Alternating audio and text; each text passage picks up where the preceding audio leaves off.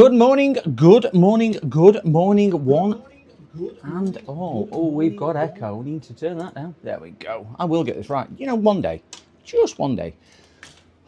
I'm still struggling getting everything organised. PCDD, you little shit. I'm a little shit. I'm a little shit.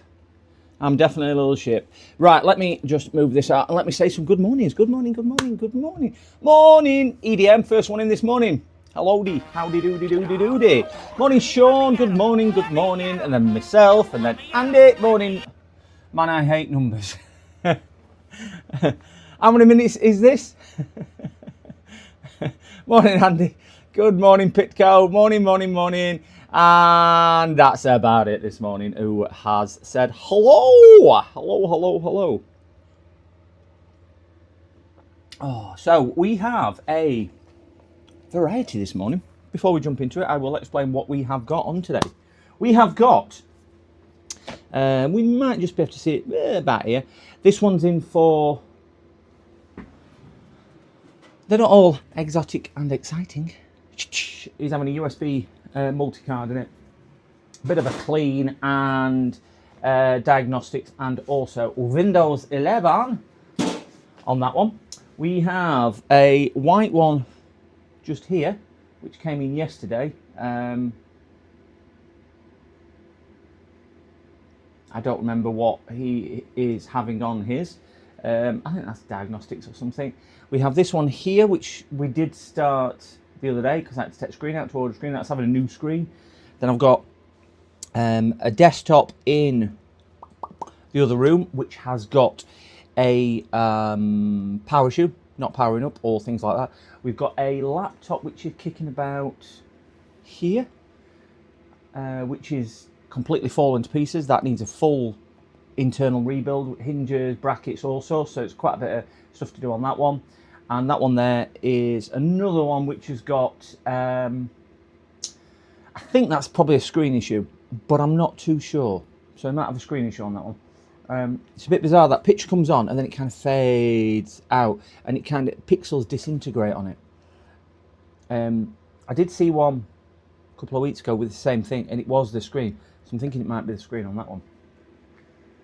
And then I've got another one which was dropped off yesterday or the day before, I can't remember, which has got a rather strange odour. It was extremely wet. When I say extremely wet, we took it out of the bag, opened it, and there was physical water on the keyboard and the screen. But it does power, but it doesn't post. So it just gets stuck with backlight on. But they assure me that it's not been wet.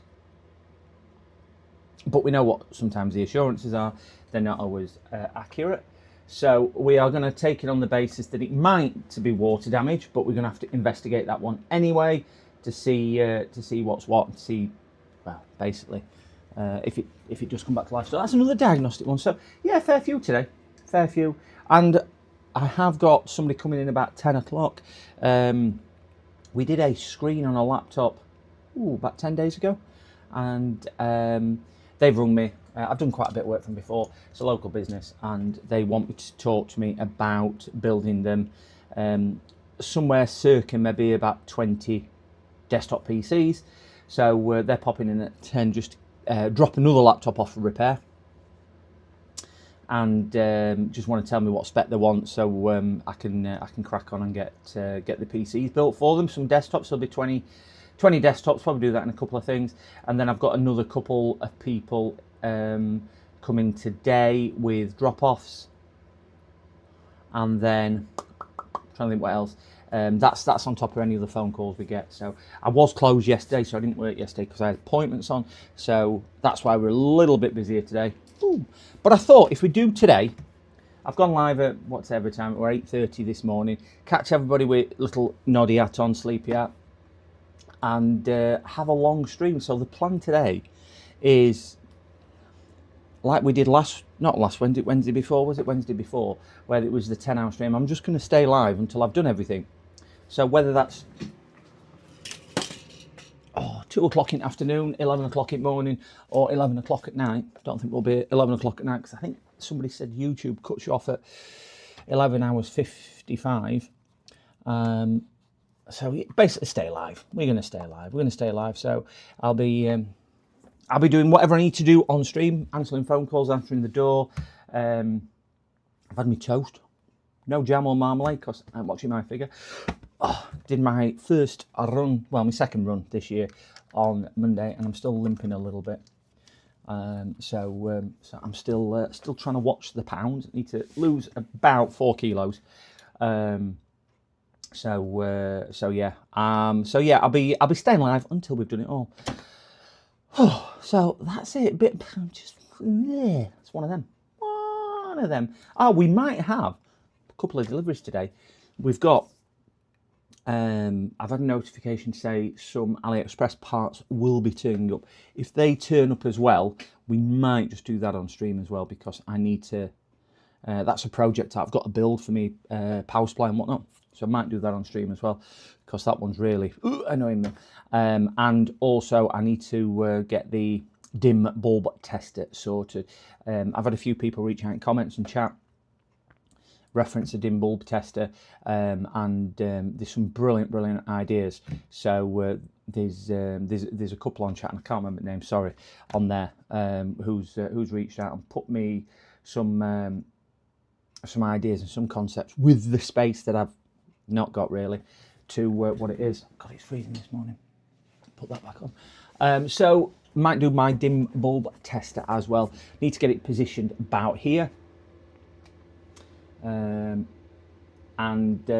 idea is that I can get a plug socket mounted here, but because I don't need the bulb there, is to move the bulb somewhere else. Maybe you can't really see, but where my face cam is up here, I've got a face cam here, which is that one. I can put the bulb above it and it's out of the way. It's not going to get knocked, because obviously that's a bit more whatchamacallit. But if I mount it here, it means I can straight onto my desk area here then to work with. So yeah, some things like that. I'm just going to put a single socket there, and I can also use it as a normal socket, so it does add a little bit. I'm not going to lose anything, and I will just gain on that. So that is kind of the outline today. Stream until it's all done. Whatever walks through door. I think if I have a look at the jobs I've got done today, if I get them done in quick time, anything else what's walked through door, I just want to make a head start for tomorrow as well, because I've got quite a busy day tomorrow as well. It's it's not end of tax year, but it's end of payment tax year, so I still need to get that sorted for HMRC, which if you're in business, you know that it's not a hassle. It's just time consuming, because of what it is. So I'll be doing that tomorrow anyway. I keep meaning to do it, but it's one of them jobs. Do you know when you don't like it? It's a bit like ironing. I put it off until I actually get it done. So yeah. Extremely strong coffee this morning. Second one. I'm going to try and keep it a little bit calmer, because somebody had said on comments that they didn't like the hyper. So we're going to try and keep it a little bit calmer, because they find it upsetting on the morning when somebody's so hyper. So we will do that. And I'm going to struggle all day trying to keep this office warm. What I did realise yesterday, and I had a good friend over yesterday, and what they were saying was that the office gets hot really quickly, but as soon as you turn the heating off, within about 3 minutes, it's as cold as it was before. So it's either there, cooking, or it's there. There's no middle ground. You get a middle ground for about 30 seconds. So yeah, interesting. So we will crack on. So morning, James. James has sneaked in there. JFix. Good morning, James. Good morning. So that's the thing. I would like to get the laptop screen one done straight away, mainly because it's in pieces and I have the screen. So I might just get that one done and out of the way, because he's wanting to collect today. So again, when the customers come, I'm going to have to put you on mute, guys. Obviously, phone calls, put you on mute. I anticipate the lady coming for with the 20 desktops. What I've got to build. That might be about, I don't know, 5 to 10 minute phone call. So by all means, pop off, have a wee, have a drink, do something else. But she's coming sometime this morning. So yeah, it'll be an interesting one if we get 20. We can. I don't know if it'll make an interesting stream. That building 20 desktops on stream might be good for a thumbnail. But certainly I won't get 20 things in here. I might enlist the help of other creators with that. Might do a build. Hey, I could imagine that. I could put some cameras up in my dining area where I've got a big table, and we could build them on there. Get a load of creators down, have a bit of a party, get them all drunk, and get them to build 20 PCs. That'd be good. And we can do some speed things. We could all build 4 each or something like that. Get 5 creators down. So that'd be a good one. Morning, Carthor. Morning, Carthor. Check it. I figured out why that does that with Carthor now. I found it this morning. Apparently, if Carthor puts his name in or James does it in, I was looking, and it is in. I think Carthor was asking me. It is in Streambot open dashboard. It is in here, and I will show you on my screen when I find out where it is. It is in. Here we go. If we go to there and go to there, Carthor, you are in here. Shoutouts. It's in shoutouts. Is it quotes? No. No. Giveaways, user management? No. I did find it this morning. Mod tools. There's one called shoutouts, and apparently it does it under shoutouts. And I think I can't find you again now.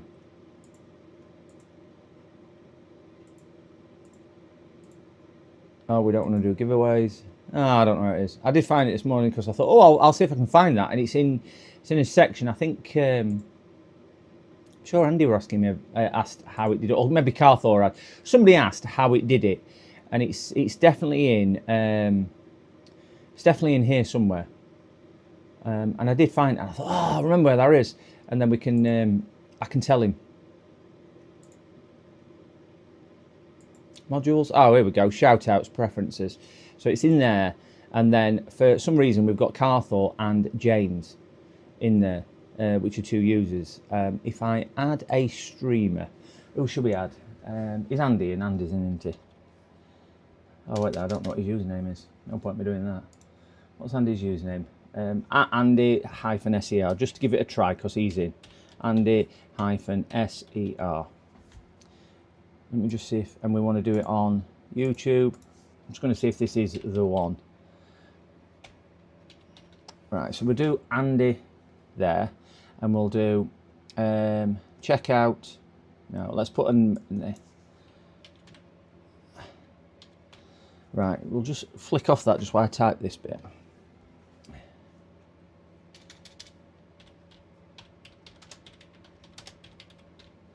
Oh, we're there. We're just going to see if this works. So we've got Andy SER. Yeah, I know where there might need to be in capitals for that. So what should happen is confirm. Right, that is now in there. So if let me just close that. So and go to, where's OBS? Oh, I've gone and broke it now. Put that back there. Trying to get all these balances crazy. It's crazy. Right, so if Andy puts his... when Andy comes back in... there we go! It's working, so I've figured out how to do it now. There we go. We've got... I will get that changed. So we've got something now. I've figured out how to do it. So that does mean, guys, I can... if I get the time, I can actually start setting some more bits and bobs up, because I think it's nice to give everyone a bit of a shout out. Bit of a shout out. What's he doing? I am. I don't know this morning, if I'm being perfectly honest, MK. Don't know myself. I'm trying to. Oh, did that work? Oh, I've got my chat box working as well. I've got my multiple chat box working. There we go. Don't need that. We'll put that. I'm going to put that on there. I don't know whether this will show with multiple things. So I don't know if anyone's in there. What I was trying to do was we were just couldn't figure out why when Carthor logged into chat for the first time, it welcomed Carthor and it said, "Carthor, you're brilliant." And when James came in, it said, "James, what a legend." So I've just set one up for Andy because I thought I'd found it this morning, and I have found it. So we good on that one. Okay, so make sure you're on live chat, gentlemen. I have no idea whether that is going to be. Morning all. I've got my packed lunch and flask and coffee. It's going to be. It is. I was just saying that 10-hour stream today. Stream until I'm done. And so far, there's about 8 or 9 jobs, and we'll be doing some other bits and bobs. So might be a little bit of a longer stream today. JFix Official has put a smiley face. That's not come up, that, James. That's not come up. Thank you for twitching, but I was hoping that I've got combined chat working, and I've not got combined chat working. There's a combined chat on stream whatever, and it says it's combined, but it clearly is not combined. So yeah, that's darn annoying. So I'm just going to move that out of the way and hide it. Oh, yeah. So morning Pitco, morning Pitco, and I think we had Pico in as well. That's really confusing me. Both at names. Please don't call yourself something. I'm old. I can't remember things. 62. Crikey. You get grey hair like this. And incontinence, but that's a different story. Right, guys, let's start with one of these. My fingers have just about defrosted. I've rabbited for far too long. Far too long. I've got more rabbit than Watership Down, I tell you. If you don't know what Watership Down is, you're too young for me. Okay. That's what Leonardo DiCaprio says to his girlfriends. We are going to... Let me CCTV on. That's a bit more there. Subdued lighting. A bit harsh is that lighting otherwise. Right, let's get that moved. Let me coffee on the side. Get myself organised. I've got loads of tape here. So we are gonna, first of all, take that customer's name and telephone number off there because we don't want to be showing the big wide world his name and a telephone number. We're gonna have a go at this. Got too warm in this orifice now. So if they're out of the way, we will need that. That's my, oh, not my oscilloscope, that other thing. You got to adjust the camera a little bit. Ooh, just a little bit. Ooh, a little bit more. And my microscope on. Oh, do you remember the one we did the other day? And it was that tiny little 8 pad, probably 1.2 millimeter square microcontroller, which needs to be pre-programmed. Customer came to pick his hard drive up yesterday, so that laptop has been left with us, but we can't repair that obviously because it needs one of them programmable thingy bobs. We can't get one programmed. So customer's old screen there. I did do a bit of this yesterday. We will get this put so far away. How to confuse streamers. Have 2 people with similar names. Then when only one is in, say hi twice. Confusing. I know. Please don't confuse me. Doesn't take much to confuse me. I'm an idiot. You're an idiot. Now, yes, definitely doesn't take too much to confuse me. So this is the new screen here yesterday. I just plugged it in just to make sure it was doing. So this one's going to be a relatively speedy task. We'll get a couple of the pull strips out. And we'll get 2 of those taken out. Elasticated pull strips. Yep, they're right size. Get on there. So dog went to vets yesterday. Fortunately, she did come home, but she went to the vets yesterday and had her little injections, so she's sulking with me a little bit today. Not majorly. She's okay with them generally, but she's vaccinated for another 12 months. So what that means is she can go on her holidays. Not that she's booked anywhere. I did say to her yesterday after injection, she says, how are you feeling? And I don't think she was too good because she just went rough. Oh, come on, guys. You saw that coming a mile off. It was signposted. It's a puppet. We'll get these peeled off. 1. There's some debate whether you should put them on the screen or on the back cover. I tend to alternate. I had a good clear out yesterday. Look at this. That's my bin. I had a right good clear out. I threw loads of computer bits away. Shells, screens, keyboards, circuit boards. There's a bit of everything in there. So that's I've got to wait for recycling man to come. Nothing really of any major significance, I will say, to that. It's mainly plastic cases which are going. So we get this lined up here. It's a bit of a tight one, this. Wow. Nicely pressed down, just into place. We've got 2 tabs coming out at the bottom. Again, I'll try and run through this in case anybody is in chat who doesn't do this for a living or never done one. You've got 2 little plastic tabs here, if you can see them, one on either side. Those are the onto the sticky things we've just put in down the sides of the screen, so they run down on the inside here to hold the screen in. But to get the screen out, basically just get the tabs, get yourself a pair of tweezers if you've got them, pull the tab out, wind it up round there, and if you carry on winding, it'll just pull the elasticated thing out. They have them on a few different things, certainly on screens. So that's there. Just before I put the cover on, I am just going to give it some power. Morning, Manga 99. Good morning. Good morning. Fingers. Right, let's get my power supply booted up because I want to see if we've got life. We have COM port 3. I think this one should be. No, COM port 5. This one. Yep, we have, and we want memories. Advanced features, is it under there? Probably, I ain't got a clue. Why don't they make this power supply so much easier? Let's give myself some voltage. Oh, we don't want 40 volts, that will really be a Carthor moment, that won't it?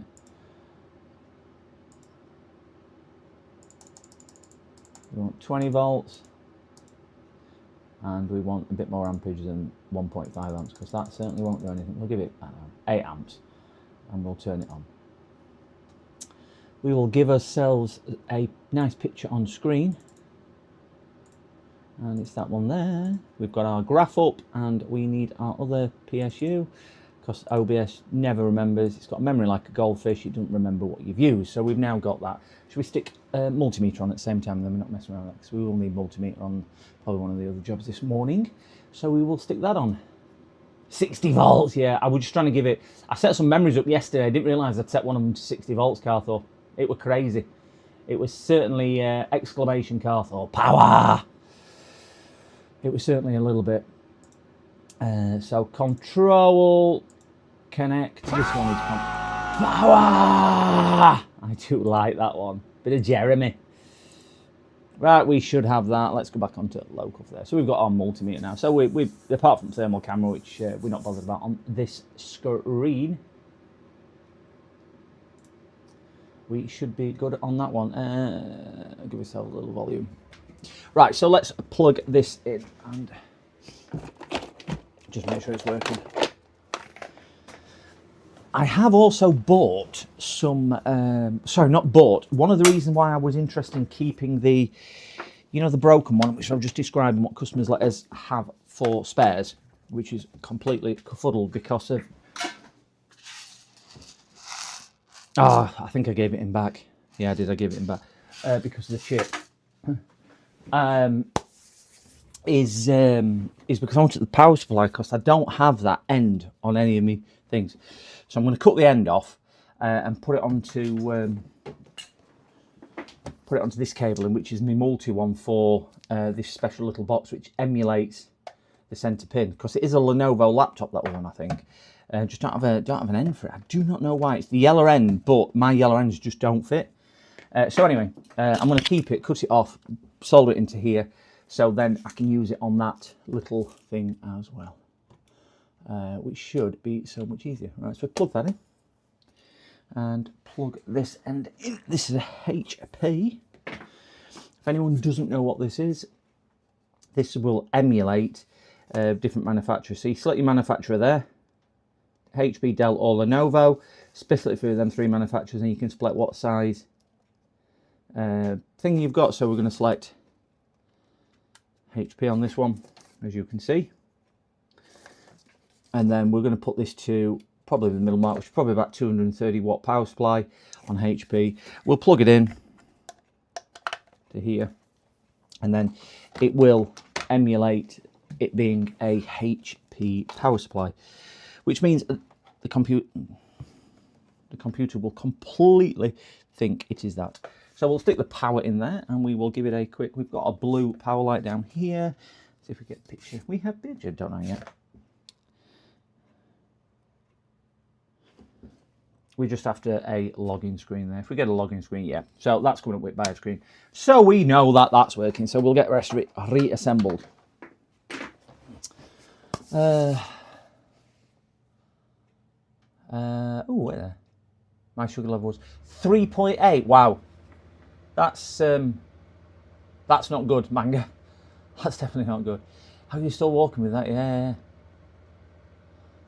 Put a 5090. Do you know what? If I could get away with putting a 5090, I was talking to a customer last night, and he's bought a 5090 in a water cooler, and he wants me to fit it. And I have had 2 enquiries to see if I can convert the 5090s into 48 gigabytes of RAM from 24. So I have had a couple of people ring me about that, and I went, no. I'm not getting involved in upgrading one of them, mainly because it is, I'll admit, that is out of my skill set. Upgrading one of them, they look brilliant. I've seen a couple of videos on it myself, but they look really good. So yeah, China does that, yeah. Morning, VS Tracking Gaming 5546, and Chico FPS. Good morning, good morning, good morning. Yeah, there's a couple of good videos out there on it. I watched Tony's the other day from, is it Tony? Northwest Repairs. He did them. I think he did 2, didn't he? And also, I can't remember what the one I watched. It was one of the guys in the UK. He did one. I saw it actually before Northwest Repairs, sorry, not Northridge Fix, because he wouldn't do it because there's no goggles on and it's shorted. Okay, we'll get this reassembled and get this done. Bit straightforward one this morning, and then we can move on to. I think probably straight after this we need to do the laptop one, which is all definitely not well, that laptop one. So we'll clip this on down here. I find this easier to do with the screen shut, so we will shut that down. And we'll see if we can align this. So, ooh, press one button there, didn't I? There we go. So we'll see if we can get this aligned down here. You've got a round side and a smooth side. Soldering on, that's it. Yeah, soldering on. That's exactly who did it. Yes. I think that was the first one that I watched. Was the soldering on one when I was kind of just skimming through YouTube and didn't have a great deal on one day. So when you get this on, just make sure it is aligned. It should just clip back into place. Some of them slide a little bit, so you've got to kind of put it on and slide it.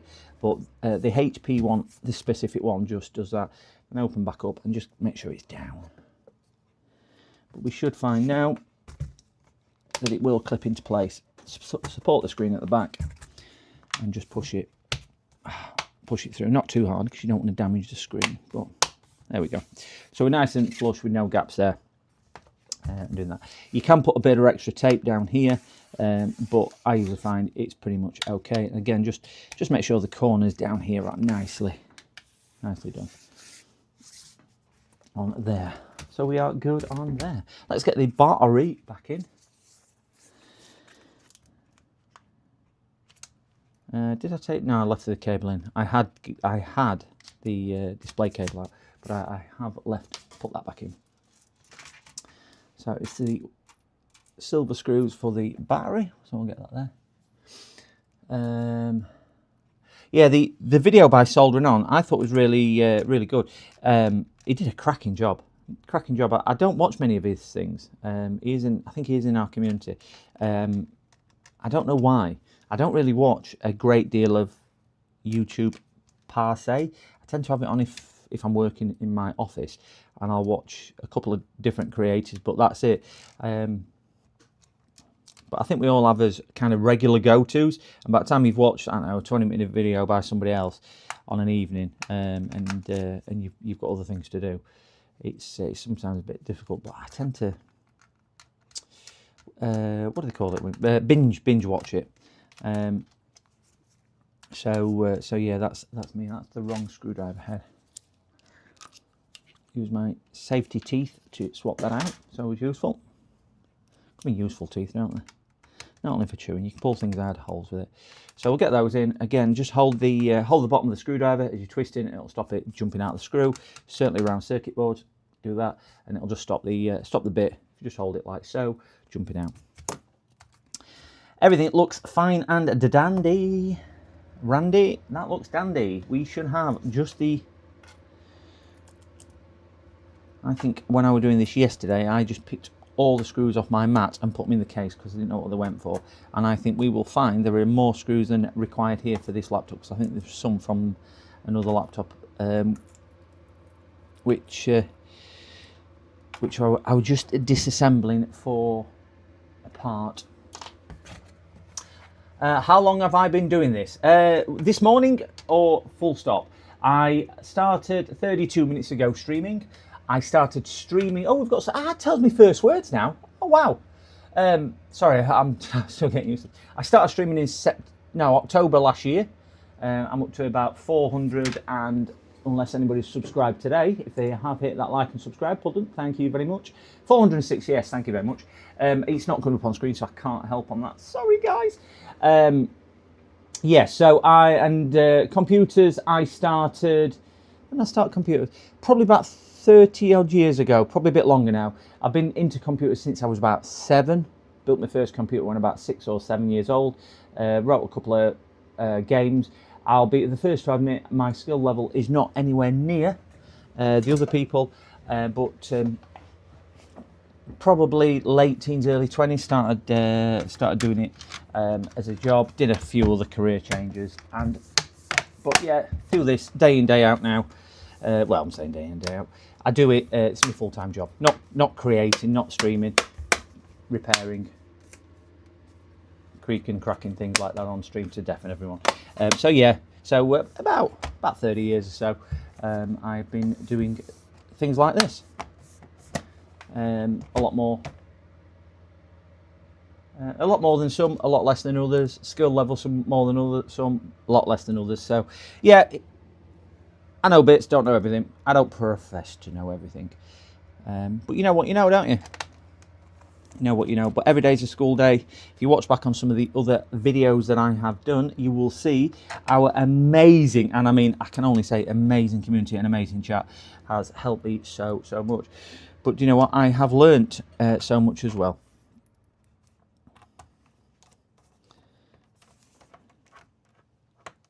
That's a 2.5, 2.2525. They're 2 5s, not 2s. Right, so we need 2.5s in these holes here. So, answer to your question, Joseph, I suppose you'd say a while. So these are two M2s times 6, which is the length and the screw length diameter, and all that jazz. So we'll get these in here. We've got 2 very short screws for these sides, I think. Ah, no, I didn't have screws. He had missing screws down the sides. That's why I remember now. Because I said to him when he came, I went, oh, you've got 2 missing screws. Has somebody been in it? He went, no. Waiting till you see the next one we're doing after this. Wow, that is an interesting one.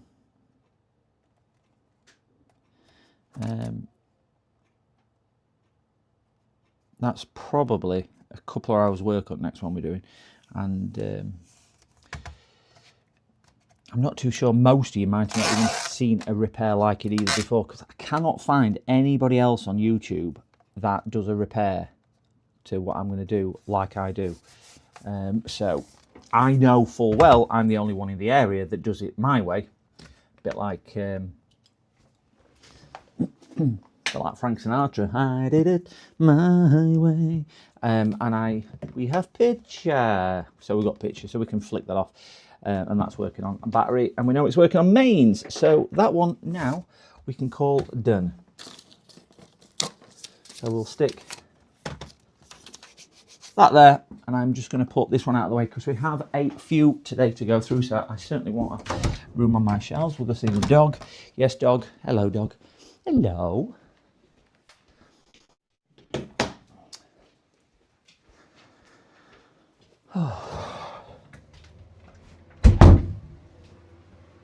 Right, that's that one done. Right, this is going to be the... Stick my power supply out of the way. This one here. I'll show you the big issue with this. Let me just open it up, get rid of the customer's name and phone number. Okay, so what the issue with this one is, hey PCDD, what's the link to the laptop charger gadget you used? It's in my description, Pitco. If you have a look in my description, it is in there. It is Facecam, no, all. That's it there. You can actually find it UD 1700, but I've put a link in my description, and I think it gives you a discount as well. But there is a link to the one I bought as well. I will say, Pitco, the build quality. James JFix has done a review on this. That's where I picked it up from, and he's done an amazing review. If you've not seen it, check out James's review. But if you have a look in my description of the video, it should be there. If not, I can send it on Discord to you, so it's not a problem at all. But that's the unit, but it's really good to say, because it emulates the actual laptops, you've got the charging pin with it, and you get a multiple ended charging pin for Lenovo, Dell and HP, but it'll also do, I can get the charger right, it'll also do USB, so you get all Apple connectors with it as well, or you can just do standard USB-C, so you can plug it into whatever you want, and it'll do it.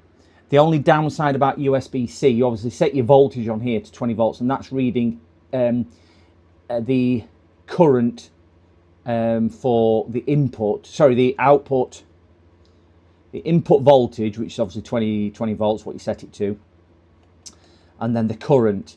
But obviously on USB-C, if it doesn't trigger from 5 volts to 12, 15 or 19, this will still read your input voltage. So I found if I'm doing USB-C, I still need to use one of the USB-C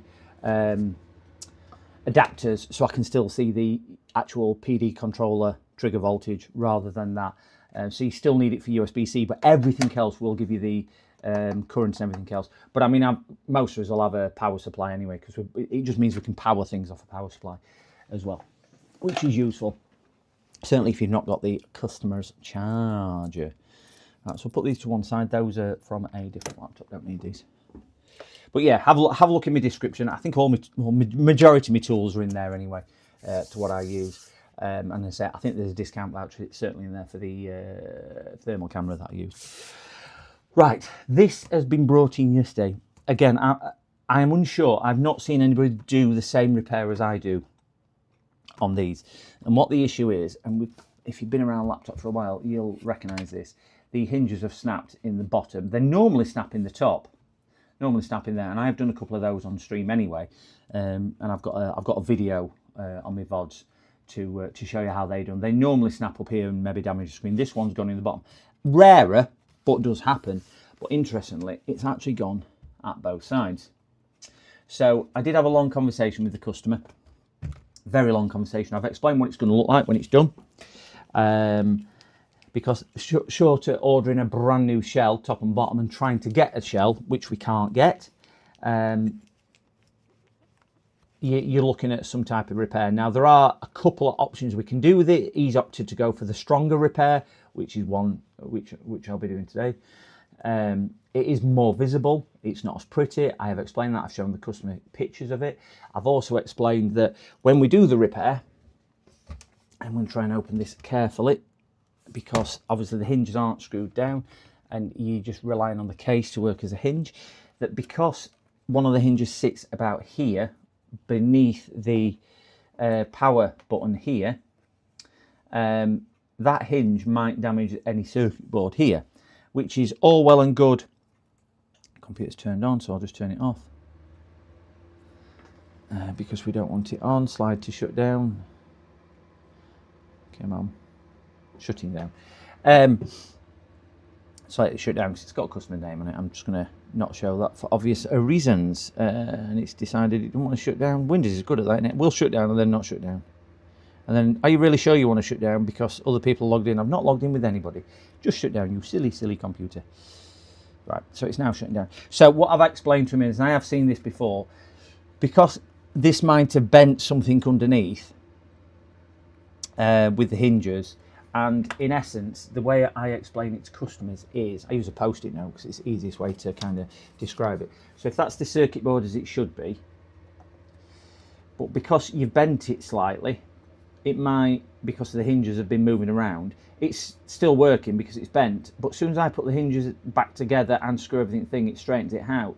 And we all know circuit boards do not like to be bent, and it's sometimes that movement which can cause the damage, because that stretches things or moves things out. It's actually doing that which then cause things to pop off. So I have thoroughly several times and got clarification from the customer and his dad who was stood with me that if it doesn't work after we've done it, it could be because of that. Because that is a risk when you do this side. Not always, but it is a risk. And I have had it before. But the other thing with this, they're all a little bit different. Now, customer says he also has had the computer open. We can tell that because there is the telltale sign of a little bit of a bulge. And I said, who's been in it? He went, nobody. I went, well, somebody's been in it because I don't think Asus put the wrong size screw in. He went, oh, we probably did that. So he then said he had been in it. So we have got a little screw thing there as well, which is present and correct. So the good thing about doing these live streams, I can identify things live on air, and it gives me a level of comfort and a protection. Before that, I'm just going to read these old screws from the other laptop. What I just took spares out of yesterday, and we're not going to get things mixed up. Oh dear. Right. So again, this will be some. I don't know if you've seen it. I'd love your feedback on it as well once I've done it, just to see what you think. See if I'm sure. I think I was talking to Falcon about the way I do the hinges on the screen side some months ago, and he does it similar to like Soren does it with the glue and whatnot and weakening the hinges off. I think he said. So we've all got slightly different ways. There's a couple of screws missing on here anyway, but that'll be because you can't get these two in because the things are shut. I'll show you what's gone wrong in it when we open the back case because it'll become more apparent. But yeah, once we've done it, I'd love maybe some input or feedback from you guys. If you've got anything, you can always put it in the VOD of the channel to say how it is, how I've done it, or if you've got any other suggestions, because like I've said, just because I do it this way doesn't mean I can't change the way I do it. I don't know everything at all.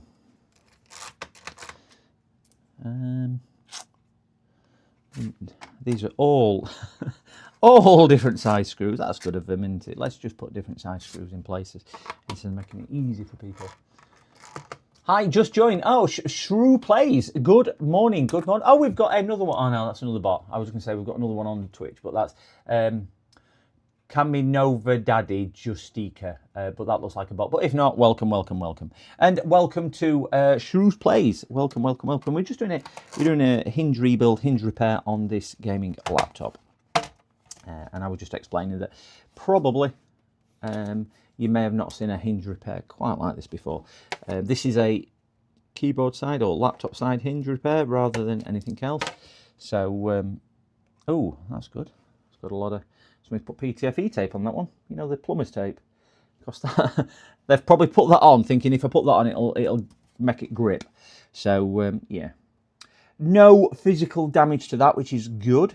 Because sometimes you can break the actual ring, which works a bit like a washer to stop the screw going all the way through. Sometimes smashes and breaks, and that screw just comes all the way through and doesn't actually hold the case. But that isn't.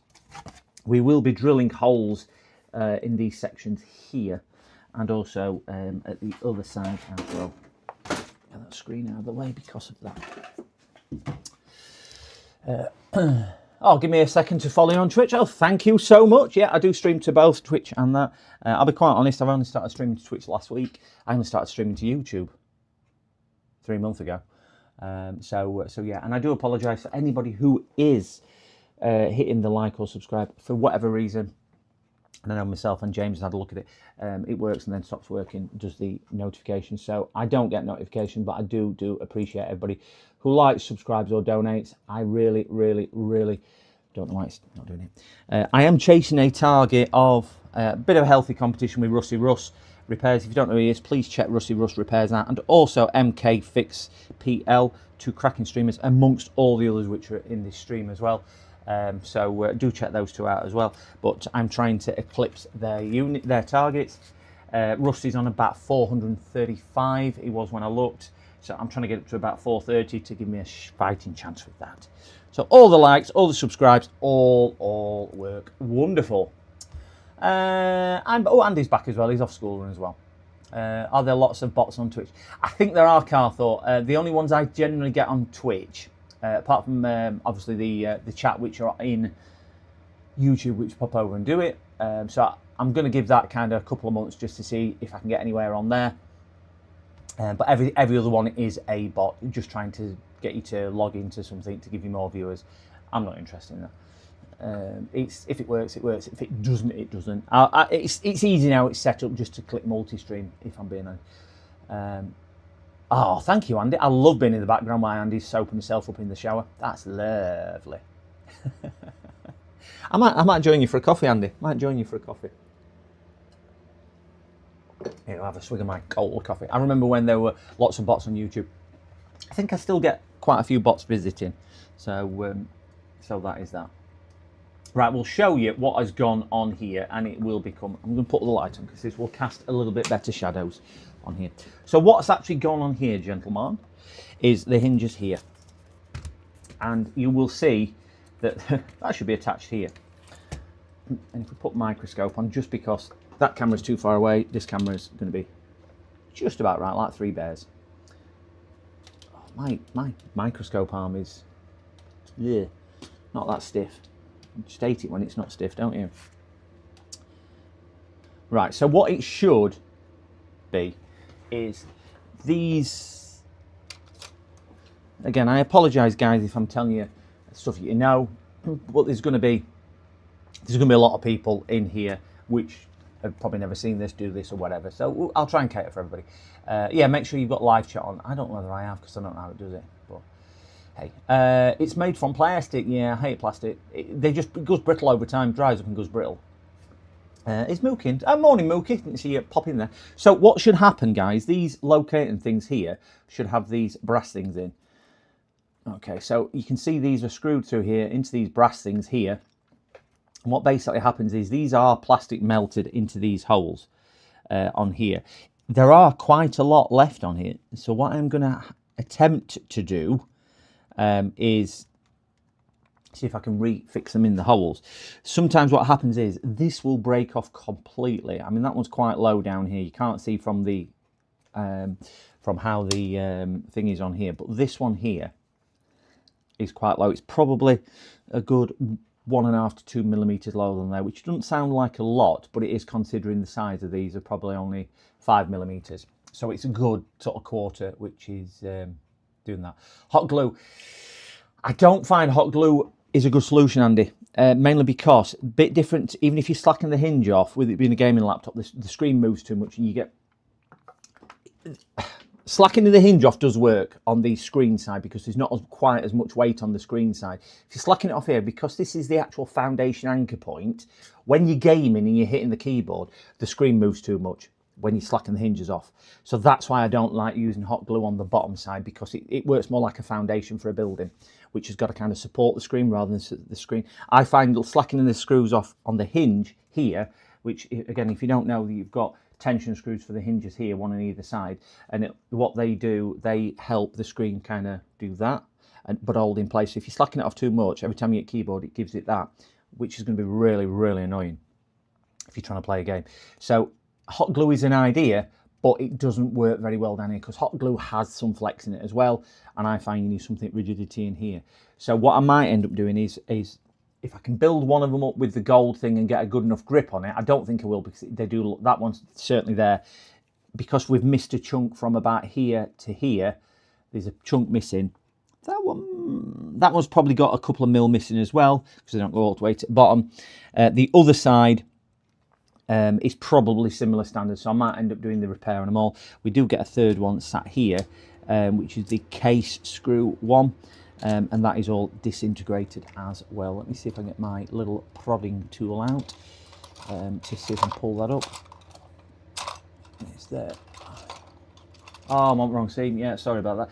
That noise never came through. Noise never came through. Oh, you! There we go. It's come through now. Change the scene. Thank you. Yeah, sorry. I'm only joking. All right. Epoxy. Yeah, epoxy would work. I have, again, tried epoxy, but what I find with epoxy, it can interfere with threads of the whatchamacallit here. You know, when you put the brass thing in. If you get any epoxy inside the thread, it's a nightmare to get the screw in or out anyway. So that's what it is. So thank you very much for the scene reminder. Sorry, gents. So that's where we are with that one. We have another. Oh yeah, that piece has just come off completely. So these are pieces. You can see how much has actually broke off depth-wise on it. It's just too much compared to the depth of the thing. If I hold that up to here, you can see the depth of the plastic is considerable. That pin there is just a location pin, but that is actually how much plastic we've lost from the. You can't really get a good grip, but it's. I mean, this is probably 4 or 5 millimeters in depth in total, and certainly this one, most of it's come off. Most of it's come off depth-wise. We're just not going to get a grip. And even if you start building epoxy up, it's getting enough epoxy to the top of here where it grips to do it. And then what you struggle with is trying to get some grip on the rest of it to go down. So it is a shout. I have tried epoxy before with limited success. The way I do it gives me so much better. So we will strip this down a little bit more because it is a full strip down to get to this. So we'll pop the battery out to start with. Oopsie daisy. Down a daffodil. Get that out. I've explained to him that is BitLocker code that he might need is BitLocker, and he is okay with. Well, he's actually sent me his BitLocker code just in case I need it because we're disconnecting the battery. Cement. I tell you what I have tried. Joking apart, what I have tried is super glue and baking powder. I've also tried. I did a test. I used super glue and baking powder, which is bicarbonated soda, baking powder, things like that. Super glue and sand, which was no good. It was hard, but there was just no. It weren't smooth enough. And cotton wool. Now the cotton wool one did work well, but I couldn't get the cotton wool dense enough. But the nice thing about the cotton wool, I could then pack it round, so you could shape it a lot more to actually start holding the actual bracket in. So that was nice, but it just took so long, and I was just concerned that it was going to be too rigid, plus it wouldn't bond well to the shape in the end. But there are some really good TIG welding. I never thought of TIG welding. Never thought of that. Morning, I don't know how you pronounce that name. ZA9 Elec. Good morning, good morning, good morning. Thank you very much for joining us this morning. Just talking through this this hinge repair. But yeah, cement might be an idea. Could have tried that. So we'll just get the rest of it disassembled, and then we will crack on. And I will show you my way. And I'm sure, like everybody, we're all created differently. We will have an opinion, we'll have a view, and we will think we can do that a different way. So that's the screen off and the bottom off. So we need to start work on this section to start with. So all I'm going to do on here to take these off is actually take the screws out, and then we can see, again, if you're not familiar with it, we can see what it is. We won't need any of these parts. All these will be disposed of, e.g. screws and brass things. But again, if you're not sure what's actually gone on it, this will give you a better idea. Pick that one up, put that there. This side out. I don't mind doing these screen repairs. I prefer the screen side rather than the keyboard side, which is the more common thing. And the most common one to go is usually, as you look at the computer, it's the left hinge. So it's unusual for both to go at the same time. The reason why the left hinge normally goes is... Oh, we've got a subscriber on Twitch. Thank you very much. I think that's Shroomer Gamer VMAX. Thank you very, very much for coming back and subscribing on Twitch. Thank you very much. Thank you, thank you, thank you. So the reason why it usually goes on the left hinge as you look at the laptop is that most people are right-handed. So when they pick the laptop up, they usually use the right hinge. And if you can't really see, but it then holds the left hinge in place, and it kind of goes like that, which puts all the stress on there, which causes it to pull on this section, which causes it to snap more frequently, because generally the screens will have some flex in it, which causes a twist on there, which causes them to go. So that is why, yeah, the Frankenstein method coming up. You've got it, Mookie. You've seen my previous ones. So it's usually the left hinge if it is the screen side. It is the bolts coming up. We will be bolted.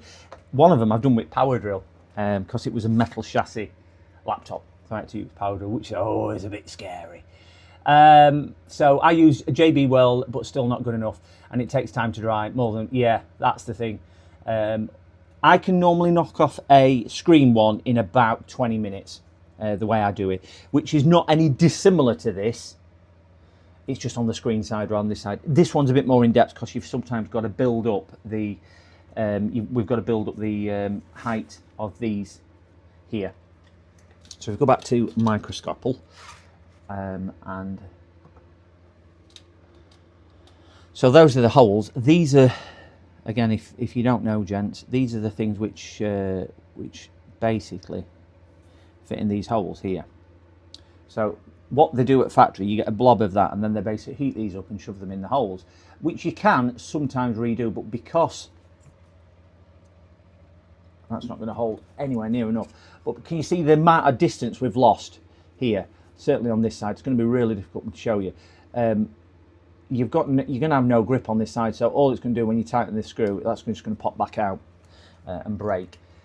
So yeah, and again with epoxy, by the time it's dried and everything else, and then you can't get enough grip on top of it. It is, but I quite like this. Again, screen side, which is the same, but you don't have to build these up because it's much more of a flat surface. You kind of just bolt through in about 20 minutes, which is... Oh, we've got a subscription. Thank you very, very much for subscribing. Oh, he's subscribed on YouTube as well. Thank you so much for that. That one came through. That one came through. So thank you very, very, very much. 411. Wow. Come on, Russ. I'm coming for you, Russ. Coming for you, Russ. Russ Repairs. I'm coming for you.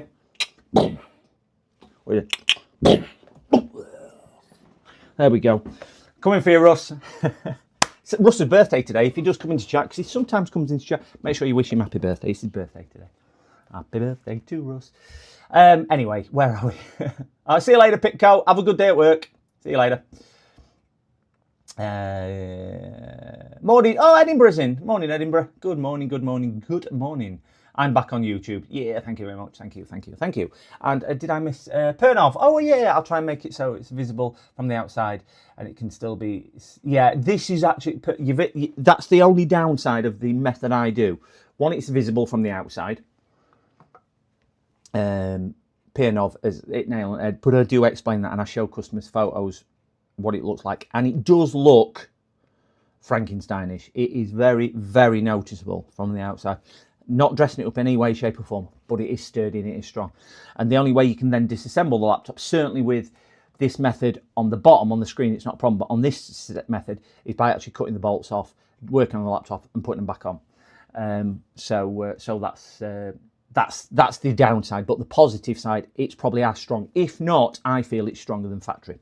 I have used occasionally on some laptops which have been really badly damaged.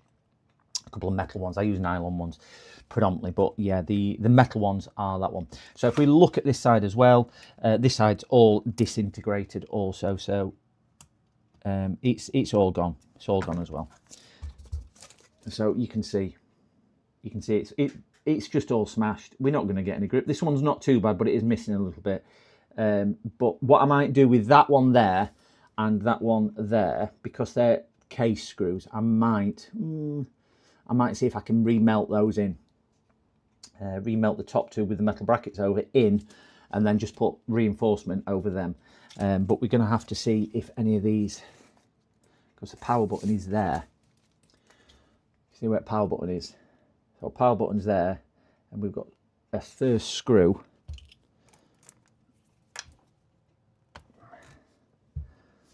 And power button's there, so it's only just above. I don't really want to be screwing right that close there because it's not going to give instructions. So I'm not going to use that one.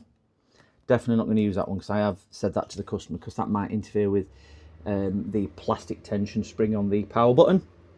So I'll probably do that one and maybe that one on this side. We have another follower. Big Blown is now following on Twitch. Thank you, Big. Oh yeah, sorry, I missed my Twitch ones. Don't always come up. Sorry, gents. So let me get my mouse and move over.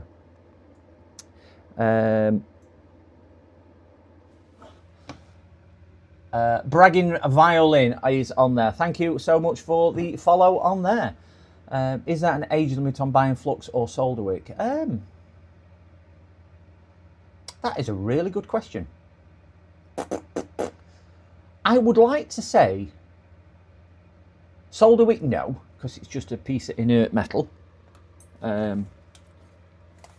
Flux might come under some type of chemical thing, but solder I would say no as well. Flux might be, because it might come under some chemical regulation, but yeah, the other one I would say not. I would say not. So, but that's a good question, that one. Good question. So this one here, right next to the power button, we're just going to melt back in. That one we're going to fix with the new method. That one we're probably going to do with the new method. So we've got two nudes down that side, new ones down that side. This side we're absolutely fine. There's nothing on the other side of the keyboard. So that one I'm going to try and remelt, because there's a lot of stuff there, so just redo it, and those two we're going to screw. So it will look uneven, but again, I have explained this to customer at length. We've got a new subscription as well. Thank you so much for subscribing. That was on YouTube. Thank you very, very much. I am not going to attempt to pronounce that name, but welcome, welcome, welcome. Thank you so, so much for the very kind subscription and hitting that like button. Thank you very much. Thank you, thank you, thank you. 412 on there. Come on, Russ, we are coming for you. I think Russ will just stay ahead because he's an amazing creator, Russ. So please check out Russ Repairs as well, and MK Fix as well, which is the other one, and all the other creators in chat. Right, so we'll make a start here because I am rambling. We need our bits box, hinge repair box out. Need to move some of these graphics cards on here. Oh, Chill, if Chill's in chat, I did have a look. And I do not have a 20 series card. He did ask me if I'd got a 20 series card. I don't have a 20 series card. I looked through and I do not have a 20 series card. I've got some 10 series and older.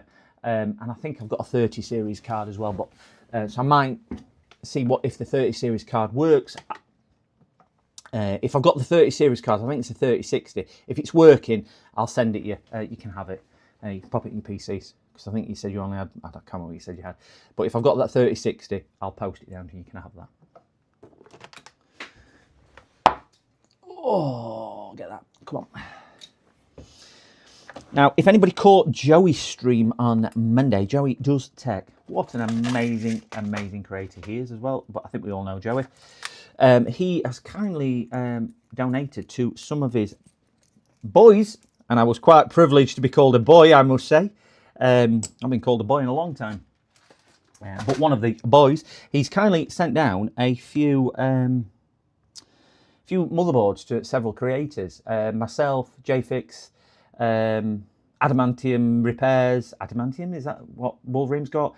And Andy Swindon, Electronic Repairs. And I think that was it. Was there somebody else? Can't remember. So Joey Does Tech has kindly sent us those. So there will be some content coming. And maybe some other interesting things happening with those. I wouldn't mind seeing if we can get some type of challenge collab stream or something like that, just to entertain you guys, the boys, to entertain you. So first of all, we will screw through there. I'm going to start with a smaller screw, smaller drill, so I say. I'm just going to use the little hand drill on these with it being a plastic case. If it was a metal case, I would do the other one. And I always find post-it notes work wonderful underneath. Stop me going into my silicone mat.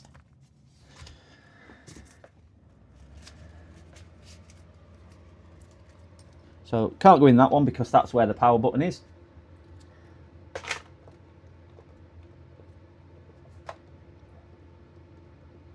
So the power button is in that hole there. So the one I'm going to have to go into is that one there. So we'll just push down and get that through. This drill is okay, but not amazing, as you can see.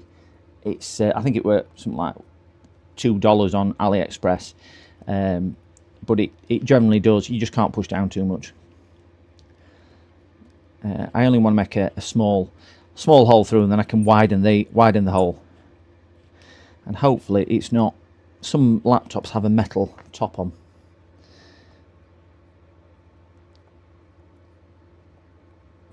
So just enough to come through. Yeah, it's not come through just yet, but do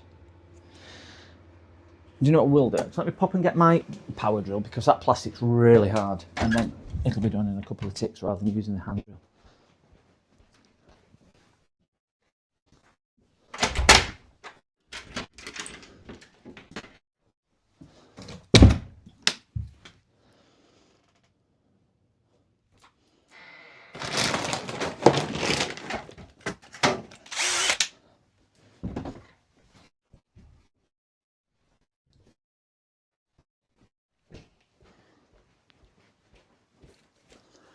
Right, let's use the big beast of a drill, and then at least I'll get through, and it might just be a bit cleaner. We'll use the DeWalt drill. Yeah, so Joey's had bent pin motherboard repair on his eBay. Yeah, he did post that as well. He did post that one as well, Mookie, on there. I can't remember what he said was wrong with the one he's sending me to do. Adam. I thought it was Adam IT Repairs. Adamant Repairs, isn't it? And in the PC motherboard fight. Yeah. Graham Adamant. Yeah. Yeah, Andy got one as well.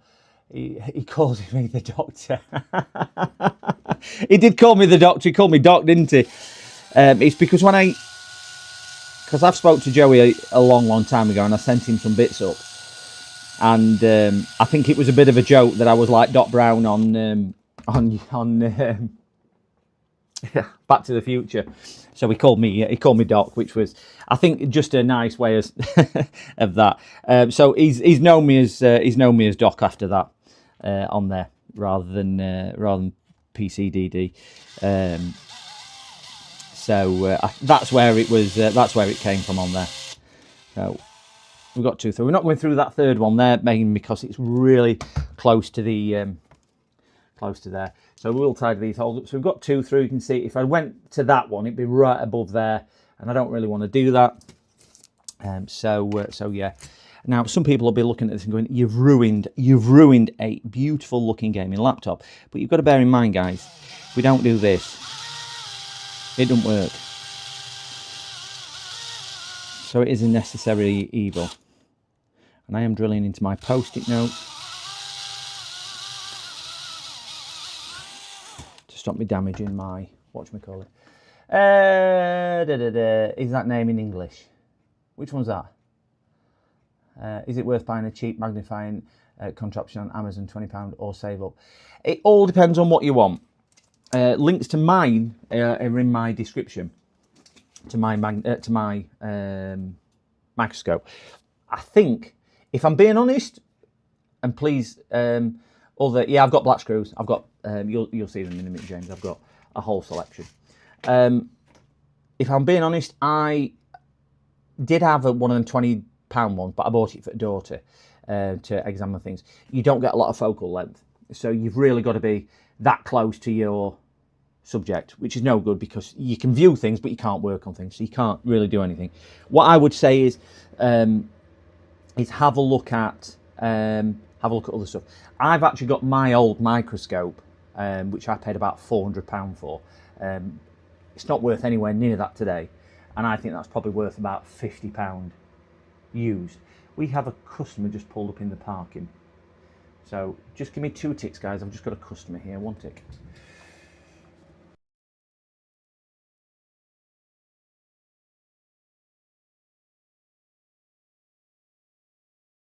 PCDD, you little shit.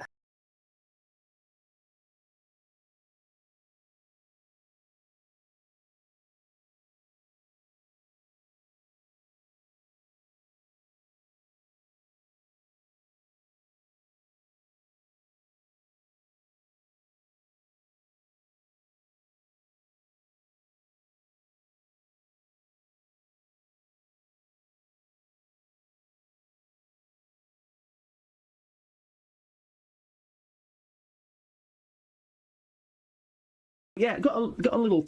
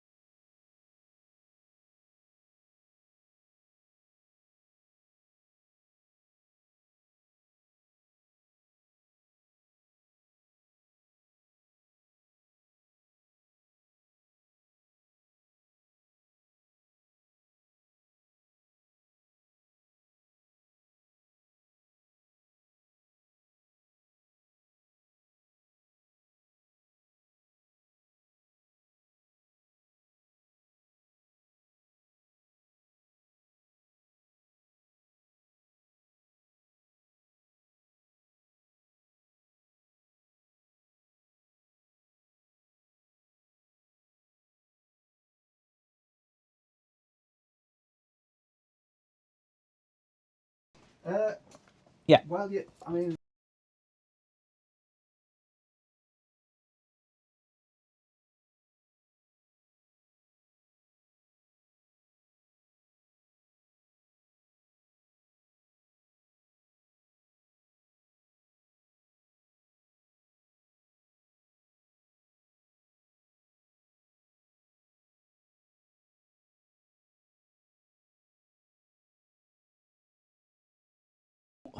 Sorry, gents. You want some additional work doing as well. So let me just stick that in there. That's another one in. He had...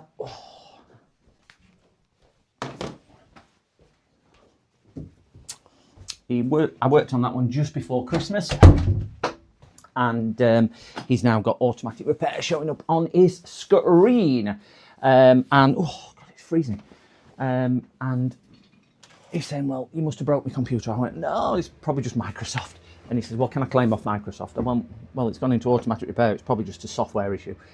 There'll be millions of people with the same issue. So anyway, let's have a look on it. Hot glue for hinges. Doesn't work for me. Doesn't hold. Yeah, I agree on that one. I think we're all discussing that. So yeah. Right, sorry. Shrewpet plays. I have got a... I've got my old microscope, which is not too dissimilar to this. It's just a smaller screen than this one. So if you are in the UK and you want to buy a used one, drop me a message, and I'm sure we could sort something out. I think it's got a bracket, it's got an arm, and I used it for a lot of years, and it seems to work absolutely fine for me. And it will be a very good starting microscope as well on there. So let's put that back there. Didn't use hot air to melt, just regular glue gun. I never use a glue gun. I set it on fire, like fire. I have a question, not to do with the electronic side of repairs though. Several of laptops' non-slip surfaces are starting to go sticky. No, I haven't. Raptors. It is down to the degradation of the actual surface. I do not have, I have tried all sorts on it over the years, and everything I try putting on it to make it less sticky makes it more sticky. I did a Lenovo for a friend yesterday, and that were exactly the same. And it's the oils which basically come out of it, I believe, which cause it to go sticky, but you can't remove it because it's actually kind of ingrained in it. So if anybody has got an idea on how to make them less sticky, please put it in chat, because I have no idea at all. Right, so I'm just going to make these holes slightly bigger and go from this side, because it'll leave a cleaner external surface hole now. Same on this side, because we want a nice clean hole. These will be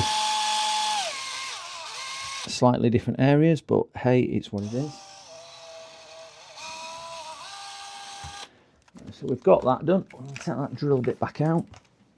Put my big drill there and stick that one back in here, because we will need that again in a few ticks to do the bottom case when we get round to it.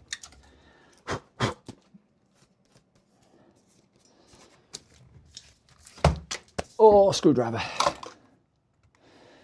Just to round these holes in so they are nicely, so there's no sharp pieces of plastic or anything else, and just so you get a nice flush fit with the screw, I just usually use a crosshead Phillips head screwdriver to do that, and it just kind of gets rid of any burrs or things like that. So what we have got, they're not pretty, they're going to be visible, we know that, customers are aware of that.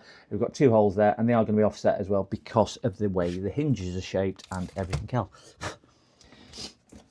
So we'll get the other bits out here, and we need my big box of bits.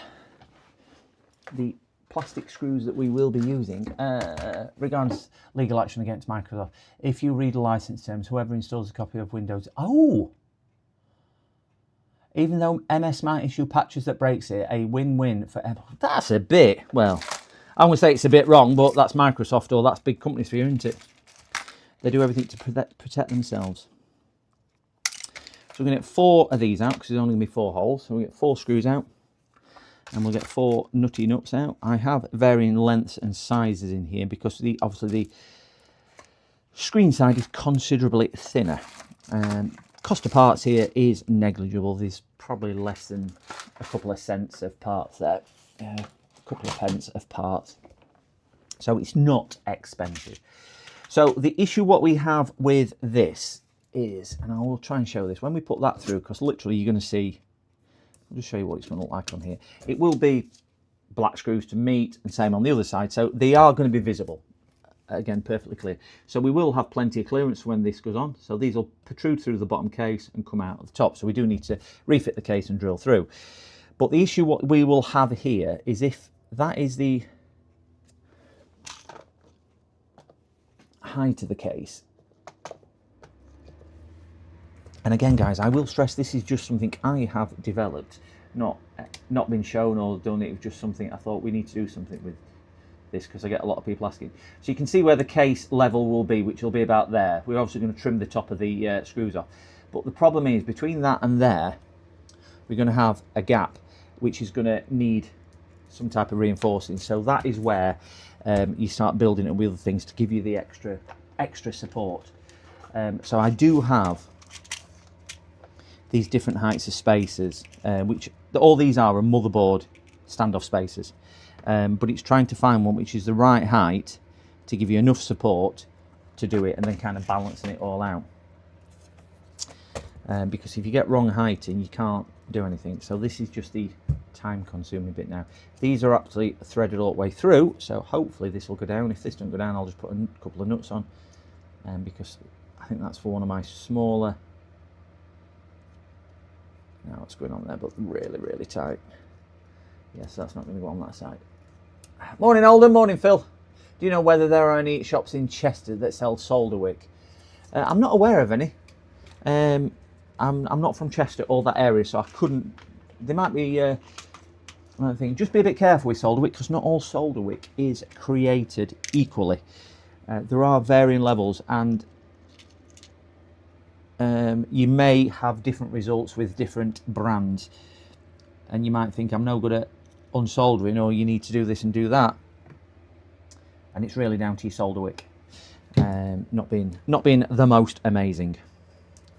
So we'll try and put these height ones on first, so we've got an idea. So I'll get this one on and get that one in there. God, it's hot with my heating on today. Try and keep this in shot also. God, I can't get it. Oh my gosh.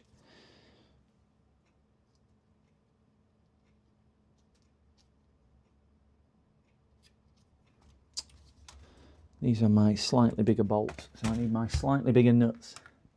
I think I'd say lie them out.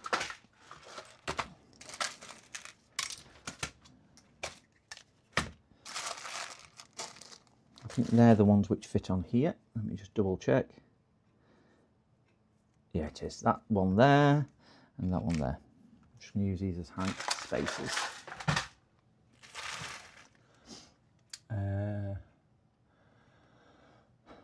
What's a good brand? I mean, I use mechanic stuff, which I order off AliExpress, but I don't know in the UK. But yeah, there's you might have a local shop, DIY shop, which might sell some, but I would imagine it's probably going to be more generic stuff rather than anything significant to really, might be a bit hit and miss whether the quality's good. Yeah, I use Amazon or AliExpress. I mean, if you've got Amazon Prime, you can order some generally for next day on there. So that shouldn't be.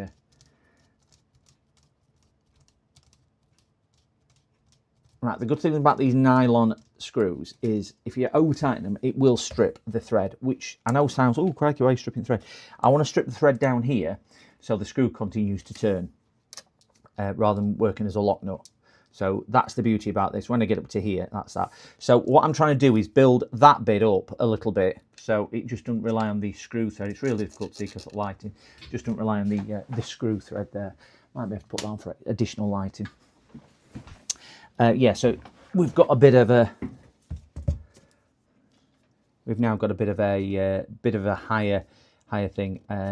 I'm going to go up one more because I can see the thing is right up here. So we'll put another one on.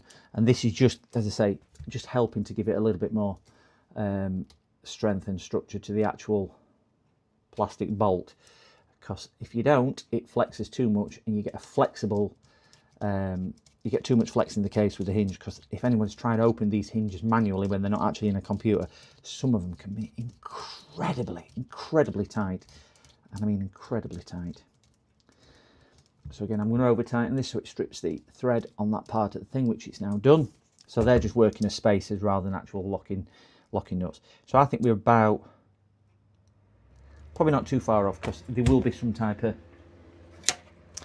there is a bit of a standoff anyway on the cases.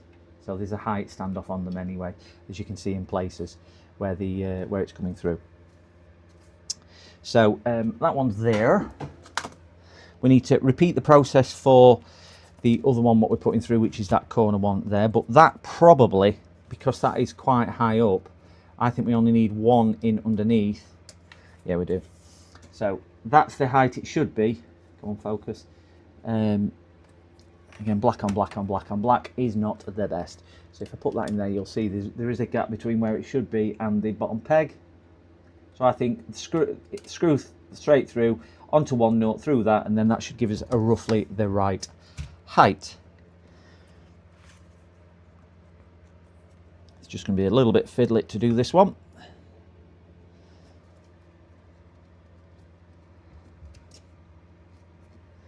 Screwdriver.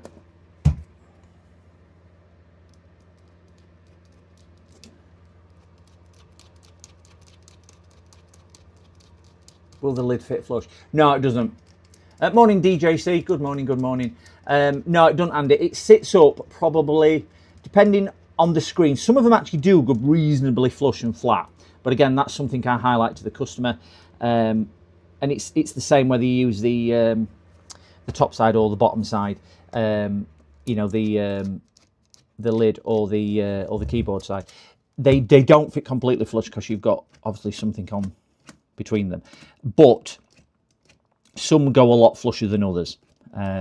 So it is a little bit, I usually say to the customer, this is the type of repair it'll be, this is roughly what it'll look like, but as you can appreciate, until we get his hands in and start doing, there is varying levels of success. So I do make that clear that it might not necessarily look like the picture I show them, but it's going to be a good representation. Because I've done so many over the last decade or so, since I kind of made this repair up, really, doing it like this for both screen and keyboard side. What a lot of people's viewpoint is, I'm not really bothered as long as it works, which I think is a good thing. I've only ever had one person complain, and we did show him everything what we were going to do, and they were like, yeah, but I think he was going to complain anyway, so we didn't go there. So we've now got two coming through. They're both locked in with nuts. They're roughly similar heights, as we can see. So when we put the back cover on, that's going to go something like so. And what I forgot to do is drill my holes beforehand. So we will need to drill through there. We need to set that one out, and because I forgot to drill the holes because I was getting sidetracked with that other customer. So I need to take that one back out because I've gone and done the rookie mistake. Can't multitask. So we'll just take those out.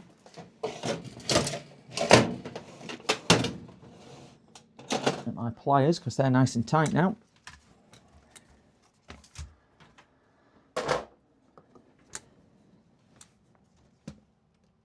This side would normally, if I weren't talking and interrupted, you're probably talking somewhere around an hour to do it for both hinges. I would have thought about half an hour an hinge. As a screen side, about 20 minutes at most. And the beauty about the keyboard side, even if the support bracket which runs up the side of the hinge is broke, which can sometimes happen as well, because some of them have a metal hinge at the bottom and also like a metal piece which runs all the way up the side. If that is broke, this helps to do that as well, because obviously short of repairing the entire hinge, which you can't always get as well. It's that. The only reason I developed this is because you can't get the parts to repair them. So I know it's like an Uncle Sorin fix where carefully calibrated wire or things like that. I did see on his latest video he repaired, he replaced a capacitor. He replaced a capacitor. Say hello to my little friend. It's a capacitor. He did replace a capacitor on his last video, which was rather good. Right, so I'm just going to try and line this up to that hole there, and then what I can do, I can drill all the way through to mark the holes.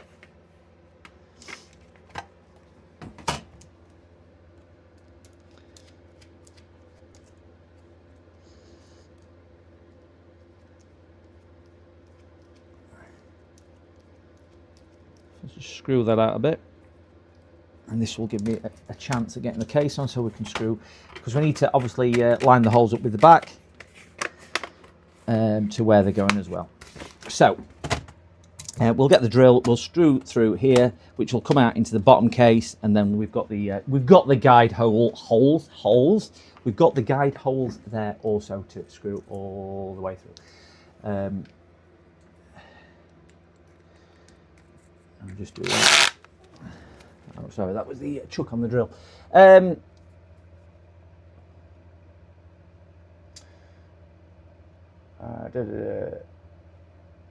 Thanks, Andy. Do you put a My Tools list on YouTube live on stream tools? Oh, wait, I can't see all my chat. All my chat's disappeared offside. Can't see a blinking thing with this extra light on. I don't normally use this extra light up here because it's so whatchamacallit. There we go. There we go, I can see it now. Never heard of it. What sort of question did they ask? Google the reader. They sent me a... Oh, I don't know about that. Asked me why I watch it ticked enjoyable. Crikey. You're not supposed to lie, Mookie. You only watch it for eye candy.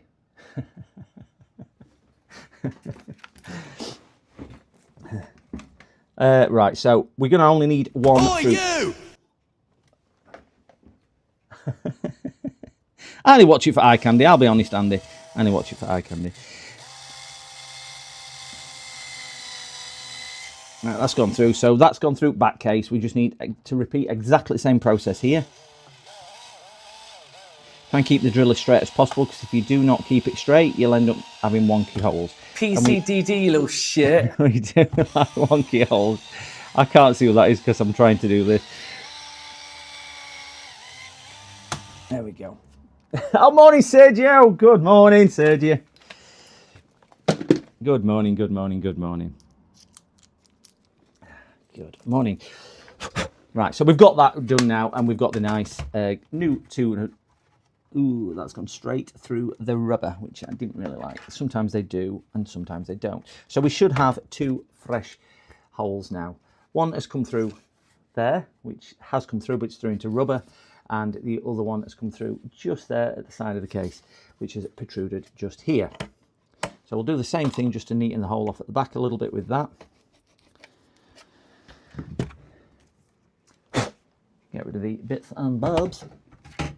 And we will going to have to melt that plastic a little bit. So we're going to use our soldering iron, our really cheap, horrible battery-powered soldering iron with some fire, just to get it to temperature. It is a battery-powered soldering iron, and this is just to melt the rubber. I have tried cutting the rubber in the past, and I have found that the best results you get is with melting it and then trimming off. Oh, that'll be the postman. He's not delivered my parcel from JDT. Quite excited to get that. So I will just warm this up a little bit. I'm going to have to turn that other light off because I can't see anything with that. We'll get this, stick it through the hole with the fire, warm the soldering iron up.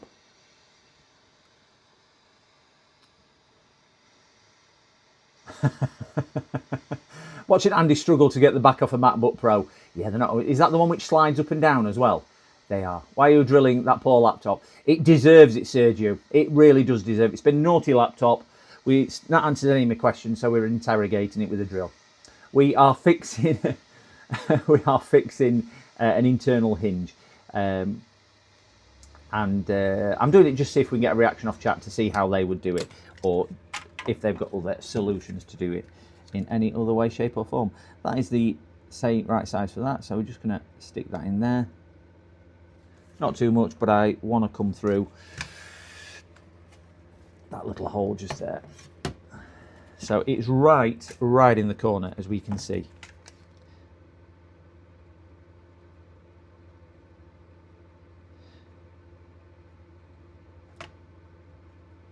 I don't think my soldering iron got hot enough to do that. It makes like a bit of a washer if you warm it up as well, because the plastic or rubber melts to do it. I think I'm running out of gas in my soldering iron, so I think that's what it is. So yeah, it will just be a case of we're drilling it because we need to refix the internal hinge, and rather than trying to locate an entire top and bottom chassis which is broke, spoken to the customer, he wants to go down this route. And this is the way I repair them. Never, ever, ever had one come back rebroken. They are usually as tough, if not tougher, than when they were new. So all I'm doing now is heating this old battery soldering iron up to a temperature where I can actually melt a hole through the rubber just there. We have drilled through the plastic case. I just want to melt through the, there we go, melt through the rubber, and then I can cut the rubber away, just to try and make it as neat and possible. Don't know where I've put my, put that there. Don't know if I've put my little, oh, that stinks. Little cover for my soldering iron. Oh! And we will try and neaten this hole up to some degree. So let me get my X-Acto knife, craft knife, whatever you want to call it, and we will just tidy that hole up a little bit. Now this hole here is going to look a little bit more unsightly because it's on the back, and I'll tell you now, you cannot get them when they're in the rubber to look nice. And a lot of people will be like, I don't like the look of it anyway. So yeah, beauty is in the eye of the beholder, but you've got to remember, without this type of repair, the laptop is dead. Or you're trying to find the exact replacement case, which isn't as easy as it sounds, because you can't always get them for the same revisions. PCDD, you little shit. Morning, worms. Morning, worms. Morning, worms. Hello, worms. Hello, worms. Morning, worms. Morning, morning, morning. Good morning, worms. Good morning. Good morning. Na, na, na, na, na, na. Good morning. Whew. Getting a bit toasty in my little orifice this morning. So we've got the matching holes at the bottom. We are going to do the bit where because we had to set 2 steps back because I forgot to do that because I was yakking. Yeah. So we'll tighten these screws back up. Now we are not yakking as much. So these sides should be lined up. It's only a case of doing the other side, then we can screw it together, and then you can all say how terrible that is.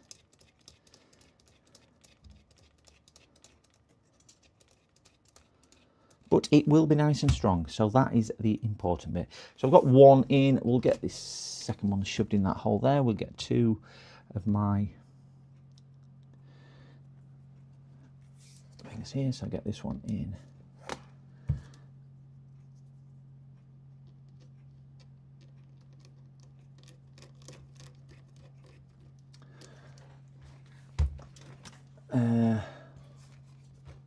What an intro for worms. You get sung to, Andy. I've sung to you a few times. I do sound like that. Do you know, if I could do a Welsh accent, I'd do Andy, but I can't do a Welsh accent, so I really can't do that. Wow, 1 viewer on Twitch. I know, I am rocking it on Twitch. Rocking it on Twitch. It's well worthwhile all the hassle and stress I've gone to try and get Twitch working. And do you know that 1 viewer? That's me logged into Twitch to see if it's working. That's where that's where it is on there. Yeah, I've got a little tiny one. I have got a small viewership, Sergey. I've got a really small one. That's I do appreciate everybody who was on there. I'm going to give it a couple of months just to see what it was like, because it's one of those things, isn't it? You might as well. Now it's set up. It's not as hard to do. But I get more bots. I've had more bots than people. But, you know, if I like talking to AI. So them 2 are in. We need to stick these 2 in. We should have 2 holes in the top. So we're going to repeat the process. So we'll go for that one first. I think that one is going to be okay. You will be amazed how nice this looks when I've done, guys. You will be amazed. You'll all go, wow, that looks amazing. Can you butcher mine? I mean, can you repair? Can you make that modification to mine? That's what you'll be saying. Please let me send it to you. I want mine to look like that. I'm sick and tired of how my gorgeous laptop looks. Can you please make mine look so unique? That's what we'll go for, unique. So we're going to put this one through as well. Nearly done. So these are just acting as spacers because obviously the thing wouldn't, some of the plastic broke off, so these are just going to act as... PCDD, you little shit. Do you get any Asus Vios for hinge repairs? I've probably done one, a Vio book. Is that the fully foldable one? No, am I thinking of the Yoga? The only ones I will not do hinge repairs on, the only ones I will not do hinge repairs on, I tell customers that don't need a spacer. The only ones I do not do hinge repairs on are ones with edge-to-edge glass screens at the front. VivoBook. If it's got an edge-to-edge glass screen, so e.g. no bezel, because I have some down here which have come in with broken hinges, and I can't do that, so they give me the laptop. They give me a fully working laptop quite often. Oh gosh. So this one is this is a Lenovo, but see, edge-to-edge glass screen, no bezel. You can't do hinge repairs on them easily. I can actually, but not easily. They're the ones that you can't. I don't do. So other than that, yes, I do. And I do top and bottom hinges as well on there. God, that's heavier than it looks. Whew. Just try to lift a pile of probably about 15 laptop screens up there. Wow, they're heavy. So yes, is answer to your question. Is the one I have no edges. Arr! If it's a screen side one, they're incredibly hard to do. I have done it, and I can tell you how to do it, Andy. If you've got one, your hinge is gone. I can tell you. But if it's the base side like this one, yes, you can do it. The screen side is a lot harder because you've got no. If it's got edges, it should be doable. If you've got edges, definitely doable. Definitely doable on this one. And I've got a couple on my channel, Andy, in fairness, but yeah, I can. You can do it. It's the same process as I'm doing here without putting the spaces in, but I'm doing it on screen side, and you'll have it done in 20 minutes, something like that. So just going to offer this up to make sure these holes align. What we're wanting from to do, this is probably the trickiest bit, is trying to get them all to come through in one go. So we just have to alignment now. So we'll click this down. The trickiest bit is trying to get the internal holes lined up just to make sure we are going through okay on there. And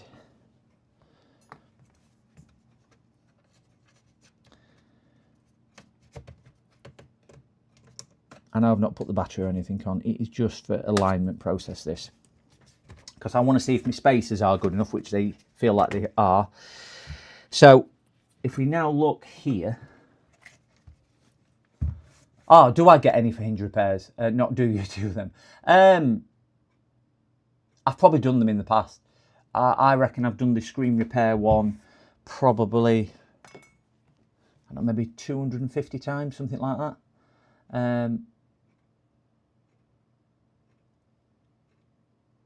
So yeah, I probably have done, Andy. I couldn't say whether I have or not, but yeah. So we've got a little bit of thread sticking out. We have got that one buried in there as well. So we're going to have to just cut a little bit more of that off, and that's going to be the same problem there as well. We're going to have to cut a bit of rubber out. You can see where it's pushing out. And then this one will just align now. These are the longest screws I have, but they all should stick out the other side. You can see that one's coming out as well. So that's basically what you're going to see from the top. You can see 2 screws there, 2 screws there. Not the prettiest, but by no means ugly. Not what we'd rather have, but not. And then obviously from the bottom, you will see a little bit as well on there. You can't really hide that. I have tried cutting the rubber out underneath and putting it back down, but yeah. It really all depends on how it's used, Andy. Really all depends on how it's used. That's what I would say with that. And I've noticed some go, this is about 12, 13-month-old customers telling me, and both his bottom hinges have gone. I suspect this might have had a little bit of physical damage. So I think this is probably where this one is got like that. Because I've never really known both the bottom hinges to go like that. So yeah, it's a bit more of a strange one, this one. Right, I'm just going to cut out a little bit there, and I need to just trim that a tad to get, because there'll be a bolt coming in here. That's where the other tools come in useful.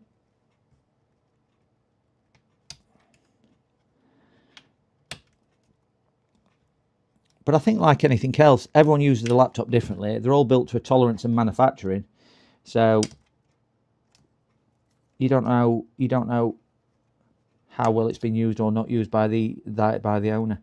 If you've kept it in one place all the time, you should be okay. If you don't open it that much, obviously the hinge is going to take a lot less hassle than if it's opened 15 times a day, or if it's picked up with the lid. That's another culprit. If picking up with the lid, picking it up like you would just carry it about, just with the lid side, that puts so much stress on the hinges, because you've got the movement and you've got the weight. So yeah, I'm just trying to make that as smooth as I can in that corner. I'm just going to take a little nibble off there, just so I've got somewhere for the whatchamacallit to go into. Right, that's now probably as clear as I need it to get the old nut in. So all I've done there is make a big gap, because we're going to put a nut in it. It looks terrible under microscope. Just give me somewhere to actually fit the nut when I put it on, and I'm hoping that's going to be enough, because this is actually rubber, so it should move slightly and flex, and then we can just trim off if needed.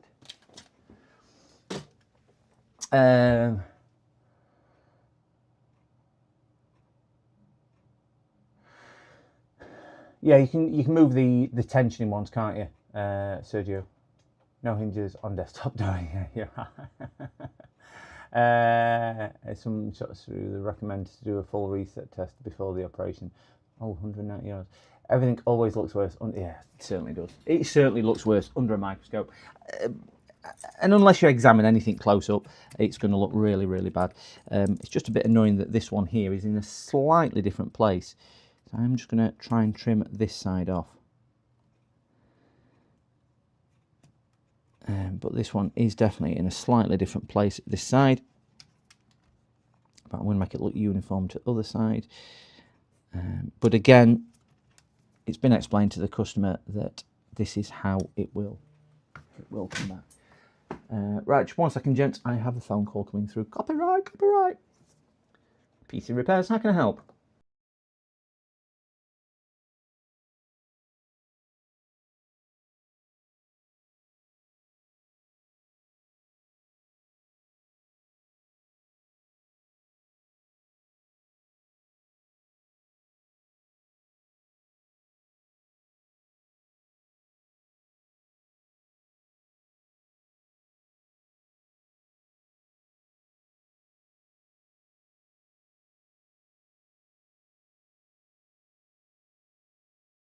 On the mat box where the MOSFET goes open circuit onto the SSD. Well, not the SSD. PCDD, you little shit. It does blow that, so that would do that. And if it is that, it's just a paperweight. Unfortunately, you can't repair it.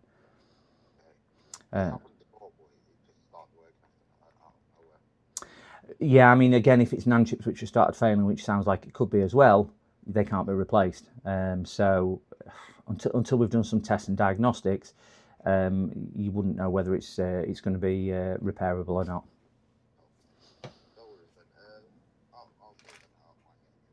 Yeah, no problem at all. All right, cheers. See you then. Bye-bye. Naughty, Right, so naughty. somebody wanting a MacBook repair done. Thank you for that, Sergio. I am a little ship.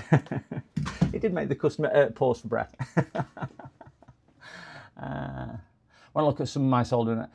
Squish, you are so good at soldering, though. You are amazing at soldering. Please, everyone believe me when I say Worms' soldering is top notch. He is a master with that little iron. Curse, foiled again. No, you did get me. I had you on quiet. Not mute. So there we go. Right, so we've got all those aligned. They're going to look okay. We just need to reassemble with the metal hinges in and put it all back together. And then do a dry fit before we do it again, because the hinges will add to some of the depth. So like this. And again, I am taking more time than I would normally do. This would probably be, I say, about an hour's job. Can be a bit fiddly when you start doing all other bits, but we will get where we go. So let's get the screen. Oh. And we will change scene to that one. Let's get the screen and change scene. Align these roughly into position. I'm just getting them lined up into the hinges. And if I can get that one in down there, and then get, because we've got to bend the hinges back at the same time, which is always fun and games. This is more alignment than anything else, because you're trying to get two bent things into a perfectly straight place, and it's not always as easy as you would like to. Oh, get in. Come on. That's in. We're in. Let's fold these hinges down. Voila, we have hinges aligned. That one's a bit high, so can you remember the one where we put 2 on? I can see that is a little bit high, but I think we will get away with it. It's better with slight height. No, it's too high. It's about 1 millimetre too high, so I'm just going to have to pop that screw back out and remove one of those nuts on there, because that is definitely too high. And then you run the risk of damaging the threads of the others, which we do not want to do. Come on out. There we go. So we'll just pop one of those off.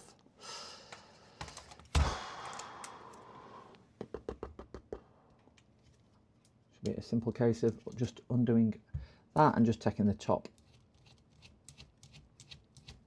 one off.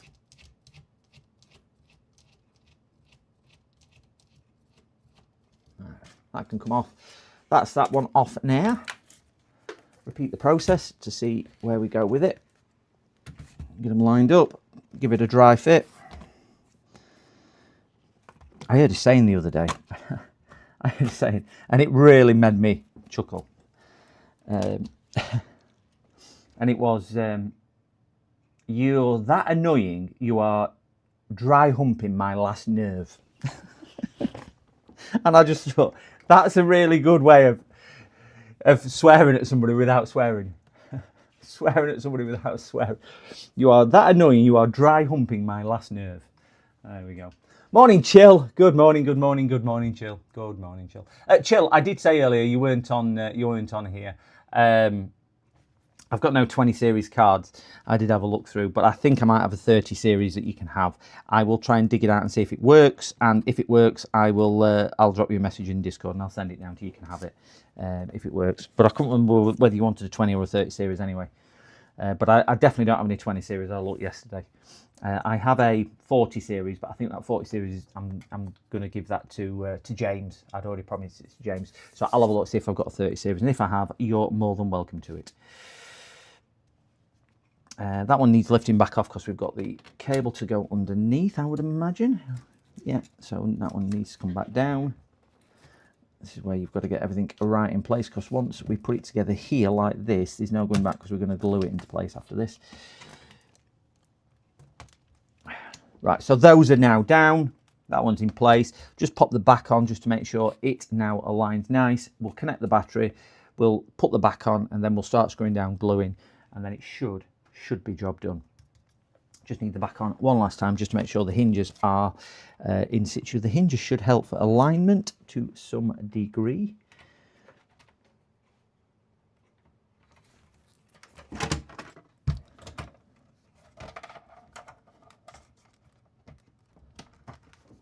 Again, this is just something I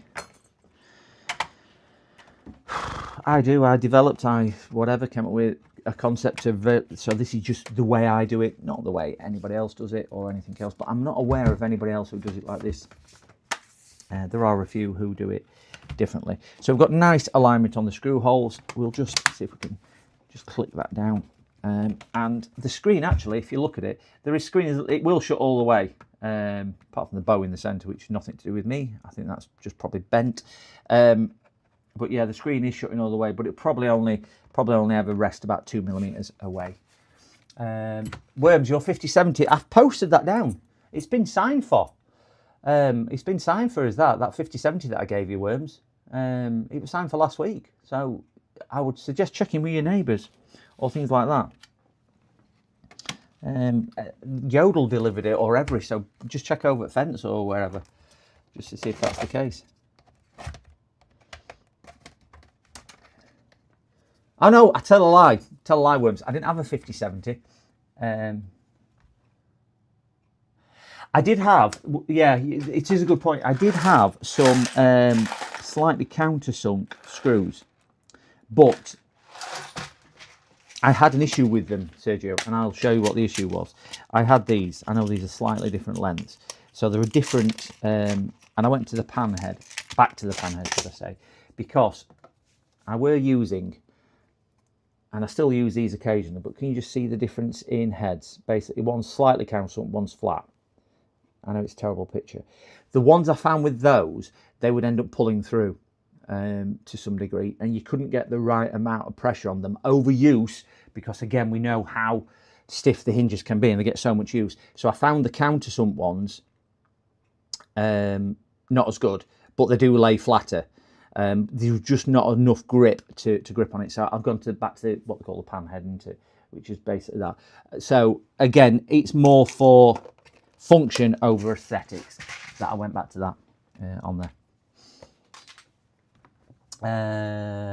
Posters, I tell you, I bet they've, whoever it is has had it. Your next door neighbour's 13-year-old kid's got it, Worms, I tell you. But what I was trying to say, Worms, I didn't have the 5070, so I posted your 5080 down, so it actually were a bit bigger as well. I did put it in original box so it didn't get damaged, so whether they've seen that and had it, I don't know. Not to be that is digging into the plastic. There are pancake flathead screws. Oh right, I think it's only, yeah, you could get rid of some of the bevel on top, I suppose, couldn't you? You can get ultra thin flathead, no countersunk Aussie. Oh, hey, hello Aussie, hello. Yeah. Again, what I found was if the actual head bit is too thin, it just doesn't give me, it flexes too much. I have tried. I mean, I've got bags of different ones. I have tried all different ones over the years. I've got different lengths, different sizes, different thicknesses. I have metal. I've got different materials. So there are, I agree, there are probably some finer tweaks I can do to it. It's just, I think when I ordered me screws, I think I ordered 500. And I ordered them last year. So I'm still working. They've nearly all gone, in fairness, then. So I will have a look at that. So we have got that. Sometimes you've got to put another bolt at this side just to hold it down. You can do that, but I'm happy with that all working. So we'll get the laptop rebuilt, and we will show you the disaster that is a Frankenstein laptop, because we're nearly at the point of, hey, look at that, look what he's done.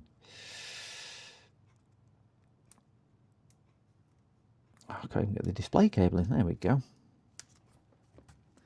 That down, battery in, and again, the only way you open this afterwards is by cutting the actual plastic nuts off the back with some snips and pulling them through. So that's that. So you just need to make sure you've got everything in. I'll put the back on. I'll give it a post to make sure display and everything's working. If it's then working, we can then do final glue down and final fit.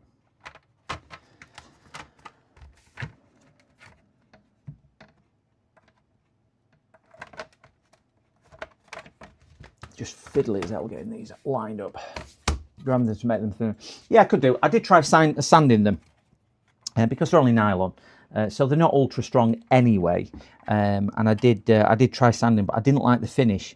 Certainly not on the keyboard side where you could see it every day. Not that it's a particularly pretty repair. I didn't like the finish it was giving me on that with it. I found leaving it like this, and I think for the grand scheme of how much it will alter the actual fitting of the case, it's probably negligible. As I say, it will go down to probably about that. So it's, you know, with a bit of extra weight on it, you can't really see on here. Let me see if I can shift that camera to me. So that's just gravity holding it down. So you can see it's more or less shut. More or less shut. There's no playing it at all with them screws in. So yeah, I think on grand scheme of things, it's not too bad. I just want to give this a post before I put glue and whatnot on it.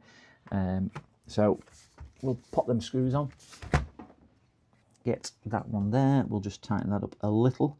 So the good thing about putting the little extra screws inside is that they will give me some tension to screw down onto, because I won't need to use the screwdriver on the other side as yet.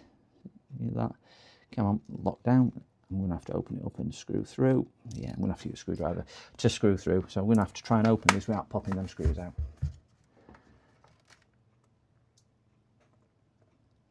Easily does it. Just so I can get into the screwdriver. That's it. Grab my screwdriver here. So we can get that one on somewhere aligned. There's only one in this side to start with because I haven't put the other one on yet. Come on.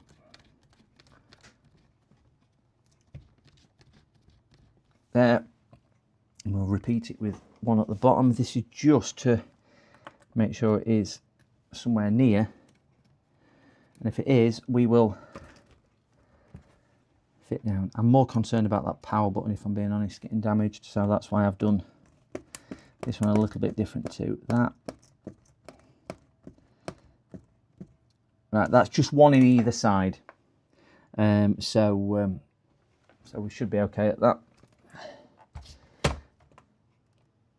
Right, so that's a lot better. I just want to see if it'll post, as long as we can get, yeah, we've got lights. I'm just going to shut that just in case personal details come on. We've got lights. If we get a screen, I'm happy that it's going to work. A bit stiff, needs loosening up like Jay Cradden. Yeah, that Jordan. Yeah, it is a little bit. It's not mega stiff in fairness, but the screen's got quite a bit of flexing. So we've got a picture.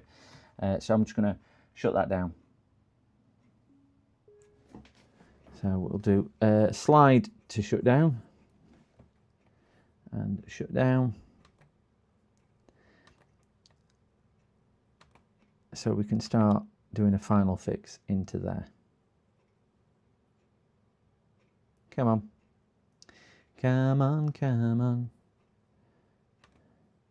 That's it. Shut down, shut down, shut down. Come on, computer, shut down. Show me. All lights off. All lights are off. Whew. Open this back up so we can get to the threads. Thread. So we've got nice alignment. We've got nice thing. I'm just going to take that nut off there. 1034. Looks like I've got something else here. Don't know if this is a drop off or not.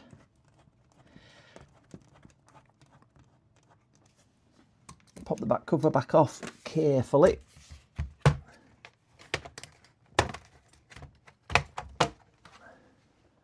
We're getting something out of the car. There's two people coming. Right. Do that there. This might be my lady with the 20 desktop PCs. So if it is, I'll just have a chat with her. Sorry, guys.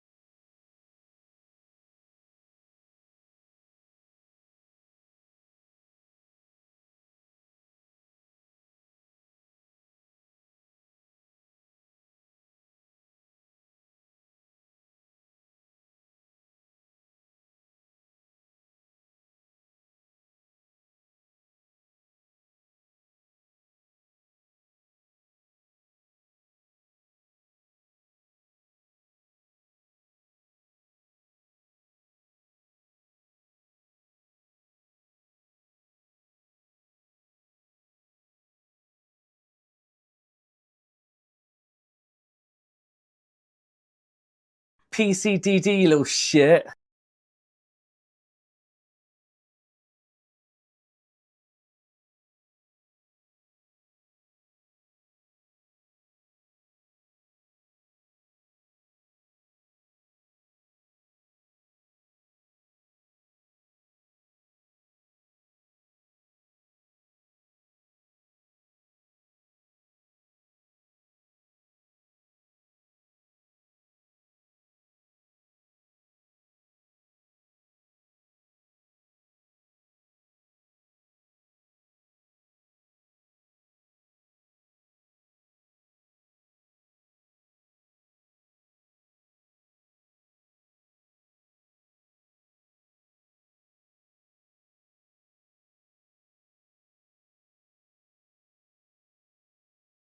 Yeah, got a little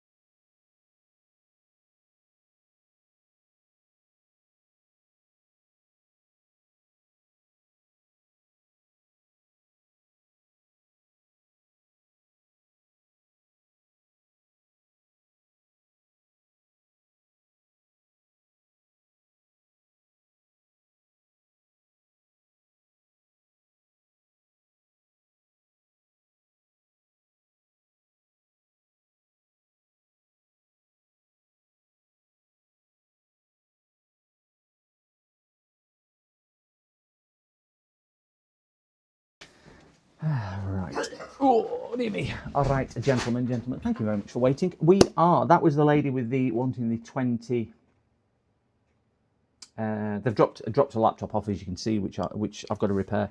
But they want 20 desktops building. So we're going to do 7 initially, and then there's going to be another 7, and then another 6 over the next 3 months. So that's how they're breaking up, which suits me a little bit better because doesn't mean I'm doing them all in one go because I just don't have the room. So right, guys, on this one, if you remember what I said, to get an extra screw in, we were going to use that hole there with the brass ferrule. I'm going to pop that off to there and just pop this back out, and I'm going to put one of them brass ferrules in that hole just here, which is that one just there. We're going to get one of these brass ferrules that we kindly took out, and we'll stick that back in the hole.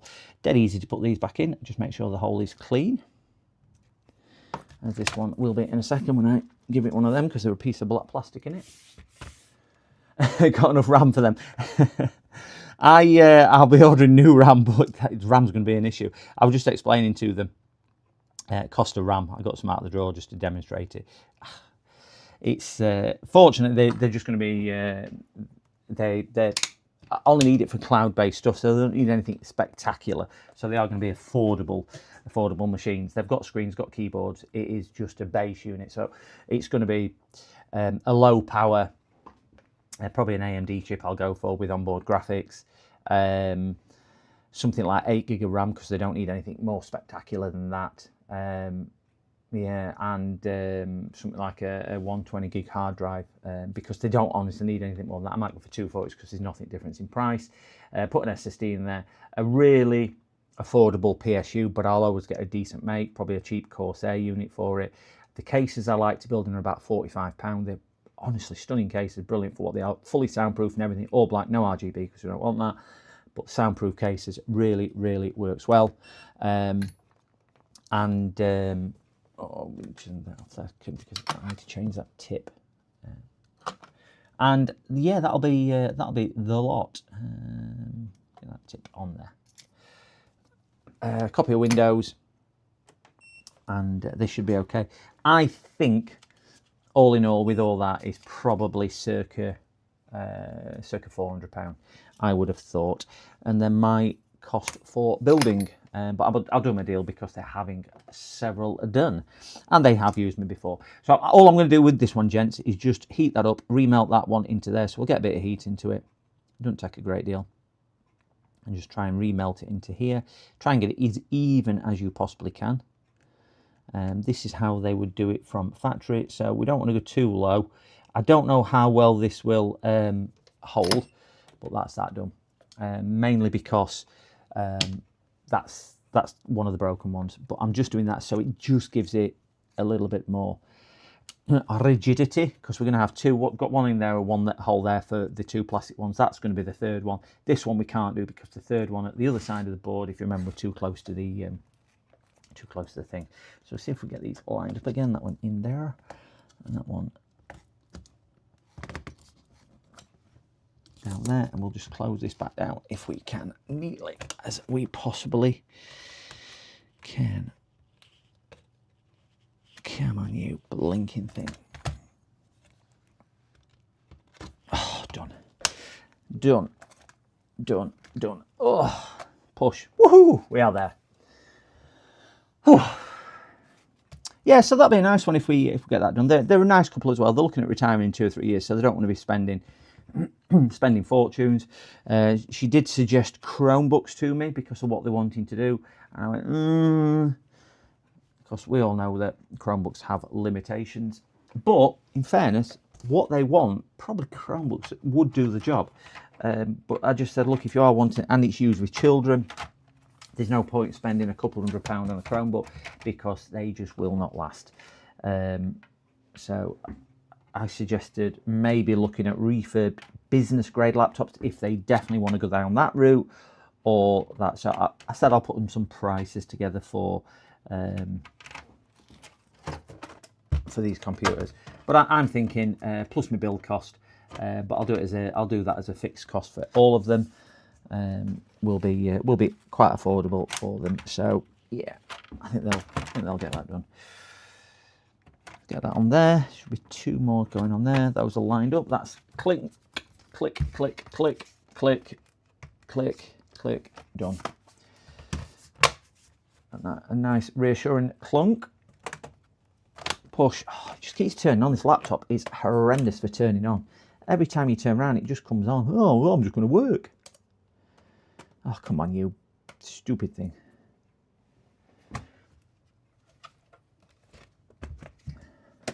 Yes, shut down. Shut down. Oh.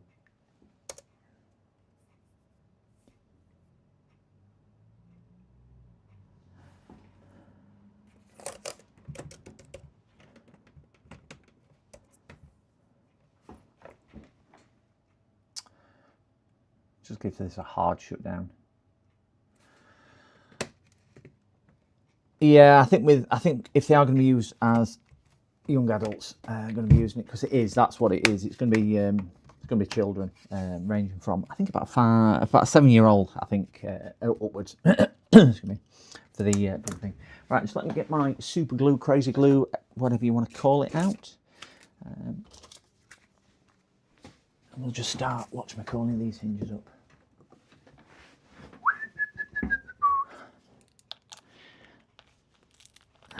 Open my super glue up. We'll get some, not on there, on that one there.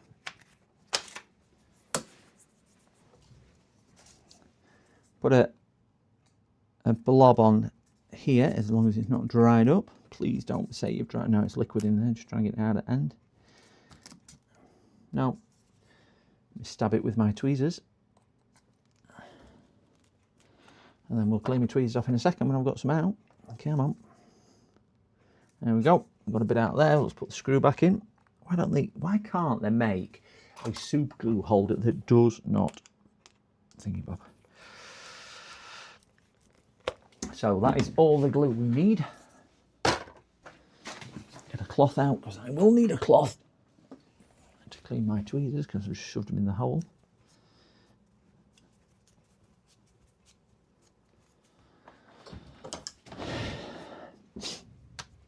So all I'm simply going to do is put a little bit of super glue on here. It's going to be really tricky for me to show you this because you can't actually get into it on camera, and I need to work pretty quick because if I don't work pretty quick, I'm not going to be able to get the nut on before the glue starts to dry,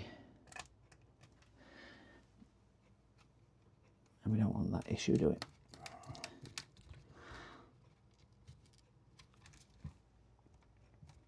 There you go.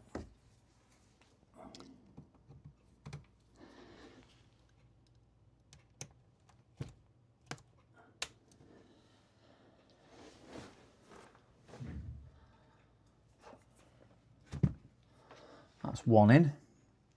And let me get another one in, which is going to be that one just there.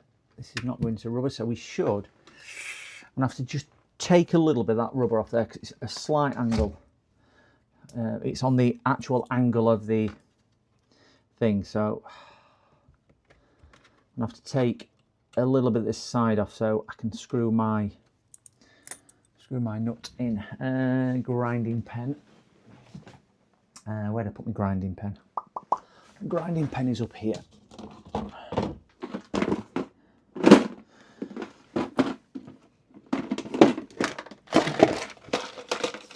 I don't know how well this will work on plastic. I normally use this for.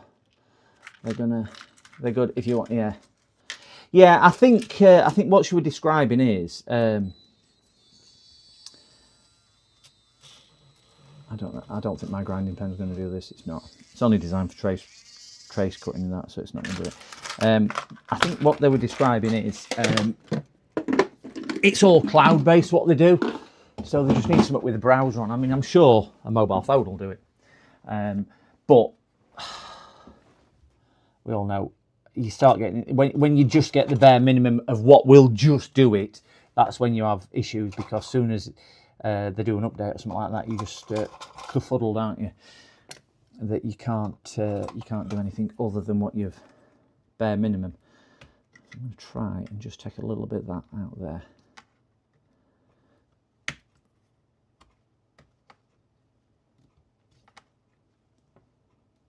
Just trying to shape this a little, just so the nut has got a little bit of, so it's not on the, whatchamacallit, in there. So I'm just taking the,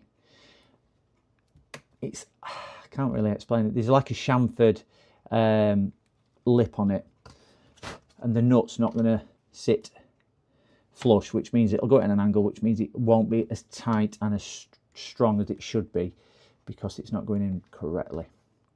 It needs to be against a flat surface. So I'm just trying to take a little bit out of here.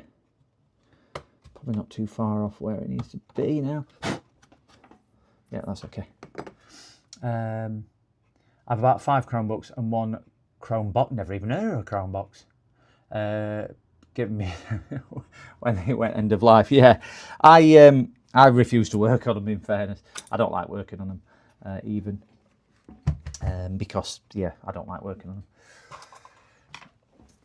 Will that screwdriver fit in a little bit better? No, it's too big. Let me just get the right one on here, so at least I know which one is going on, and it is that one. Yeah, that one there. Right, I'll put a dab of super glue just on the thread to act as a bit of a thread lock. Again, this is where we need to act reasonably quickly. Ouch. And make sure we've got it tightened down before the super glue decides it wants to not play anymore. Right. So that's going to give us the structural side of that one. We have got the extra hole to go in there, but we'll put that one in after we've done the other side, because they'll just take a bit to dry. Now that is actually pulling a little bit, but where that'll come into use is obviously as spreading the load across them all. And we'll do the same. So we'll repeat the process on here. This is going to be a little bit more difficult because there's not as much thread on one of those. So I'll repeat the process on here. I'll try and do this on camera, but it's incredibly hard, as you can appreciate, trying to get everything in line and that. So that's that. We'll get a little bit of super glue on the thread. Just work as a bit of a thread lock. I'm going to put it on the pliers to start with because my thumbs are hurting now. Since I've done that a couple of times, they're not the smoothest of things. Get this lined up. Get that offered up. It's bit straight away.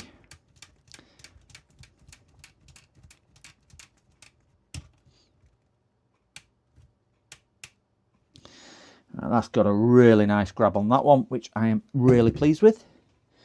Repeat the process for this one.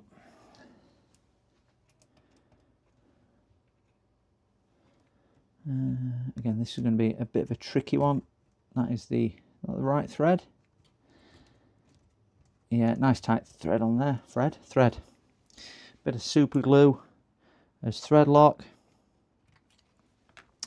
Get this nut picked up off the floor, which I'll just sort of put it there. I'm just going to use my screwdriver to pick it up and realised it's not magnetic. It's going to be a bit more tricky, this one, because it's actually, this one's in the middle of the rubber. I'm going to struggle to get, that's it, got it straight away. I think that is about as best as we're going to get on that one. Okay. Oh, so that's them done. We will just get our fine snips and snip those off. They're not going to be pretty on the outside, but again, we have told the customer that that is the case. Strip those off. The only other thing I like to do is, before I put it all back in, I just dribble a little bit of the super glue in the holes and on the top threads where I've just put the things.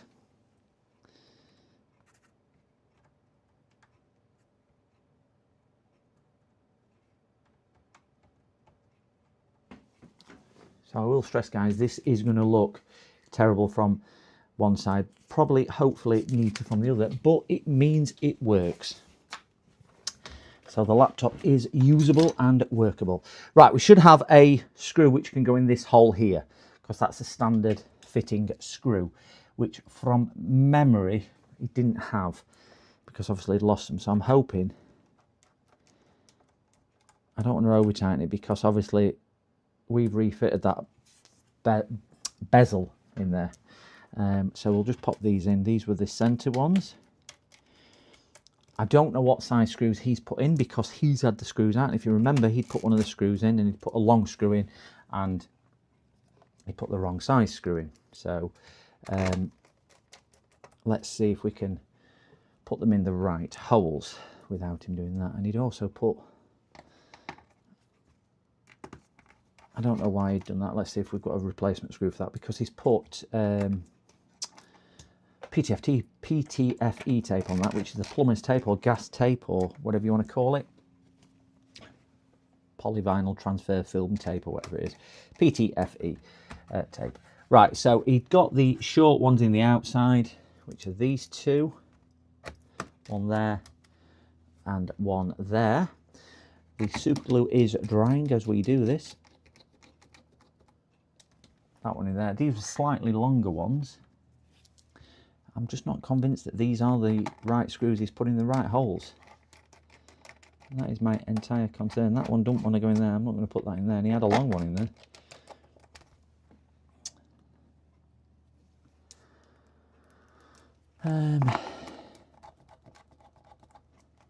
Again, he did have screws missing. So we've got two screws missing. We've got that one there, which I need to see if I can clean the... We can't burn that off, so I'm just going to have to... Let me see if I've got any of my box of screws. We've got an Uncle Sorin box of screws here. And we'll see if we've got anything which will look similar to that. Because we've all got these box of screws, haven't we? So this then should be quite a strong... I mean, do all this and open it once and the screws go and fly off. But we'll see if we've got anything with the right thread and roughly the right depth as well, because that's the more important bit, is the right depth and the right thread. That one does not like that thread. Aha, that's nicer in there though. So we just need one for that screw there, because he did have a couple of screws missing. So we'll just see. I think that needs maybe that. It's that one there, but it just feels too long for that hole. Or not, or is it not long enough? I don't think it's long enough, so I need something, that thread, just a bit longer. Can't have anything with too big a head on it either. Look about right. I bet there's not a whatchamacallit in there. It's a bit longer than that.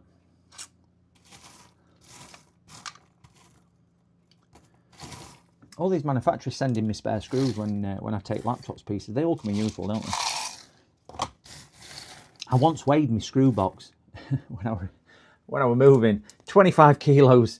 I had a bucket of laptop screws. Yeah, there's nothing in there gripping, I don't think. I'll tell you why. Because there's no thread in there. I think that's probably one of the he had broke for a reason. I will just try a really long screw just to double check. But I think on there we won't have a thread at all. Try that really long one. This is going to be way too long, I know. I just want to see if there might be a thread.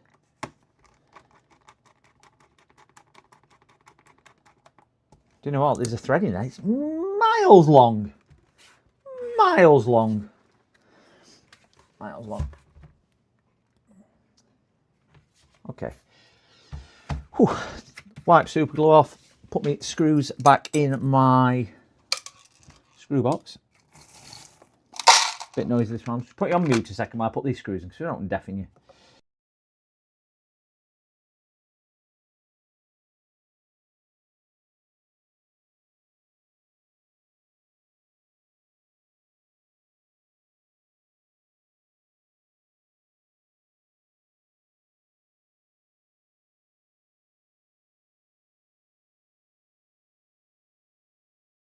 Right.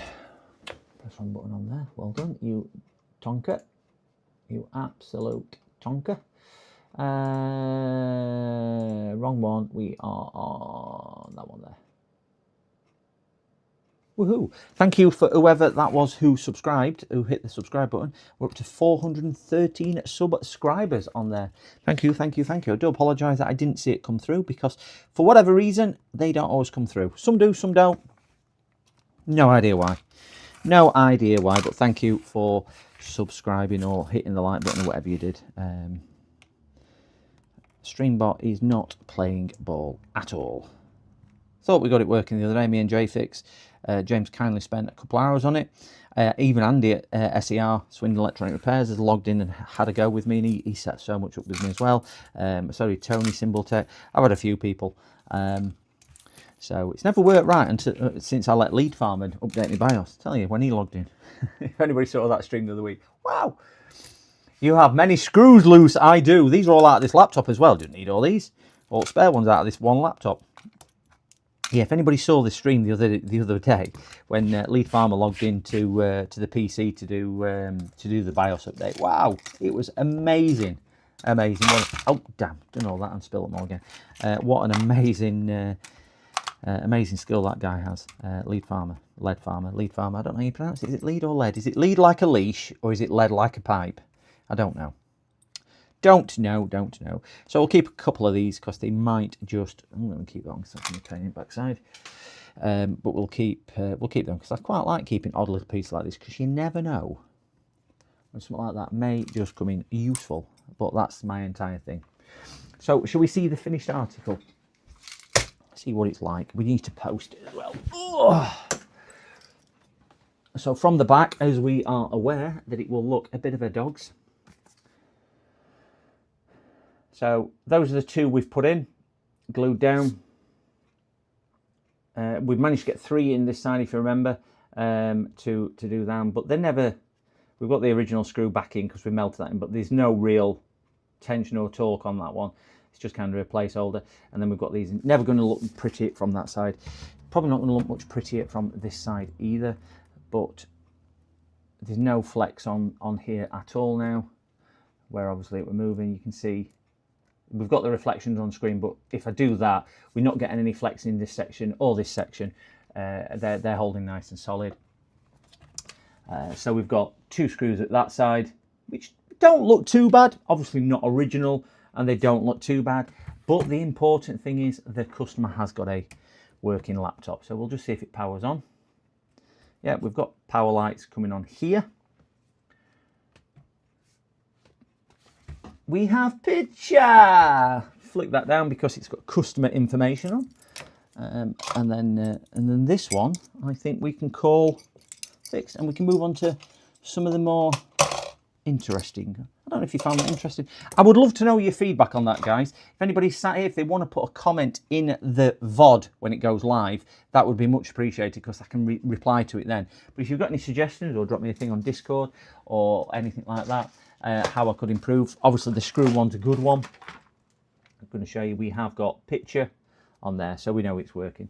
And I'm just going to shut this down. I'm going to shut down. Done. Yeah, if you've got any comments, by all means drop me a Discord or drop me a comment on the VOD when it goes excuse me, when it goes live. And I will try my best. But yeah, anybody got any suggestions, that would be remarkable. Because again, I don't pretend to know it all. It's the way I do it, the way I've done it for a lot of years. It's the way I developed, and it seems to work really well. And it is strong. The only way this actually fails is if it gets abused again or dropped. Or occasionally, if you don't quite get one of the screws lined up and it tightens slightly off centre, and instead of it pushing top to bottom, it kind of pushes at an angle. You know, instead of coming straight through, it's kind of a bit skewish and then kind of bent through like that. So you've got your centre here, and it kind of comes through there, and then you get a weak point, and as you tension it, that stretches, and that can break it. But other than that, it is what it is. So yeah, please let me know any feedback you've got. Shutting wise, screen wise, again, I'll try and show you the best I possibly can on here. The screen will stay open a little bit. Come backwards. Screen will stay open a little bit. I think some of this is down to the hinges being bent as well. So it will stay open a little bit, but it's not major. But for me, the important one is the amount of travel we don't get when we're gaming. So if you look how, put the screen vertical, you're going to get a little wobble. If we'd have loosened the screen, you'd have got a lot more wobble on there. I mean, this is, you know, as you're playing a game and whatnot. If we'd have loosened the screen, you'd have got a lot more wobble. So I think that's where that one comes in.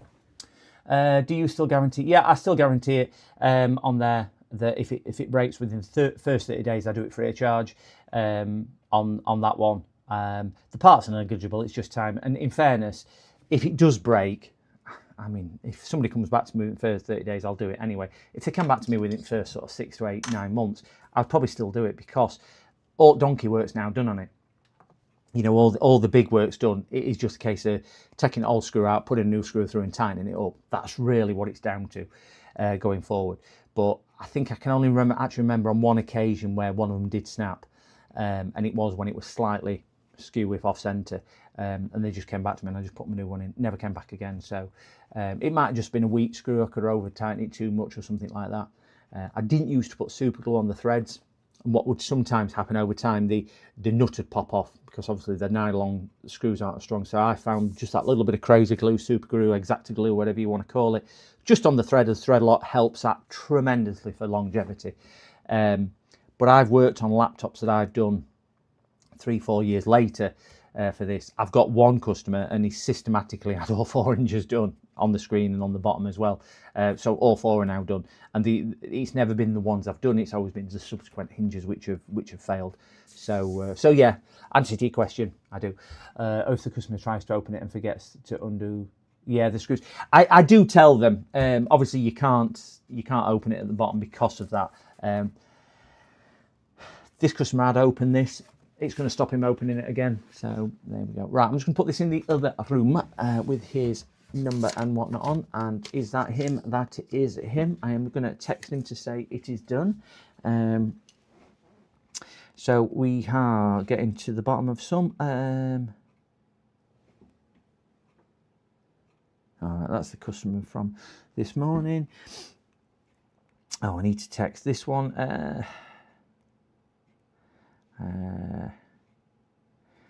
Good morning, your laptop is now all done and ready for repair with the new screen fitted. New paragraph. Payment can be made with cash on collection or bank transfer with cleared funds prior to collecting. Full stop, new paragraph. Total amount payable.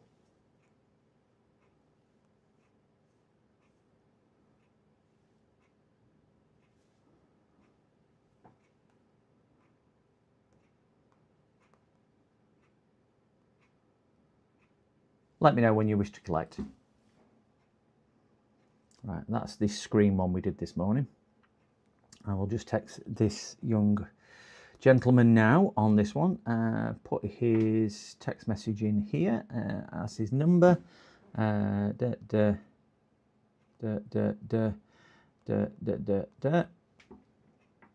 his number? He texts me. Why? Oh, do I need to do him on WhatsApp? No, he texts me. Why has this not come up? That's the number he's given me. Good morning, your laptop is now all repaired with the 2 hinges replaced and repaired as we discussed. Full stop, new paragraph. Payment can be made with cash on collection or bank transfer with clear funds prior to collecting. New paragraph. Total amount payable. Have a look what I quoted him. Let me know when you wish to collect. So that's the 2 customers this morning. All done, all dusted. Put this one out of the way and move on to the next job. Oh.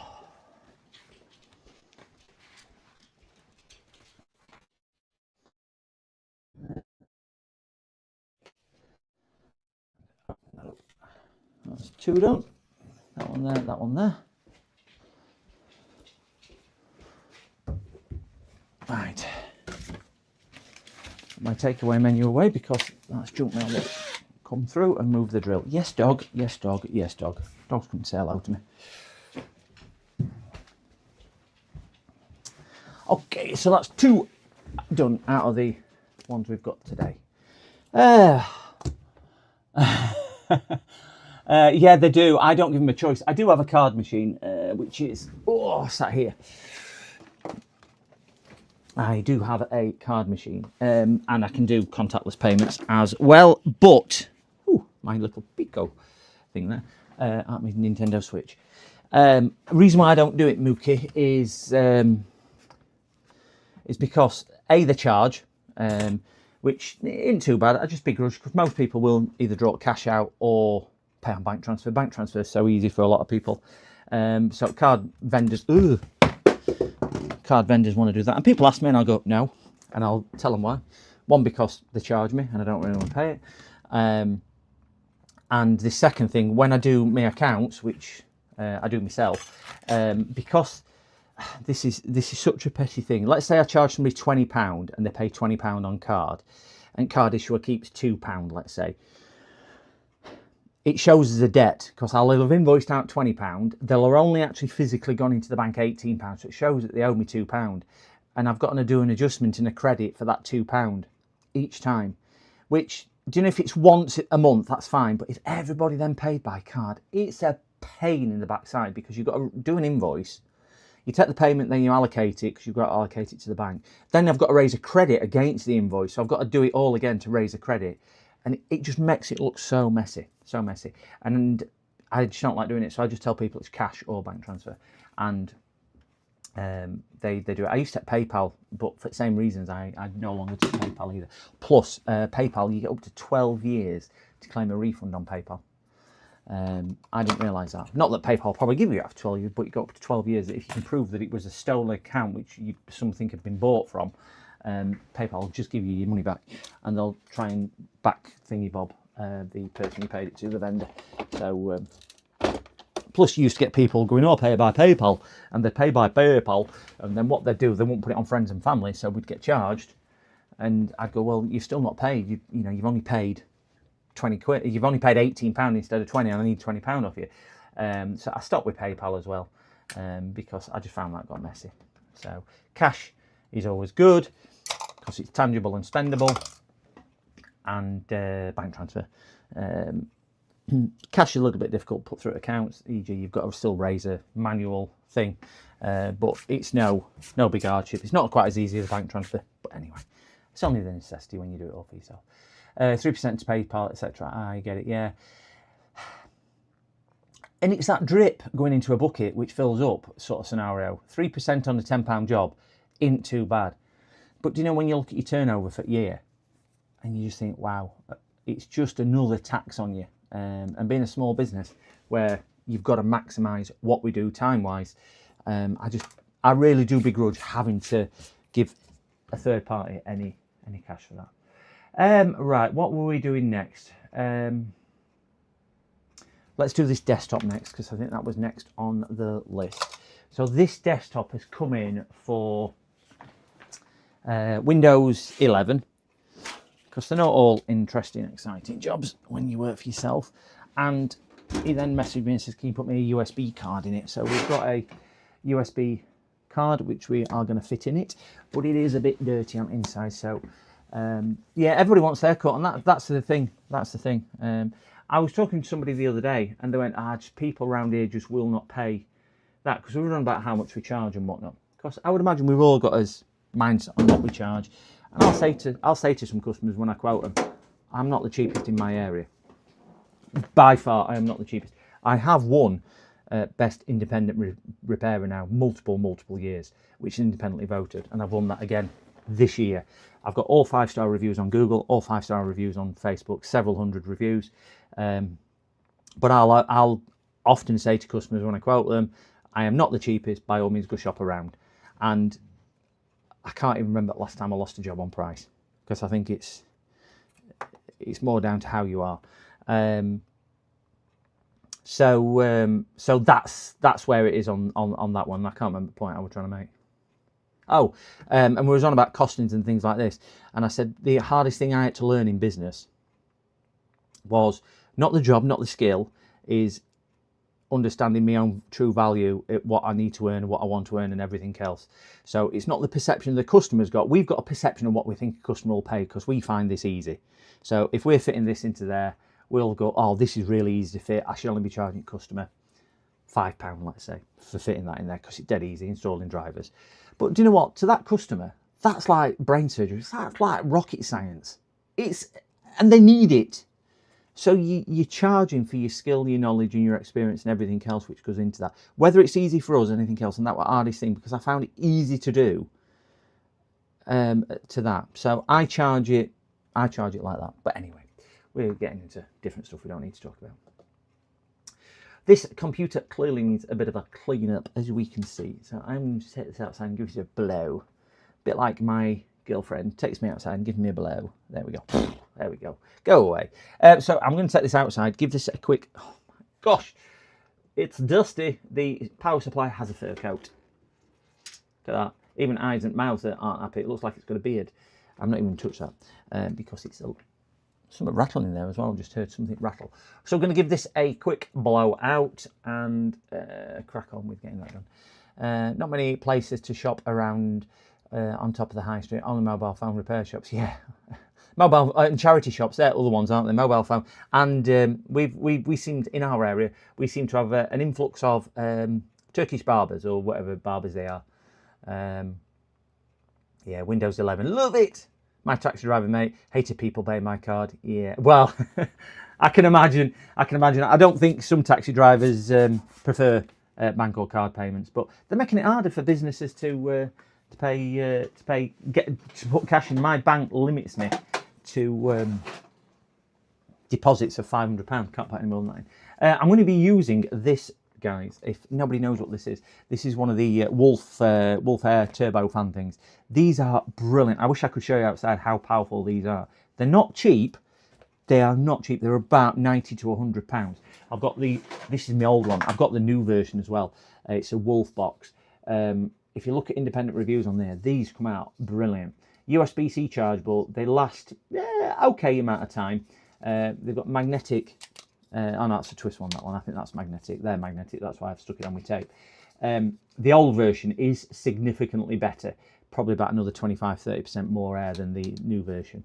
So I still use my old version where I can. But they don't shift some air.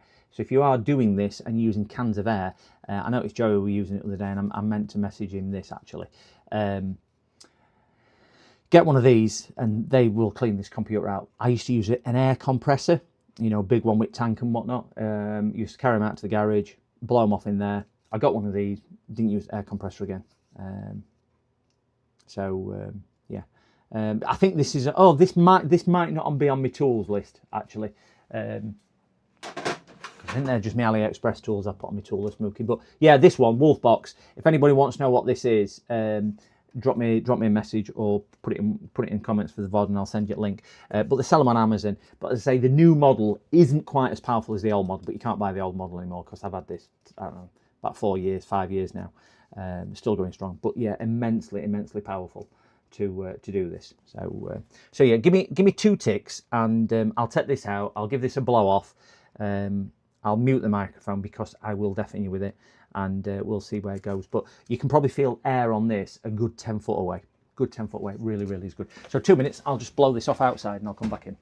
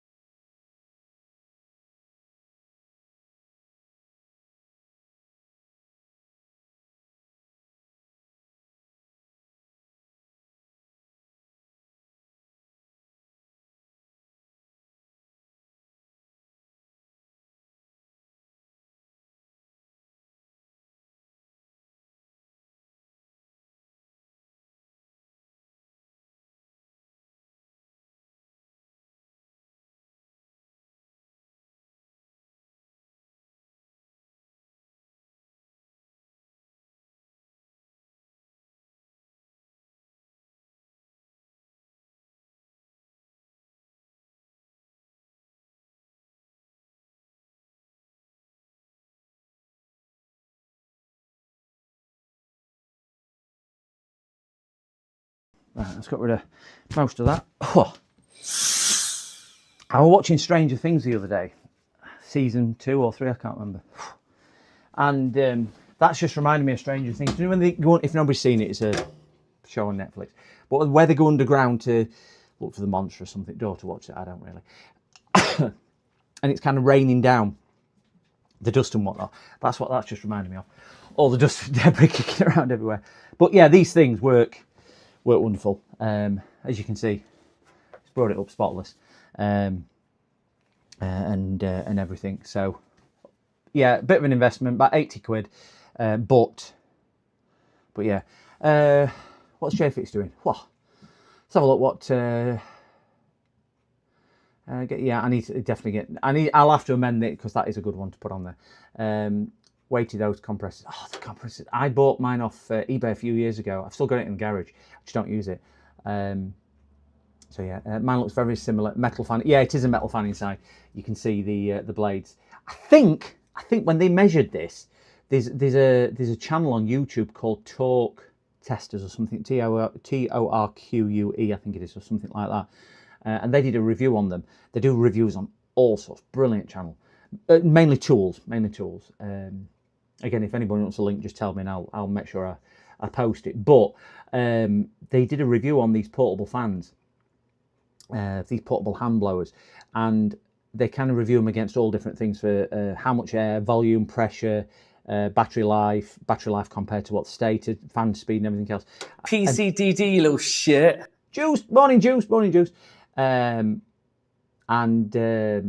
The Wolf box, I'd already bought this before, but the Wolf box came out top. So the new one came out a little bit higher than the old one. So I bought the new one like I was showing you, but I don't really use it. But yeah, this, for what it is, if I put this on full power, because it's 3 power settings, easily 10, 15 foot away, you can feel the air. It is really powerful for what it is. And when you consider, I bet a can of air is, what's that, a couple of quid? It's brilliant. But as again, not cheap. They do a higher spec model than that as well, but that one doesn't. So we are gonna fit this card in here to start with, because he's having a USB card. Yeah, morning juice. Morning. Just not seen you in a while, Juice. Good morning, Juice. My cat jumps up on my TV stand every time she sees Maddie. She wants to. Has Maddie been on screen? Maddie, have you been on TV? Come here. Say hello. Come here. Up. Stand up. Say hello to Sean's cat. Say hello, cat. You sulking. She went to vet yesterday. Stand up. Up. Come on. Sis. Right. Say hello. Oh, right. Who's this? No, she says, I'm not playing. She's sulking with me. I took her to vets yesterday for her annual injection, so she's sulking with me. See, she won't make friends. She won't make friends like that, will she? Not talking to all the cats.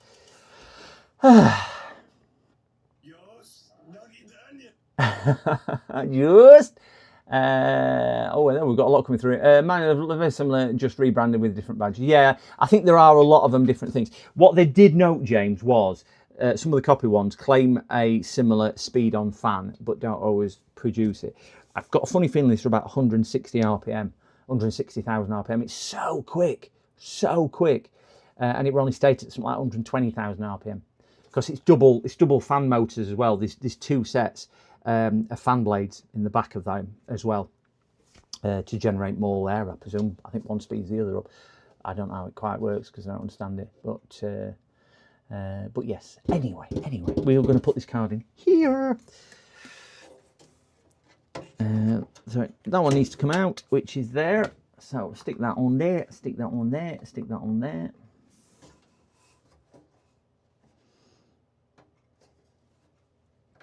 If anybody's been following the series of JFix doing the Joey Does Tech laptop, what he got from Joey Does Tech, part 4, I think it was, landed last night. I'm sure James, or at the weekend. I haven't watched it yet myself, but it is on my watch list to watch. Now, why the hell does that not go in there? That's why it doesn't go in there, because it's not for that slot. Wonderful.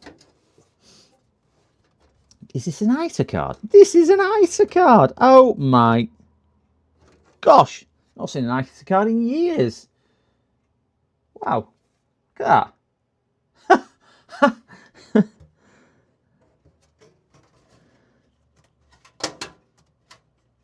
It's just before I push that out.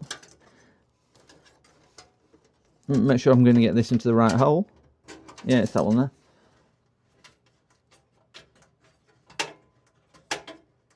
I've not seen end of it. I've not seen it. Is old stuff. It is old stuff. Worms is old stuff. I've not seen the video yet. I started watching it yesterday and I got sidetracked, so I've not seen it. And I did put a comment on. But James said no spoilers, so he won't tell me what's happened. So I need to watch it. So I don't need to know if it's fixed or not. I have confidence that James will fix it though. He's got some new tools he put on there. That might be just for, and if you are really keen to find out what's happening with it, please subscribe to James's channel, because he does release some of the videos a little bit early for members. And then you get membership on James's channel for as little as 99 British pence, which is nothing for the effort that James puts in. Absolutely nothing. So we will try. Oh, I've gone and took the wrong bloody hole out, haven't I? And when the doctor said I didn't have worms anymore, that was the happiest day of my life. Thank you, Ralph Terry Grant.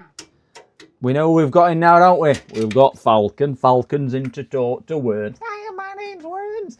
We've got Falcon. Hello, Falcon. How are you, Falcon? That's how Falcon talks, people, if you're not too sure. Every video will be free. Yes, it will. I think you just get, don't you get a little bit? Yeah, you don't need to. Please do subscribe anyway. I was just saying if you want it a little bit earlier. A little bit earlier. So we've got Falcon. Say hello to Falcon, guys. We'll see if we can get a, watch me calling an ISA card. I ain't seen ISA cards in years. Years, I tell you, years. Hope it works. Oh, there we go. Give the dog a bone. Yes, releasing it is just a thank you to the members. But yes, all videos will eventually go up. So we're going to try and get that unscrewed, because we've got a plate and a cover over the where the screws sit.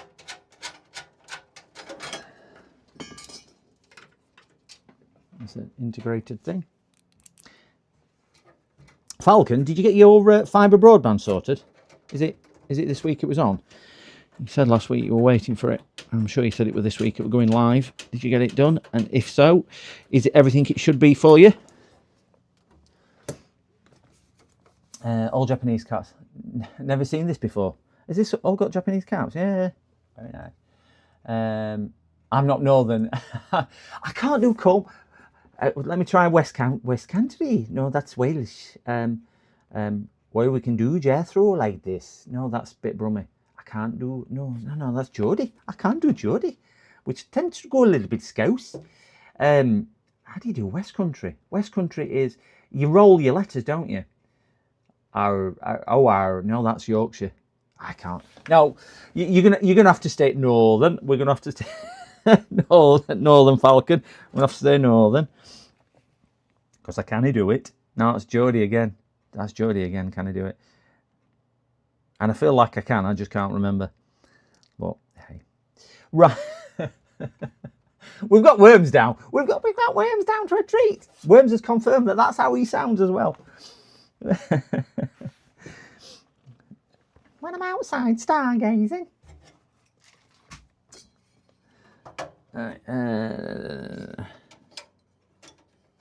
Oh, how do I get this on? There you go. Let's screw this back in. Well, you've missed all excitement, me repairing a laptop with a DeWalt drill this morning. You missed all excitement this morning. I actually name dropped you this morning, Falcon, because we've done a hinge repair, but we've done a keyboard side hinge repair, and I was saying that we discussed the screen side, because you do them, I think, similar to like soldering with the glue and loosening the hinges and whatnot. But this was a keyboard side repair, so it was a little bit different, a little bit more in depth and whatnot. You told me you were into astronomy, because can you remember the little portable computer thing that I sent to you? I gifted to you last year.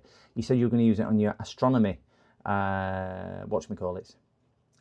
Worms, there you go. Talk like a pirate. There you go. And we've got raptors giving me the thing. This is Falcon. I can't talk like this. There we go. I'm like one of the Wurzels. Yeah, you forgot your talk. Worms forgot me, told me. There we go. We've got Falcon now. Falcon, do you talk like this? I shouldn't really do. Oh dear. Oh, so what is the date now, Falcon fixes? Yeah. Oh, you've not got it done yet, Falcon? Not on. You've not got it on. I must have missed that one. Falcon was supposed to be yesterday. Oh, but they fitted our NT boxes as well as Storms. Oh, right. Oh, I'll watch the hinge later, see if you do. Yeah, very similar to how I do the screen side, just a bit more in depth on it. Bit more in depth.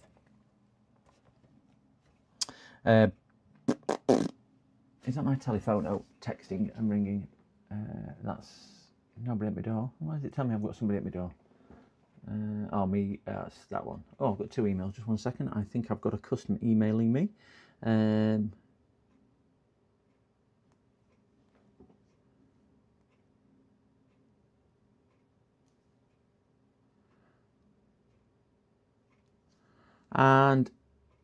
no, can't see that on there at all, so we'll leave that to one side. So we're just going to post this because he's got a mechanical drive and he's got an SSD, but the SSD is a PNY.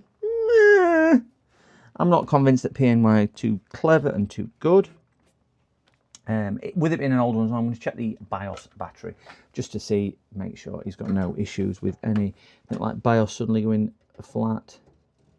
It's got 3.2 volts on there, as you can see from there. So let's try a BIOS battery at some point, because I can't see a computer this old not having a BIOS battery. But it is a little bit clean now. It's got 2 CD-ROMs in here, 2 SATA CD-ROMs. He's got a SATA mechanical drive, and he's got a SATA SSD. 1 stick of RAM, which is, I can't see the size.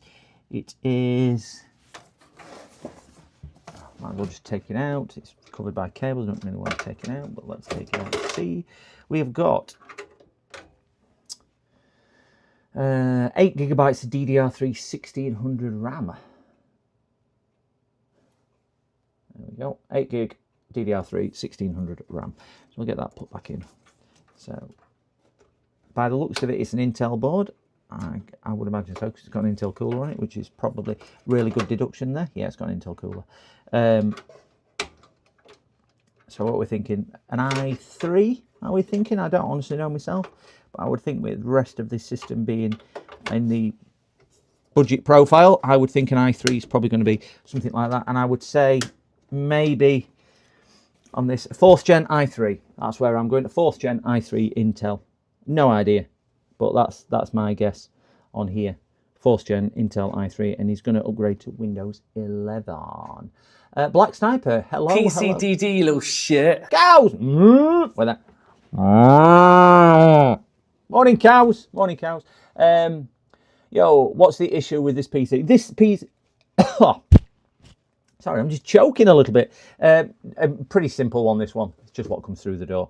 The issue is we fitted an ISA USB 4-port card for him, and he's having Windows 11. But I'm just going to check, see if his hard drives are okay and things like that as well. So you missed the previous one where we did a full strip down and did a full hinge rebuild, internal hinge rebuild of a gaming laptop, which is the PC we did before this, or computer we did before this, and then the first one of the day was just a screen repair. We've got another, I think 4 or 5 after this, so I'm going to stream until we're done today. So we will be streaming a long stream, 10 hours week last Thursday. Oh God, I can't even get words out. A week last Wednesday was 10 hours. 10 hours! Oh my gosh, without any sleep. How did I cope? We need... Oh, where's Mickey? Oh, we'll get Mickey and Keely out. Keely keyboard and Mickey the mouse. We'll get these all plugged in and turned on. Oh, Mickey, you are so beautiful. Stick that one in there, stick that one in there. So we'll just post this into a... We'll use our infamous memory stick, which has got vent oil, and we will see if we can post this onto OBS. Hopefully we shall. I'll plug an HDMI cable there. Has this got HDMI out? Yes, it has. Wonderful. wonderful. So it must have onboard graphics. So yeah, the CPU. Let's have a just quick guess, guys. DDR3 1600 RAM. You can see age at motherboard. Nothing too spectacular. Budget friendly city power supply, CIT power supply. Budget friendly, everything else. I'm going for an did I say i3 or i5? i3 4th gen. So please see what you think. i3 4th gen. That's the CPU I'm aiming for. No idea because I've not even posted it. It has got Windows Pro. We've got a beautiful serial number of Windows 10 Pro key on the front. So it might be a little bit newer. But I'm saying i3 4th gen. i3 6200, okay. Yeah, 24 hours. 11 hours, 55 minutes, I think YouTube capture. Would you prefer to be here, hospital, or lidless? Oh, the excitement. i3 62, i3 3rd or 4th gen. Mookie's gone for it, similar to me. A Pentium 4 for Carthor. Could be Pentium. Yeah. Could be a budget-friendly one on Pentium. Let's give it a post. We need a power supply, don't we? We need a power cable. Because we aren't plugging it into the wall. We need a power cable. Right, we have power off. This is going to blow some dust out when I do it because I've loosened all the dust inside. So we've got a red light on the front. I'm going to post it. If we get a picture, it'll come up in bottom right hand corner down here. If we get a picture. Flick that over. Oh, come on, power supply. Come on. Oh, we have picture. Let's see if we can get into the BIOS. We'll flick over onto full screen in a tick. Back fan's not working, and this fan is not spinning at all. Which is, oh, yeah. The reason why that back fan ain't spinning is because it's completely seized up. So we will be unplugging that because, yeah, I'll follow that wire down in a second. We have blank screen, so that means it's not. We've just got. It's loading my Ventoy. That's good. I'll let it load Ventoy. I'll be disconnecting that because that's seized. I don't want that causing any issues. Oh gosh, out. Right, we'll let Ventoy load. We'll just go back onto that screen. We can see it in bottom right hand corner. So we'll wait for post screen to go on there. It is reading the memory stick, not a 4860. Yeah, I think it's a little bit newer than a 486. Let's hope it's a bit newer than a 486. Pentium G. All this new stuff. My 386 is fine. Yeah, can't beat that. I've got an Arvoletti. I used to sleep on Fravel. I've got 3 on Twitch. Wow, I've got 3 on Twitch. Oh wow, thank you very much.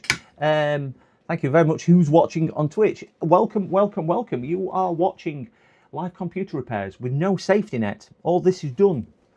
We had a computer catch fire we had to throw out of the window last week. Should have seen that one. It was brilliant. Fire engine, everything came. It could be a dual core, I guess. It could be a dual core. With the way it's not wanting to load. Not that screen. With the way it's not wanting to load my Ventoy, it's still loading, and the memory thing. But I think that might be something to do with the drive rather than CPU. But we will see where it goes. It's probably breathing a little bit better now because that was when we first turned on. The CPU, if you rewind the video about 15 minutes, you will see the CPU was incredibly, it didn't have any ventilation holes at all. So we've given that a quick dust off. Same as the power supply on there. Oh dear, come on. This anticipation of it doing or not doing is, yeah, get us here eventually, isn't it? Just thinking, will that?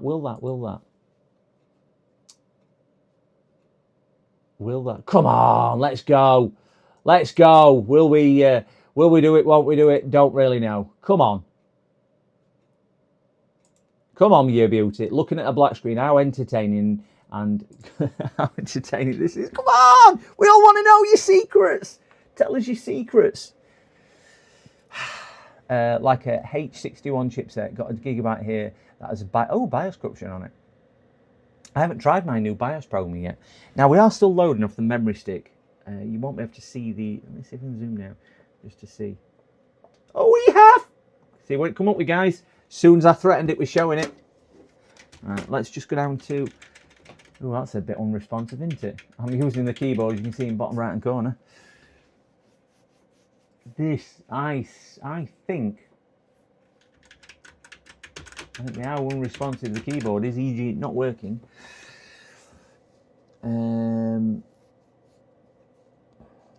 Bloken for Gravel was the luxury. Most of the time it was broken shards or glass with barbed wire as a pillow. That's life of luxury, that one. It sounds like some hotels I've stayed in. Now keyboard. Keyboard light is illuminated. Let's try this in a different socket because sometimes that kind of wakes it up a little bit. Get them out, plug it in. For some reason, I don't know why this does it like this, but if you plug them in a different socket, it sometimes comes back to life.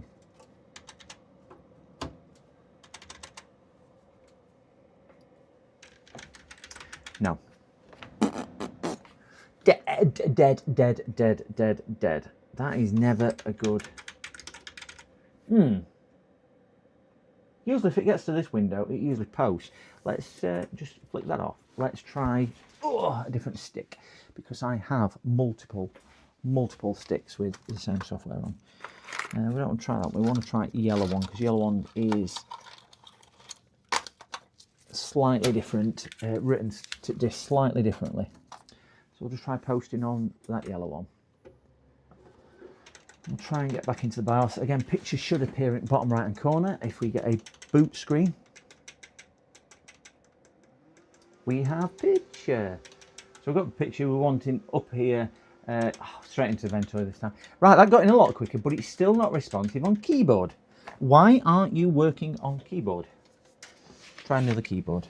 This one does work, but again, sometimes experience tells me it just don't like it sometimes. So this is why I have multiple keyboards. Ooh, take that out. Sorry, Keely, you can sit there. Let's try a Dell keyboard. Hello. That's a Dell, isn't it? No. Front USB.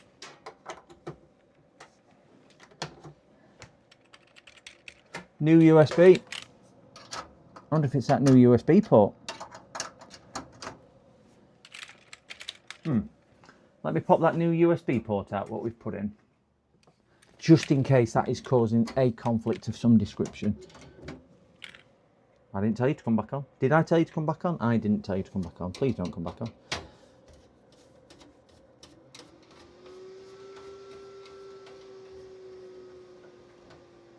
I don't have the power.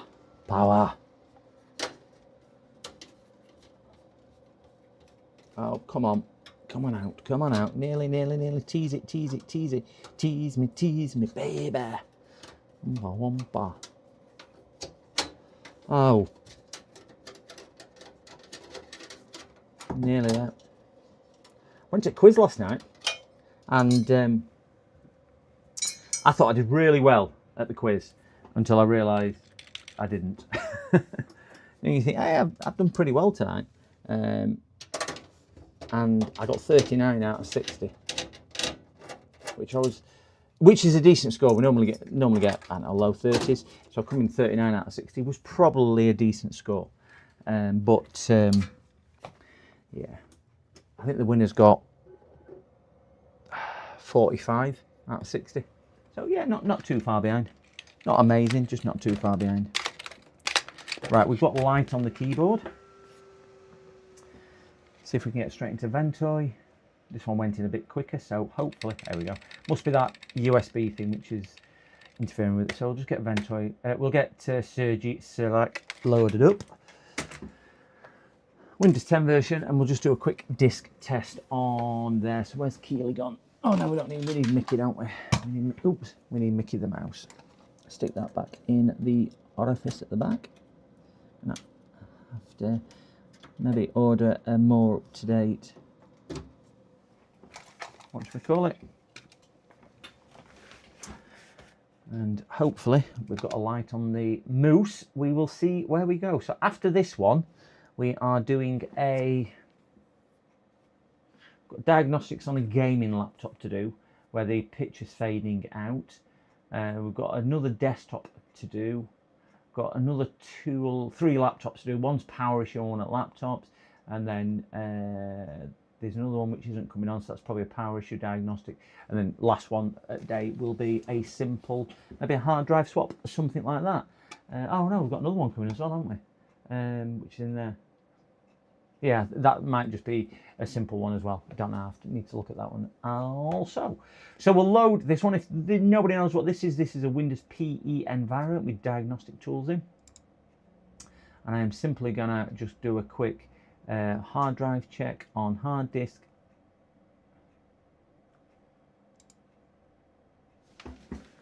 And why aren't my tools in there? There you go. It was still loading them. Silly me. Hard drive. Crystal disk info. That's what I was looking for. I just want to see if it is loading them correctly or not. Right. So we have.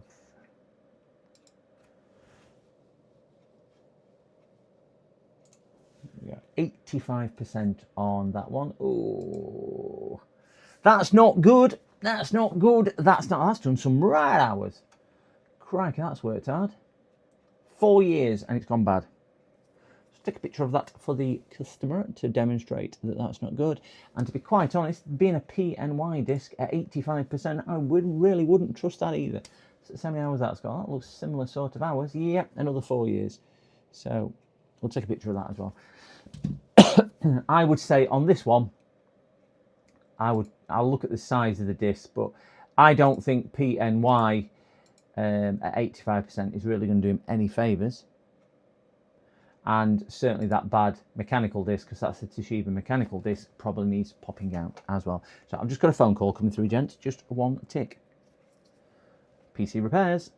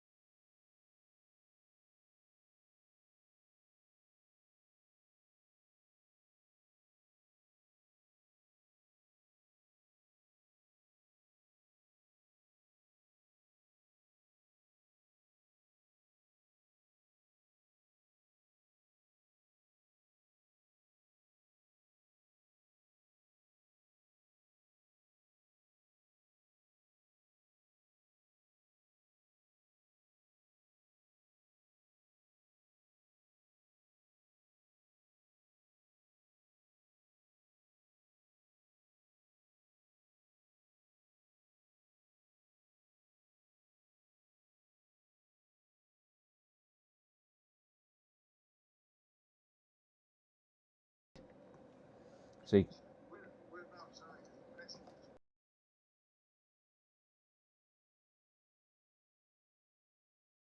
Yeah, got a little tiny one.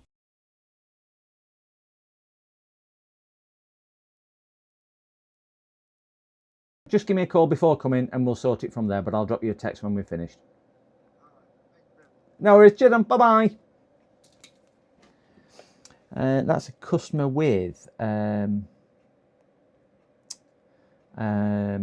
Windows XP machine. He used it today 4:30. Oh no, what day is it today? Is it Wednesday today? Oh yeah, today 6 p.m. Okay. He used a Windows XP machine, I think he said, for controlling a model railway, and it's decided not to boot the software, so it's come to black screen. So I've just said basically don't turn it on, because you could do more damage and it could destroy that even more. So he's not doing that. Right, on this one, gents, we need to get back to that screen there. No, not that screen there. Find that screen. So I'm probably going to say to the customer on here that it needs probably 2 drives. Certainly the main mechanical drive, and I would say I wouldn't recommend the PNY. I don't like PNY stuff. It's a rebranded white label thing. Strangely enough, he must leave it switched on all the time.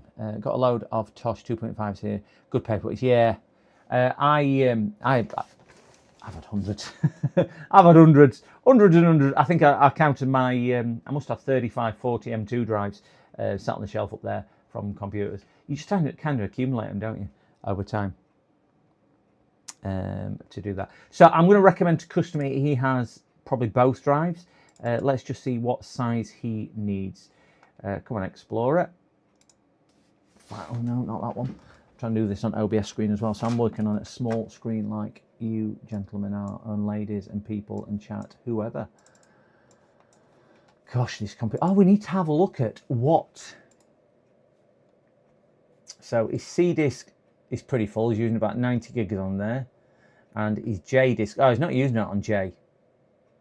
So if we swapped them both out and put because he's only using, what's that, 20 gigabytes on there,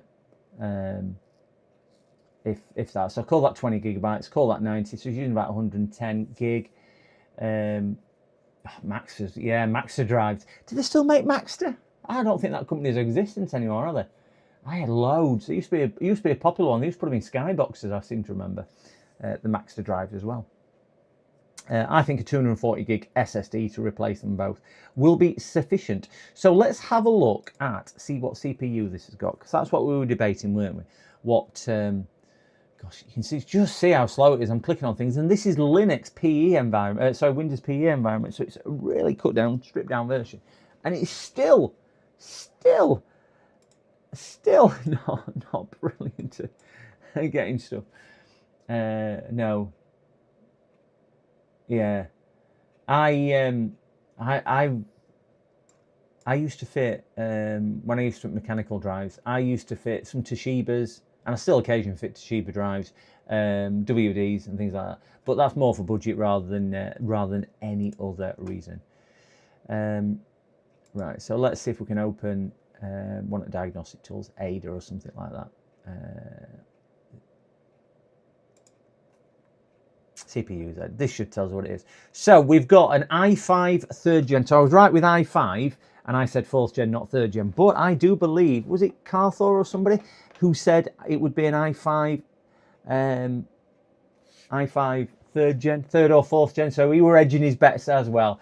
But we are i5 3rd gen.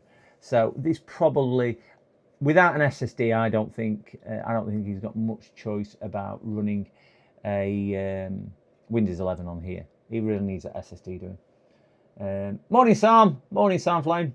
Good morning, good morning, good morning. Yeah, Apple used to use the Maxes in their G5s. Yeah, they did. Yeah. I want to say Sony laptops did as well. I want to say Sony used to use them in theirs as well. Sure they did. Can't remember now. Right, so this one, just let me make a note on this to what I've got to speak to the customer about.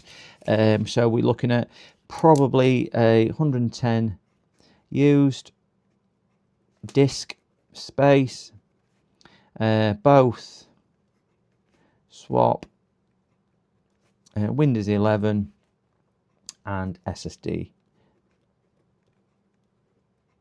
Okay. Can't speak to that customer until later, so I can't do a great deal more on here anyway. So we'll move this off and we'll see if we can get onto one of the more interesting diagnostic machines. So I'll put that in there. And then, we need to put a USB card in it as well for him, don't I? USB card. Because I don't think that item one's going to work. So we'll put Keeley back on the shelf. She can sit up there with her sister Keeley again. The keyboard's back up, and we'll get on with the gaming. There we go. We'll get on the gaming laptop next. Power out. We tried another mouse, a Microsoft mouse there.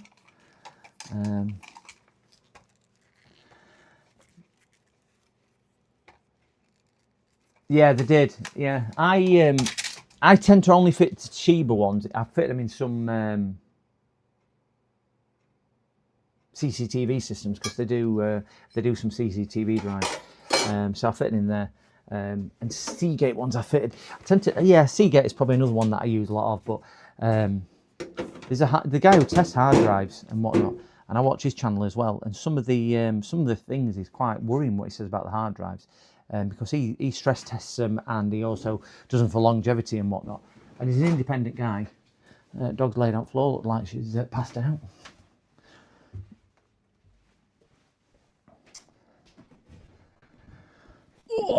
Right, let's get. Since we're working on desktops, we'll start this desktop. Can't remember what's up with this desktop.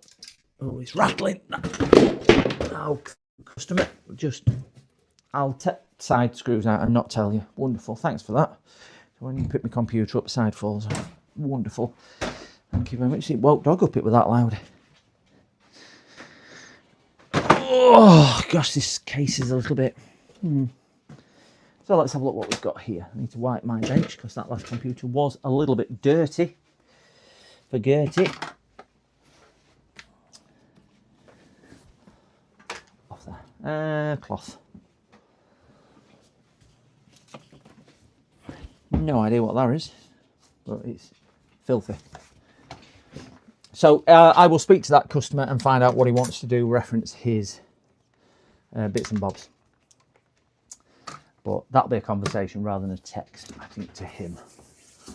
WD for me, yeah. There's too many failures for me on Seagate. Yeah, I think they've all got good things and bad things, haven't they? But when you look at the high density drives nowadays, it's surprising you don't get them. Oh, Michael, welcome to Twitch, Michael. Sorry, I missed you on there. Sorry, Michael. How's it going? It's going okay, Michael. Do beg your pardon, I missed you on Twitch. How's it going? Sorry. Don't actually tell me when you said it, Michael, but thank you anyway. No problem. Didn't see you sat on Twitch. Yeah. Going good. What did the customer end up doing with the... Oh, right, the 8-stone monstrosity cows. If anybody didn't catch that, it weighed 52 kilos, 114 pounds, or about 8 stone. Do your own calculations. So... it was recommended with that one. I don't know where you got with it, but we put a CPU in it. CPU worked, so we got another CPU put there, and that didn't work. Then we took the thing back out, and the pins had melted underneath, so it was dodgy that. So cut a long story short, it turned out he'd had it a couple of years.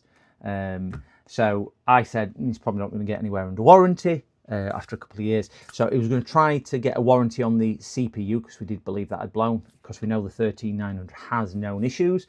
So we're going to try to go directly to Intel with that. Don't know where he'll get with that. But I said, well, if you are going to do that, rather than investing £600 on a new motherboard, which is what that board was, and then possibly also another CPU, which is probably going to set him back £300, let's say, for a used 13900, 4900, whatever. Look at maybe a Ryzen one, because he only had about £400. Priced him up a Ryzen motherboard and CPU with cooler. Found it on Amazon for £368 as a bundle deal. He'd already got the RAM, the DDR5 RAM. So I said, well, do that. You can fit it yourself, because he had done some work on it already. So I think that's where he was going with it. I just tried to keep his costs as low as possible. I only charge him for the diagnostic, and the amount of time I invest in that with chat, and if you've joined me on any of those streams, it was humongous. It was huge. I did me back in a couple of times. Must have spent easily 8-9 hours on it. So he got to charge his diagnostic fee. Didn't charge him anything else, because it was just diagnostic cost. That's all I could charge him. He did say, look, let me pay more, and I said, no, that's what we agreed. That's what we said. So that's what I charged him. So, you know, some you win, some you don't. But nice guy and nice guy. So yeah, lots and lots of time. But again, some we spend a lot of time on, and we enjoy working on it. Can't say I really enjoyed that, and that was only down to the weight of the machine. It was just too big for me, just too big. The other one with the 1200 watt power supply is still sat in there. because that's a bit of a weighty machine, not anywhere near as heavy as that. That was so heavy. Do you know what got me even more? He came and carried it through into the other room and just picked it up like it didn't weigh out. I'm like, I've just slipped 3 discs here trying to carry that thing about. But anyway, oh dear. Oh, wonderful. We have another dirty one. I'm going to just read what this says.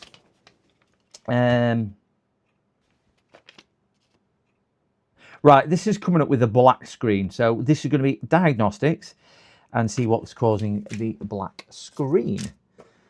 Ooh, we have... Oh, there we go, there we go, there we go, there we go. We have on here... Let me just see if I can get this aligned a little bit different for you. Oh dear, I've got other things on my screen happening. So we just need to get rid of some of these. And see where we go. We've got obviously an AMD chip, we've got a CPU, AMD CPU. We've got a 250 gigabyte Seagate M2 drive, NVMe. We've got 2 Crucial DDR4 Pro RAM sticks, and looks like he's got 2 additional SATA cables here,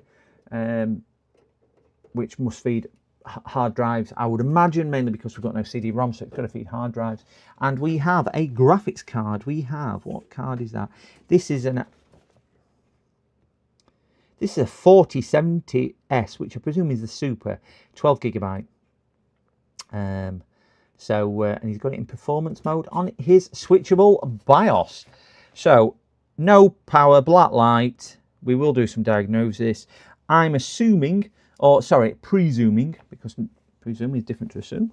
I would put my neck on the line saying, if this is coming up with a black screen, I think it's that, or one of the SATA drives which is holding it up. More plates, more dates, get lifting PCDD. Honestly, Mookie, I cannot. It weren't so much the weight of that one as well, because it was so heavy. It was the physical size. It was the physical size was so big and bulky. I struggled getting it through the door. When they came to pick it up, they obviously boxed it back up and everything. We had to put it through in the other room. And they had to order a minibus because they didn't drive. They had to order a minibus van thing to pick them up because it wouldn't go in a standard car, wouldn't go in a taxi, which it was just huge. It's not the biggest one I've ever worked on, physically sized. Definitely the heaviest, I would say, but certainly not the biggest, because I worked on one which were kind of 2 cases welded together once. But yeah, it was something I would probably not want to work on again. But there was no need for that big case either. No need for it, because it really didn't serve a purpose. Oh, I love it when they don't put standoffs in, but it didn't really serve a purpose. So, gents, what are we saying on here? Let's have a quick guess. It's been badly built. Black screen. So it powers, black screen, fan spin, but just a black screen. Hard drive. Off gym bar, yes. I can't do pull-ups at all, Mookie. I have got no arm strength at all. I can do about 3 press-ups. That's about my limit. So yeah, should we just stick in chat what you think this might be? I think it's probably, like I said, while we get Keely and Mickey back down, I think it's an SSD issue on here. That's where I'm going to stick my neck out. Hot processor with a duvet anyway. That sounds like your Saturday night in that, cows. Hot processor and chill. Memory. There. Yeah, never even crossed my mind that it could be RAM. Yeah. Do you know what? That's a good shout, that chill. That is a good shout, that chill. It could be RAM as well. Could be a RAM issue. So we've got chill. What's saying RAM? I'm saying SSD. Could be a GPU issue. Could be a CPU issue. Could be a board issue. Could be a power. Well, it's unlikely to be power supply if its screen's coming up black. But I don't know what black it's coming up. It could be because black as in not initializing and doing a handshake, so it might be power supply. But he said the fans are spinning.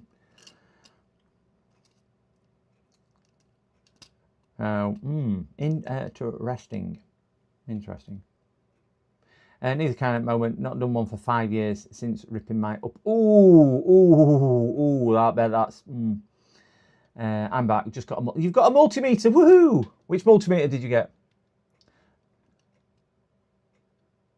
TDK. What's TKD? Cows, what's TKD? Oh, let me tell you. Okay, we will await.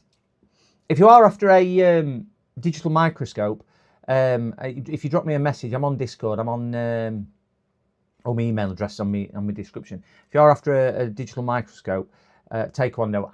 Got you. If you are actually after a digital microscope, I've got my good one I've just swapped out for this one. If you're interested in a used one, if I can assist with that, if it's any use to you, and you're in the UK, because it's crazy if you post out anywhere else. But TSI258 digital multimeter. Oh, very nice, very nice. What are you going to be using it for? Duratool.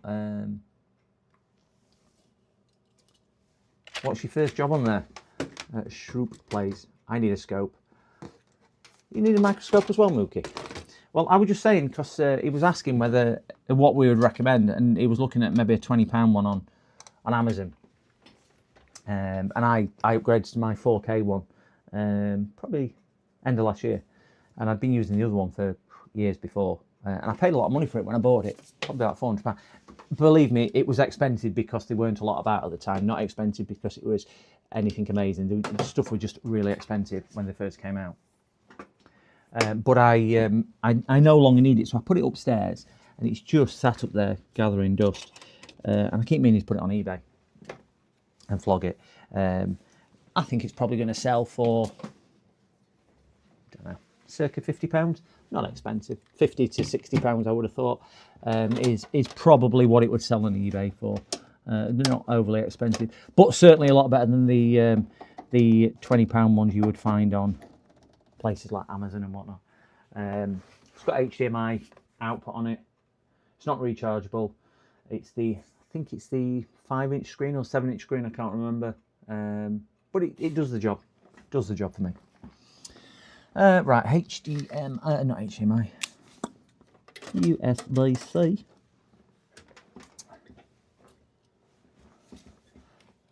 You're new to it. Okay. Well, keep us informed what you plan on doing, and if you ever need any assistance or help, by all means, ask the community.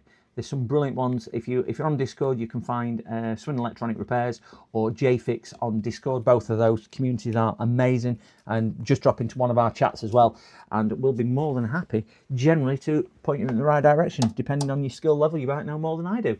So let the bidding war begin, Mookie. I think I'm going to get the old Xbox 360. Ooh, very nice. I haven't worked on an Xbox until since the original Xbox. That's the last console I worked on. Okay, so again, like the last one, gents, we will post. If we get a picture at the bottom right hand corner, we'll see if we can get a picture. Oh, we have a picture. Got a picture straight away. So let's see what CPU is using. Let's see if we can get into the old BIOS. We are in the BIOS, so F7 to see what we've got.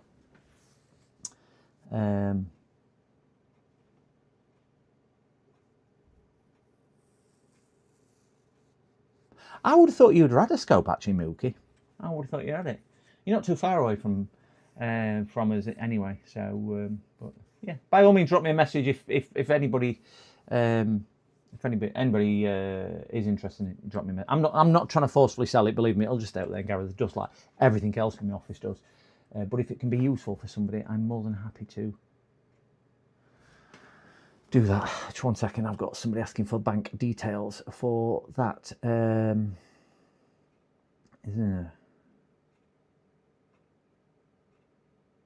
Right. Right, so the sent me 3 text messages. The lad who we've done the the gaming laptop where we repaired the hinges this morning, he's coming for that, so he'll be here shortly. So we'll see what it is on here. But yeah, Mookie or Shrew Plays, let me know. What are you doing to your Xbox 360? It always amazes me with things like that when people do them, because I don't do them myself. So what CPU we've got there? We've got a 3200G. I used to have a 3200G in one of mine. So yeah, so 3200G. We've got 32 gig of RAM, DDR4 RAM. So that's nice RAM. 3 gigahertz, megahertz. Well, it's mega transfers, isn't it? Even though it says megahertz, he's not got any. Ooh, he's got his rate. He's overclocked it. He's overclocked it. Well, we're going to leave it at that because we'll leave his overclocking as it is. Since that's what he's done. His CPU is running really nice and chilled, considering it's only the stock cooler, and it is the cheap stock cooler as well, not even the good stock cooler on there.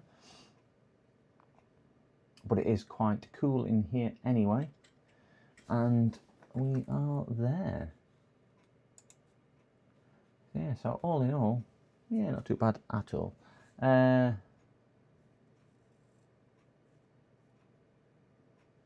Might get one on eBay. Oh right, okay. What, just to attempt to repair on there? Is that what you're thinking? I'm probably going to. Oh right, okay. Doesn't turn on. Oh right, okay. There are. I don't know who else you follow on the. I obviously don't do consoles. Some people will say I don't really do PCs. But there are some amazing people who do consoles. Rusty Russ Repairs, MK Fix, Swindon Electronic Repairs, Nano Fix, Joey Does Tech.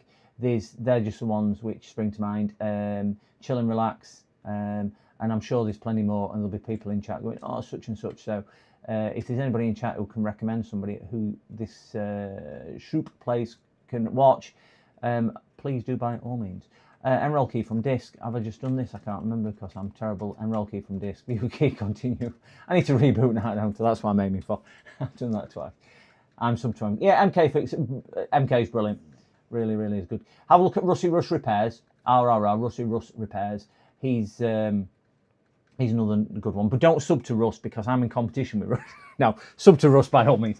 Sub to Russ. Russ does quite a few things with older consoles as well. Rusty Russ Repairs, and as does Joey does them, but I don't know if Joey does 360s as well. And Nano is mainly switches. Andy, Swindon Electronic Repairs as well, and anybody else who can be recommended from chat. I've got one. Yeah, Chill and Relax. It's an OG. Have you got an OG Xbox? Wow. Okay, so should I unsub from? Carthor, would I ever say that now? I'm on 4. I don't even know how many subs I'm on now. I was on 413. I don't even know what Russ on. Russ was on about 435. He deserves every single one he gets. He's such a good streamer as Russ, as is MK and as is a lot. I've just set my goals on them because we all need a little bit just to push it along. So we are just going to try and boot into that. 425 Russ was on. Is it all right? Yeah, I thought it were either 425 or 435. I did pop into his stream. I can't remember what day. He was on there.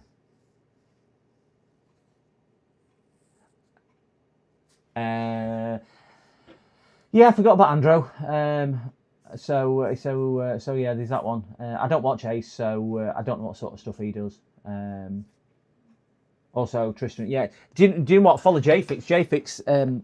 JFix has just done a review on some of the channels, less than 1,000 subs, and both, or me, MK, and Russ do get a mention at the very end. But some of the channels he puts before that, please do check the videos out, guys. If you've not watched JFix's video on it, because he does highlight some of the brilliant upcoming channels. One he didn't miss was Pico, or Pitco, I think it was, which deserves an honourable mention as well. But there's so many good ones out there. But yeah, by all means, check James's video out on that because of it's on there. So let's get Mickey and see where we go. Really great Xbox streams. Yeah, there we go. And we can see on there. But yeah, JFix James. Have a look at JFix on YouTube. He has just done another video with them on last week, I think it was. So what are we checking in here? Well, we're checking hard drives, aren't we? So we're going to boot into here. We'll do diagnostics. Just give us an idea and make sure everything is okay. So as we can see, this is booting. So, oh no, not that one.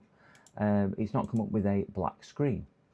So if it's not come up with a black screen, it's pointing more towards a hard drive issue. Because it might come up with a black screen because Windows can't load. So it's either Windows or all that. Mr. Pitco will be doing live. Oh, is he doing some? He's doing some. Ooh, there we go. So we have a yellow. That could be making the system fall down. Even though it's not the primary boot drive, it could still be making the system fall down. 88%. Ooh, Fang Xingyang, or whatever that is. I would not trust that drive as far as I could pronounce it. And let's have a look at that. It's got a Barracuda. In fact, that'll be an older Barracuda drive. Look how many times that's been turned on and off. 2,190 times compared to 1,270. That's been switched on and off a fair amount of times. There's some disparity on that. That's been turned on 1,200, 1,300 times, call it, but it's only done 3,500 hours. Guys, just got a phone call coming through. Just one tick. PC repairs.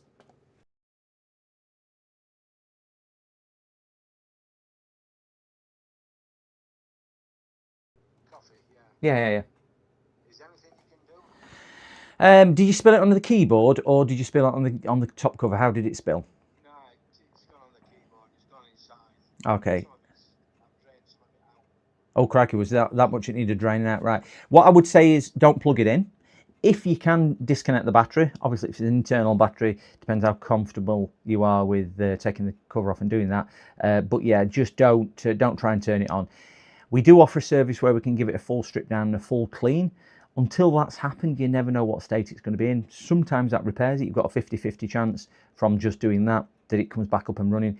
I would imagine from the way you have spilt it, and the obviously being coffee with milk or sugar or whatever else it might have in it, and just coffee really, it probably need a new keyboard. So just depending if it has got through to membrane, because if it gets between the layers of the membrane on the keyboard, you can't do anything. It needs a replacement.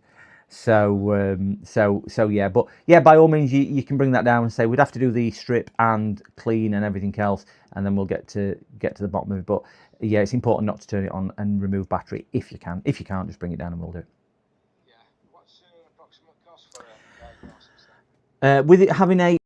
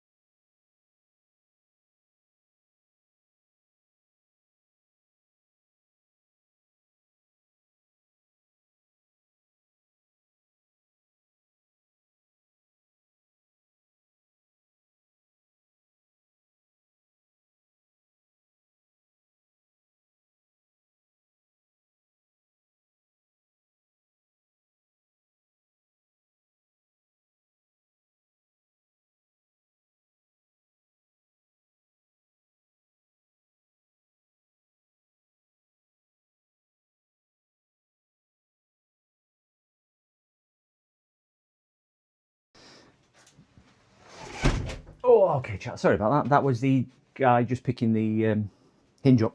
Very, very impressed, very happy. Extremely, as you might gather from his smiles, very happy with that one. Very, very happy. So, I can't remember what we were saying, gents. What were we saying? Oh, it's posting. Let me just go back on here. Happy landings. Looks open and close again. Woohoo! Yeah. Thank God. My phone is safe. Well, he turned laptop on and he looked quite shocked when it worked. I'm like, oh, no, don't look too shocked. It does work. But very happy customer. And stuck it away. And his dad just said, I've got 3 other laptops. Can I bring them to you? Yeah, you can bring them to me. So he's bringing me all the 3 laptops. Not the same problems, different problems. Time for the stairs. Then see you later, worms. See you later, worms. Yeah, sorry. With that one, with the liquid, I've just quoted him for a full diagnostic and a full strip down and a full clean, all in one.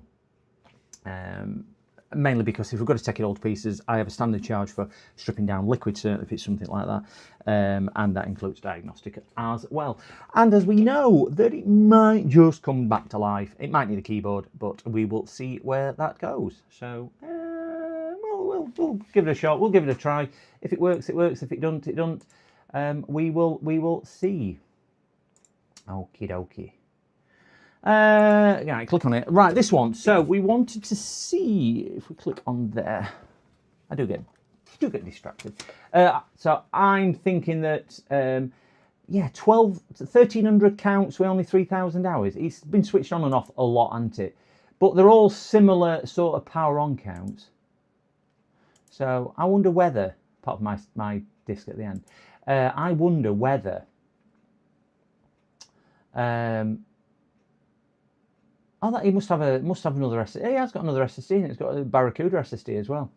We're having a percentage on life left there.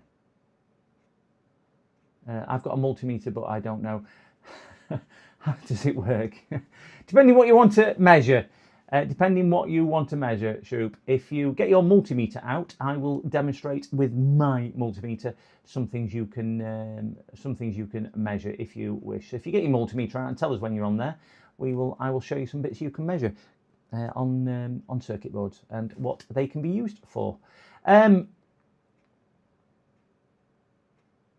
Actually, yeah, there's lots of YouTube.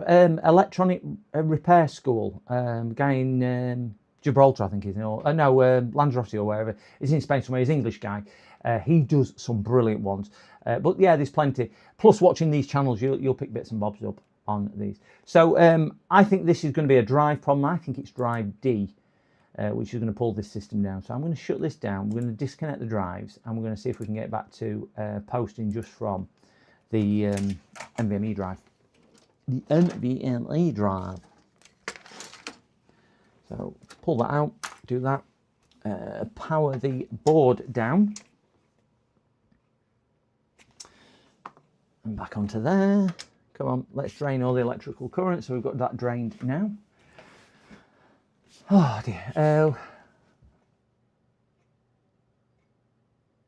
There should be red's positive, black is negative, ground. Just make sure you put them into DC and not into the into the voltage ones, not into the ampage ones, because you will have probably 4 ports on the front or 3 ports on the front, depending on the meter, and you'll have generally 1 common, and then you'll have 2 or 3 reds as a rule, something like that.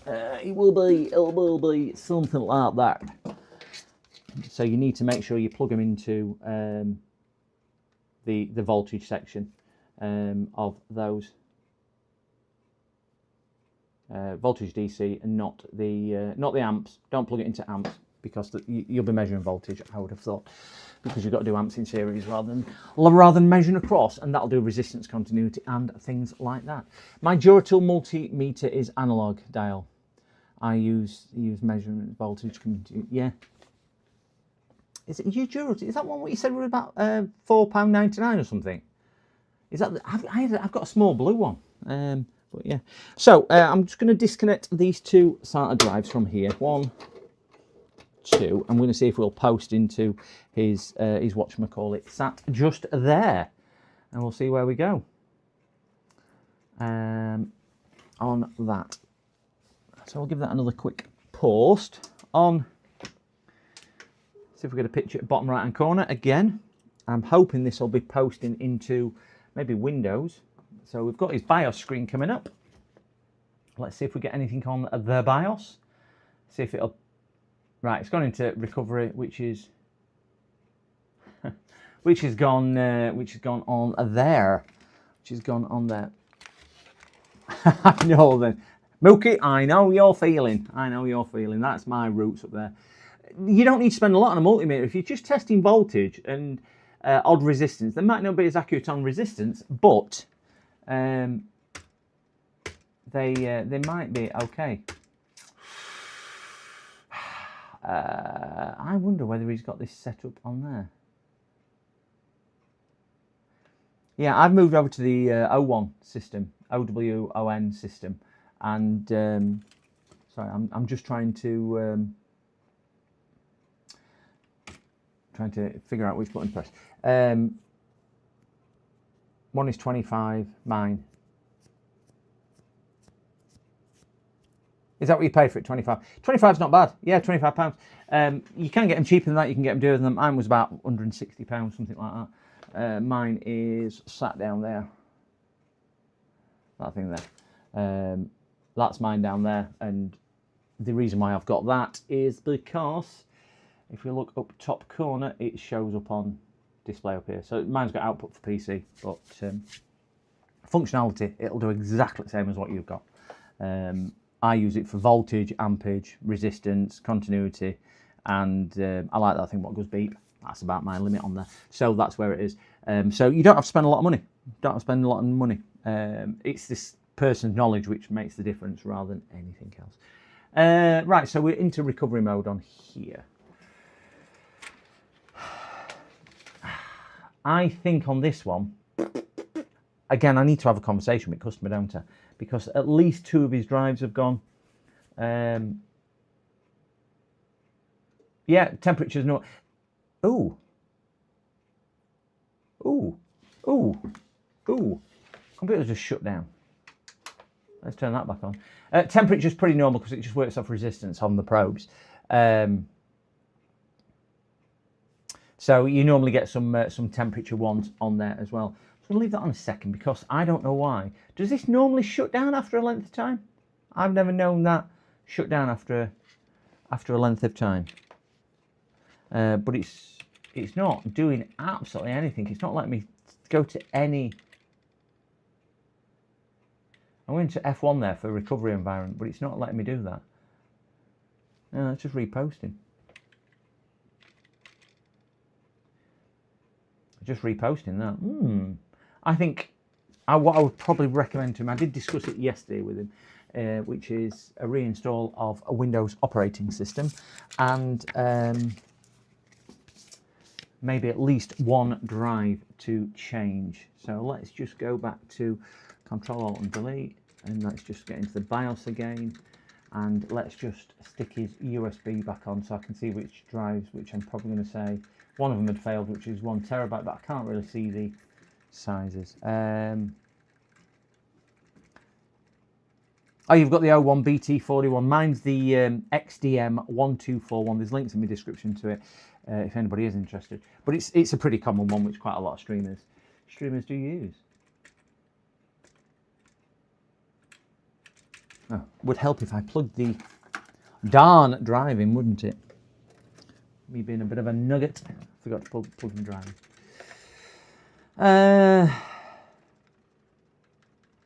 Man can do temps. Is that normal? Yeah, I've gone that one. But obviously, it's not a desktop model. Yikes. Yeah. So back to F7, back to the boot. And from boot, we'll just stick us into that, and we'll go back to diagnostic on Ventoy. And we'll just see what Ventoy is playing at for which drives, because I didn't write down which drives I needed to change for him. So we'll get back onto that. We'll just keep an eye on things as it's coming through.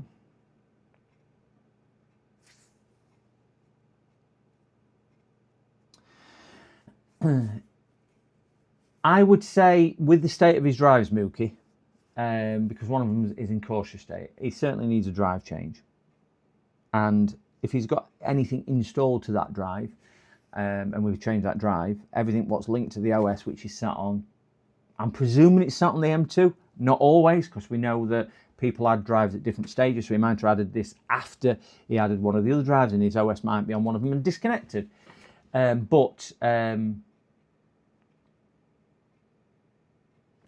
if it's if that is the case, I think he needs an installer Windows anyway. It's where I would recommend, because obviously any software which is installed to the drive which is going to get replaced, because I'm not going to clone it if it's that badly replaced, and I'll need reinstall anyway. Plus, chances are it's probably not had a Windows reinstall for a lot of time, so I will have a conversation. I'll give him a couple of options really.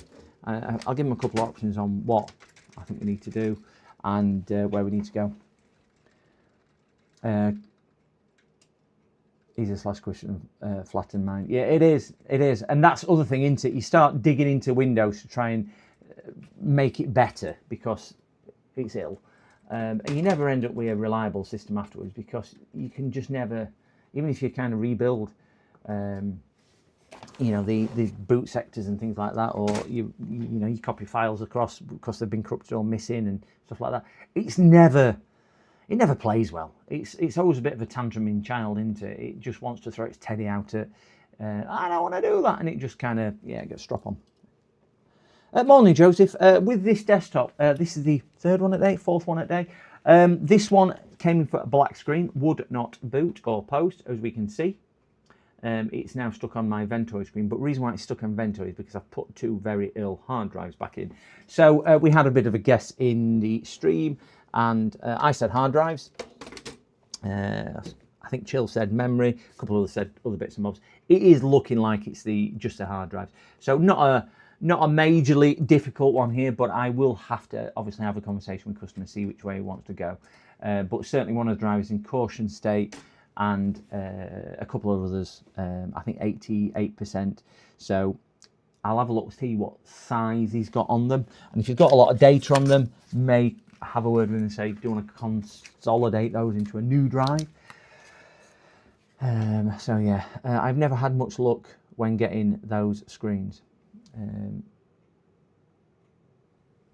Let me just get back into here and see what this diagnostic was saying. Get Mickey out again.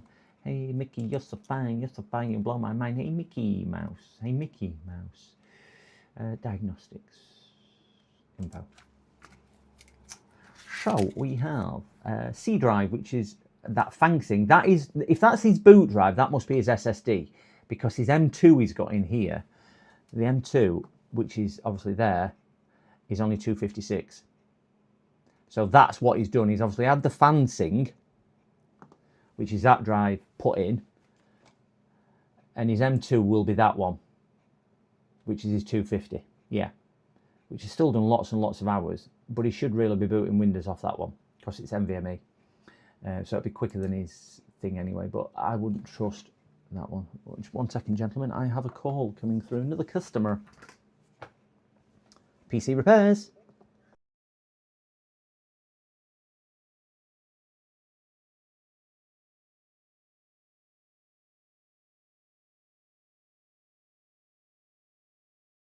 Can't bypass BitLocker unless you've got your BitLocker account.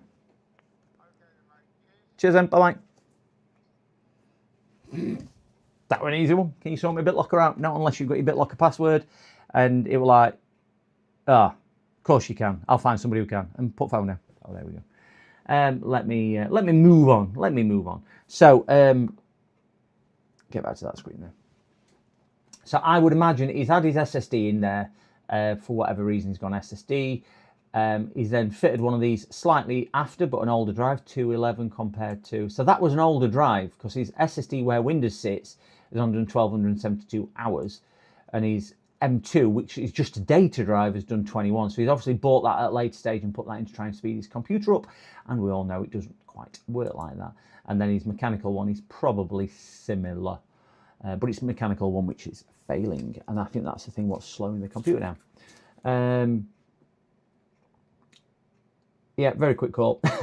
Very cool. Do you know, if I can't, they don't want to listen to me. We all get customers like that who ring me up, who ask me a question, I tell them, and then they don't believe me. Well, ring another person up If you don't believe me, I can't really do much about it. Can't really do much about it. So he's 1 TB, which is drive. Let me just write this down. D. Failing. And let me see how much storage he's got on there. Go to recycle bin. Go to this PC. Oh, that's another reason his fanting is failing, because he's overfilled it. Please don't overfill your drive. So we're using 750 gig used on that one. Is C drive, which is his 1 TB SSD. It's down to 88%. Yep, I would not trust that make of drive at that level of failure. And he's using it all. And that's why it's probably failing. Ring Matt Brown. Should have said that. Have a look on YouTube. There's a guy called Matt Brown who does it. If he'd elaborated a bit more rather than going into, I'll find somebody who can, I'd have probably had a conversation with him and said, well, why is it coming up? Is it coming up because it's first time you've booted it? It's coming up because that's probably a drive failure and we can still get it back. So there could have been a lot more conversation I could have with him, but because he was extremely to the point, you can't really have a lengthy conversation with somebody who just wants to hang up and move on, somebody who wants to tell them what they want to hear. So that's sometimes what you've just got to accept. We're not all created equally. And is 250 gigabyte Seagate. Yeah, you could describe it as rude cows. You could describe it as rude. I'm probably not the most eloquent of people, but that's how my brain is wired sometimes. Because I tend to talk to people how they talk to me. So if they're abrupt, I'll be quite abrupt back. If they're pleasant, I'll be pleasant back. But I do try my best to mainly help people where I can. But some people, you can just tell, after you've dealt with customers for so many years, you can sometimes just tell the ones which are going to accept your help and the ones which are just going to tell you that you're wrong no matter what you do. And they're the ones which we do. So we have got 55 gigabytes free on that.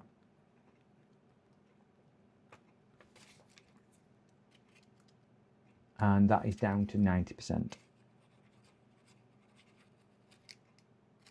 Okay. I can say it's even if you have to watch your online presence. Yeah.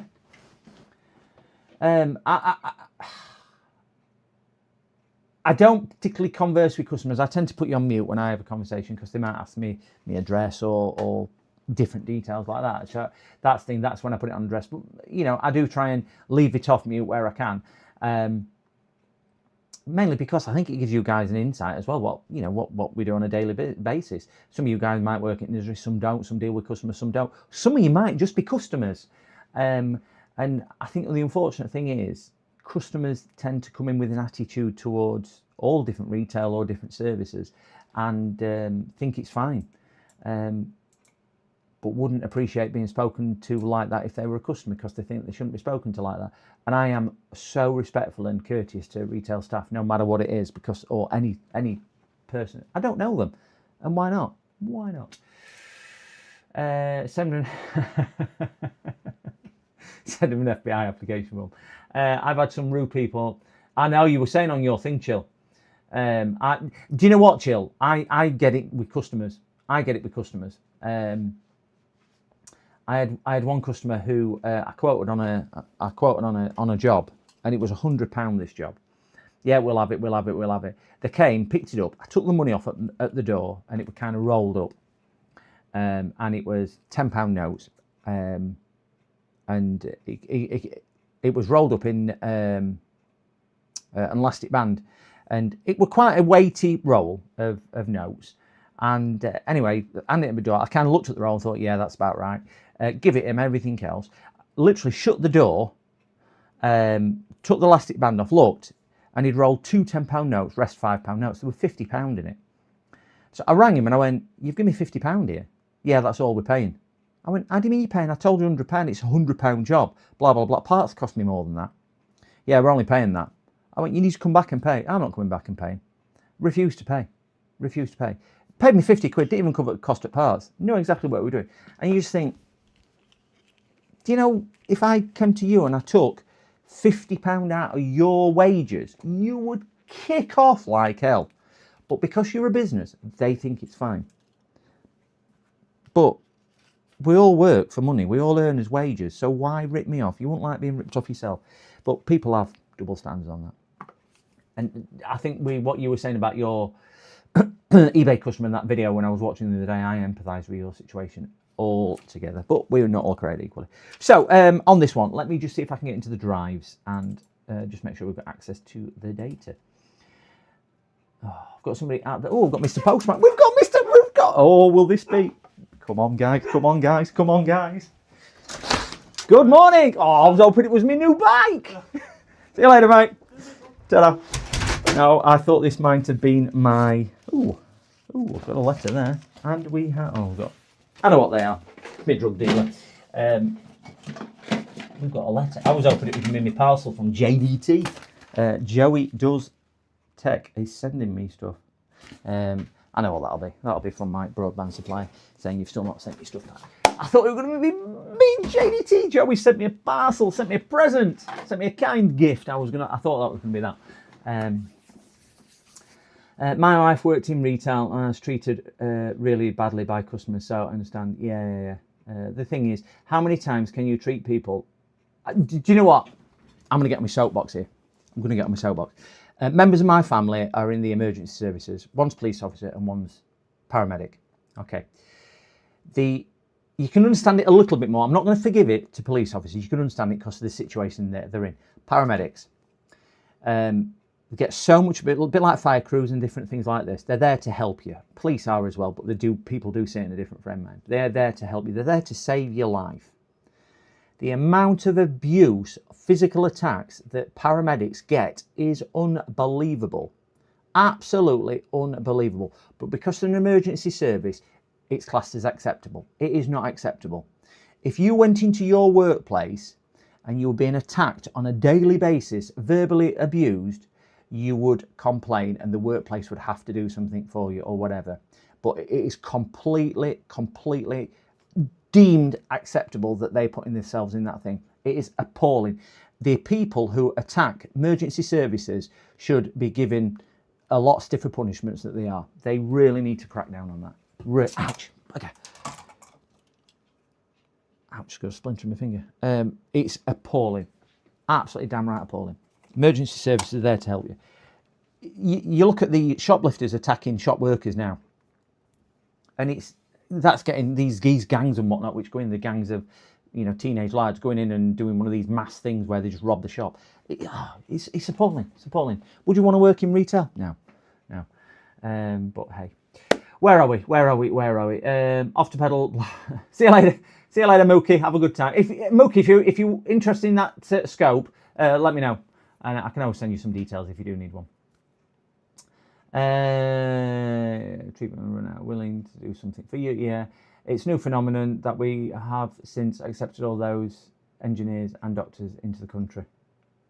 My dad-in-law was a fireman person, has rescued people. Yeah, had knife threat. Yeah, it's crazy. It's absolutely crazy. Anyway, I could really get on my soapbox about that. I do feel quite passionate about it. But anyway, right. So boot drive is going to be a C drive, which is obviously one of the SSDs. His 250 is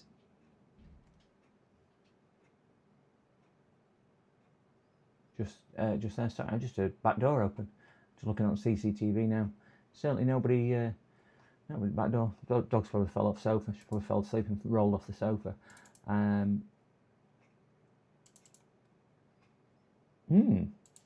Right, so I would say E drive. C drive, we've got a user data folder. So C drive is his new boot drive, obviously, which is his SSD. E drive has 2024. Just trying to get to the bottom of which drive is what. 26. Right, so his SSD, SATA SSD, is his boot drive. His M.2 was his old boot drive, but he still uses it for whatever reason. And his D drive is just data by the looks of it. So that's a bit crazy how he's got these configured, but he's got them configured like that. What he should have done is redo his system if he was adding a faster drive and probably clone it across. So he's got no he's got no user data folder on there. So I would say that's just data. That's his old Windows drive. That's his new Windows drive that he did, and so I'll use that one. But reason why this one's failing is because he's overfilled it. When you go into the red, it loses its facility to really work effectively. So please don't run him in the red. Get away with it a little bit more on a mechanical drive, but any digital drive can really damage itself extraordinarily quickly. Certainly M2s, the way they overheat, and cheaper SSDs as well. So yeah, I would probably say that one's a definite change. I would say put a 2 terabyte mechanical drive in, or maybe a 4 terabyte where he's filling it, 4 terabyte mechanical, and then something like a 512 M2, and then just run it like that. Bang all his data and his games on his on there, bang Windows on his 512, and that's probably the way I would recommend configuring that one, which is one I'm going to write down. So 512 M2 plus 2 or 4 TB HD, and I think I've got all those in stock, so we'll be able to do that. So we'll sling that in there and we will get this shut down. Again, this is going to be a conversation. The good thing about having conversations, it means I have work to do on a different stream, I suppose. So we'll get that one unplugged, get that off there, get that put there, and we on to the next one. Where's the case? He didn't put any screws in here.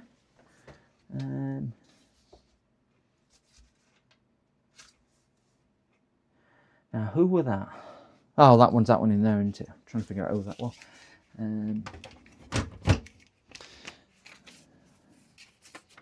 Right, so we can put these two under the metal cover. It's not even a, oh God, my glasses have fallen off now. It's not even a metal. It's not even a fan cover. It's a magnetic, rather sticky magnetic one. Tape. Let's stick his ID on there. Dope. See who's come to spy on me. You know why she stood there. You know exactly why she stood there.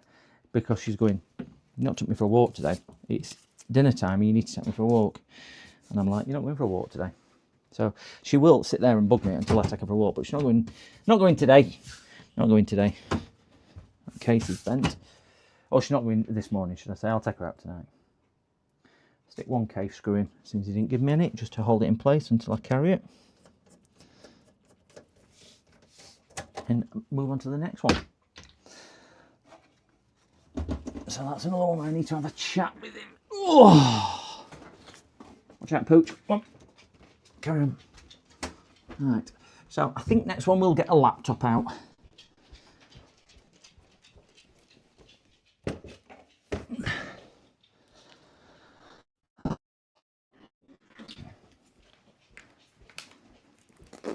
Right, so this one was brought in for black screen. No power, not working. Just a black screen. There we go. We opened it. I went, oh, let me have a look then. I opened it like that and it was drenched. Absolutely drenched. Really, really, really wet. So I said, "Have you spilt anything on it?" "No." "Have you got anything in your bag? What's wet?" "No." Checked the bag was dry, but it had quite a strange aroma resonating from it, if you get what I mean. A little bit ammonified coming from it. Asked if she had any pets. But I don't know. So yeah. So look, it's a new phenomenon that we. Oh yeah. Punishment of people never changes or improves anything. Mostly it's been shown scientifically, but they agree there should be a way to make it better for paramedics. Yeah, it's. I think the emergency services people need to get a grip. Somebody posted on our local Facebook page the other day. They videoed 3 teenagers, younger teenagers, I will say, 3 lads in a local co-op convenience store, picking things up, throwing them at each other, throwing them at other people. They were challenged by a couple of customers, and they just got verbal abuse and threatening behaviour, and stuff like that. And then they videoed them walking up the street, and they're effing and jeffing at the cameraman who's videoing them, and they post it on there. And the absolute nuggets, and that's why I don't use social media, are defending them. There is people on Facebook defending these 3 youths. And they're saying it's because they're bored, they've got nothing to do, they've got this, they've got that, don't blame them, blame parents. No, hold on a minute. They've took their action, they've done their action. They chose to do that in that shop. They chose to swear, they chose to cause whatever ruckus in there. They need naming and shaming. It's appalling. Appalling. I went out for a run with my running group the other night, and I went in a smaller group, and there was myself and about 10 women, all similar ages to me, ranging from kind of mid-50s up to about 70-something year old, because I went in the slow group. And we're running not too far away from where I live, and it's dark because where we run. These 2 youths coming by on bike. I clocked them. I started running backwards actually, just so I could watch them come through, because it wouldn't be the first time we've been squared up to on runs by teenagers when they think they're big and hard and brave. You can just tell. I could tell off the body language, the way they were going to do. They were going to say something. Fortunately, it was just a bit of mouth and things like that. But you just think, oh my gosh. But yeah, we've been. I won't say it happens a lot, but usually it's boys. Usually it's younger boys. It's even worse if there's a girl there because they're trying to impress the girl. It's even worse if they've got friends because they want to play big man. But we run around a local scenic area, and sometimes there's about 20 of us, and we all keep to one side, everything else, because it's a popular running spot, and they will purposely stand in your way and push you out of the way. And you just think, really? But yeah, it's what it is. Anyway, we've got no power on here, so we're just going to take the battery out and see what this is. So we have got a black screen. I've kind of gone off on one again, haven't I?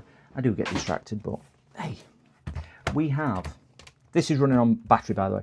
We have a illuminated screen. You'll just see the backlight come on. Come on. So you can see it changing colour and going back off.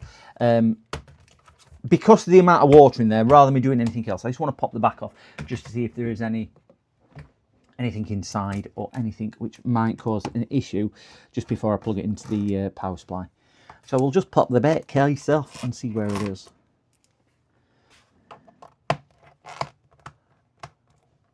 How's my capture card doing? Do you know what? I didn't end up buying one.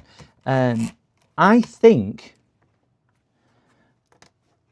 Sam, I don't think it's a capture card issue.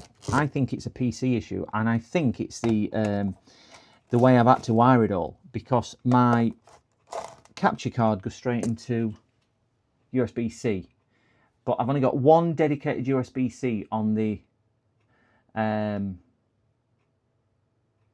PC. It's only got one USB-C. I did buy a card, but it won't work. Somebody in Discord has actually recommended it. So I think it's that. So since that, I have not had an issue. And I think it was partly down to that and also OBS. So I have had some other OBS issues, but not that one again. So what I want to do, because this computer's quite old now, it's only a 5900X with 5070 in it or something like that. I want to upgrade it. So I might, because I don't use my gaming system, which is a 9850X 3D and a 5090, I might bring my gaming system and put it down here and use that, because I don't really use that. And it just seems like a big waste sat up there with all that hardware. Or I might just build myself another one. I just don't really want to spend all that money on RAM. So I think my gaming system think it's got 128 gig of RAM in it, DDR5. So what I might do is rob 64, because it's 4 slots, rob 64 out of there, build myself a new system down here. Not a 9850. I might use a less I will use less CPU because I don't need it, and probably get something else. To do that. Is it the Ugreen one that you bought now? No, I didn't go to the Ugreen one. I've not changed. I've stayed on the Elgato. I didn't bother buying one or swapping one because, as I say, this one kind of started working again once I messed around with some of the cabling and configurations. And then I looked at getting the USB-C card and blew the. I think I took a picture of it. I posted one the other day. I can't remember where I posted it now, but it blew the. When I connected it up, it blew the power the power transistors on the actual card itself. They both smoked and blew on the actual card. So I sent that back, and then I asked in Discord, and a couple of people's put me in Discord to which one's it. A StarTech one, I think somebody's recommended as well. So I'm probably going to get maybe the StarTech one to give that a shot, just to give me another couple of USB-C onto that one. But yeah, I got it from Amazon, plugged it in, and I'm like, smell that, and smoke's coming out of PC. And what do? You go like that. It's inside the case. It didn't make a difference. So I unplugged that, checked it, and I'm like, well, took the card out, and I think I posted a picture the other day saying it got a hole in it, and that was actually the. I don't know if we can see.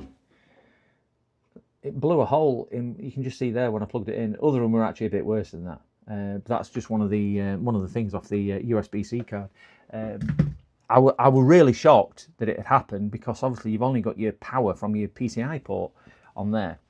But I was thankful that it not damaged PC, because I do need to upgrade this one because some fans are rattling and whatnot as well. But I'd be stuck if it did go. I don't want to be in a position of it failing on me. Let's put it like that. So that's what I'm thinking of, maybe upgrading.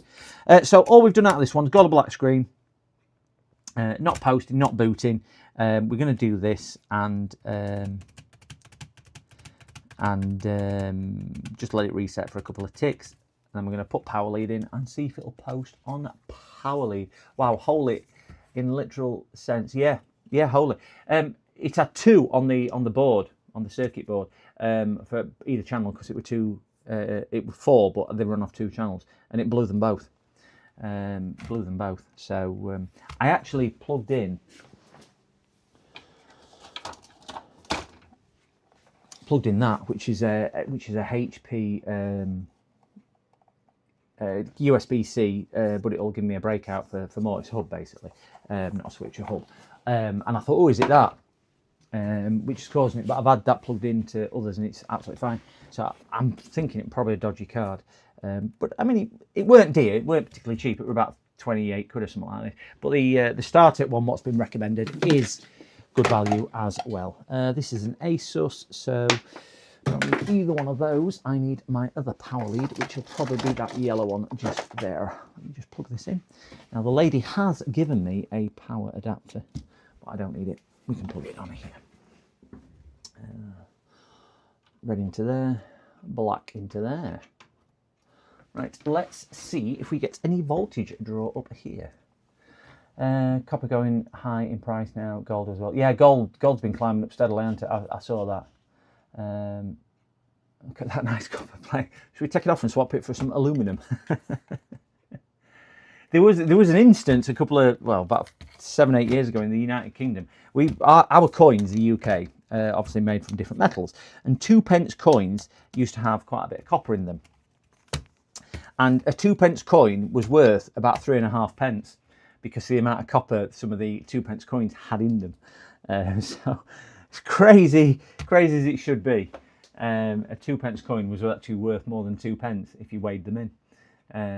So most of them come out of circulation now. It makes you wonder where it's going to stop all this stuff. We're looking up here, gents. It's turned off at the moment. We'll see if we've got any power when I flick the power button just now. I press the power button, and we've got nothing. Absolutely zip. Absolutely zip. We are set to 19 and a bit volts, and yeah,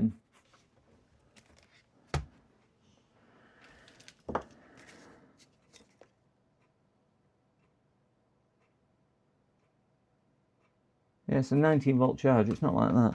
I wonder why I've got no. That's the right end, but let me just try another end just in case. Just might not be touching the sides. We've all had that problem, haven't we?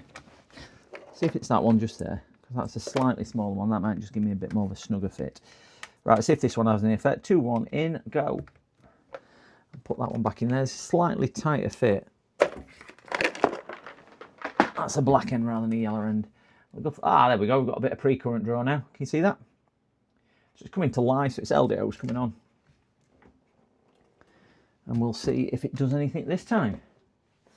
I suspect this might be a drive issue as well. Yeah, it's crazy, that crazy. I can't check out the tools. Am I good? You should be good. They should all be in the description. There is a 10% discount for the thermal camera, which works on any of the thermal cameras in that range. But yeah, it should work. Should work. I need to update some of those tools because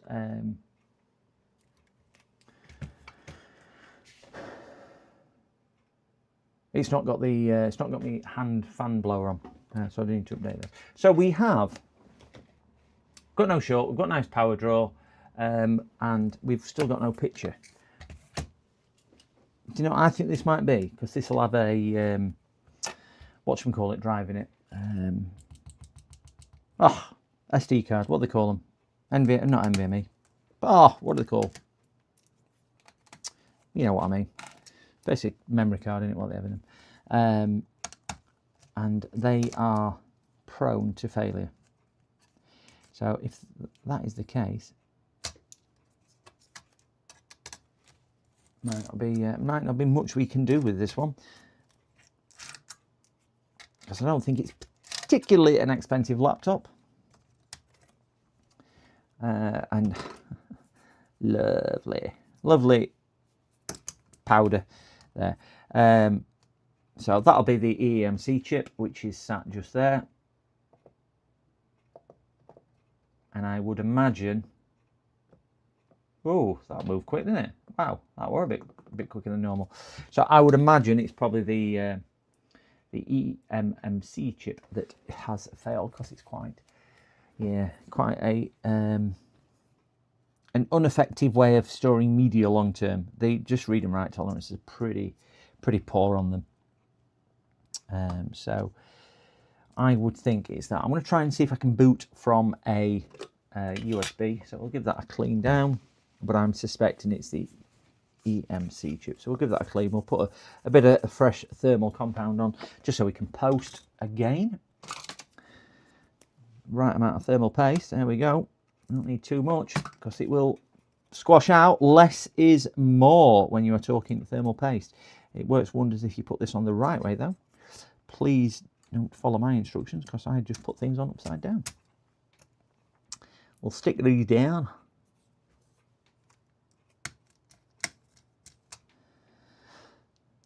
Go like so. So we are going to stream today until I am done. So I've been streaming, coming up 4 hours 40 minutes, or just short of.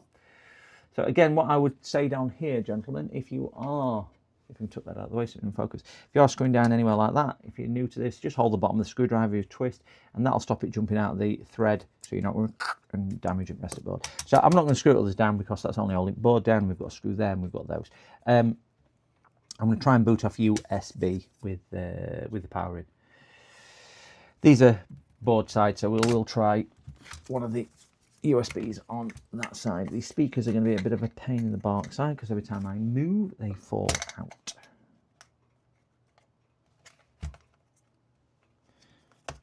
Stick that in there, hold it in, open it up.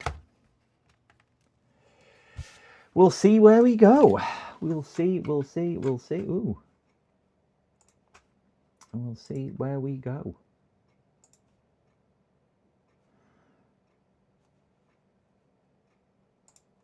Okay.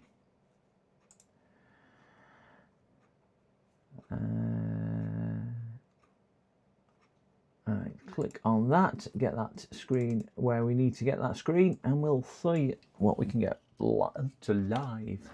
USB, find the yellow one because that's a one we need. We'll get that in there. Come on, there's the hole. Give it some power. Let's see if we've got some current draw. We have current draw. So I've got nice, healthy, changeable current, as we can see in the top right. So we'll power it up. I'm hoping we can get some bioscreen, but I doubt whether we will. Power. Keep tapping delete. I'm just watching the power draw on there. I can watch it on my monitor.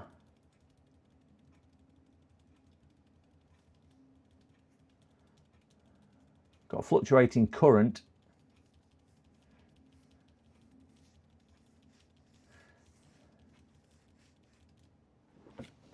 Right, we have a black screen. Oh, we've got illuminated black screen, should I say. Got backlights, come on. I'm thinking it's either processor or eMMC chip cows, if I'm being truthful with it. I have worked on a few of these, and it's pulling half an amp. Have we got a caps lock line? No, I don't think it's CPU. And I'll tell you why I don't think it's CPU, because if we look at the caps locks, oh, so the board is alive. The board is alive, and it's not, CPU is reactive when it's doing that. So it could be a display, or it could be, it looks like it's probably set. We're pulling a variable ampage, but now it's settled down to sort of 0.2 to 0.4 of an amp. So 0.3 is probably where it's sitting. I think this is, I think we'll find, CPU is lukewarm. I wonder whether we can get a picture on output on HDMI. I think this is really asking a lot of this poor little laptop. Really do. The USB came alive as well. Stick that in there. We'll see if we get a picture on screen on OBS. Don't think we will, but we'll give it a shot. Oh my gosh. Guys, can you see what we've got? We know what we say with that, don't we? We know exactly what we say with that. We have picture. Yeah. So CPU is coming to life. CPU is fine. eMC looks fine as well. It looks like it might be a faulty screen. So let me see if I've got a screen. So GPU is obviously outputting, CPU is working, computer's working, computer's posting. We just need to see that it is the screen. I will just check the cabling at the back, but I won't do that whilst I have power. So let me just, can't see my buttons, so we need to drag that up there out of the way, just in case customer's data comes on. Mouse is responsive, as we can see. And did they give me I'm sure they said there's no password on it. Oh no, there is a password. Hey, let's just try the password. So it is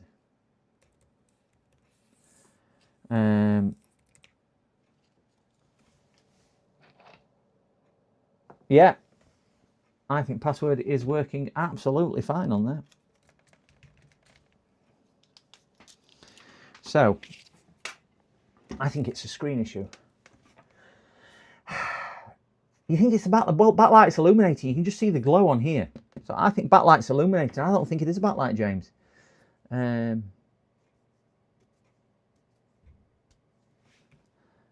It looks like the backlight is illuminating. So yeah, I mean, it could be. We will check. I'm just going to check the cabling first, just to make sure, for whatever reason, it's not come loose. So we'll have a look down here. So we'll take this off, and we'll strip the screen as well and take the screen out. It's for me, it's more of a data thing on screen rather than a screen issue. We've got batteries connected, by the way, guys. Don't get stressed. We've got the batteries connected on there as well. Just have a look, see if there's any damage to that under microscope. Very much doubt whether there'll be any damage on here. But I mean, with the amount of liquid she had in it as well.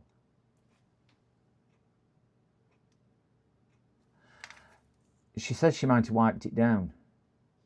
So I don't know whether she's wiped it down to bring or whether she wiped it down regularly, but I can't see any burnt thermal compound on me. I can't see any burnt tracks or anything else. And that looks pretty much okay. Let me just go with my tester. Just joined again. Okay.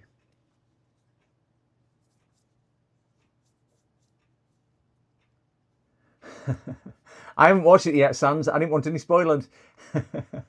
Maybe check the data voltage. Yeah. Well, now it's gone full screen. I'm thinking it might be a.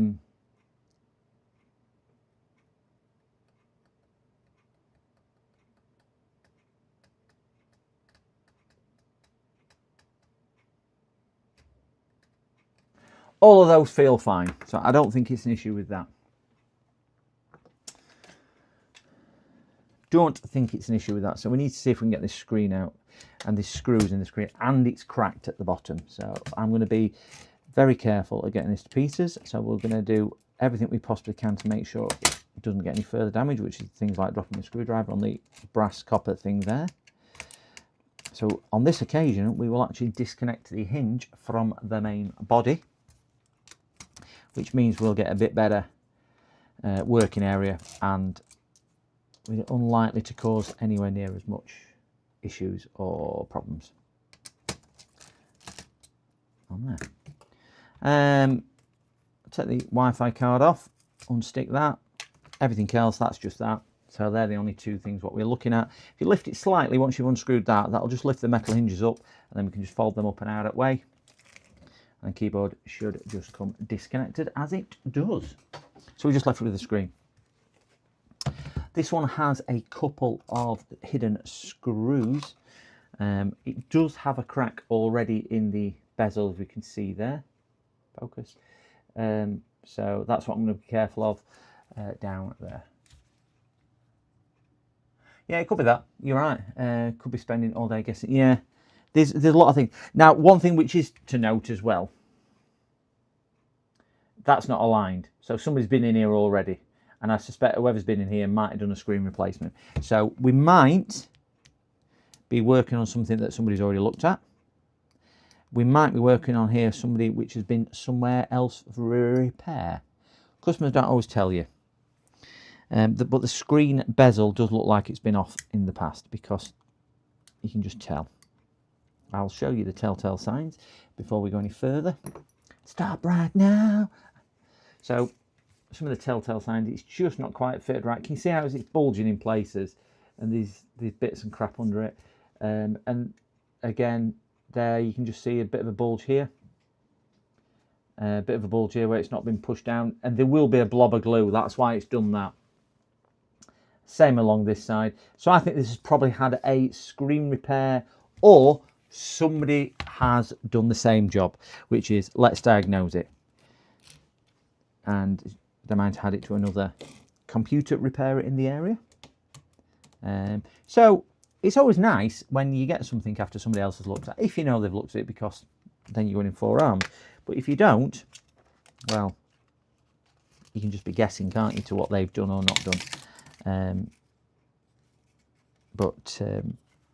it's always nice kind of getting one up saying, you know, they haven't repaired it and we have, or whatever, which unfortunately does happen a lot. I get quite a few where I've had it to X, Y, and Z. I don't get as many as you do. That's because most people tend to just. If you search for computer repairs in my area, it's me what comes out top. I'm top of Google. But on the occasion where they said we've had it somewhere else, can you look at it? Yeah. Sometimes they don't tell you until you've repaired it and say, well, I had it somewhere else and they had it 6 weeks and couldn't repair it. So that was already broke and cracked, so don't worry about that. We did show that on camera. Somebody else has had a go at this because they've put some really tacky, horrible sticky tape on there, which clearly isn't sticking it down. Give this a quick dust and wipe.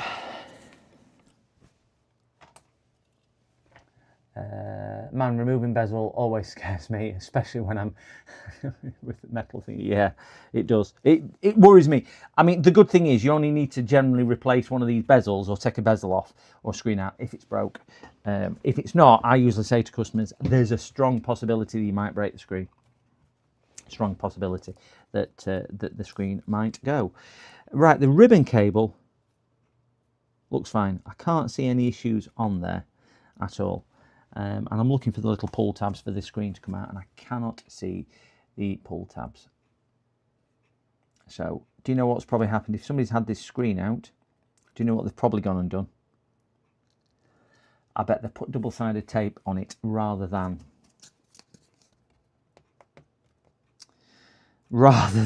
oh, what they should do, which is the pull tabs. Please use pull tabs. Yeah.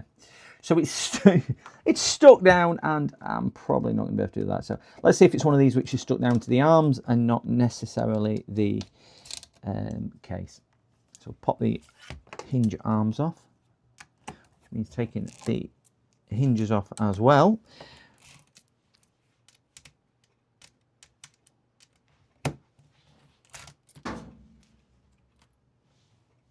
Try and keep these in right order, because I always get confused with hinges, which way they go back on.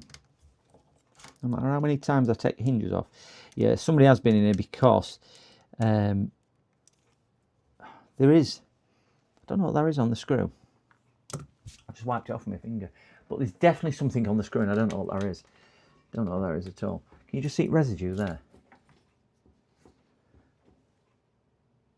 You see a bit of residue. It's like a grease, but I don't think it is grease. It's liquidy, slimy, like a waxy, greasy something, but liquidy like an oil on there. But I think somebody...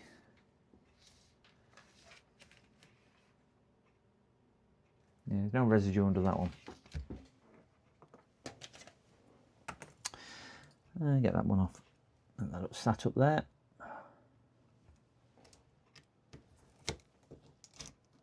And the last one. Again, keep them in the right orientation. Okay. So, see if this comes off with the arms any better. Might do. It's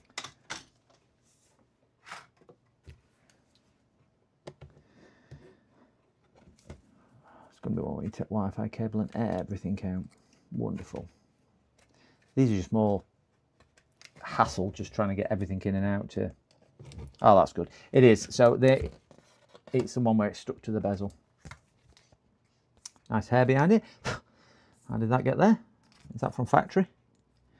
Well, the good news is the sticker looks original. So the sticker which goes over the connector does look original. It doesn't look like it's been off before. And I can't see any other liquidy damage or anything on there. So what we will do is just take this off, re-plug it back in and just connect it back up and just see if we get any other thing. But because that, guys, I think I've spotted what the issue is here. I think I've spotted the issue. And what does Sorin say? What do you think to that? Oh, let's get a little zoom in. Let me get my zoom in tool. Can we all see what the issue is?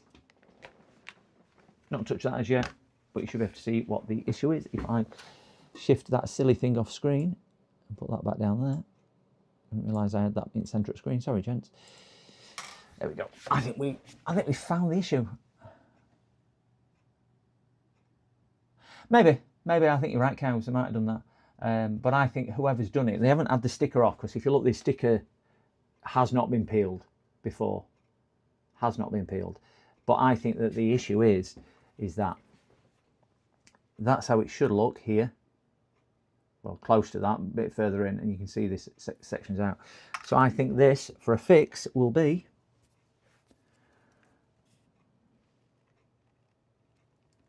that. And I usually use my nails for this. I think that is that. I'm just hoping it's not done any other damage with that. So let's get this popped here. Get back onto all. Do you know what? Some fixes are only easy if you spot it. There's no hard and fast rule to say everything's going to be easy. Somebody could have looked at that and didn't have a clue. Somebody else could have looked at it and gone straight to it. I could have looked at it on another day and not noticed it. Because I was surmising that it was hard drive, weren't we? So it's just a case of coming up with the right solution rather than wrong ideas. Because I don't think any idea is wrong. It's just coming up with the right solution to ideas you have. So let's plug that back in there.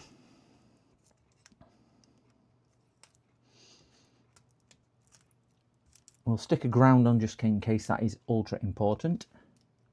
Don't know why it would be, because we should be grounded in other areas, but we'll stick that on just in case. It might look for it. Not going through, so we're not going to stick that on. And we will just see if that'll now will post with a little bit of power. And plug my power back into my meter. And again, it's like that £1 million question, isn't it, with Jeremy Clarkson or whoever. You'll know the answer if you know the answer. So we've got some current draw up there. Let's power it. We should get some nice healthy current draw. We know it boots because we booted onto HDMI. Look at that, guys. We have picture.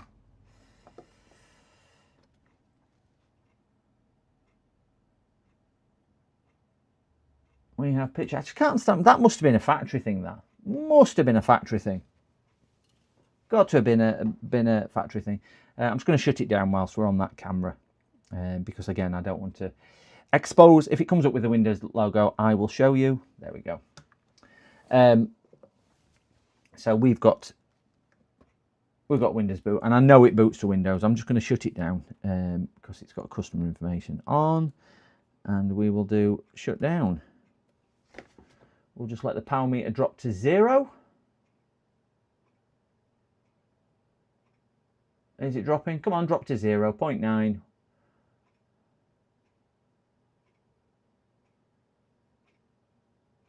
I think that's as low as it's going to get. LDO is going to stay alive at that. Call Uncle Sorry and let him know. No, he just makes it look hard, doesn't he? I'll drop him a text. Just 1 second.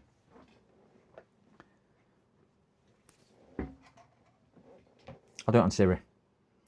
Text Uncle Sorin. Uncle Sorin, it's your favourite nephew, PCDD.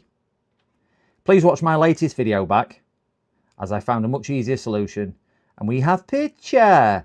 And we didn't even have to say hello to my little friend or a carefully calibrated wire. Some you win, some you lose. Thank you very much, Uncle Sorin. You are the GOAT. Lots of love, big hugs to you and Auntie Sorin as well. See you later. Siri, send message. Done. He'll get that. He'll find it hilarious. He'll send me some toilet rolls. It'll all be good. Don't worry. It'll all be good.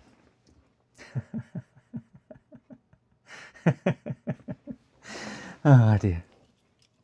Oh dear. How many times does Uncle Sorin get parodied? I don't know. It's the necessary of being as famous as he is. So we'll reassemble this gentleman. We'll just double check that that is as far as it's going to go. And it is. There's nothing else I can really put on there to support it any more than what it is. So we will do that.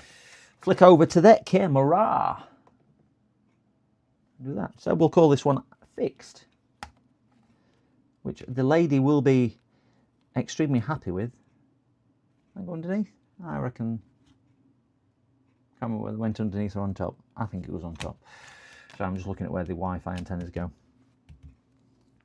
That one ticks down there like so. We'll get them 2 top screws in. One not that one. One being there, one being there, and then we can start feeding the cable. It'll take me longer to assemble than it will to fix. That's reality, won't it? But the good news is it's not the eMMC chip, because it would have been absolutely stuffed if it was that, because that will not be cost effective to repair.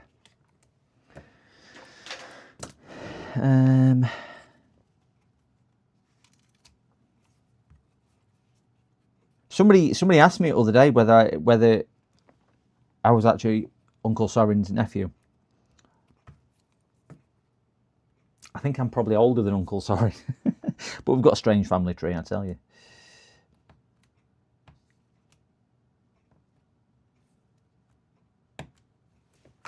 Put that back in once I put hinges on, because I think I'll need the flex of the strength of the hinges, and I would say that that goes over the top and round the castle. So 3 screws in each hinge. One. Bit strange though why somebody's actually had that open. I wonder if they'd had it open for something else, or couldn't spot the issue, or said it's the screen, got the serial number off the back of the screen or something like that, and then customers gone, we don't want it doing because it's too expensive. Do you think that could have been the thing? I don't know. It is an interesting question. What would you expect to pay for that, or charge for that? If you're in the business, what would you charge for that? Actually, no, don't answer me that question, because that might expose some contentious views. What would you have expected to pay for that type of repair? Would you think it's a £10 repair? Would you think it's a £50 repair or £100 repair? Bearing in mind you don't know what it is, and it's your laptop and you haven't got a clue how to repair it. You don't have any tools or skill, a bit like me, to do that yourself. No repair under £50. You're getting some good wins. Oh, thank you very much for the subscription on that one, Smart Tabib. Tabib, thank you very much for the subscription on that one. We've just managed to fix this lady's laptop. Board Rev, no repairs under 50. Yeah, I have a similar view on that, in fairness, Board Rev. I have a similar view. I charge a standard for diagnostics, whether it's repaired or not, like a bench fee.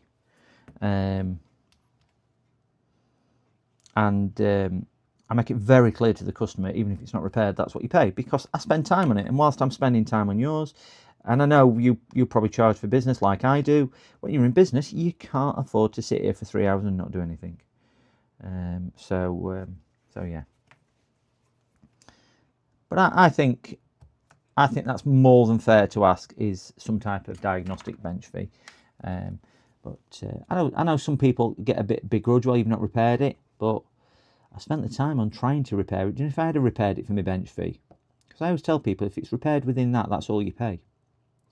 So it can be a cheap repair for some people, in the fact that if it's done within diagnostic time and process, like this one is. I mean, this didn't need any additional parts, and this one's done. Let's see if we can get that under there. We've got that one done and replaced. This is just a fiddly bit going down. I get an awful lot of people now coming to me saying, I've been on ChatGPT and I've tried all the solutions that ChatGPT says.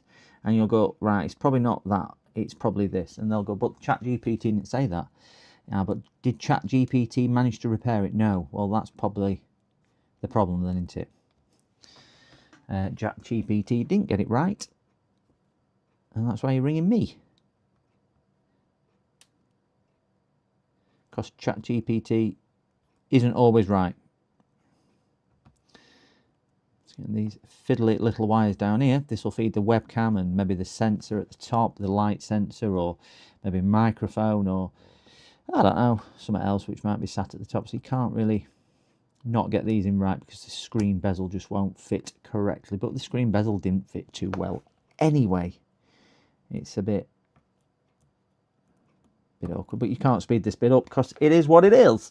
We've got the little magnet there as well, which will read the Got a little magnet there, which will obviously match up with a sensor on the keyboard side, which will tell the computer that the screen is closed, which is a problem on some of the MacBooks, that the sensor goes wrong and goes a bit adrift. I think it's silly not to get FE. Yeah, I agree, Dave. Dave, I completely agree. I usually say to people, you might not want to pay it, but do you know, if I'm sat working on yours for 2 hours, I'm not repairing that one which I am being paid for. So that's the way I look at it. Again, I know I bleat on about it, but nobody goes to work and say, do you know what, boss, I'll work 3 hours today for nothing. We don't do it, do we? All right. Oh, this will be interesting. This will be a call centre. Just 1 second. This call centre's hung up. The call centre. I love call centres. Love call centres. When they ring me. Got a greenhouse and feed the plant. Okay, no problem, Sean. Not a problem. Feed the plants. What plants have you got? What plants have you got? I do like a little bit of gardening. I'm just going to give that a wipe down with a cotton bud and some IPA, just to see if we can clean some of that grunge off there. And also, it might just bring a little bit of the life back to the sticky pad. What is on? It's a lot of. We're going to pretend it's crushed up biscuit. Please don't tell me anything else. Crushed up biscuit and milk. That's what we'll pretend is on here. So that's the philosophy, that it's splattered milk and crushed up biscuit. It's not really dry flaky skin and bodily fluids. It's crushed up biscuit and milk.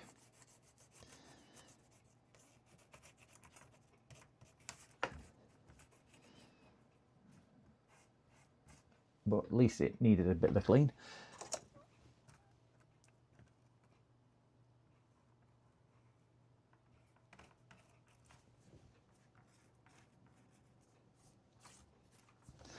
That's why that's dry in a second. I will just get the screen side and repeat the process.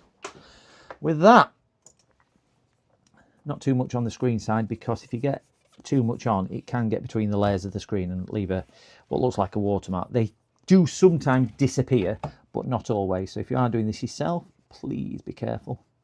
There's the spilt milk. No point crying over that, is there?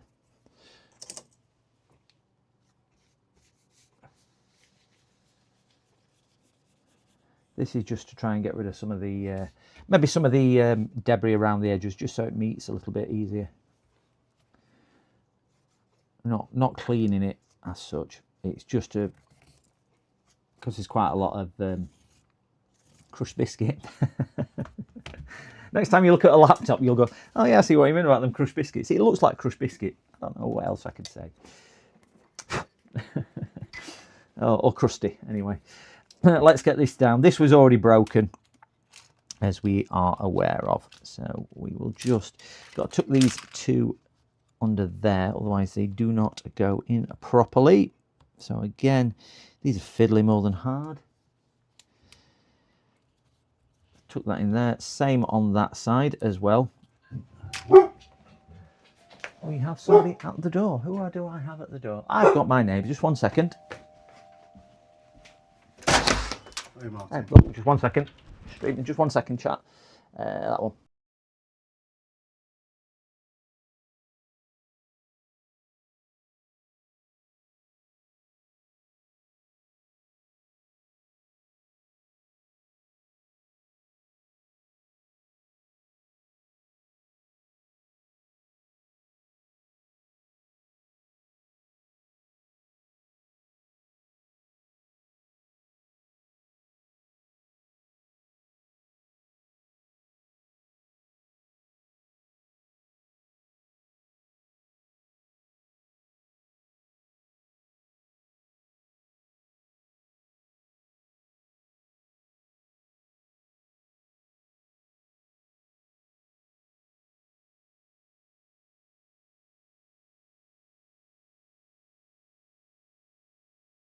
Calling it wrong name. Calling it wrong name. Sorry about that. Sorry about that. Neighbour's going away to they've got a holiday home in Florida, so they're going for 4 months tomorrow. And I've said I'll feed his Koya carp in his pond. So we're just coming over, just say pop over when you're ready, and I'll show you what you need to do. So I'll pop over later on tonight. 4 months away. I don't know whether I could do it for 4 months. You know, I think I'd get a bit. They're both retired, in fairness, but I think I'd get a bit bored if I were going away that long. But is it a mindset thing? Do you get into it a little bit more with the mindset? I don't know. So right, we're back onto it here. That one needs to clip down in there. This was just clipped down nicely. Should fit on a little bit easier. They never go on 100% right. Right, if they are broke like this, what I find is easier if you put the corner on, then match the outside, because the corner will always align to where it goes, and then that one should kind of force its way into it. If you put that one on first, they don't always align. Be a bit careful if you are squashing them down at the bottom, because you've got the circuit board, and you don't really want to damage anything like that. And it's enough pressure to clip down, but not too much to really damage anything. And then you should just have to clip it around all the edges. It is fitting better. We've certainly not got the bulges like we got before. I think that's a bit of damage on there, actually. Or maybe where somebody else had took it off in the past, had bent the plastic. So yeah, I can't get that back down. But rest of it is certainly cleaner, and it is all fixed down. So let's get the bottom section fixed back onto there. So if you put it at an angle, you'll hook those two clips down, and then we should just have to lay it down, lift the hinges a little, and it'll go all the way. Let's have a look. It's too cold for dog walks. I keep telling her that. She don't believe me, Dave. She don't believe me. Not good for paws. It's about 7 or 8 degrees today out there, so it's not overly cold. Not overly cold where we are in the UK today. It certainly feels a lot colder. It was freezing yesterday morning in my office. I only left the office at about 3 degrees in here. It was absolutely bitter cold. That's got a couple of guiding things in. One hinge down.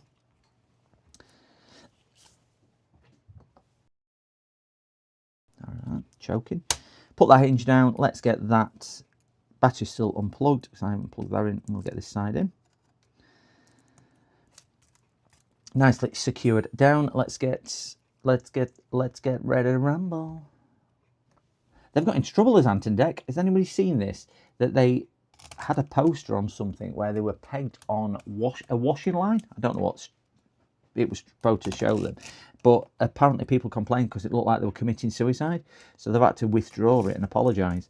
It was one of the questions on the quiz last night, which was which popular duo has been criticised for hanging themselves on washing lines looking like suicide. And only duo I could think of was Ant and Dec, and I got it right. So yeah. I don't know if anybody has seen that, heard that, or whatever else. They are nice guys, them two. Met them once. They are nice guys. Flick that back around that direction so it's not over sticking there. And we are, for this one, another fix.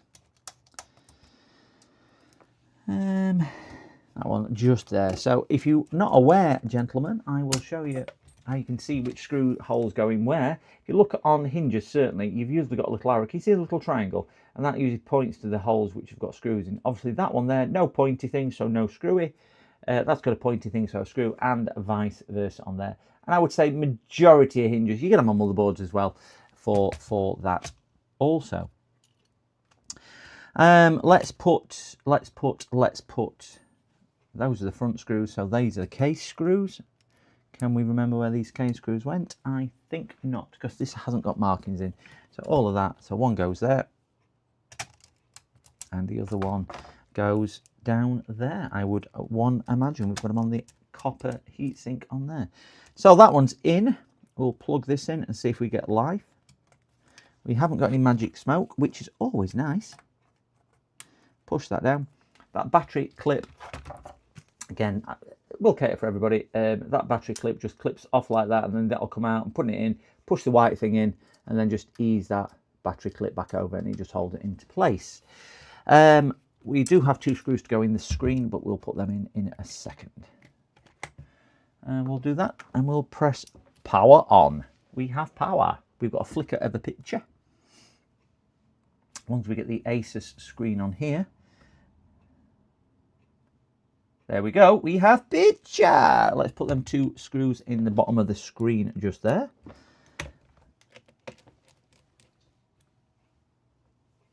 Because there's no point building it and building it and building it and it working at one point in it and not working at the others. You might as well just check it a couple of times as you go along. We'll get these little stickers back on to cover the screws. We'll see if we can get these aligned up better than the last person.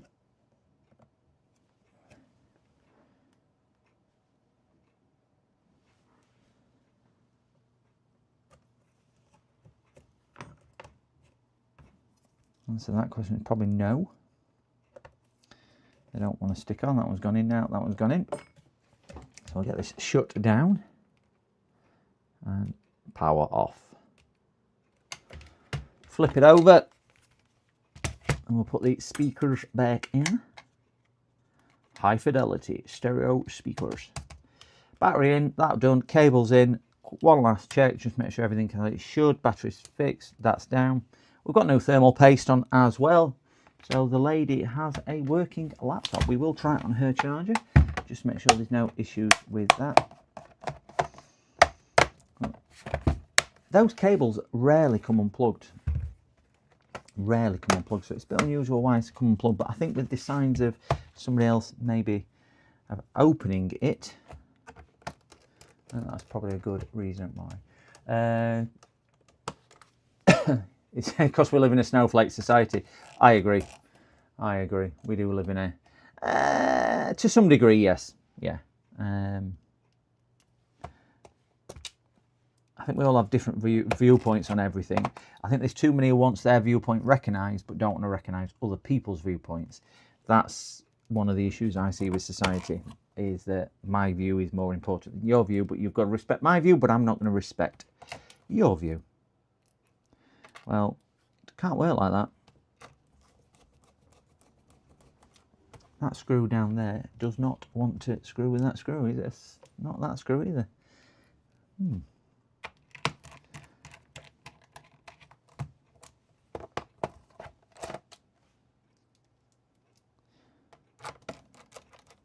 That screw goes in there. I think that's the one for there. Slightly different length. Now, isn't it amazing? You set screws out of holes and you put them back in and they just don't want to go in right. And there's definitely a hole there for it.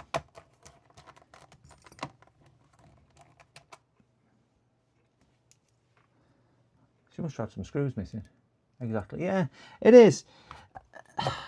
And you can't always have an opinion because you don't want to upset people. Or you don't want to say the wrong thing to people or be construed as this or construed as that.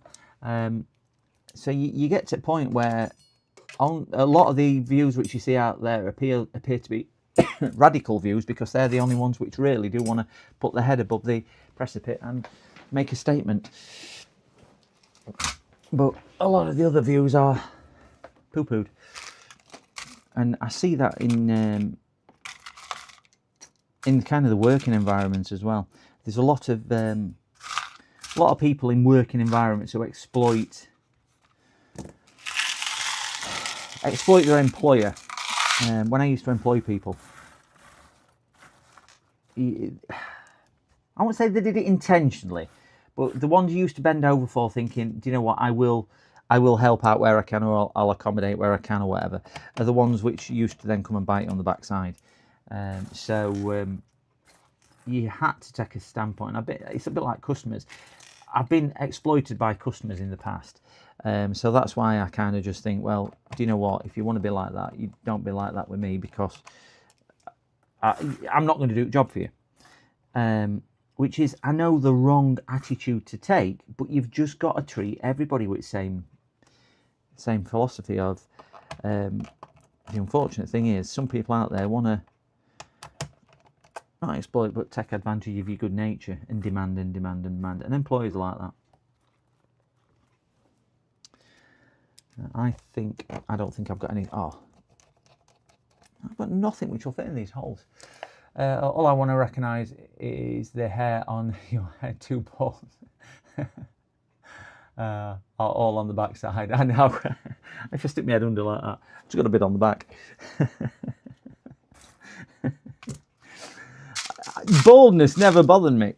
I shaved my head not because I was going bald. I started a job in me 20s, and when I went, everybody had a shaven head, so I just shaved my head. And it's just an hairstyle that stuck. And obviously, when you shave your head, you don't realise you're losing your hair. But it's never bothered me. Never bothered.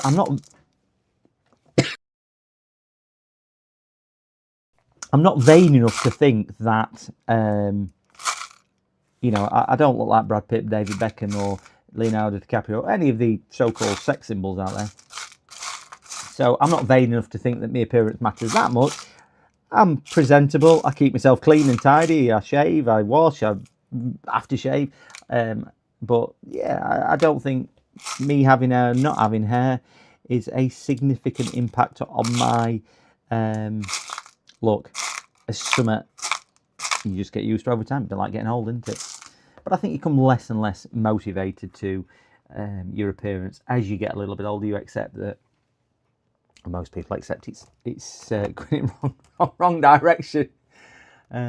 Just shaved yesterday.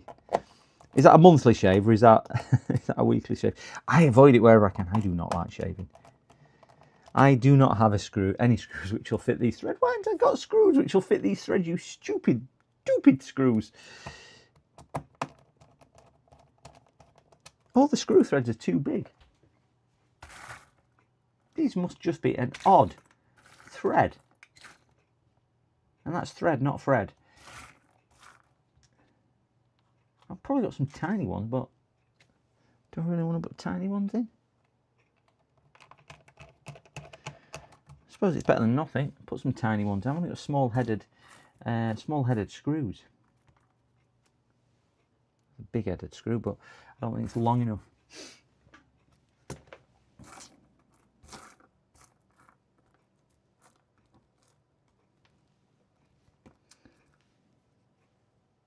That one might go in there. This is just to try and give it a bit of thing, because obviously she had screws missing. That's holding that down. At least we're getting somewhere now. Now we know the thread. Bit bizarre that they are such a thin thread.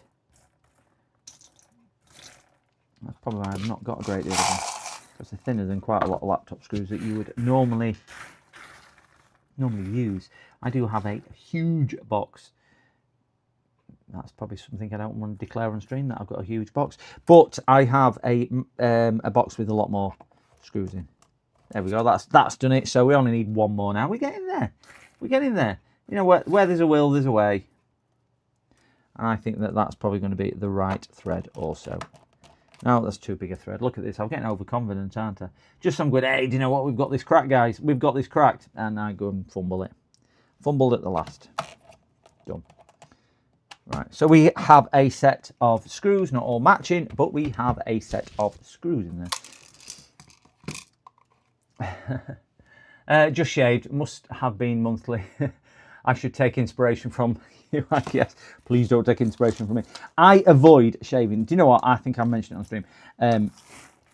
I don't like shaving. I do, but I don't. But I bought a.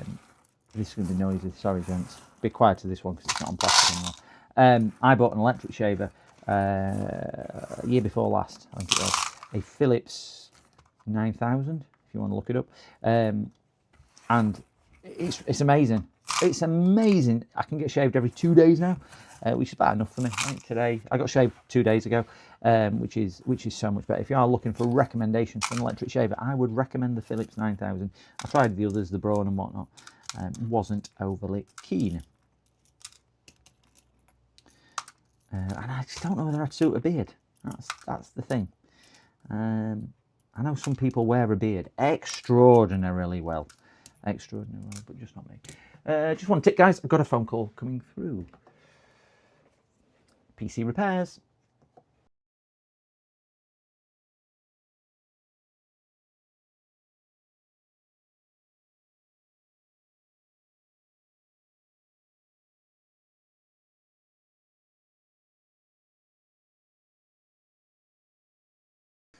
Right, somebody else just popping down with a computer. That's the one where they spilt coffee on it.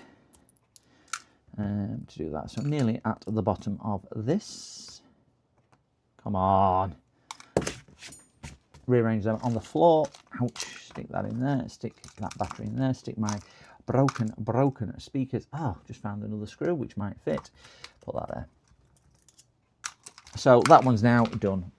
Put those back up. Because we're cooking on gas now. Cooking on gas! Oh, right, that one's done. That one's done. I use the blades that go in the razor. Simple and easy. Yeah, I prefer a wet shave as well, as you would call it. But it does leave my skin a little bit smoother, but quite a lot sorer. So I file that up there. I tend to electric shave a couple of times a week now, and then only get a wet shave if and when I need to. If I'm going somewhere, ouch, God, that hurt. Stick my hand on a razor, on a knife, and just cut myself if I need to. But I think it does give you a lot better finish. So this one we will class as done. We will stick the young lady's telephone number back in here, and we will give her a call later today and say, brilliant news, your laptop is fixed. So that's another one fixed. So let's move on to the next. We will simply wrap her cabling up, and we've got a nice, beautiful cable holder there, which I can never seem to clip onto anything because it doesn't quite fit a cable. Come on, you darn thing. Done. Oh, runny nose. Right, I will take this through, and then we're going to start on that gaming laptop, which is sitting there. So that's going to be the next one. We'll get rid of this and bring another one in.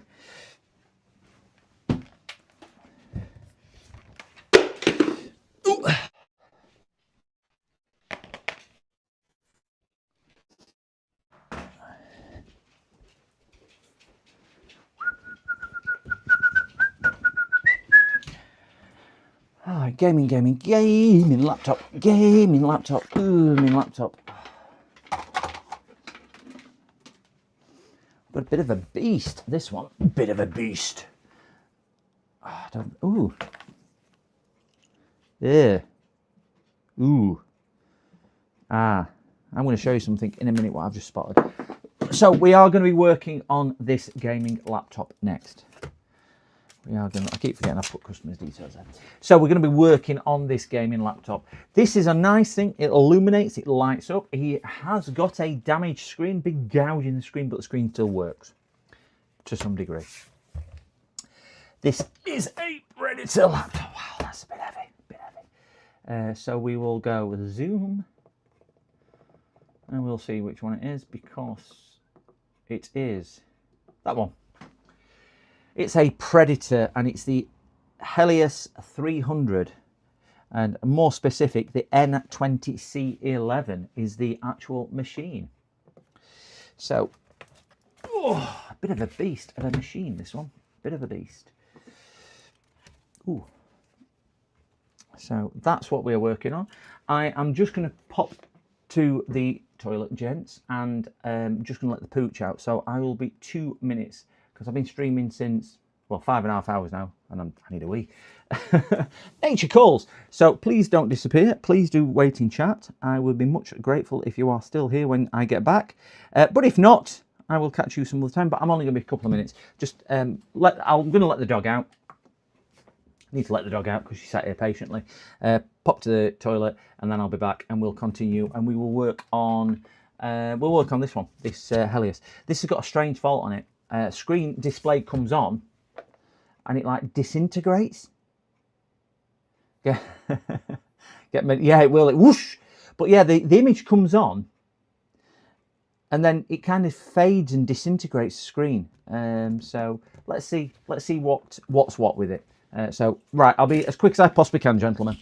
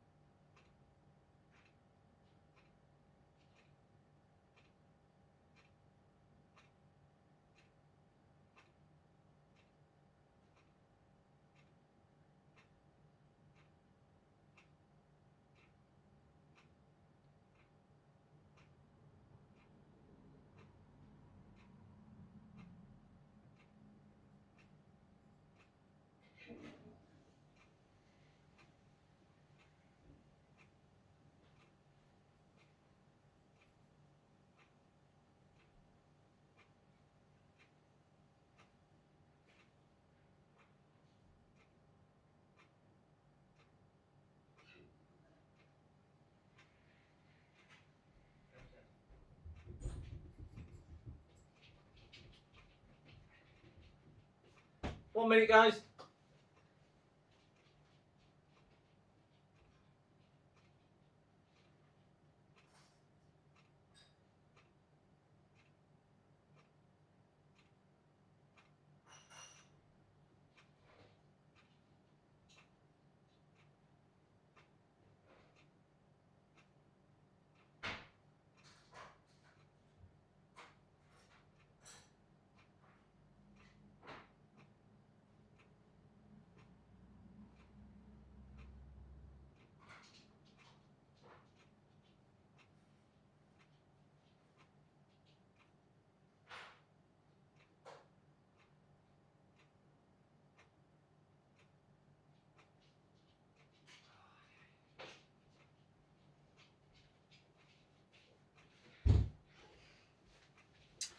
Right, sorry about that. I thought I would make myself a quick drink and a slice of toast. Due to the fact I'm not eating today, and I had 1 cup of coffee 6 and a bit hours ago.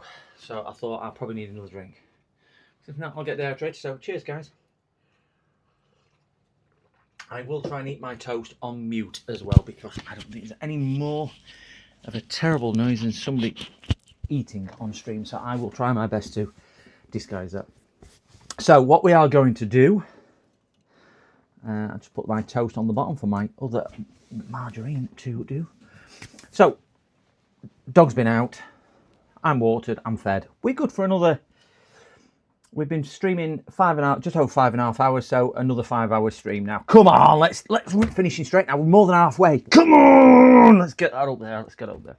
So I'm going to boot this and show you what this computer screen does, and then we will, there's no point showing me on HDMI because it's not an HDMI issue. I think it's a screen issue.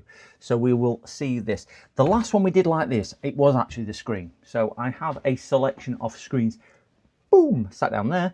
It is a high refresh rate, this. It's a quad QHD.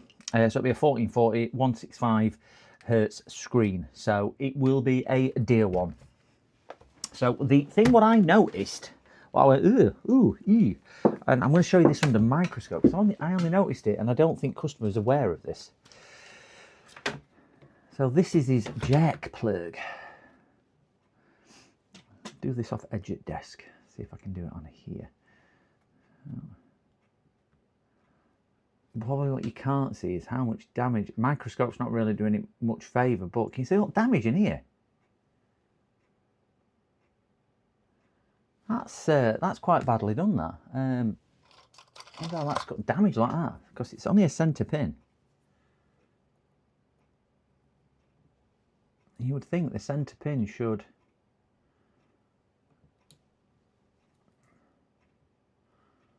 work okay. Oh, it's even worse now.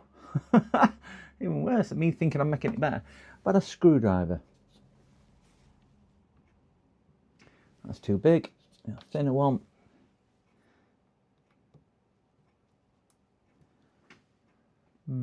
Still not amazing, are they?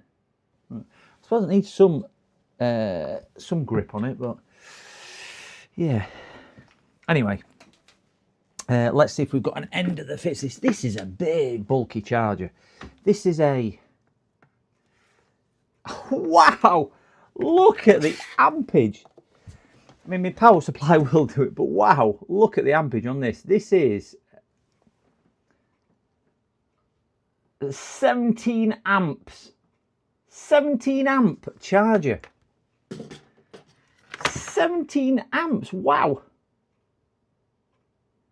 I mean, that's 300, is that 340 watts, something like that? Oh, 330 watts, it says on there. 17 amp, that's some serious gumph, isn't it? Whichever way you want to look at it, it's going to drink a bit. So let me see if I've got an end, which will do it. Yeah, good test my power supply. It is I have got a 30 amp supply. I might just need to up my my current a little bit on. Oh, it's got a centre pin. Yeah. So let's see if we've got one with a centre pin here. Zoom out. So let's see if we've got a centre pin charger. What it will test is my incredibly weak power cable for that.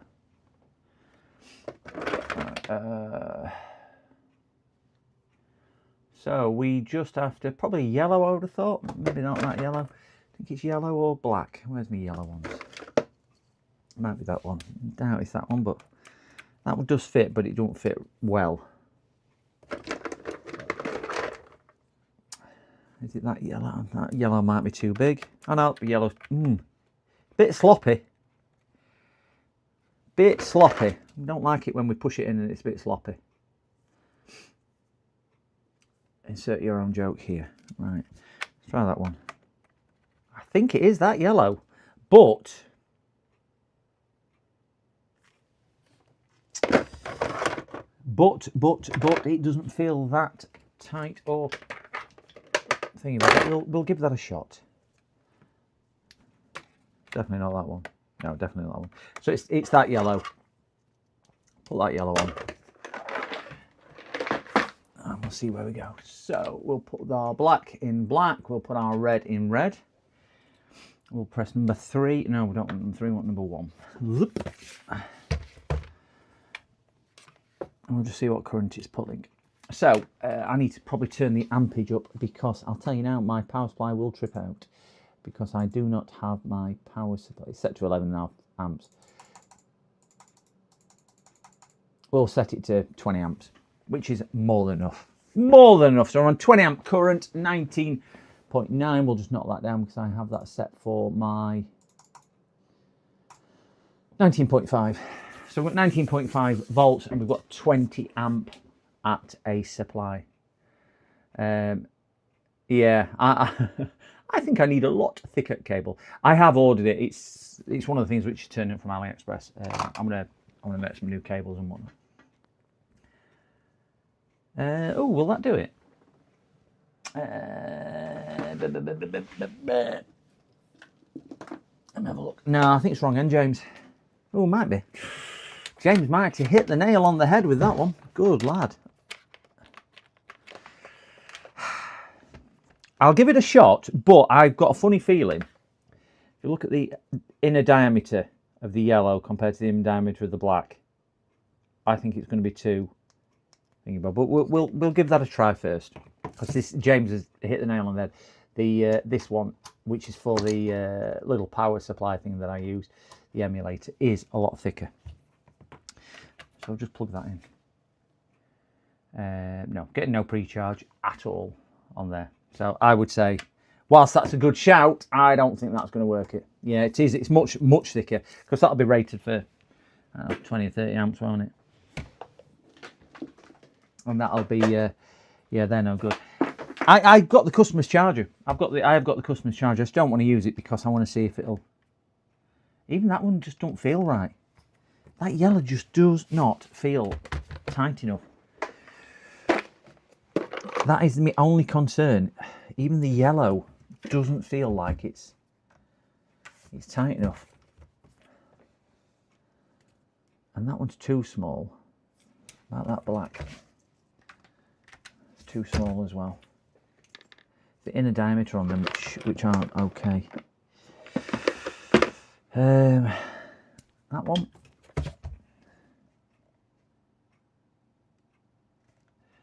Yeah, well, Charger's actually okay with that, but so it's not. He's not brought it in for a charger issue. He's just brought his charger in with him. But the one that I've had given the other day, now it feels more like it, but it still doesn't feel right. So we'll just leave that to one side. The one I had given yesterday has got a charger. One I haven't got. So I'm gonna basically. That's yellow and that feels tighter than the other lead. I'm going to make a dedicated lead from that one. I have got several. Yellow feels like the right one, but it just feels like the right one. But I think this is worn as well on the computer.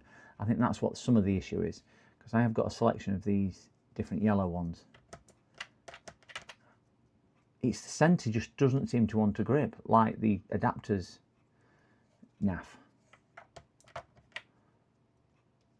I need something with a slightly smaller interior diameter, which is that black there, but it's a staggered black. And they're just not quite as long as the others. It's probably only about 2 mil shorter.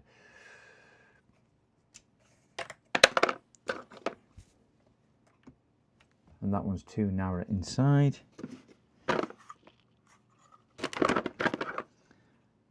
Aha, what's that one? See if that one is the business. Still feeling a bit goosey. And that one's too tight.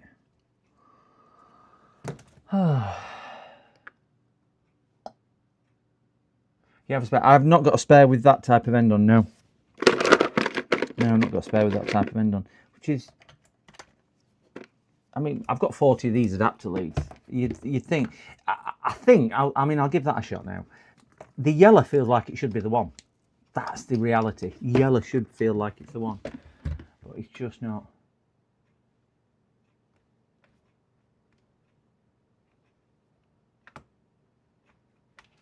Yeah.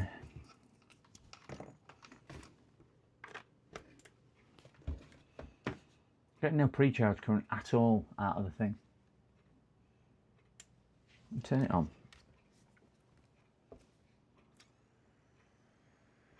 Right, it's powering with battery, which I knew it did. And as I say, we have got it.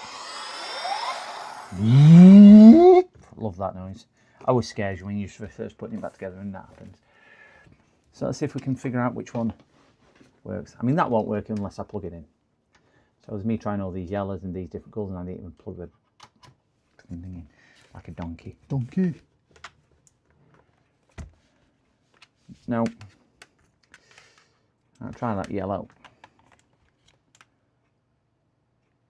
No. Where's that black one? That's the tightest. It's just not pulling any current.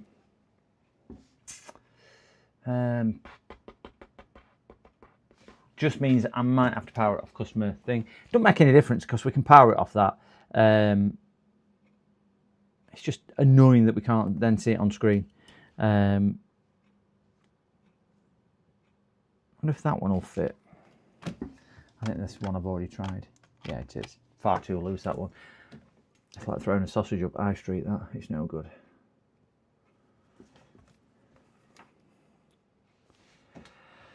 How annoying. I like it because I can see pretty pictures on my screen with numbers jumping up and down so we can see what it is pulling.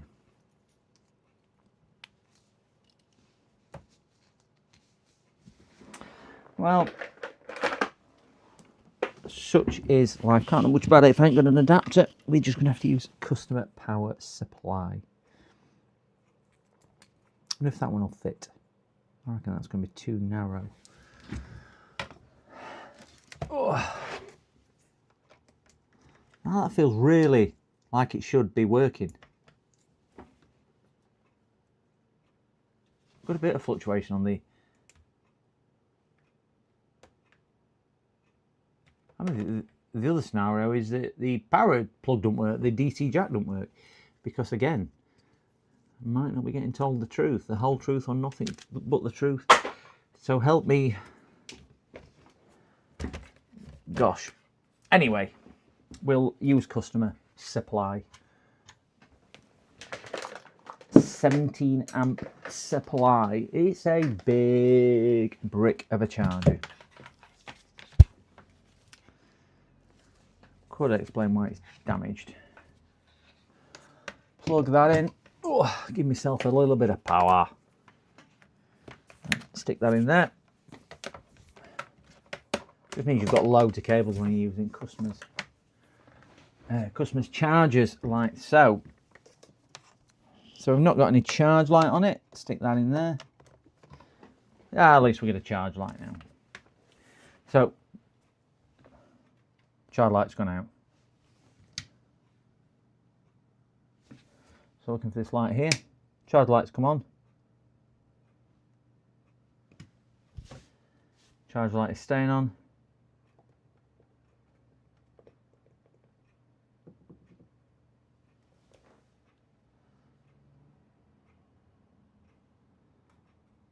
And we've got a white mark on screen.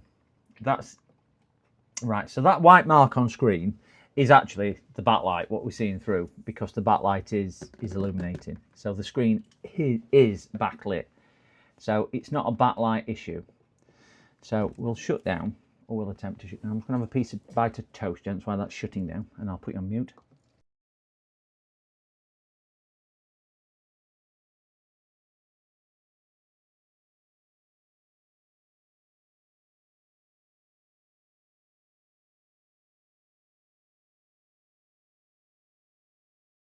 Okay, so let me turn the light off because we might get a bit better idea. So that's just lights out. Turn that off, that's microscope light. So we'll power it on.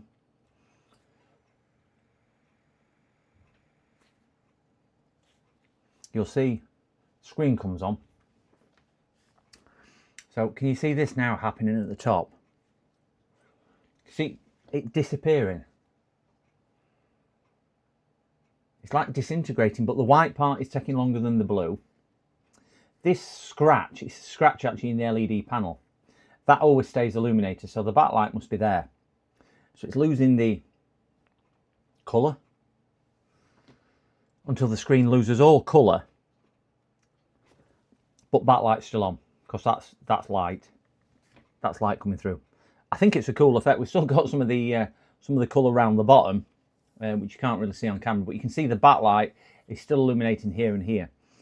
So I think that is a screen issue. I think it could be capacitor discharging. No matter what I do, I can't get it back to life once the screen is gone. We'll flick the lights back on. Bit of a strange one, that. What does everyone think? Capacitor discharging or something like that? What's your thoughts?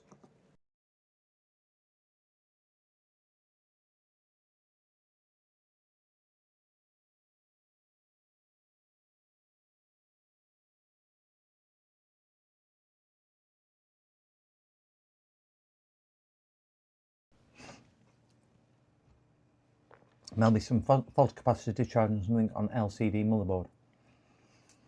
Well, I think if we take the screen out, and we'll see if there's any issues or anything we can see maybe getting hot. I think everyone's gone to sleep there. They're all eating the toast. That's what it is. They're all eating the toast like me. And I keep shoving it down every time I put you on mute. We have somebody at the door. 1 second, gentlemen.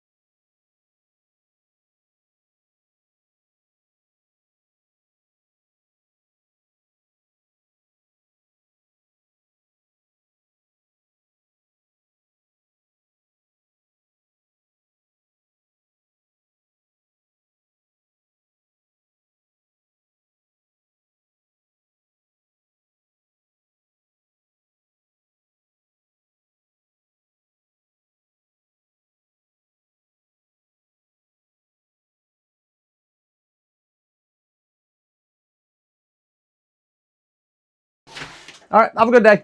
Thanks, and you. Ta-da now. Oh, right, guys, sorry about that. Right.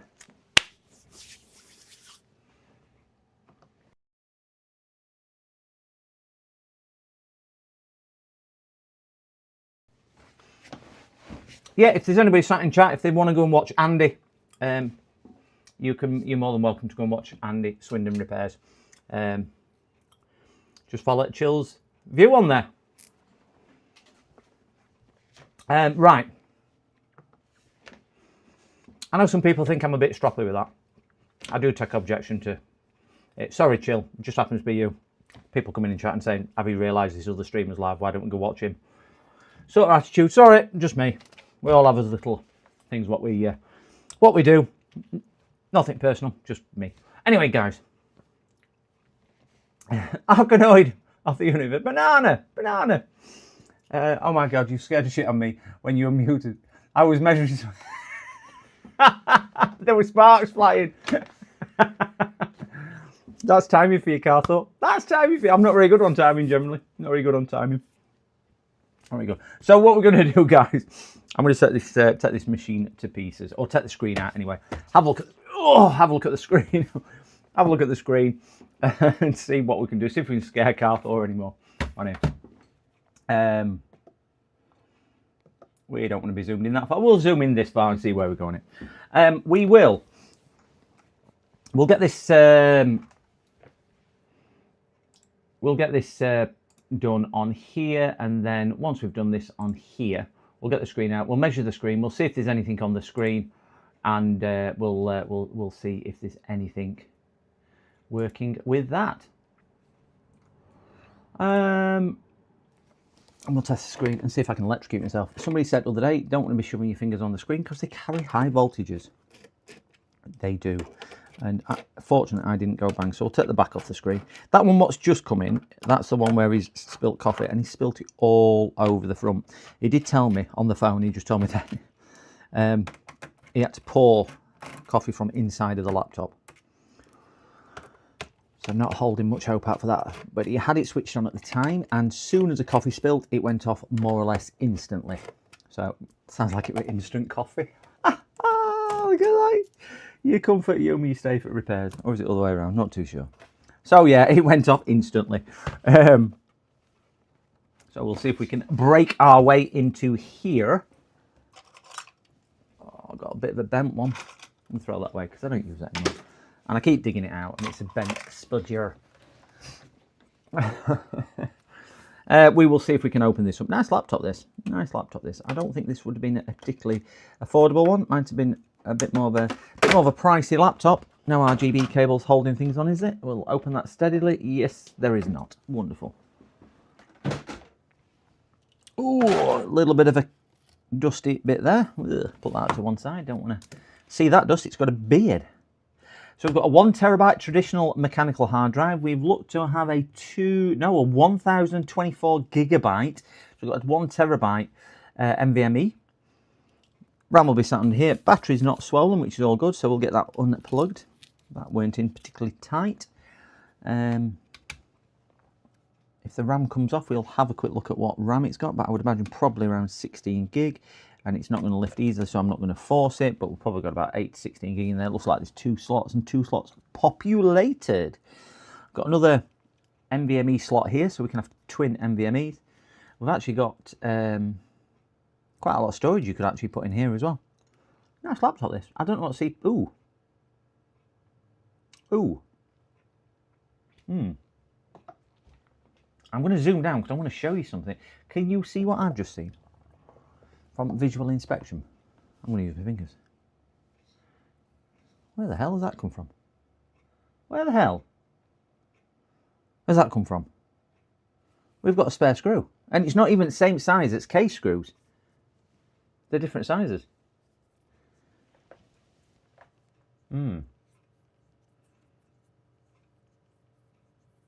Probably not much luck for the coffee laptop. I don't know, in fairness, Chill. I've told them it's going to have a full strip and clean and diagnostics. I'm hoping it's just the keyboard. And I'm hoping EC chip's gone, oh, I've got a short, let's turn off, and protected itself. but after it's been cleaned and whatnot, we'll know better. But it's a standard charge for a strip and a clean, and hopefully that's what we'll be paying. But yeah, going back to that, guys, I don't know where that's come from, because it's white boards in the case, in the board. Sorry, not white. Silver screws in the board. Silver in the fans. Black in the heatsink, but all the heatsink ones are there. Hinges are silver.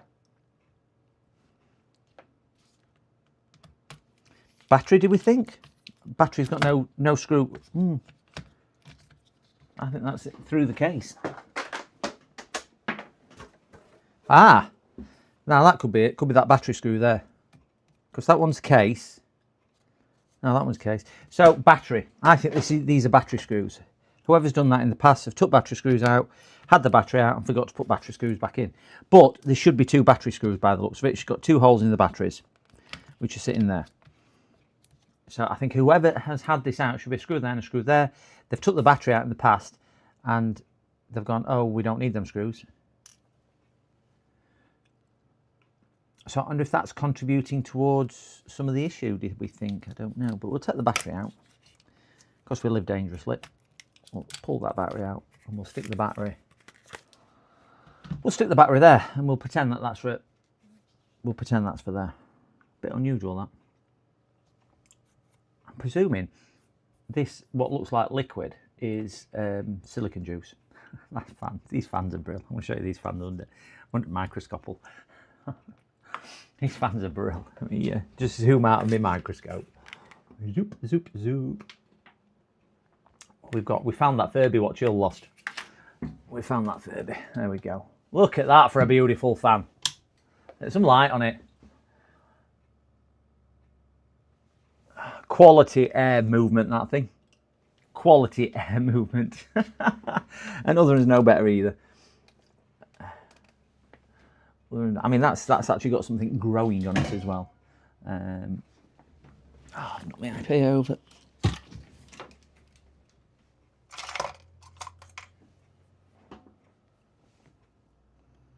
That's got a little bit of a thing, but yeah, this stuff, even around edges, that's foam. This is just fluff, which is stuck to it, a bit like candy floss. Oh, that's really hard as well. It's not even soft. It's not even soft. This is probably vape juice, I would have thought, or combined with cigarettes. Yeah, it's not smoke. It's not cigarettes. I don't know. Don't know, but that they need proper. Now he did say, I do remember him saying this one here is making a bit of a racket. So that's probably no wonder. But you can see it around there. But this is really. It's like a chew, a child's toffee chew, if you know what I mean. Yeah, so they're going to need a strip anyway. So we'll just put that dirty stuff in the bin. So we will we'll go on that one. Blimey, yeah. Plenty of gooch dust. Oh yeah, aliens. Yes, lovely, lovely. And that's even before I've lifted the. Let's just lift one of these up. See what it looks like actually in the air vent itself.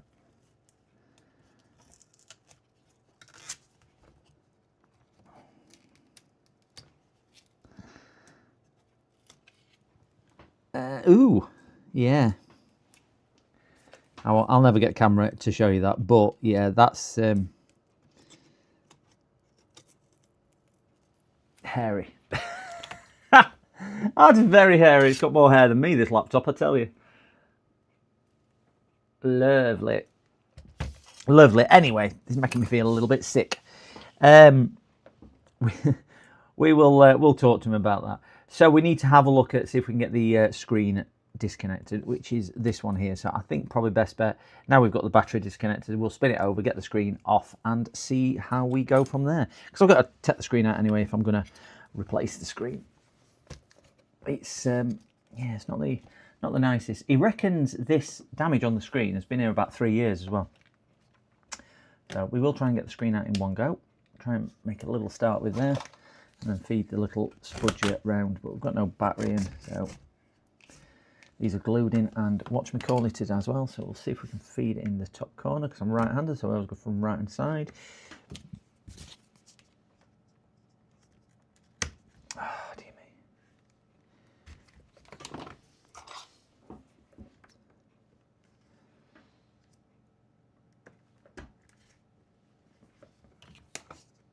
Is a difficult bit with screens to try and find an opening. There we go. Now we've got it started. Just like Pink say, let's get this party started. Let's get this party started on a Saturday night. Do this without breaking his bezel, because they get upset when you break things. Customers don't like that.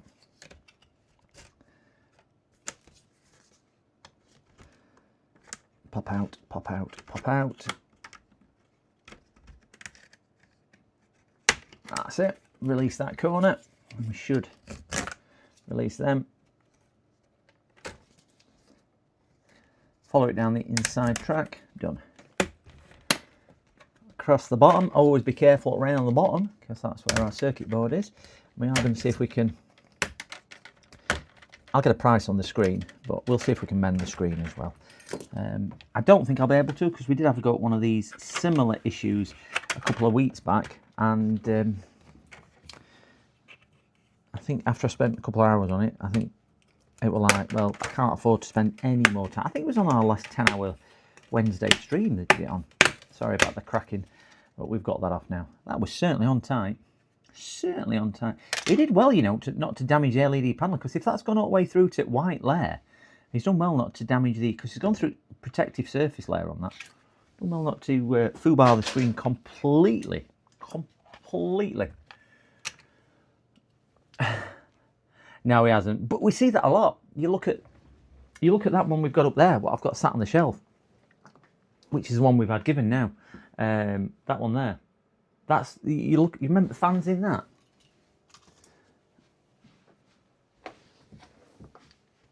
That what fans in that one, if you remember.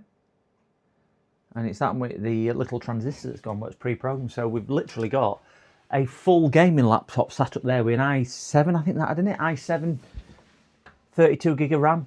It had a 2 terabyte M2 in it. He's took that back, but he's left entire laptop and everything else because it's now unusable because of that. So just really annoying that manufacturers, or I mean, I don't know if you can blame customers. I know he's not looked after it here. He could have dropped something on it. I don't think you can blame customers for not realising that they're bunged up, or realising that they're bunged up.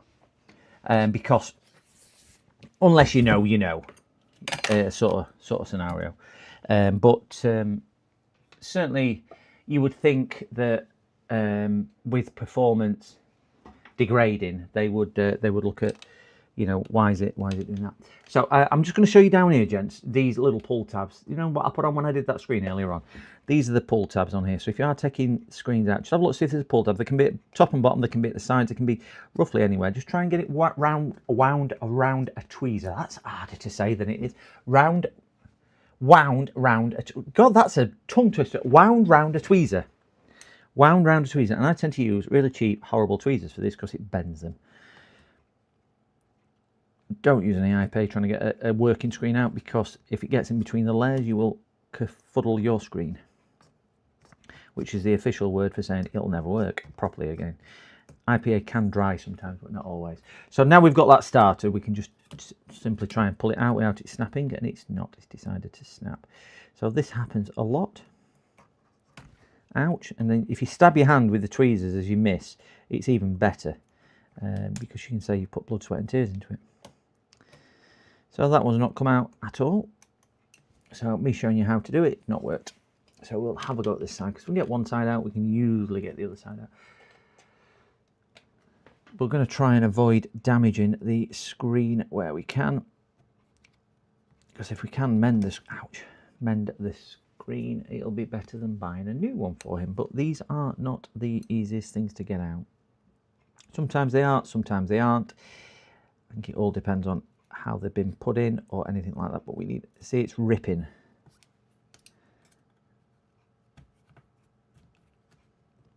I seen a couple of people do these with electric screwdrivers where they just kind of wrap it right end at electric screwdriver and put screwdriver on, watch me call. I've never had any success doing that. That is not going to budge. That is not going to budge. And they are not sticking out to the bottom either. You can just see it tearing now, not wanting to come off at all.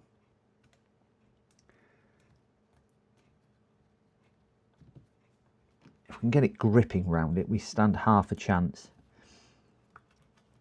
Now, no, that's going to end up like the other one, so we need to explore a different avenue of getting this screen out. Yeah, you just can't get a...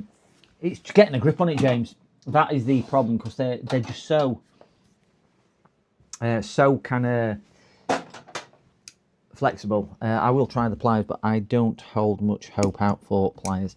It's getting a grip on it and whatnot.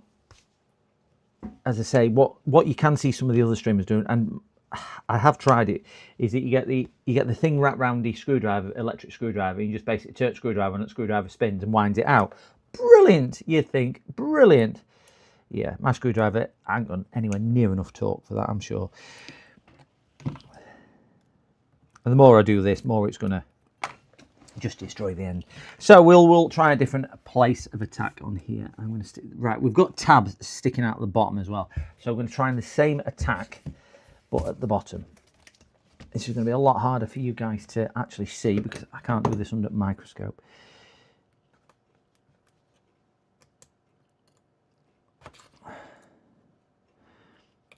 If this doesn't work, it's going to be IPA, and hopefully any IPA we get in the panel, if we can repair the panel, will just dry up and come out. No, I'm never going to get there.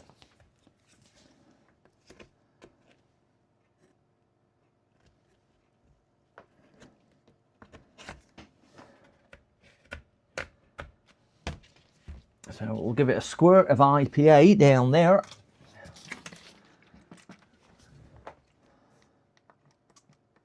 Let that run down the cracks and see if it'll just soften the adhesive up. And same on that one where it is, which was about there. We might end up with an IPA blemish on screen, but again, can't do a great deal about that. So all I've basically done, put this in to cause a bit of tension, not tension as an anticipation tension. Yeah, I'm going to put some heat on it next, Archlord. I just want this to see if I can loosen. There's one here running down and there's one here. So there's basically two strips running like that, parallel to each other. So I'm wondering whether it's had an aftermarket screen or maybe not, I don't know. Don't know. So I've just put them in just to create a little bit of tension.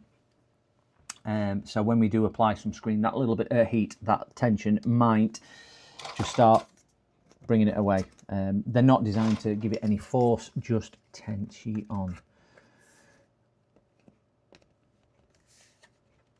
Yeah, that one is just there. Because they're not even in the same locations. We've got one here, then one here. So they're not even equally spread. You'd expect it to be here, and it's not. So normally they're pretty uniform. That IPA is working actually. Just maybe 2 seconds, guys. I've got another call coming through. PC repairs.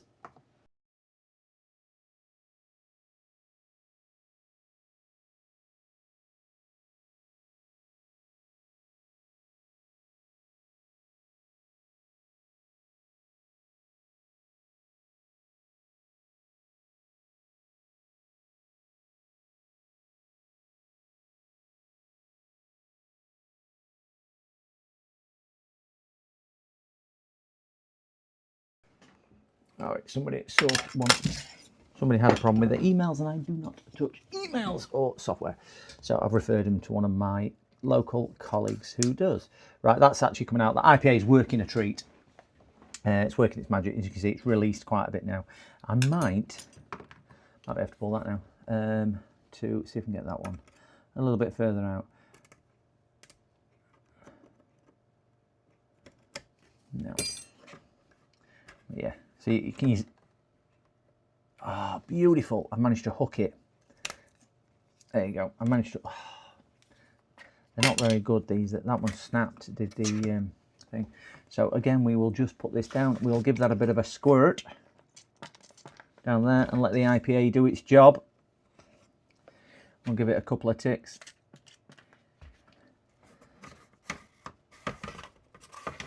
Nearly there. Oh, just a bit of... We've got one side off now. Flip back to there. We've got this side more or less off, as you can see. It's coming.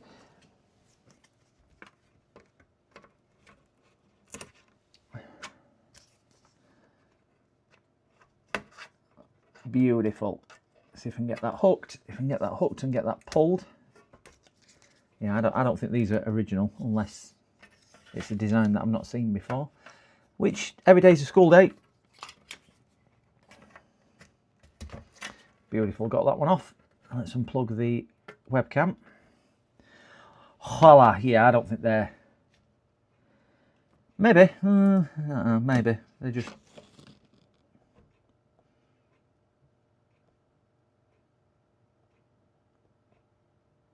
That's how they should. Do I do? This is a good message. see what this customer's put. Do you do PC valeting like cleaning the dust and some wire management replacing? Yes. Price start at. There we go. I've got 2 missed calls. How have I got 2 missed calls and 12 messages and 7 WhatsApp messages? How? How did I miss all them? Right, so we'll get that out. iPay's done its job. Throw that in the bin. And we are in to the laptop screen without causing any damage. Stick them back in there. Yeah, if you are taking the screen out, gents, it is slow and steady. Just see what this customer has now replied. That's great. What do you offer?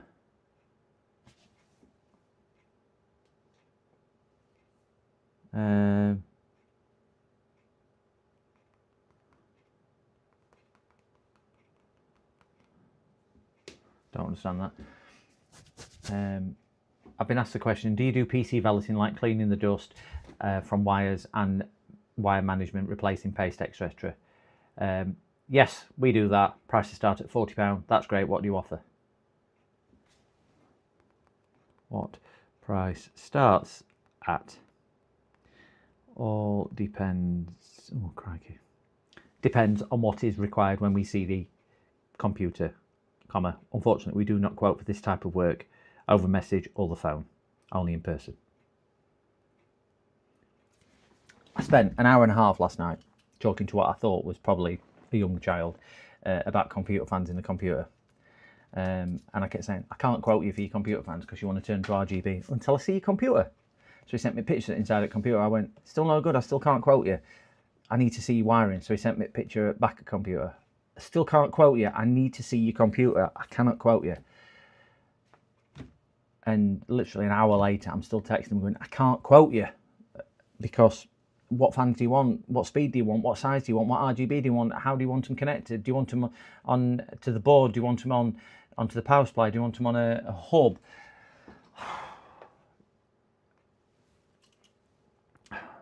How long will it take? We work on a first come first serve basis. Something like this would normally be done in 1 or 2 working days. Okay. Right, we're going to disconnect and leave. I'm going to disconnect because I don't like how it's pulling and it's only in 2 places. That is probably, yeah, it's for the webcam. That. The next thing we're going to do is disconnect the. I don't think it's a connector issue and I don't think it's a cable issue with the way the display was actually disintegrated. 40-pin connector. Come on, flick up. Oh, wonderful. So I do think it's a display issue. All right, same person.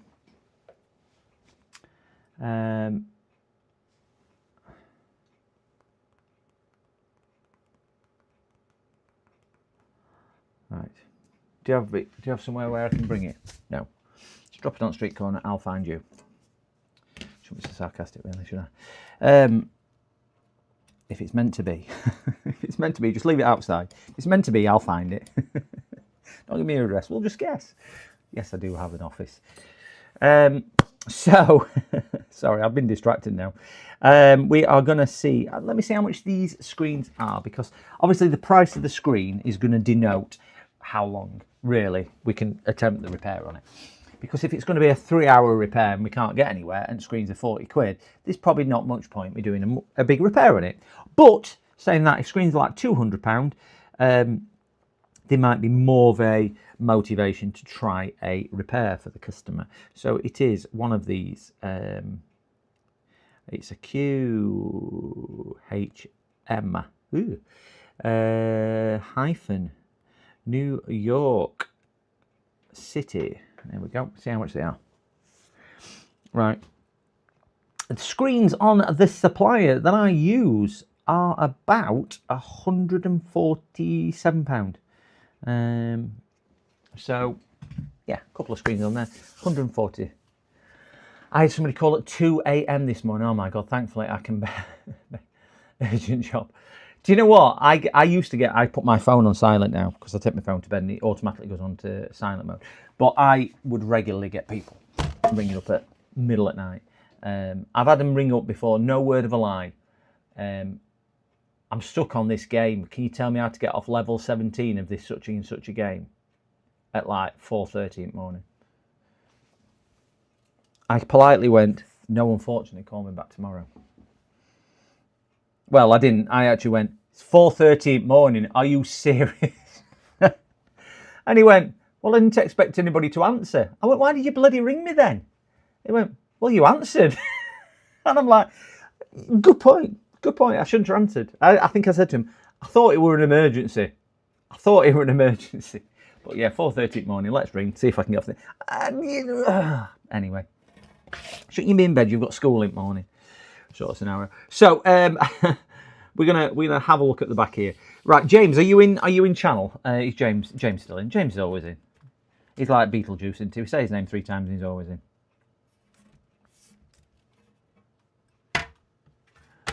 In a text this morning when I woke up. So the guy asked how much it was for a Series S port replacement. I told him double the amount. You do get a little bit, I mean, I shouldn't say it, but you do get a little bit, my patience wear a little bit thin with people because they don't see anything wrong in it when they text you so out of hours as well. They text you so out of hours. I had one who wanted to come at 8 o'clock on Sunday night to pick a computer up, what I'd repaired. I went, I'm shut on Sunday, and certainly at 8 o'clock at night. It's crazy, absolutely crazy. Right, James. No, not all customers. I would say 95% of my customers are amazing.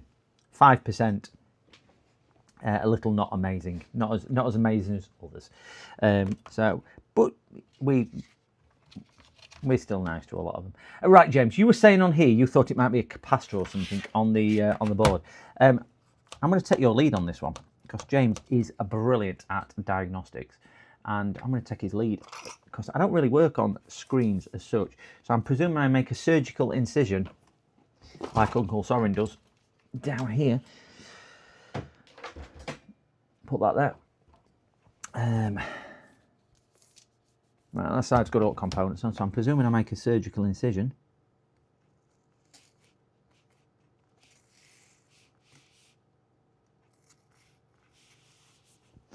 I don't want to cut through any ribbon cables because that would just be damn silly, wouldn't it? Take all that time to get the screen out without actually damaging anything, and then I cut through a ribbon cable. Penalty charge of 5% is not enough. 5% is not enough. I've been giving serious consideration whether I replace laptop batteries anymore because they're getting more and more dangerous. You know, some of these fires, what you see, we lithium-ion batteries, and I have really got reservations at fitting a lithium-ion battery in a customer's computer, because what happens if I fit a lithium-ion battery, a replacement battery in a computer for a customer, and then in 6 months' time it catches fire, and burns her house down. I'm not saying liability would stand with me, but it could do.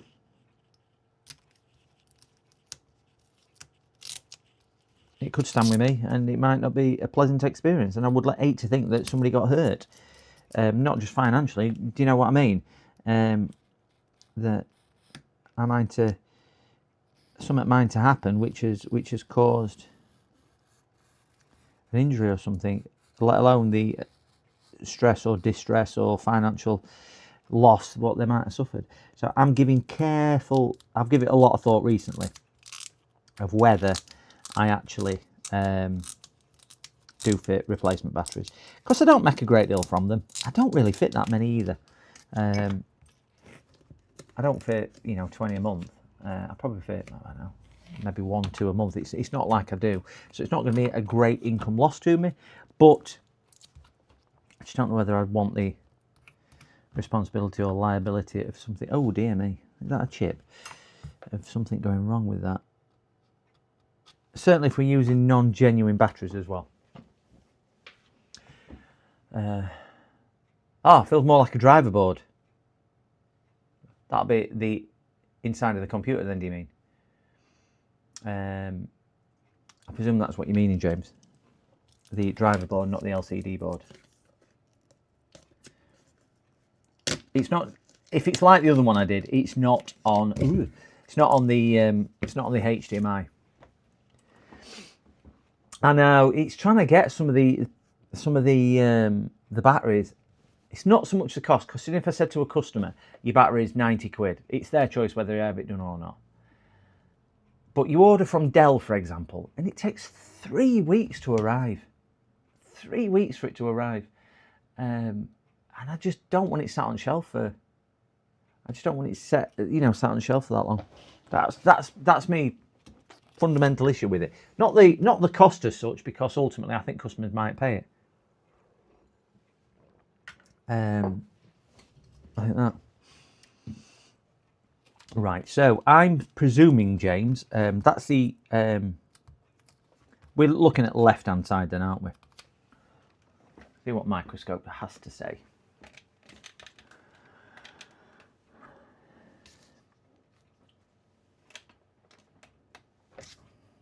Move that down, move this on here so we can see it a little bit, and turn that light off, because we'll only get reflections, and we will see if we can focus it in a little bit more. There we go. So that's focus we're going to get. Kawasaki, do you have a personal professional liability insurance? I have business liability insurance. Yes, I do. As I say, it weren't so much the cost, because if I've got insurance, I've got insurance. But just for the fact that could I ever sleep easy knowing if something happened? Because you're not exempt from it, even with a genuine battery. A genuine battery could go. You look at Samsung some years ago with mobile phones. So it's not like it's carte blanche that a manufacturer battery would be better. Or it, would be impervious to the faults. Because if there's a faulty charger, because they're not using it with a genuine charger, and it damages it somehow. So it's a difficult one to do. Really difficult. Hi, cows. Hello. So yeah, it's a difficult one. I'm giving it some thought. Again, lost revenue is negligible for the year. So I think if I give the customers a choice saying, look, I'll only fit genuine batteries. Your genuine batteries are a lot more expensive and they take a lot longer. Your choice whether you wait and have it done. Because one of them's asked me today if I can price up a battery as well. Well, he says, oh, just change my battery. Well, I'll price up a battery. So I think if I go to him, I've done it in the past where I've gone, your genuine battery is X amount of pounds, your non-genuine battery is X amount of pounds, and they all go for non-gen. Unless a business or a company's paying or somebody else is paying, they'll go for manufacturer. But 9 times out of 10, if it's coming out of their own pocket, they will always buy the cheap option. But it's one of them. Right, so I'm thinking that is the LCD controller chip, I would imagine, because this is probably the backlight. Are we right in thinking there, James? I'm just going to have a bite of my dinner, guys. I'll put you on mute one tickle.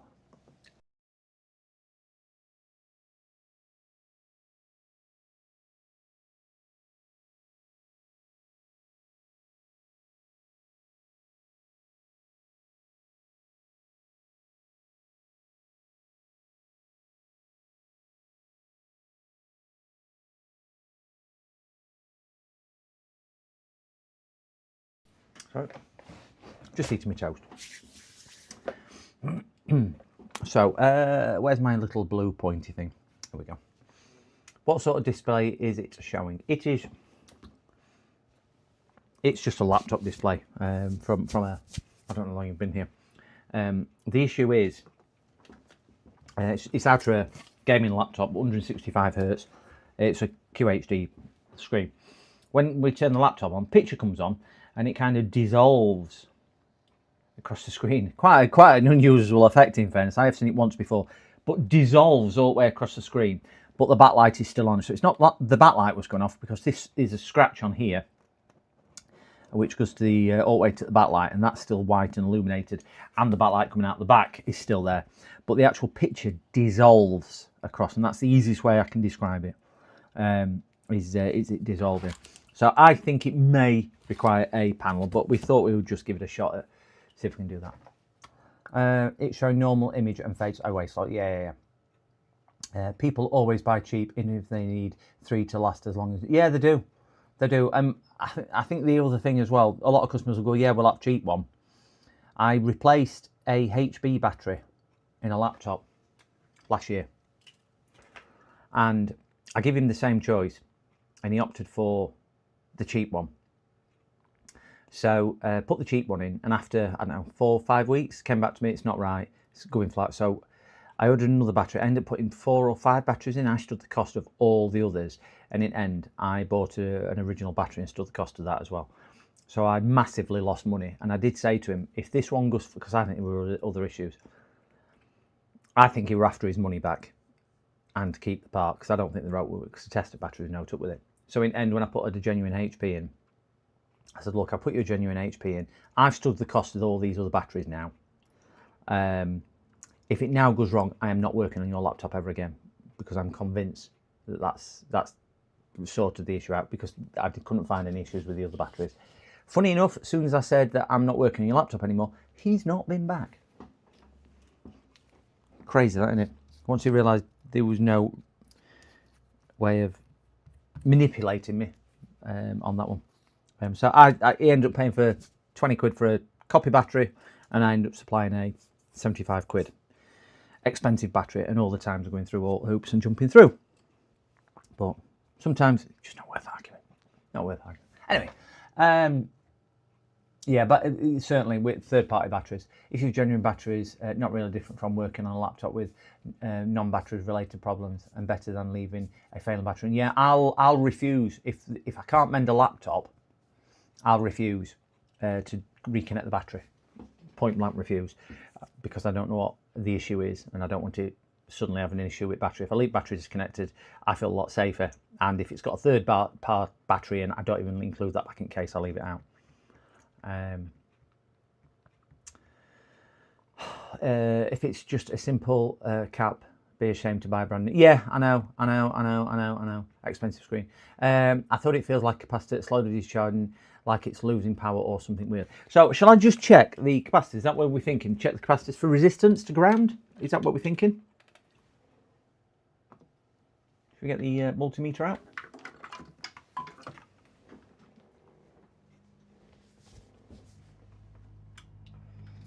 Put it in beat mode. Oh, there we go.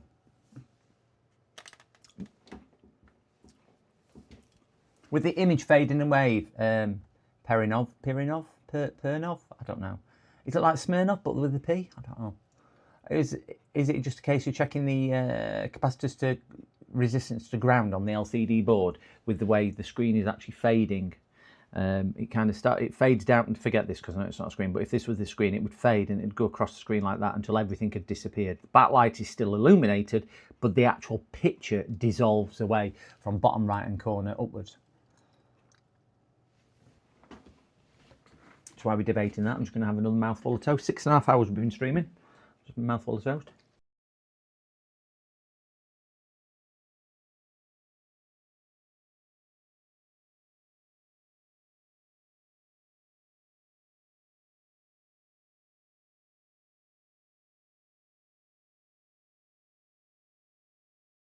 Right, I'm back. Worth taking a few measurements before putting the screen in the bin and visual inspection, yeah. Ozzy, what did he say? You sure it's not auto-running PowerPoint? Yeah, they've got the... I got somebody with that. On YouTube, you can download a video or you can play a video, which looks like a smashed LCD screen. And I got somebody with that. I put it on their TV. Went to a friend's house and I banged on wall reel. Oh no! And they came, what are you doing? I went, your TV, I'm sorry, I fell into it. Well, they went, I mean, initial shocked, and then they went mental with me. And then I just kind of cancelled video, a picture came back. It was so funny.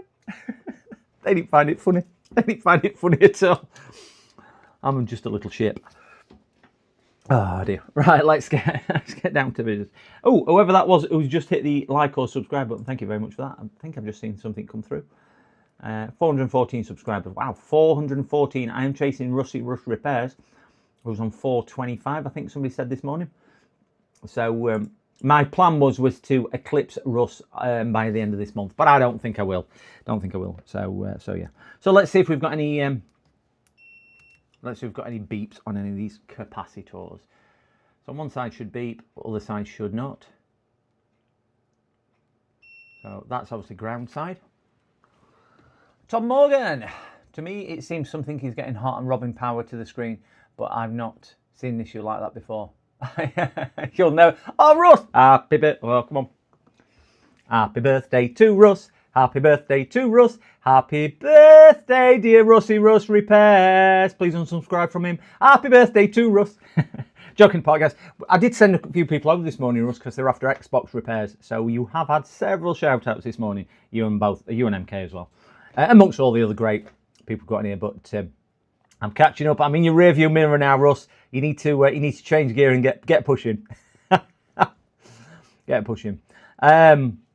But anybody who's sat in here and who has subscribed to me, please do check out Rusty Russ Repairs. He does some brilliant content as well. RRR. But there is one caveat that if you do subscribe to Russ, you must wish him happy birthday because it's his birthday today. So please pop over to his channel and wish him a very happy birthday. And whilst you're there, have a look for MK Fix as well as everybody else who's in chat. But just don't subscribe to JFix. He's got far too many people who'll go to his head. But have a look at James's videos as well. They're all brilliant. Anyway, panel is losing bias voltage. Got to check the 3.3 is stable after the fuse. Okay. I will check that. If you can have screen connected to the laptop at the same time, you could gently warm up the area of the PCB, see if it changes behavior and pinpoint a possible problem area. Measurements with the screen connected to the motherboard and see voltages could be helpful. Okay, he's like that. I think he's older than 1,000.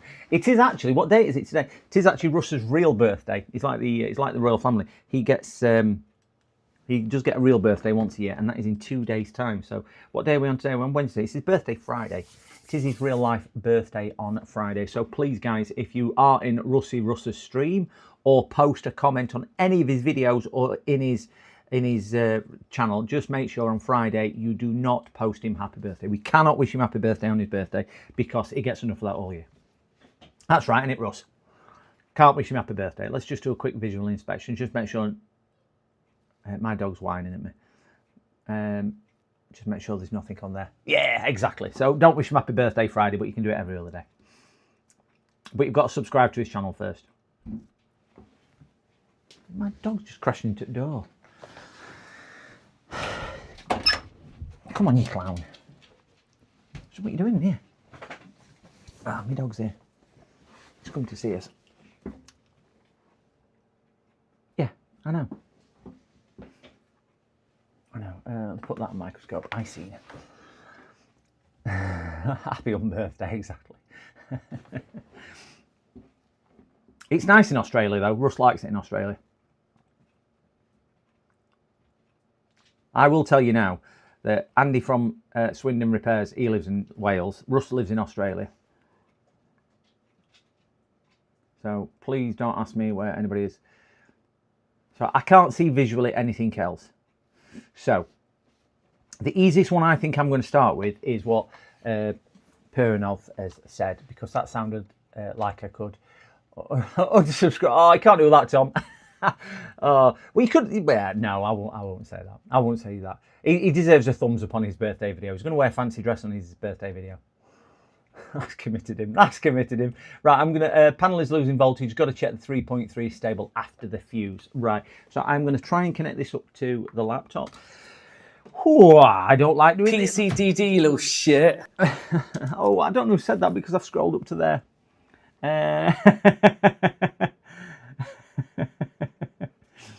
Oh dear, unsubscribe. Hampshire, Hollybury, I don't know where that is. Hollybury? Yeah, very not here.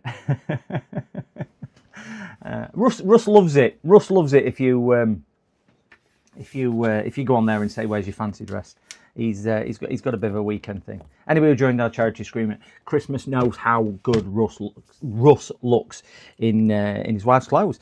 Really. Oh, there we go. Fold that over. Oh, wait there. Do you know, before I do this, I'm going to find out where fuse is. I'm going to find out where fuse is, so at least I know what I'm measuring.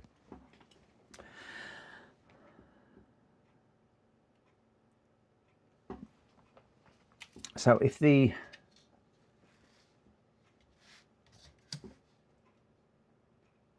I find 3.3 on one of these inductors down here, that's basically what I'm looking for, isn't it? Finding 3.3. Burn up a motherboard. I would work with battery, not charger, for live measurements, and be careful with shorting things. Yeah. I've got the battery out, so I'll plug the battery back in to do this on that one. You really are trying to get me. So we've got to try somehow. You've got to be a challenge for me, you see, Russ. Don't want 16 amp from that charger going somewhere, but oh yeah, that wouldn't be a good idea, would it, James? 16 amp, 16.92 amps this charger. Yeah. I think if you all drop a sub to Russ and he gets another 15 subs before his birthday, I am sure he will wear his fancy dress for that. Right. So what I'm going to try and do is, I don't know where fuse is, so if I can find 3.3 on this board somewhere, fuse has an S on them. Okay, is that a hole in the inductor casing? No, they're black marks. I thought that as well. I thought there might have been holes, but it's got glue on it, you see. So I thought exactly the same. It's just, I think it's just glue, because obviously the this stuff here is what came off it, so it's just pulled a bit of the like on that cap there. We can see it's rubbing off and it's going on there. So fuse, I think black from the stickers or resistors. Yeah, fuse have an S on them. So I also really nervous working on screens, certainly if they're going to be connected to the laptop. We've got an F2 there. Oh, S, there we go. So this is going to be the fuse on there. So now I know roughly where the fuse is. And I'm going to cheat like I always do and do a mark on there, so I know which one it is. That's just going to give me a visual indication when I put the board back down. Not that there's anything wrong with that one, it's just going to give me an indication. So let's flick back onto there and get onto here. Whew. We've got no battery in at the moment. We will connect the battery in a tickle. Plug that back down here. That there. And battery. That one single solitary screw that we found, which was really nice of them to leave a screw on the heatsink of the CPU. I still can't believe that. And when I tell the customer, he probably won't believe me either. But hey, we all saw it with our own eyes. Oh, why has my chat screen gone off? My chat screen has gone off. I cannot see chat because my chat screen has gone off. Reboot the monitor.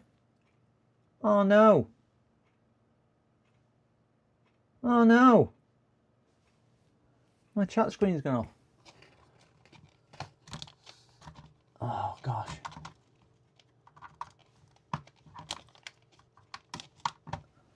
Oh, come on, you blinking thing. My chat screen has gone off. Display settings. No, not that one. I have a third chat screen in front of me. Sorry, gents, my chat screen has decided not to. Well, computer still recognise it. Has the screen gone? Oh no.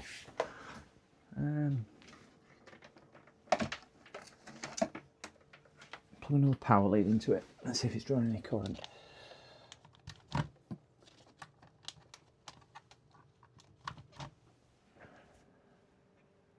5 volt. Oh no! Oh, that's it's come back to life now. Wow, must be. I've got another power lead in it, so I'll just have to be careful for a couple of ticks while I'm doing that. I've got a chat screen here, up here, which is directly in my line of sight, and basically it had disappeared, so I couldn't really chat. So, but because that screen had gone off, it has thrown away all my dreams. Seem so far away. And we have one of those sat over here. There you go, we've got chat back. I love how I put Twitch chat up and nobody ever goes in Twitch. We did have Michael in there earlier, but nobody now. Right, blame OBS. Yes, OBS's fault. All OBS's fault. We are back. I've got chat now, sorry. Right, next to big coils. Ah, yeah. Fixed hot cows. Done. You need someone to fix that now. It's all I've done is I just plugged it into my other power supply. I don't know anybody who can fix it. Anybody can fix one of these? Looking at the wrong person with me. I'll send it to James. All my stuff goes to James. It did make me laugh the other day when Joey was organising to send both me and James some stuff, and Joey said on stream, "Yeah, all I do, that screw doesn't actually fit in the battery, so that can't be out of the battery." Bear in mind, guys, we found that screw sat here. That screw there, which is different lengths to K screws, we just sat there, sat on top of the heatsink. No idea where it's from, because it's a black screw. Everything else is silver. No idea where it's from. But there's no battery screws in it, which is really bizarre. So I'm just going to get a screw to put in that battery just to hold the battery down. So it's obviously been worked on before. Yeah, when Joey was saying it, we're saying, yeah, I don't want anything for these because he's sending himself, James and Andy and Graham a motherboard, very kindly. And I said, well, I'll send you some M.2s. He said, no, I've sent Joey some bits in the past. And he just said, no, you've sent me more than enough, thank you. He says, I'm only sending them because they're just getting me away and I've got more stuff. I do the same. I tend to send things to streamers. Like I'm going to dig a graphics card out, a 30 series graphics card if I can for Chill. I sent Worms a little PC. I sent one of the other guys a laptop. And I know James has had some bits and bobs off me before, so I know exactly where Joey was coming from with that. Right, that's just to hold the battery in a little on there. So we'll give it battery connection voltage. Wait for the noise, because it always scares me when this happens. A bit like me talking and Carl Thorpe jumping with sparks. Whew. Right, so screen is now plugged in. So I'll see if I can just reach the keyboard.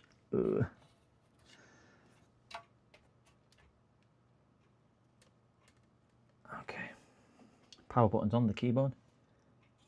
Right, we'll turn lights out so we can see a bit better.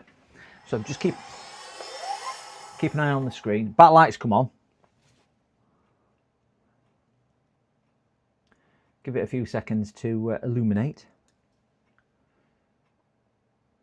Right, that's not showing a picture at all now.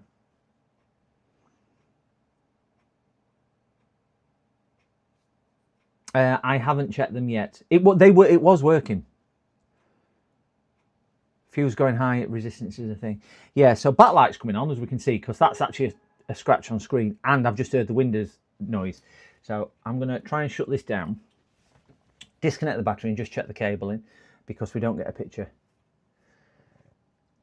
Yeah, the other one, I did one other week with this, and it was definitely a screen issue, and I think we attempted to repair it. It was on a HP. I've got another one up there actually from the same customer, because it's the woman who I'm building 20 computers for. So So yeah, and we end up replacing the screen on that one. Right, that's gone off. So keyboard shut down. Just wait for the screen to go dill.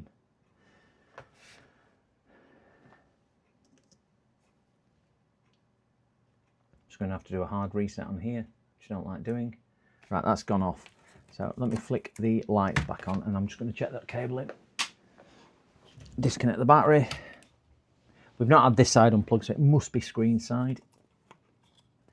But I can't see why it would be screen side because there's a little clamp over it.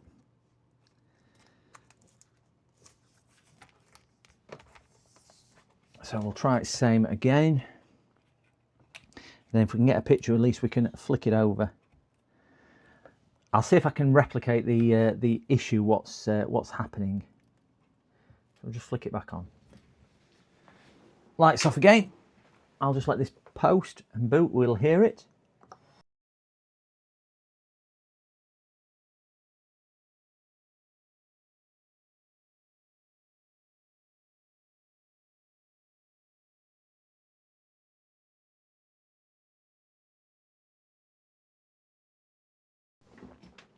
Sorry, I was just using my toaster.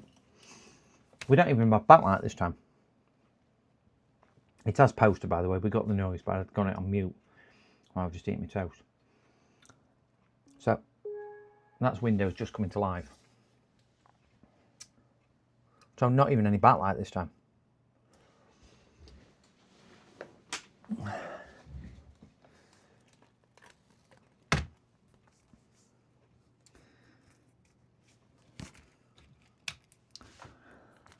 I think it could be a cable issue.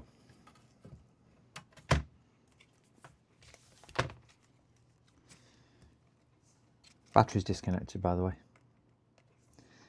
Try it 1/3 time, and then if not, we'll start poking around.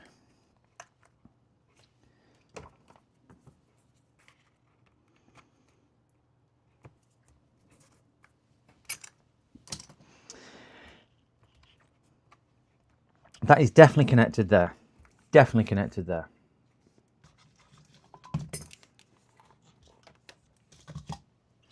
Battery back in.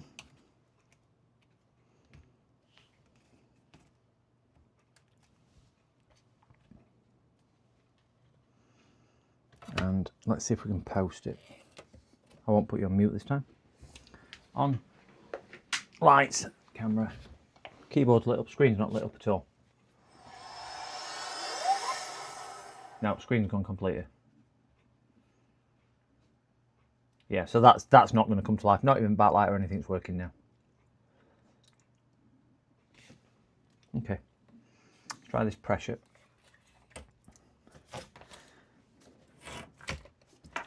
Not exactly the smallest of laptops, this to move around.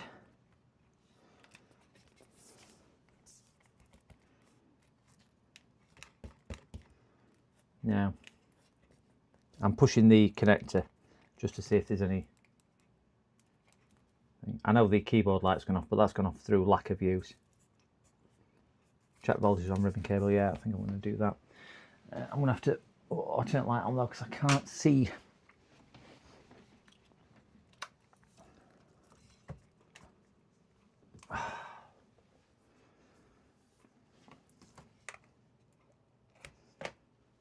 Try and do it so we can all get a glimpse of what's happening, see the magic. Right. Tilt that back. Computer is still on.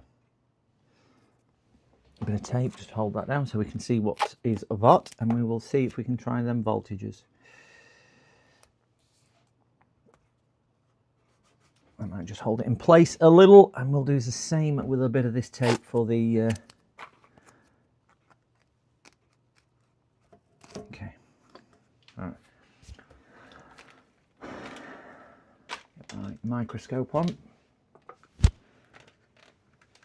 So we've got top right hand corner, we have put this in voltage DC.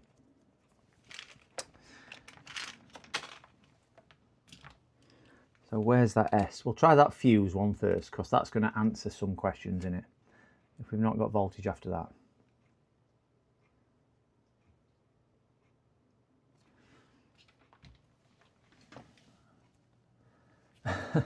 Boom. Certainly boom. Right, laptop's stalling because I can hear the... So we've got 3.3 after the fuse. 3 volts there.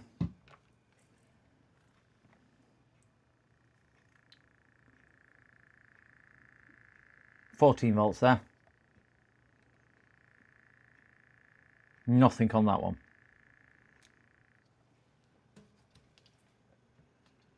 I would imagine this coil here is for the backlight, isn't it? 2 fuses. Okay. Let me see if I can find the other one there. Oh, there's another one there. Just spotted it. Well done. Well done. Didn't see that one at all. Yeah, 14 volts after there. But there's nothing on that coil.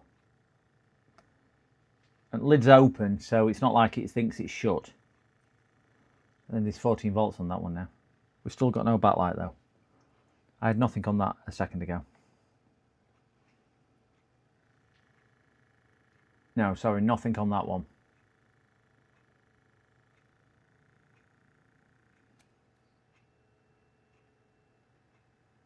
So we've got, whoa, got 14 volts there. Nobody saw that, so we're fine.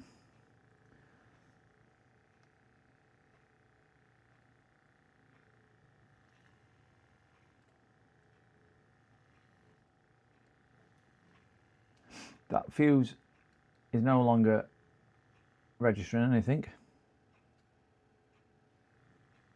Right, I've just blown that fuse. Wonderful. Yep. Missing voltage. No, I think I've just blown that fuse. I've just blown that fuse. I will not have a replacement fuse for that unless I've got one on another board. Will the fuses be the same across the across other boards?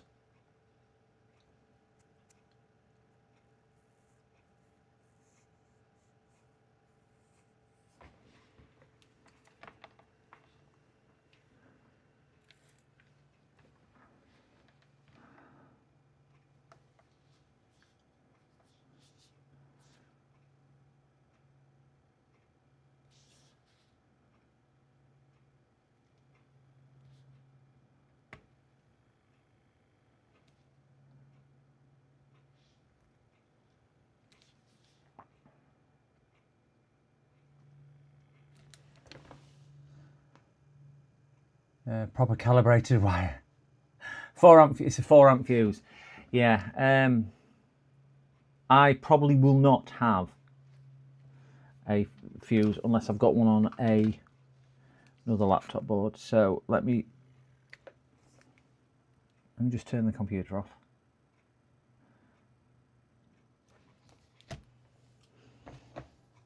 Didn't anyone else see that blinding flash on the board just now? Ozzy! Shh! Shh! Shh! Yeah, yeah. I think that fuse tripped when it connected with maybe the chassis. So I think that's what's done that fuse. Which has done its job. It's borrow wire from Uncle Sorry. Yeah, I think a carefully calibrated wire is on the cards.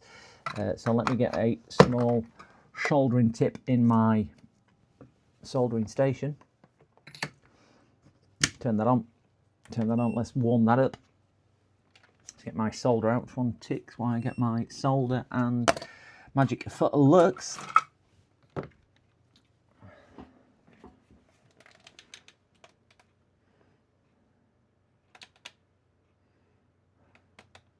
And we will see if we can get this soldered. Clearly, you know how good I am at soldering. Even dog behind me is getting worried. Oh, not again. Not again, Dad. Not again. What I will do is disconnect the battery before I even got anywhere near it with a soldering iron. Battery. Disconnected. Good idea. Make sure you do it. Yeah. It was broken with the fuse working. Yeah, it was. It still wasn't illuminating, but I think I've tripped the fuse.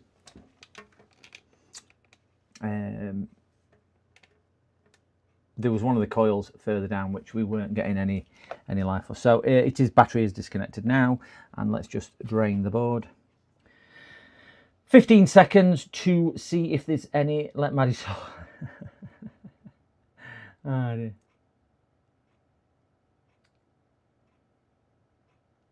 It was, yeah, blown. Make sure you do it powered up. Yeah, let Maddie solder it. I'll just solder this on, and then we will. I'll put the right amount of flux on there. Let my soldering iron heat up and put some leaded solder on here. I am not looking forward to this at all. Anybody seen my other streams, you know how daunting soldering is. So when you get to a certain age, let me just melt a bit of that.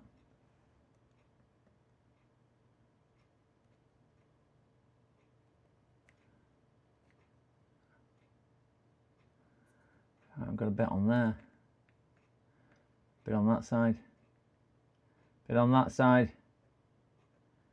There you go.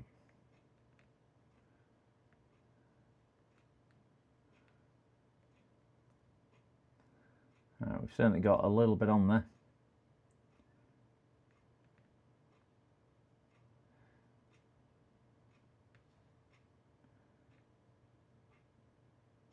Okay, let me grab my tweezers and pull that off.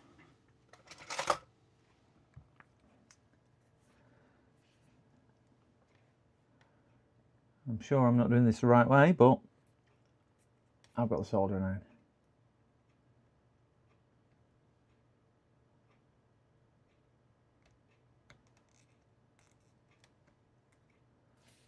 Oops, thought that had come off then.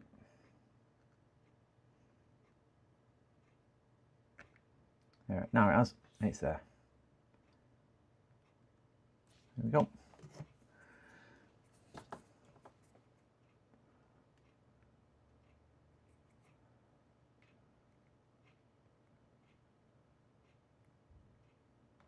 Come on, you bloody thing.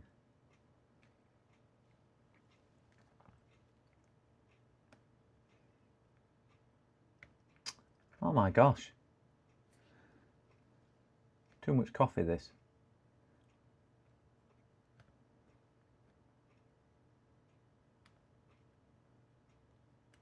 And knacker tweezers. My tweezers are that bent, they're not picking anything up. That's better. Forgot how to solder. I ain't soldered all day. Right, that's the fuse off anyway. We need a piece of carefully calibrated wire now, which I just happen to have in my Uncle Sorin box. So we'll get that. We'll get a nice sharp implement. Ouch, one of them to cut myself with. Solder, yeah. And we will we'll get this wire stripped, and we will get some calibrated wire on here. This is 4 amp rated fused wire. So if you are wondering, gents, that's why I'm using this. We only need 1 strand.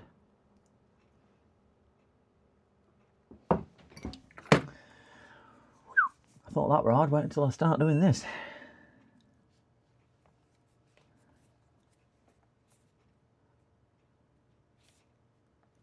Where's it gone? Gone up there. Why did you bend up there all of a sudden?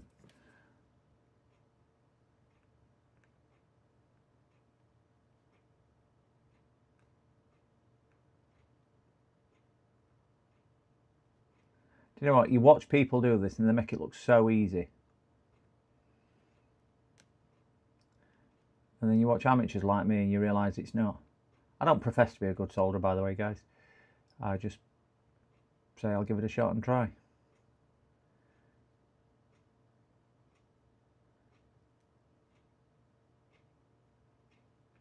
Why ain't that soldering? Get down there. Come on, you darn thing.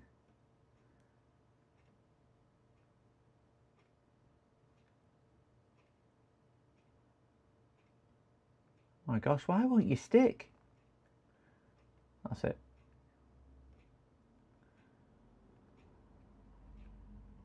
I'll do.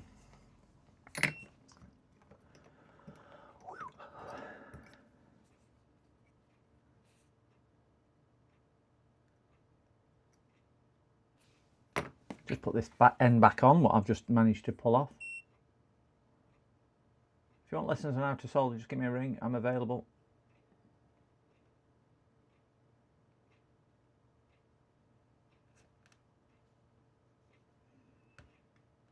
Oh, I've got to pull it off again. I'm like a cheap date, aren't I? No matter what I do, I just seem to pull it off.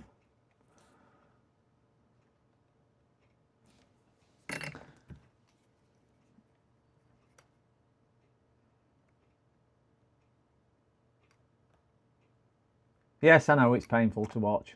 I'm only doing it for content. I can really solder, don't worry. Bear in mind, this is ever so tiny. Ever so tiny.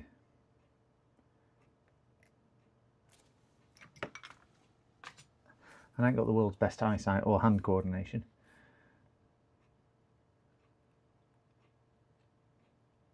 I don't know where that's gone.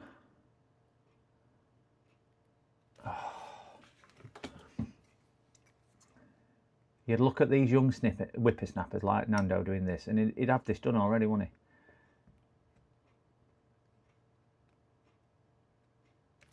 he?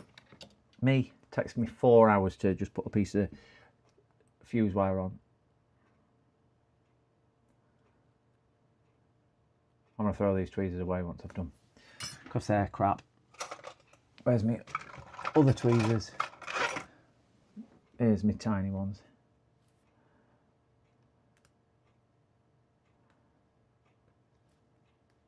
Oh my gosh, I'm going home. Stop the bus, I really want to get off. Oh, I can't do it for this bloody screen.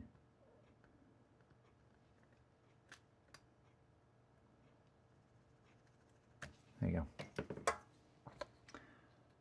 I'm going to read all chat after this and you'll go, what an amazing job.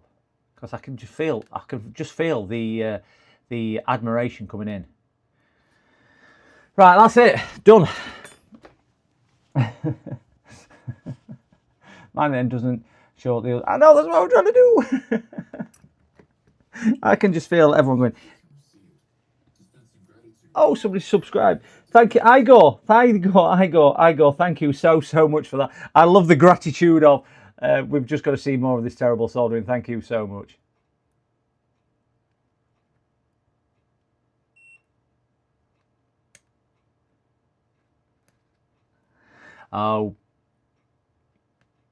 Oh, blast.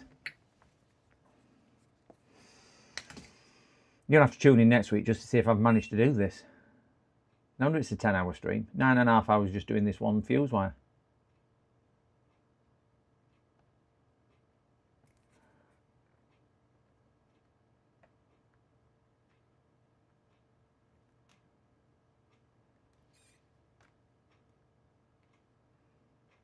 Uncle Sorin pushes down with his soldering iron and he cuts the wire.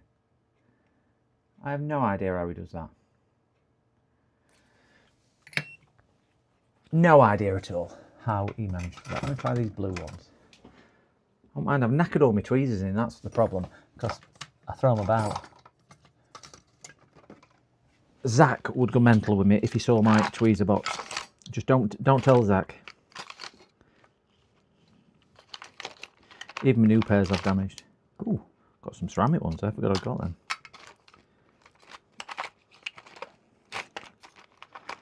Aha! Got another new pair there. That's all right. I found my new pair. I'm not going to look at. I'm refusing to look at chat until I've done this. Refusing to look at chat until I've done this. Because you're all going to be going, you're doing it wrong, and you're all going to go, you put it in the wrong place. Oh, did that come off then? Oh my God.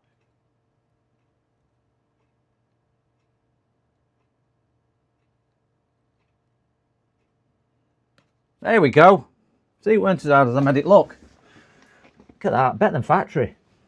Better than factory. Right, we'll pretend that that's on. I'm not going to clean it because I don't want wire to come off. Just like factory. Man, yeah, I've done that one. Let me be your hardest critic. What is 0 ohms good for amp-wise? 0 ohms is good for every amp out there. Every bit of ampage. Right. we have a bit of wire on there. So we are now going to reconnect and go back to where we started without that blown fuse. And we will plug the battery back in.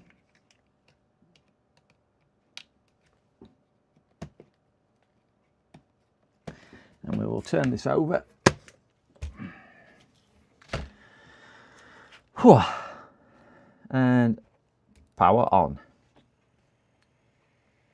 Right, we will see the backlight come through here. Wait, we have backlight.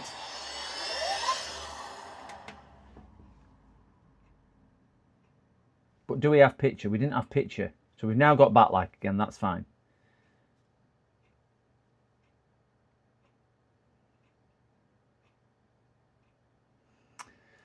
I found that incredibly stressful. But yeah, thank you for your support for subscribing.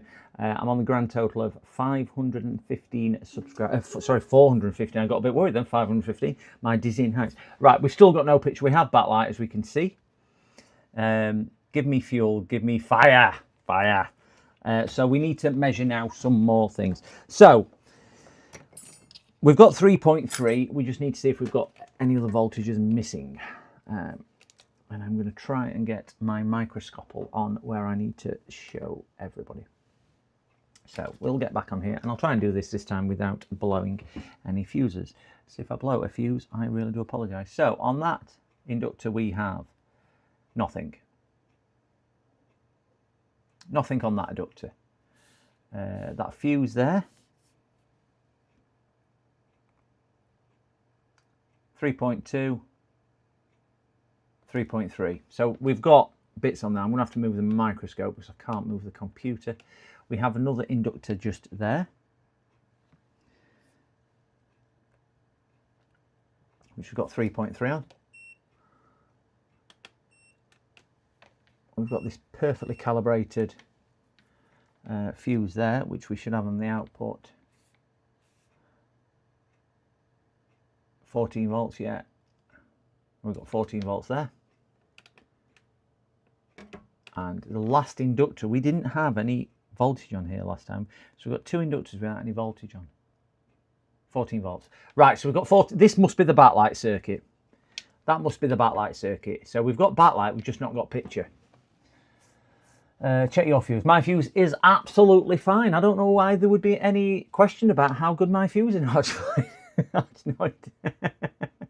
My fuse is perfect. 14 volts. So we've now got, there was 14, yeah. 14 volts on both of those two inductor coils, which is after the fuse, so that's good. I presume that BOA is a LED driver chip, same as that one. So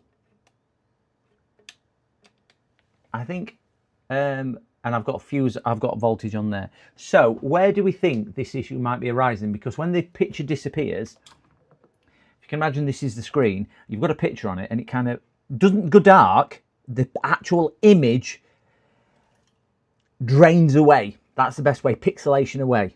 It's really bizarre when you look at it, but the image starts from this corner and disappears. It disintegrates. The backlight is still there, but the picture image itself disintegrates. So it's like something's degrading in memory and falling away, like bits of, you can imagine it as a wall, bricks are falling out bit by bit, sort of scenario.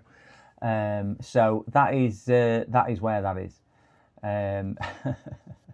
So let me skim through chat to see what else was suggested up there. If anyone's got any suggestions, that would be brilliant. Because proper calibrate wire, done that, blown fuse, boom, yes, DC check voltage. Please hit like and subscribe. That was another one. I've seen the ribbon connectors on the back of the screen cause issues. Oh, right, okay. Little pressure. Yeah, tried that one. That didn't make any difference to the image at all. Set to internal monitor. Yeah, no, it weren't that, because as I say, the image, I'm sorry guys, I'm reading backup chat. Fuse gone high, resistance thing, right. So this is a very interesting fault. It is, I agree, James, it is. The last one I had like this, I ended up having to put a screen in. Because the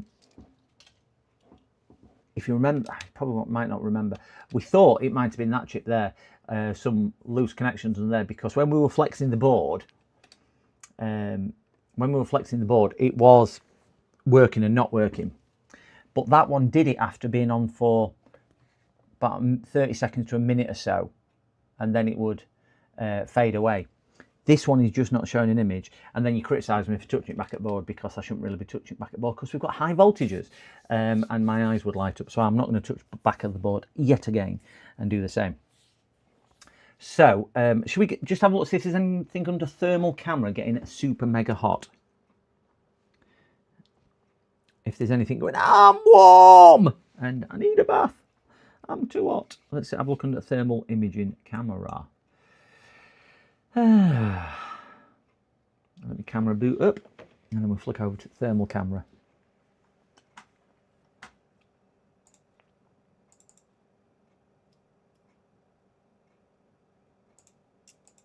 Yeah, we've got a thermal camera on the microscope actually, so we'll just see if there's anything. Apart from a bit of reflection, there's nothing on there which is showing any mega heat spots, as we can see. This is the board here, so there's nothing there. But let me go to my more sensitive thermal camera, which is that one there, and thermal camera, select UV camera. Okay. Ah, wonderful, wonderful, wonderful, wonderful thermal camera. Oh, come on, OBS, stop playing silly sods.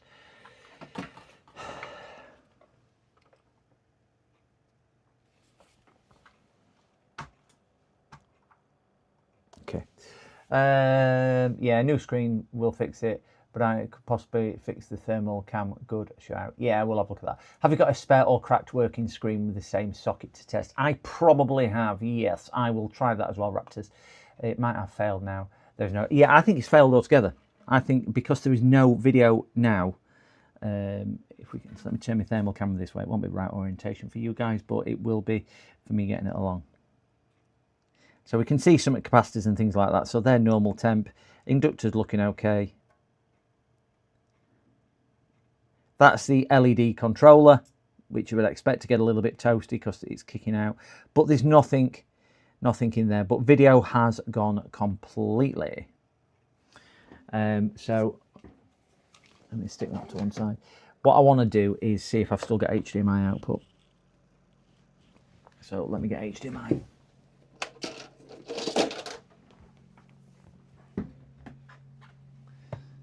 HDMI, which goes in here. Let's see if we can get this on OBS. Okay. I'm hoping we get a picture in the bottom right hand corner.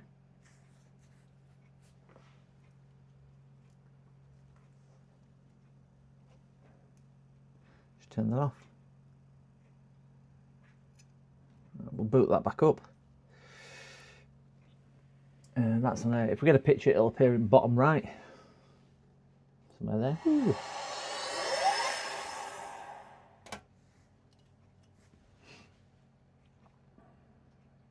I don't think we're going to get a picture on HDMI either. But that could just be because OBS doesn't like it. Oh.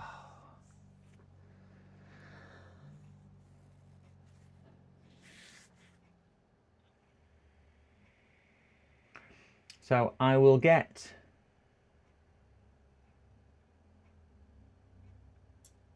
there we go, we've got a picture. Whew. It panics you a little bit. So at least we can see the laptop is outputting a display, just not to display.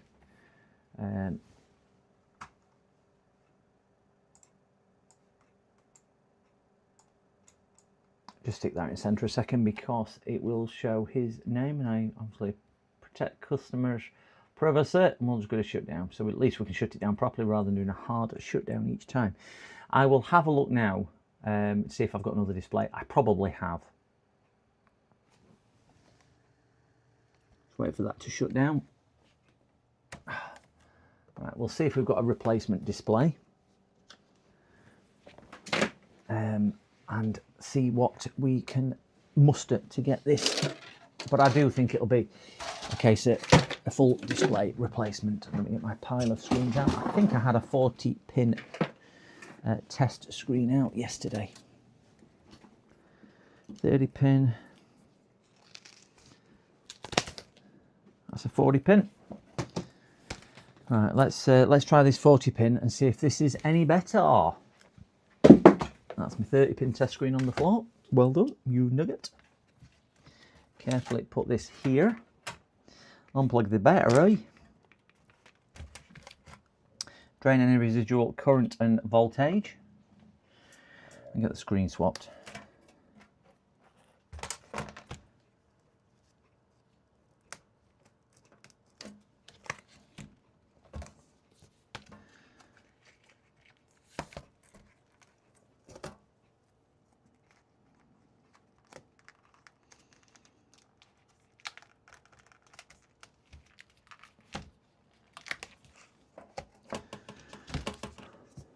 I did use this screen yesterday to test another one.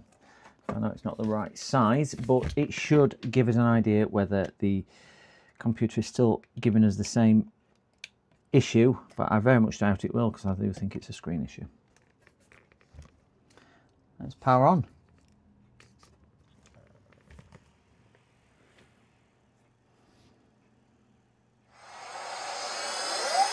All right, we've got picture. We have picture. Again, there's no point showing on HDMI because we know that. So we'll just leave that on a second.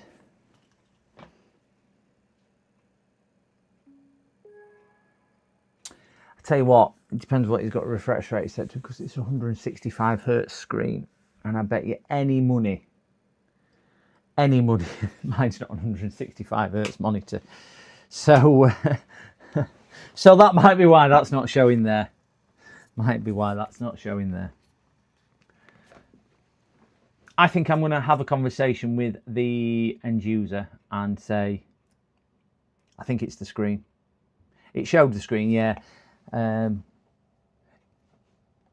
Boot to BIOS, yeah, that might be a shout.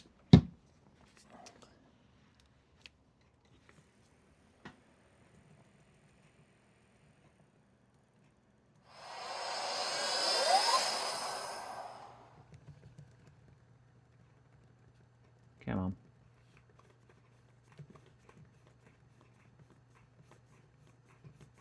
It's actually spinning round for Windows now. Can you see that? It didn't do that before. And it won't let me into BIOS.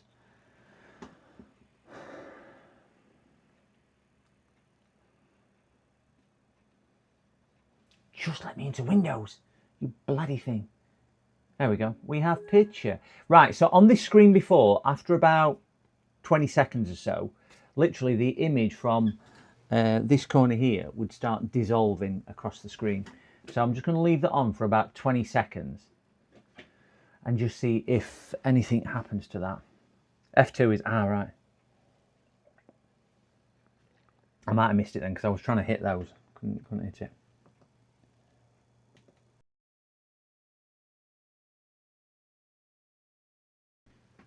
Right, I think that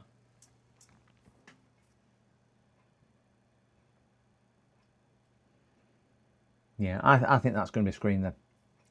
So I don't think customer's got much choice.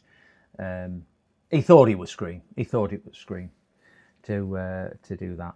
I think customer had been quoted £135 for the screen. Wow, if they quoted him £135 to fit a screen, and I think mine were 140.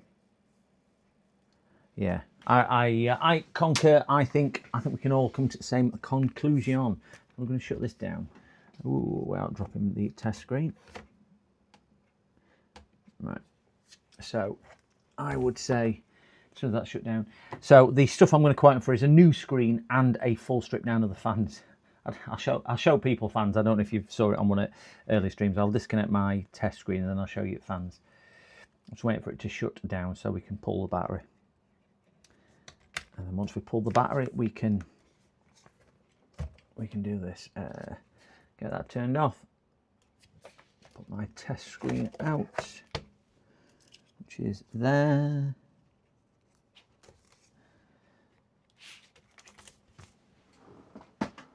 Yeah, the fans are beautiful. Beautiful. And that one's equally as bad. But it's really tarry. I know, I do apologise for people who were on stream earlier when I was showing, because it isn't the prettiest thing, but it's really like tar. Whatever. It's not really sticky, like glue. And jam. That's about toffee. It's not normal stuff. It's filthy. So I think I need to be telling him that he needs a full strip at fans and a full clean at fans as well. Oh, you can't see, because my microscope has done that. You stupid screen. Sorry, it's because it shares HDMI port on the other one. Stupid screen. And iScene doesn't come through, but I could see things moving in chat, so I do apologise. Yeah, so as you can see here, it's just really, they need taking out and cleaning properly. It's filthy, but it's really sticky like toffee and tar and treacle and whatnot. It doesn't smell, so if it's a vape, it usually smells sweet, and or cigarettes you can usually smell if you're a non-smoker, but it's all over. So it needs a strip down at fans, full clean. I'd love to know where that screw or what we found had come from. Other fans equally as bad, if not a little bit worse. And then a screen. So yes, I do need to be speaking to him about that. So let's put. Let me write this down before I forget what we are going to be talking to him about. So we need a screen. So screen is, where's my phone? I pressed up earlier on phone, didn't I? Yeah, lots of vape juice. Vape juice you can usually smell, can't you?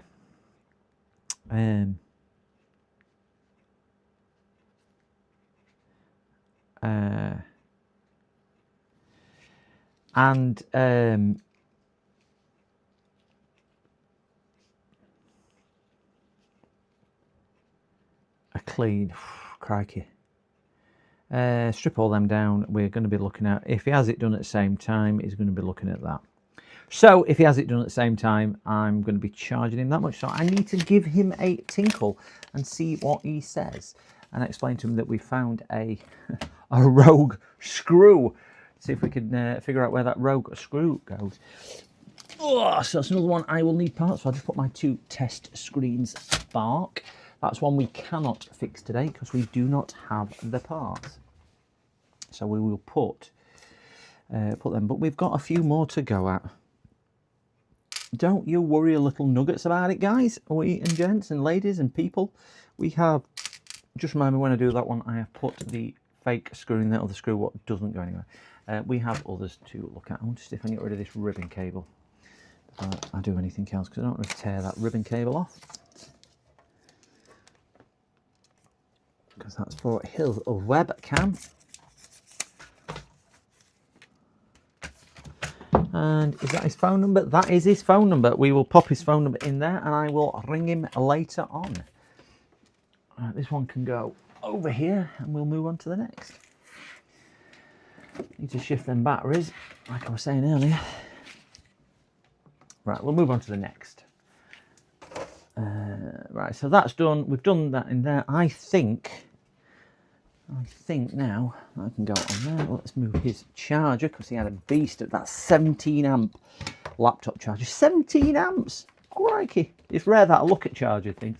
I did a gaming laptop last year, 2 years ago, and it took 2 of these chargers in the back, and the laptop would not even turn on unless you plugged them both in. And they give me, no, I just need one. Oh no, you need them both plugged in. You need them both plugged in. You need them both plugged in. And you had to plug both chargers in to get the laptop even to turn on. I've never known a laptop take 2 power adapters. And they weren't the small ones, they were them 330 watt ones. Crazy. Right, so let me get another computer out to work on.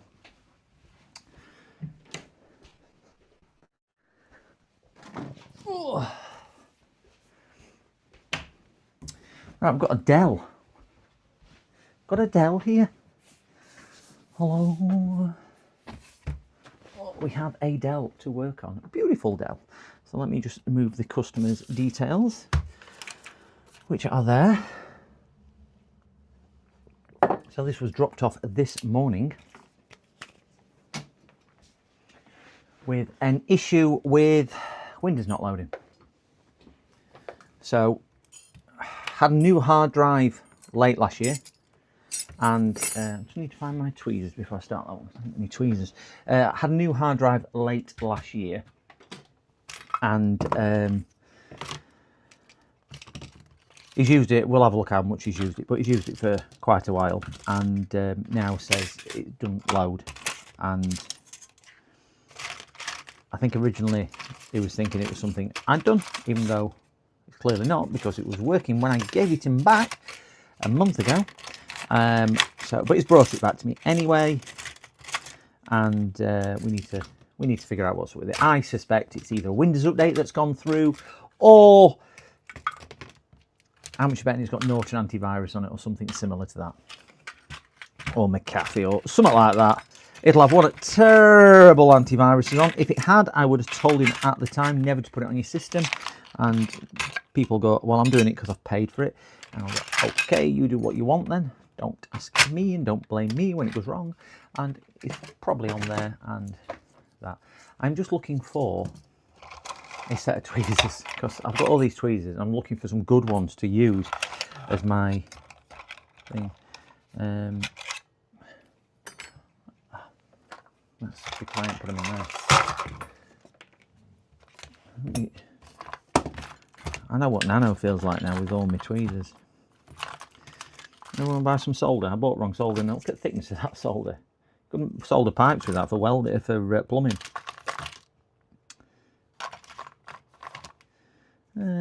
I've got some more M2 drives in there. Nice now.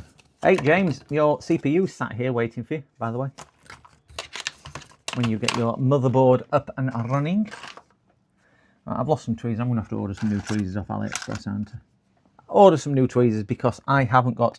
I like these for the shape, but I've bent them. And as we all know, with bent tweezers, they never quite work. So yeah, bent them, and they're bent as well. And sadly, I bent the blue ones as well, which was really nice. And I can't even bend them back. Normally you can bend them back to some degree, but they've really gone beyond bending.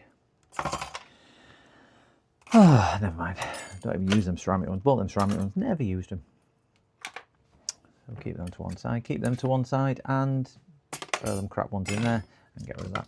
So move on to the next one. Move on to this one. Oh dear me. How are you still streaming? How am I still streaming? Well, I just haven't turned it off. That's how I'm still streaming. I'm still streaming. Well, I want to stop streaming when I've completed all my jobs.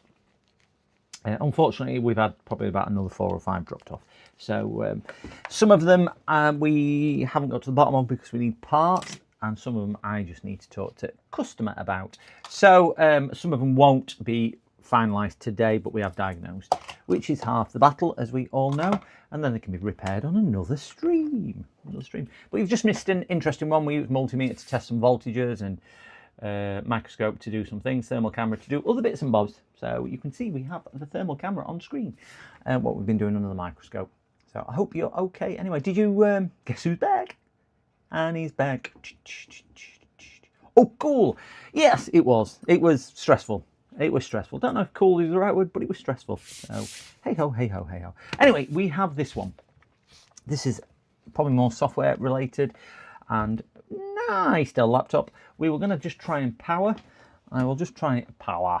I'll get my power meter out, and we'll see if it's pulling anything, because I think he said, this is the one which said, and battery. Yeah, it wants me to price a battery up as well. So this is going to be one where we were saying earlier, ouch,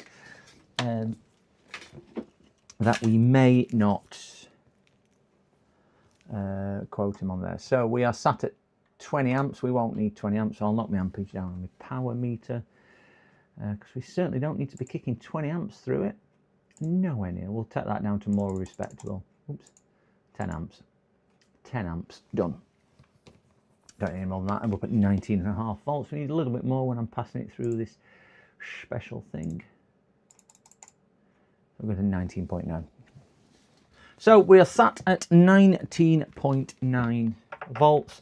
we'll pass it through our magic little thing, input here. Again, if nobody knows what that is, this is an emulator, and this is a Dell laptop, so we'll simply be selecting Dell, which is down there. So this will emulate the Dell chargers, and I would imagine, because he's not giving me a charger, I ain't got my glasses on, so I cannot see. You'd think I was selling these, wouldn't you? We'll stick that on the middle, which is 180 watts. I can't see it being much more than that for this laptop. So we'll stick that on there, and then we will get the Dell plug plugged in. And it's that Dell laptop charger on there, you know, the one which is like HP. Plug that in. Other end into there. And, oh, stick that round. Stick that round. Turn it off, and output 2. Okay, we'll keep that in shot anyway, but we've got a power meter on screen to see what we're doing. So we've got power meter, top right hand corner. That'll give us a power draw when I flick that on. We've got a little bit of power draw here, and we've got power draw up there. So we've got a pre-current, so we know it's working. So we'll turn it on. Nice power draw there. He didn't say it wasn't working. He just said it's going into automatic recover all the time. So we will get our magic meter out, and he's not wrong. He's not wrong. It's gone into this. Testing memory. So we'll see whether OBS will give me a output of this. If it will, we'll get it on OBS.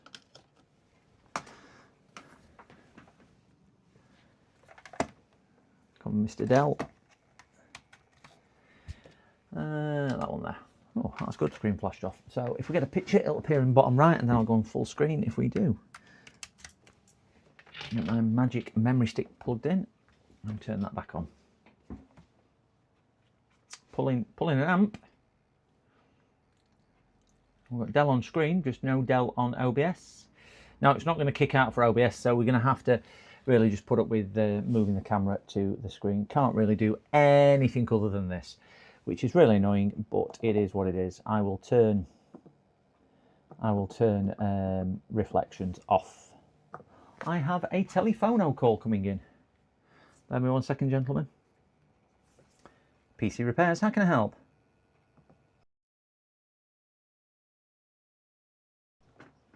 Okay. Yeah.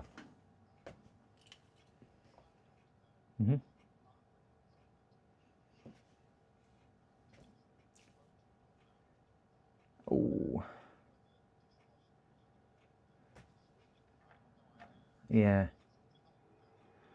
Yeah, I can have a look at it for you. They're not the best advised things to use those, because they can create moisture in the computer, so you can blow it under chips, and also cleaning things out. PCDD, you little shit. Can sometimes cause other damages as well. So, but yeah, we can have a look at it. You just need to drop it off with us, and we'll get that slotted in for some diagnostics and checks for you. You can drop it off today if you wish. Yeah. Just drop the main box off. Just disconnect absolutely everything, and just bring the main box. That's all we would need for it. Yeah, that's all. Special power. If it's a special power bleed, bring that. But other than that, we've got everything else. Yeah, it's the one on the website. Yeah.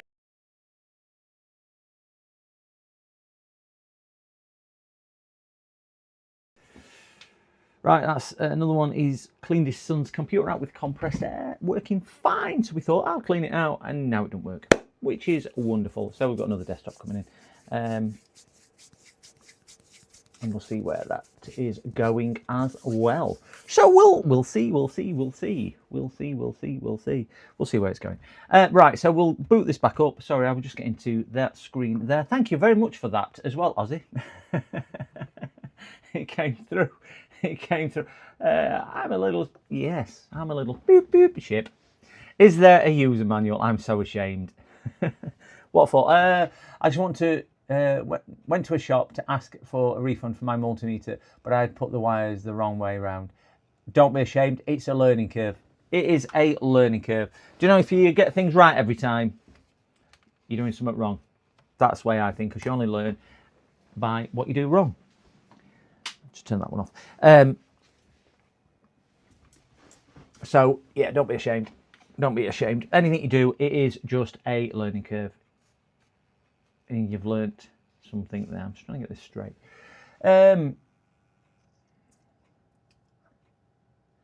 Lead farmer. I've talked about you this morning.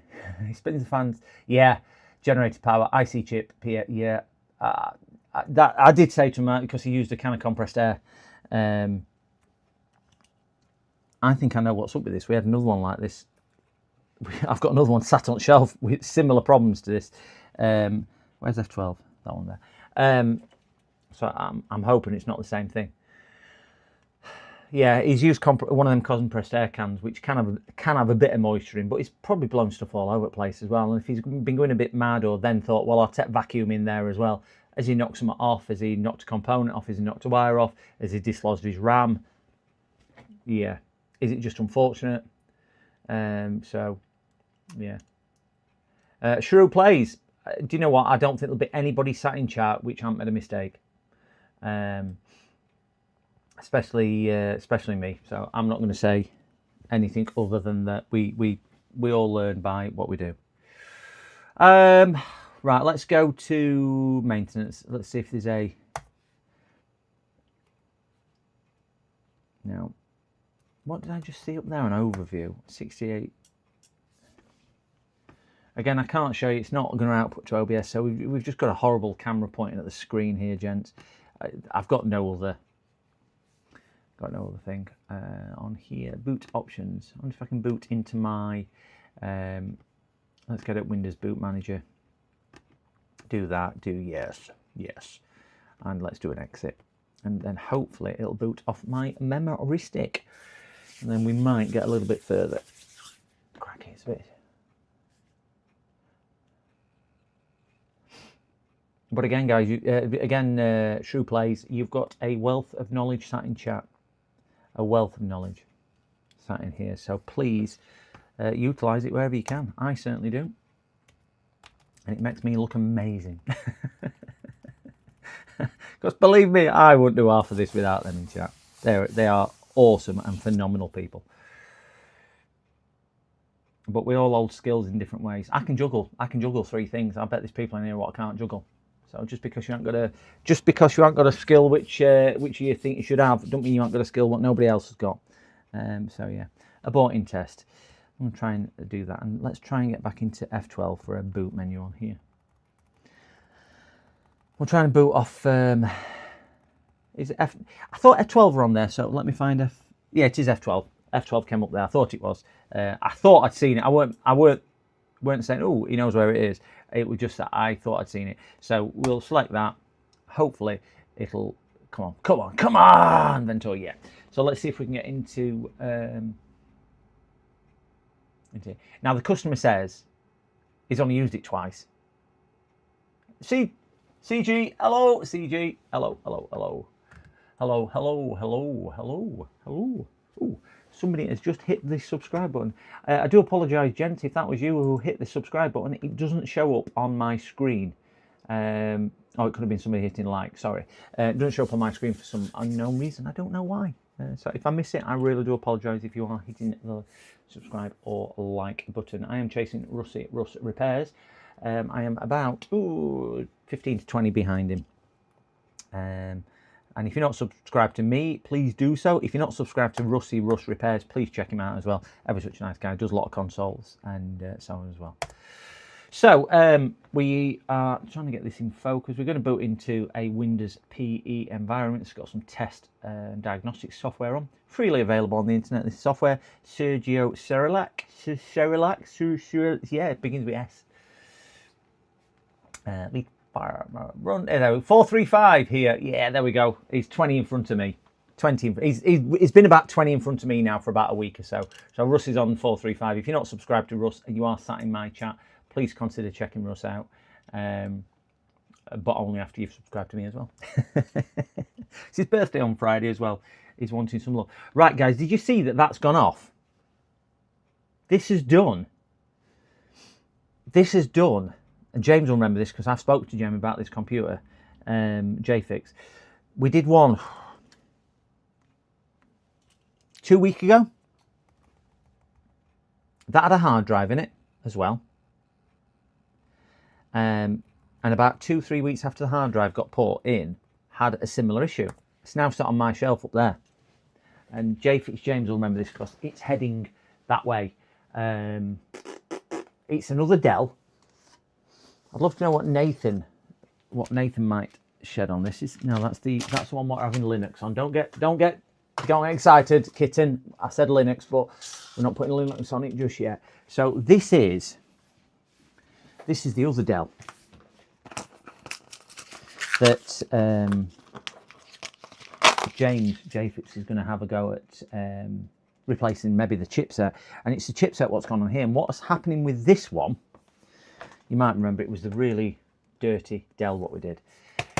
The heatsink on the where's Bob? We'll go to Bob, which is just another diagnostic tool. The heatsink, the chipset is heatsink to the case, and the chipset was getting warm in one corner, and it was overheating. So we reheat synced it, and it crashes as soon as you put any heat on the heatsink. So we think the chipset's gone, and I'm just wondering whether this one's got the same issue with it, which manifests itself originally as a hard drive issue, and now it's manifested itself as this. Don't know. How are we doing? Who was he talking to? Say I'm going to scavenge eBay for broken stuff. Have a look at Facebook Marketplace as well. And do you know what? If you are in the UK, because I think you said you might be Chester area, car boots, flea markets if you're in America, but car boot sales Sunday morning. Get there, just have a look for stuff on there. Try and stay away from mains power stuff because it hurts if you touch the wrong thing. That's gone off again. Exactly the same problem as other one had. Exactly the same problem as what other one had. Yeah, might need a new board. I think we'll take this piece, but I think this is going to be another chipset issue. Very interesting. So let's get this stripped and see if anything is coming to prominent with this. Yeah, get yourself to car boot Sunday morning, get up early, 7 o'clock, get to car boot and see what you can get. I picked a few bits up there for streams. I'm going to unplug my power meter, and picked a beautiful non-Bluetooth speaker up and converted it to Bluetooth, put a rechargeable battery pack in it, converted it to USB-C. Cost me £1, and then I think it was £1.19 for the Bluetooth thing, and I had power bank. So for less than £2, I've now got a Bluetooth compatible, wireless, portable, rechargeable Bluetooth speaker. It's on one of my videos if you have a look where I've converted it. But yeah, car boot or flea markets, if you are there, have a look what you've got. Right, is that my... I don't think that's the one. I've lost my will to live. I've lost my small screwdriver bit. Is that it? That'll do. It's a small one, this.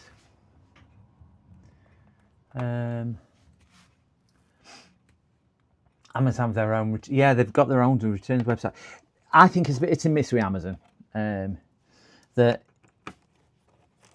if you get something which is new and been returned, it's usually means it didn't work. If it's had any signs of use, it's usually FUBAR.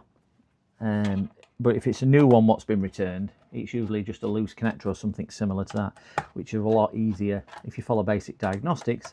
A bit like my mate Vince, when he did his advent calendar things towards Christmas, he would probably agree with that sentiment wholeheartedly. He does come in chat, so I'll have a chat with him. If not, I'll message him and tell him to come in, but he would say the same.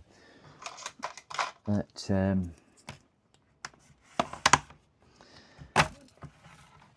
that's that. But yeah, car booters, I like it because you can pick some bargains, but if you can find proper car booters who have just cleared bedroom and garage out and they want to do that, I think that's a lot better and a lot nicer than that. So that was the hard drive that we fitted before Christmas. I kind of semi-remember, but don't fully remember. Different layout to the other one. Chipset was sat here, heatsink to the board on that other one. I would imagine chipset is either built into CPU on here, if it's an Intel CPU, which it probably is. It could well be on the other side of the board, but I doubt it. I would have thought it's under there. So first thing we're going to do is a hardware reset by taking the battery out. But I very, very, very, very, very much doubt whether that's going to have any impact on it at all. Next thing, I'm going to take the hard drive out. And then we'll start taking RAM out and doing other bits and bobs like that, just to start eliminating any possible issues. So we had a 500 gigabyte NVMe, what I put in it for him. Very nice. Have a nice day. See you later. See you later, Shroot, please. See you later. Yeah, scam returns, that's the other thing. There's a lot of people who buy things on Amazon and send the product they bought 6 months ago back and keep the good products and send a crap product back. I've had stuff from Amazon warehouse and it's not even been right product. They've not even bothered checking. It's come in right box, not been right product. It's like, what? What? How have you got that wrong?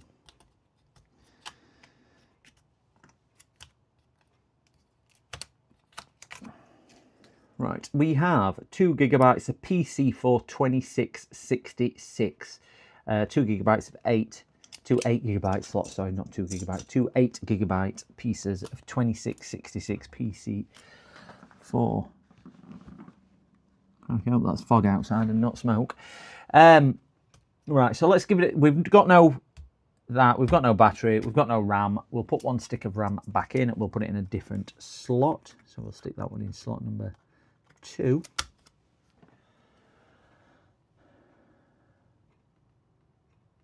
I buy laptops working for $160 from resellers 60 kilometers away from me. Vince had a fan that were faulty from manufacturer. Yeah. You do. You sometimes get them. Sometimes get them. I've had not recently because I don't do consumer electronics, but I have had it where I've had something new and it's gone, oh yeah, it don't work. So they bring it to me because I can't be able to return it, and it's like just something not plugged in. They're nice ones, as Stez would say, nice. But we all agree it's stupid. Again, as Stez would say. Let's get the power adapter back in. We have, I've got another telephone call. 1 second, gentle ladies and people. PC repairs.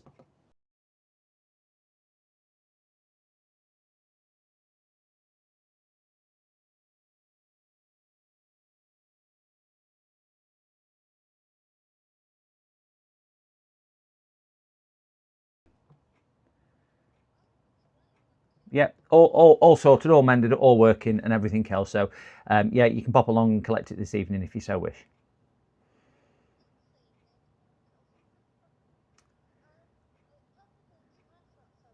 Absolutely fine. Just give me a call before coming. Just let me know.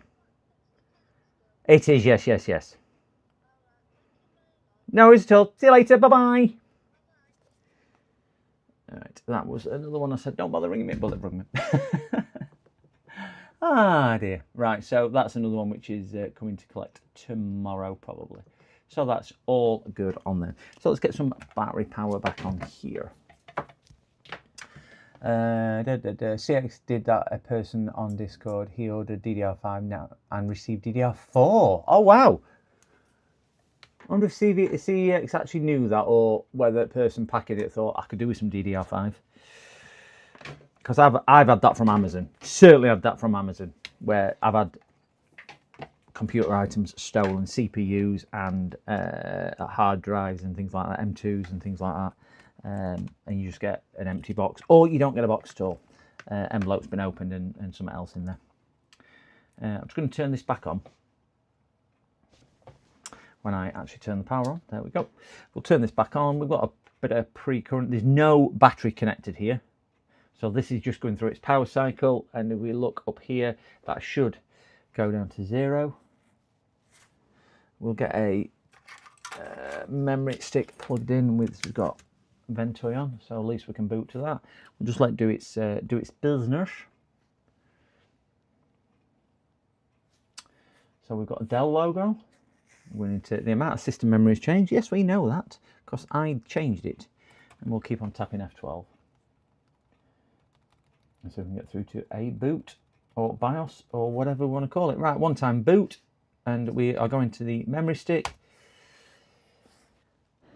Come on, I can't output to OBS. Again, sorry, I can't do it. It won't do it because it's a Dell, and Dell say we're not going to let you do it because we've been awkward. So I can't output to OBS at this stage. We'll do when we load some drivers, but not at this stage. Make sure I don't run my dog over because she's sat behind me. So the best we are going to get, the best the man can get. Rusty Russ, the best the man can get. We will see if we can zoom in on that a little.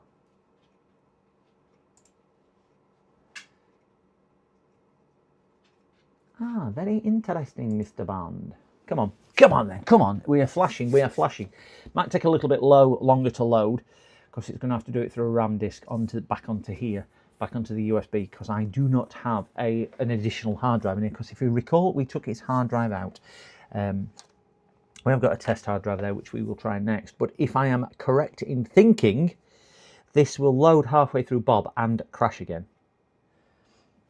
And I'm thinking it's either CPU or chipset, if that is the case, which is really, really unfortunate if it is either of them. Certainly if it's CPU, because there's going to be very little we can do with it. But we'll keep an eye and see what comes up in the top of the screen up here. We're just waiting for this to change. It is trying to load. It just will be a little longer to load on here to do that. Oh, fans have just kicked down. We are still pulling some nice 1.3 amps of current.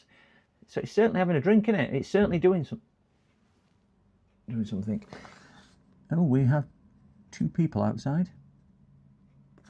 We have two people outside, so I will be answering the door very shortly. Right, I'm just going to pop you on Facecam, guys, and put you on mute, and we will just answer the door to these customers. I think this is one who's probably cleaned it for his son. 1 second.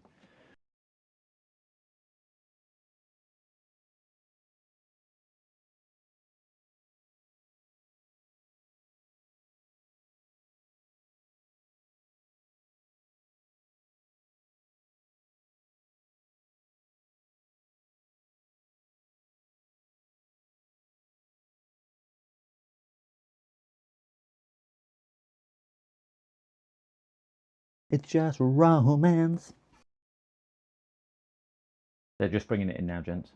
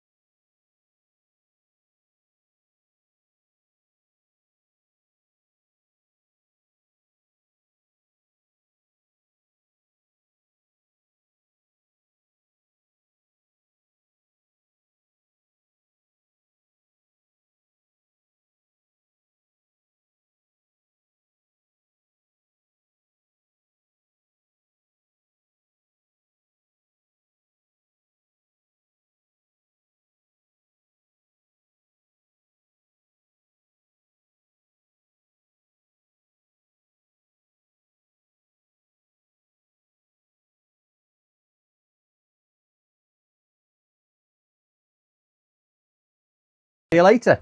Thank you.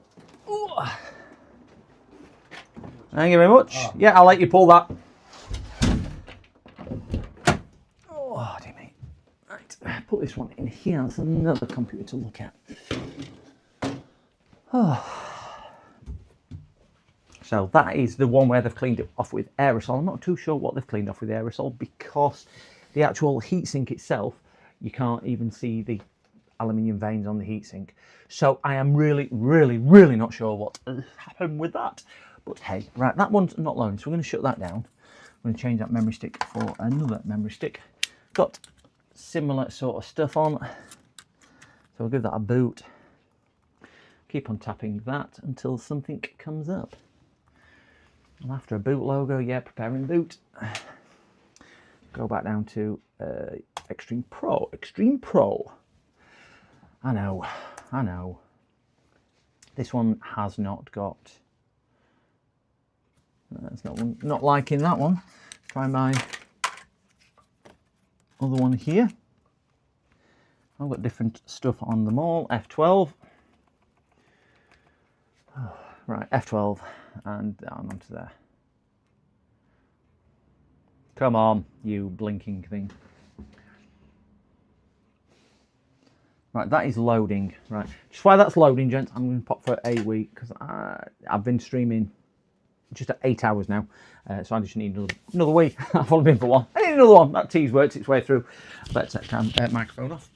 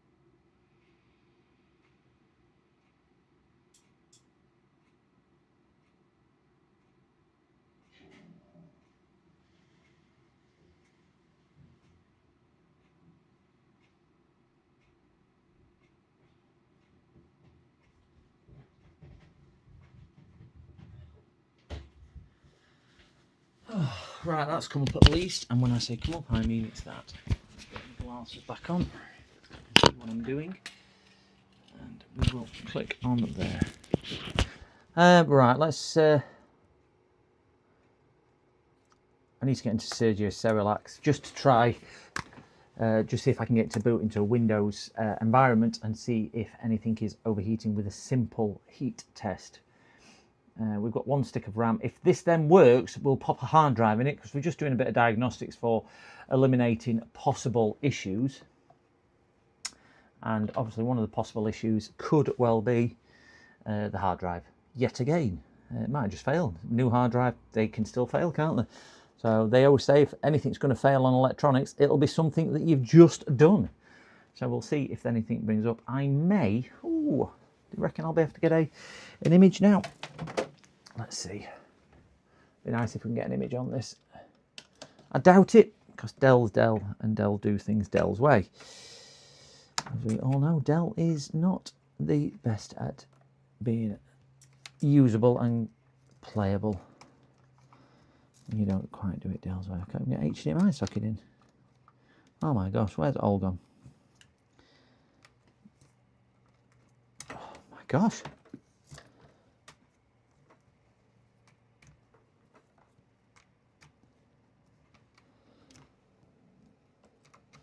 Come on, I'm making this look really hard. There we go.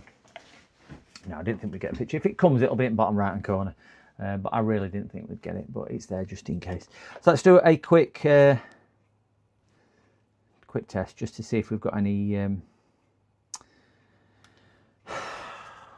thermal issues on CPU or anything as such.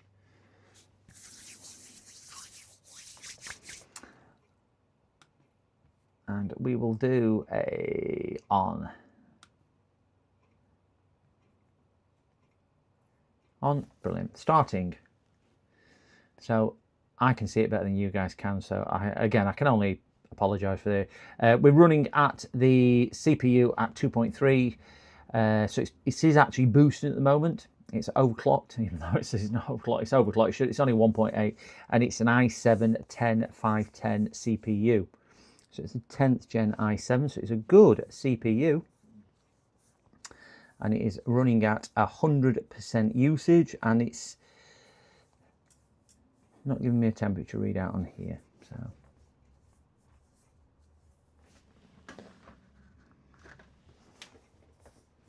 So we should be okay on there. This CPU will be up to temperature by now, running at 100%. I can hear fans kicking in. I think if this were going to do anything, it would have probably fallen over and died by now on a CPU. So the things what we've took out, we've took the hard drive out and we've took the memory out. If we think that that's that,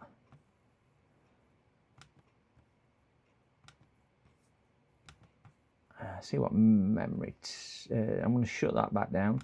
I'm going to put my Windows 10 test disk in. Good thing about that is we have to get this onto screen for OBS so we can all see what I'm doing. So I'll get my test disk in, which sits neatly in there. Get a screw. Get a screw. Can't get a screw, so we'll get some tape.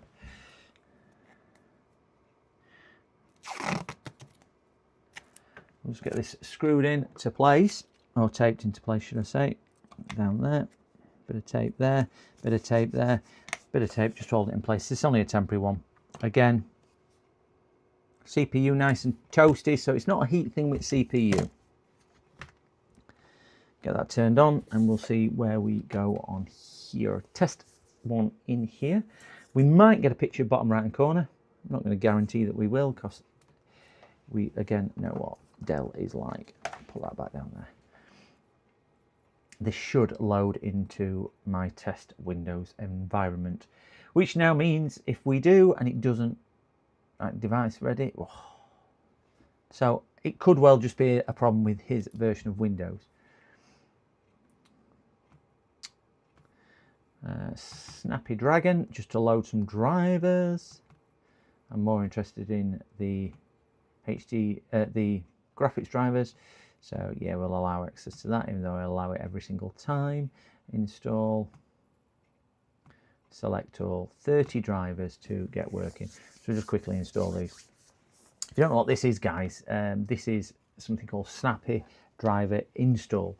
And what this will let you do, I just keep a copy on this hard drive, but you put it on a USB memory stick. So what it does, you've got it on a USB memory stick, you don't need connecting to internet. You just simply do select all, it scans your system to see what drivers. So when you do a fresh install of Windows, you press that and then install, and it just installs more straight from USB. You don't have to download any off the internet. So it probably gets a good 90% drivers. Occasional one you miss out on, but about 90% of the time it is there and successful. I don't know what it's like in your part of the world, but here it is getting very, very foggy. I don't know what it's like over there.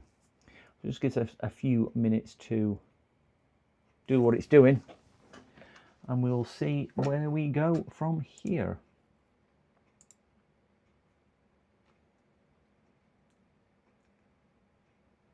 And hopefully this will be a little bit more straightforward. I wonder if my Twitch is still live. Where's my Twitch? Just while that's doing that, Twitch. Was that Twitch? That's Twitch. That's that.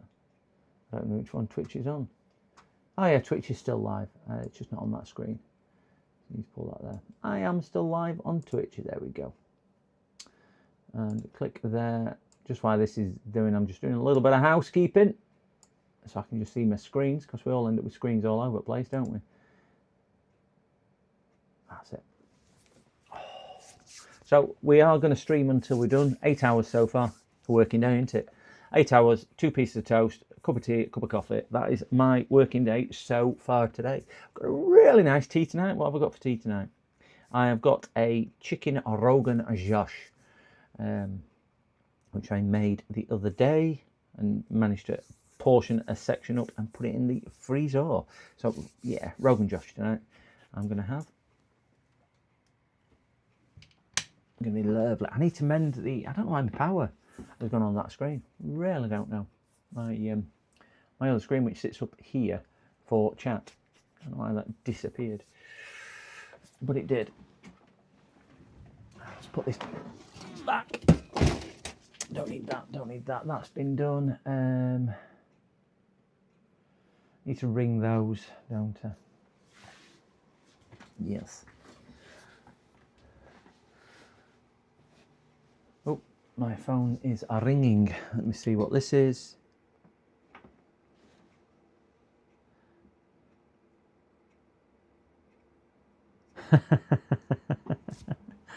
Oh, so if you were on here before, guys, the one who wanted it fully stripping down, fully cleaning, and everything else for £40, can I bring it on Saturday and pick it up Sunday? No, sorry. Monday to Friday, and we can quote once we see it. So it doesn't want to pay any money for a full strip down, thermal paste, GPU cleaning, full fans, and all cable management done, and wants it doing overnight on a Saturday night to pick it up Sunday. Please discuss.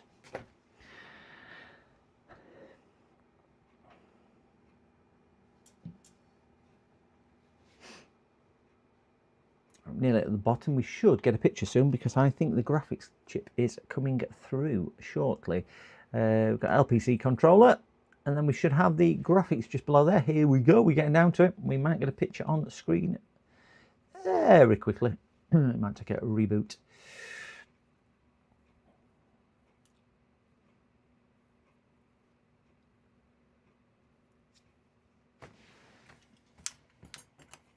Ouch.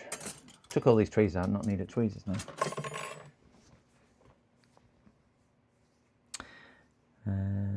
So once we've got this, we can run some proper tests just to see if there's any issues with RAM, and we'll put all the sticker RAM and do another RAM test. We'll do a burning test. We'll do a CPU thermal test, and it'll give me temperatures and things like that. Certainly better than the Windows PE environment on there. And then we can also boot into customer's hard drive and see where that goes as well. Next one is graphics. We should get it on coming on screen. 11%, 12%, we're counting, we're getting all excited. All excited. And then we should be able to output to OBS. Should just magically appear. I did a Lenovo laptop yesterday for a friend of mine. And it was a 10th gen Lenovo laptop, i7 10th gen. So not a cheap one, 16 gig of RAM. Got a 1 terabyte M.2 drive in it. Bought it about 2.5, 3 years ago. Something like that. Not an old one at all. Bought with Windows 11 on. That's how new it is.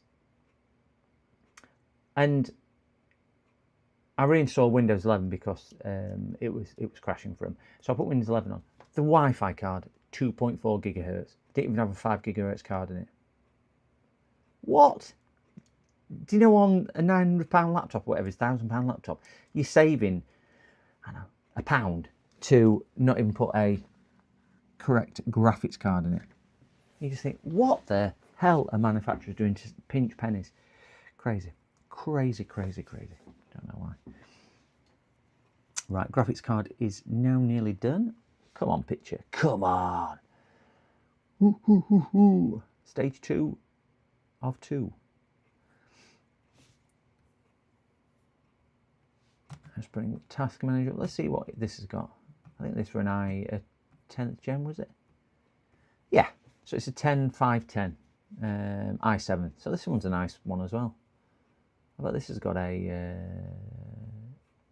graphics card's now installed. So ooh, screen's just flicking on and off. Come on, come on, come on, come on, come on, come on. Show me a picture on the monitor. I know you're trying. You are trying. It's still pulling some current 1.4, so something has happened on there.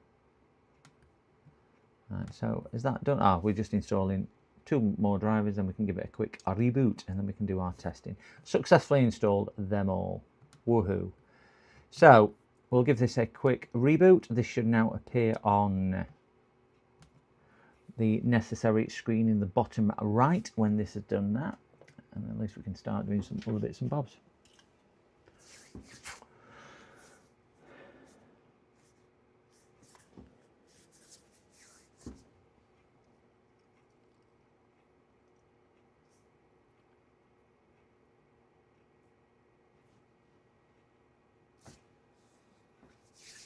I do have a few customers to ring back tonight, just reference their bits what we've diagnosed today. The one which rang me and said, just checking my laptop's ready. I told them I weren't looking at it until Thursday. Don't ring me. Oh no, we won't ring you. So they ring me the day after it's dropped off just to say, is it ready? Yeah, it's ready. Come and get it. Oh, I can't pick it up until tomorrow. So they're coming tomorrow to pick that one up, which is always always good. Right, that's now pulling half an amp under a reboot. I'm not going to push it along to do anything. We're pulling half an amp. If you look up here, boop, boop, boop, boop, boop, we're pulling half an amp. Let's see if it responds to power button.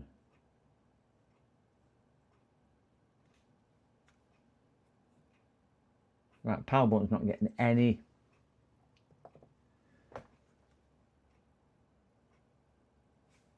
What the hell's pulling half an amp on this computer?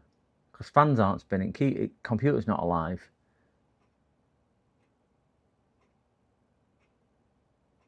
What the?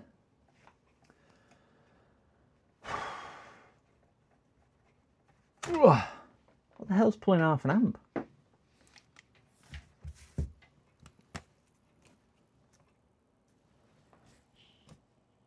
CPU's warm. Pressing all power on, shut it down.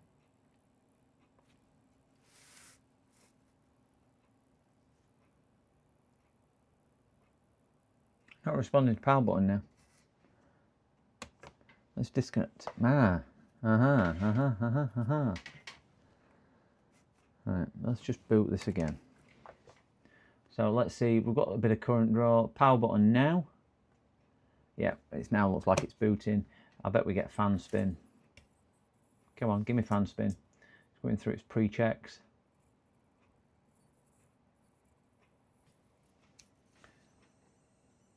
Yeah, CPU's getting a bit warmer. Dell logo. So we've got picture. Right, drivers should have loaded now. So we might get a picture on HDMI. Maybe 1 second, gents. Got another call coming through. PC repairs. How can I help?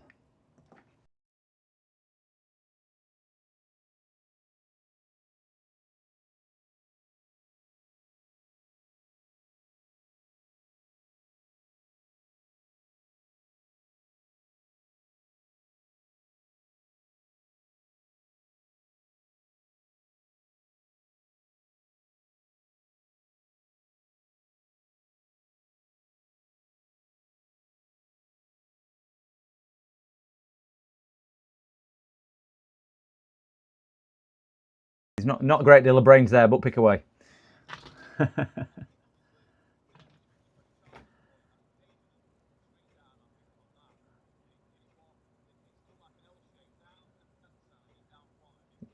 Yeah. What age of computer is it? 18-month old. Right. Probably what I'd recommend with that is speaking with manufacturing and see if you can get it to one of their approved centres and doing it that way. It's probably going to be a better and more cost-effective option than bringing it to somebody like me.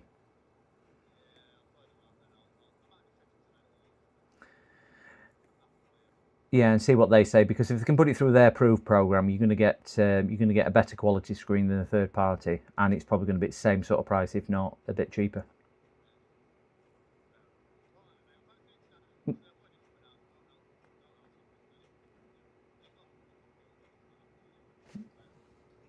Yeah. But yeah, they're always a bit difficult. But yeah, good luck with it. Do it, right. See you later, mate. Bye now. He's got a laptop, about 12 to 18-month-old, and he's got an.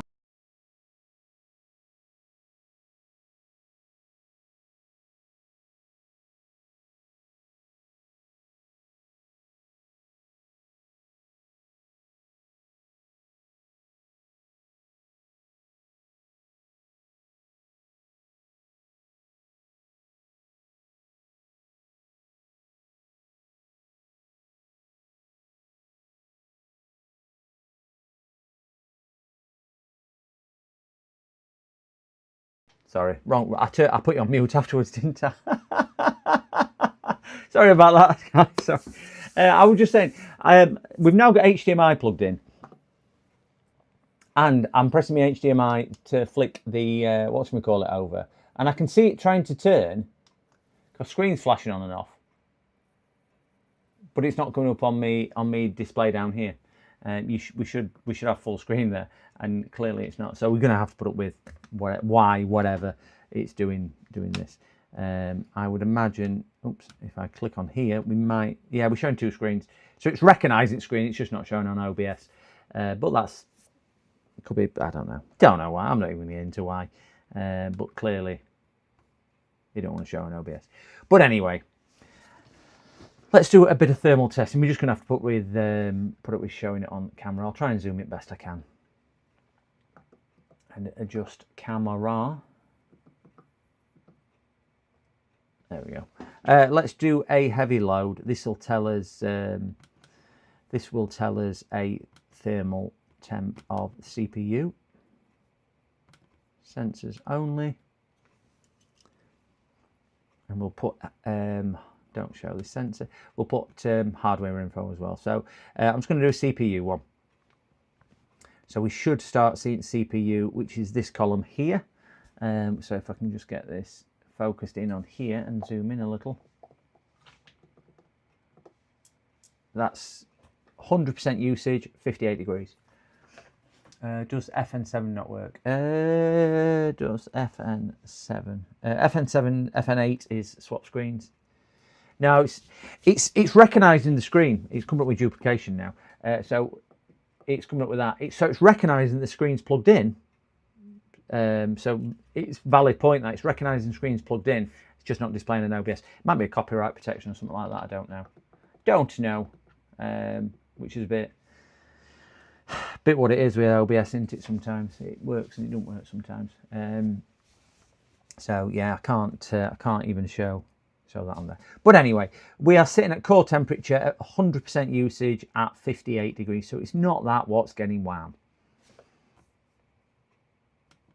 Let's do a RAM test on it. Actually, we'll do a GPU test as well. So this is GPU and RAM and CPU. I know it's on board. Might be a fault HDMI port. Yeah, it could be. HDMI port don't feel that great. The hinges, I think, maybe broke at that side as well.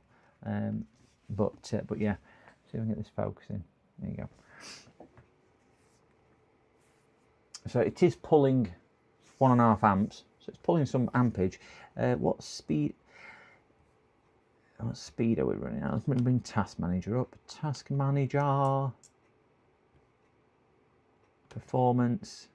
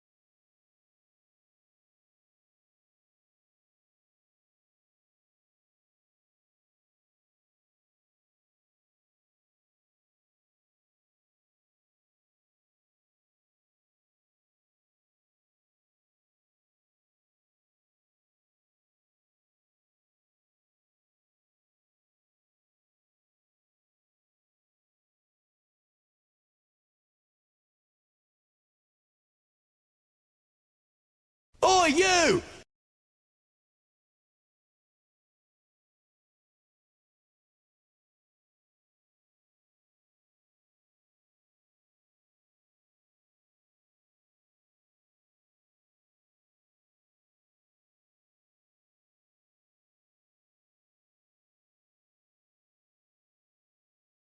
My battery went flat in my microphone.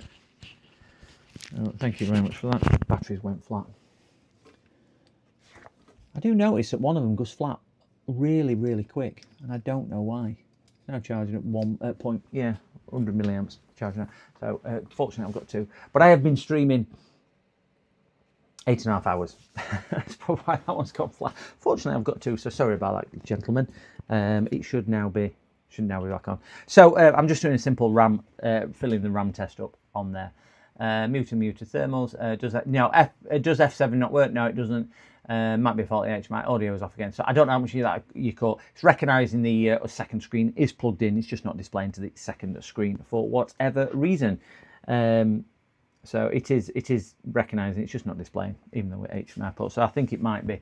You might be right. A faulty HDMI port. Oi. Yeah.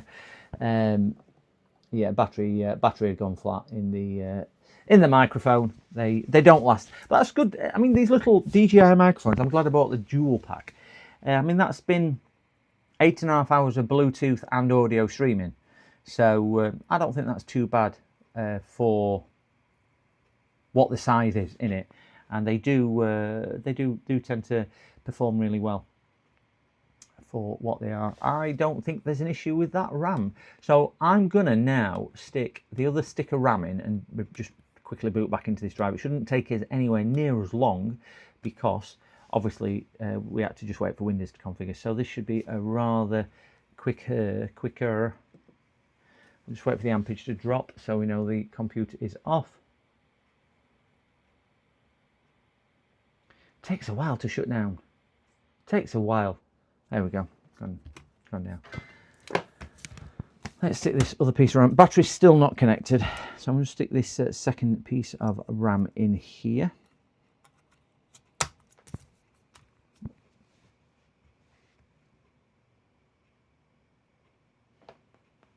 What? Please, somebody just explain to me what's going on here. I'm going to show you 2 bits. Battery, disconnected. Power lead, disconnected. Fan, spinning its arse off.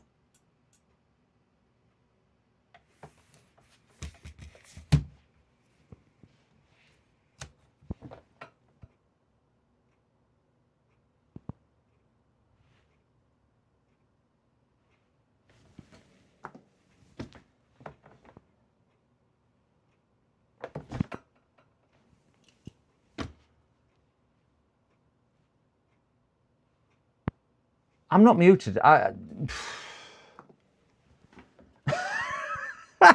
Battery's disconnected. Power lead's not in. Fan. I mean, I plug RAM in because you just naturally assume it's not, and then realise fan's spinning its nugget off. Power LED versus LED wires. Yeah, I mean, what? What? It's not got a second battery. It's not got a second battery, guys. We found that. I found that perpetual motion thing. Oh my gosh, see that? Do you know what I've just gone and plugged in? Look, fan spinning. Fan's spinning. Fan's not spinning.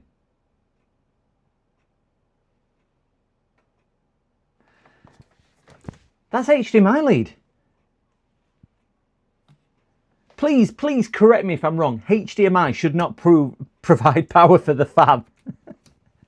It's spinning again, should be HDMI. Honestly, guys, only thing I've got plugged in here is HDMI. And it's not even a powered HDMI. It goes straight to just a basic switch.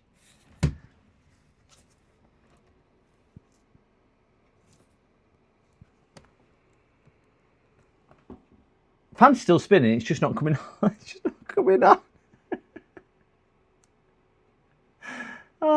my gosh. That's got to be an issue, hasn't it? Got to be an issue if it's powering itself from HDMI. What?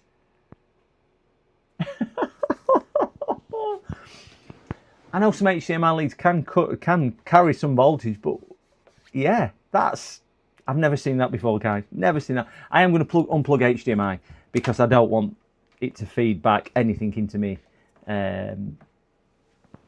Anything else. So I'm going to unplug HDMI and fan stop spinning now. Fan has stopped spinning. Oh dear me. Let's plug it. That's really got me. That really got me. Yeah, hinge broke on that one. He has got a broken hinge down here as well, which is right next to HDMI and power. HDMI power and that hinge. So I'm hoping that with that broken hinge, there's nothing under there, which is, I can't understand why it would be doing that. But anyway, let's get back to business. I'm just going to elevate the front with a bit of tape to let ventilation get through, and we will power it back on. Power on now.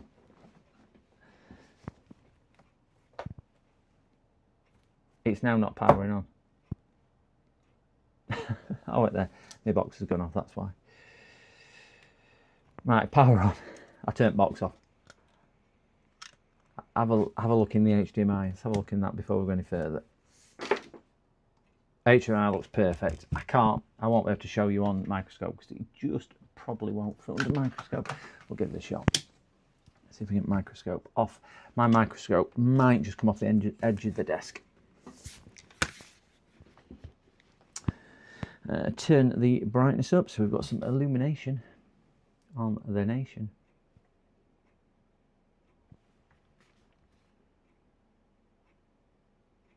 Yeah, the HDMI port looks absolutely spot on. Doesn't look like it's been used apart from probably what I've been using.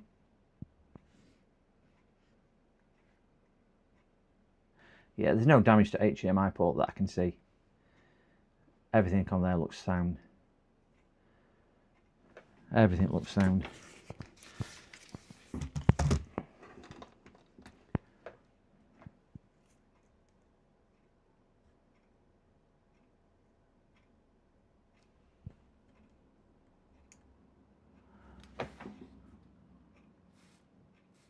This hinge is broke. Extra labour.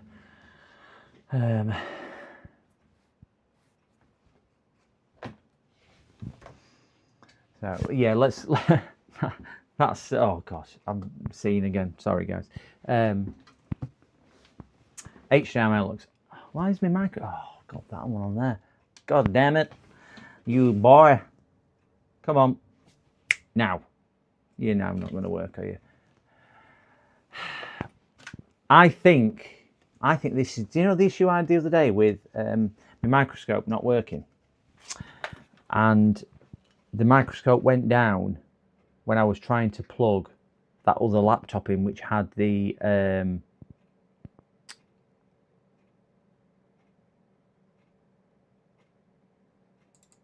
same issue as this. And it stopped my card working, and exactly the same things happened.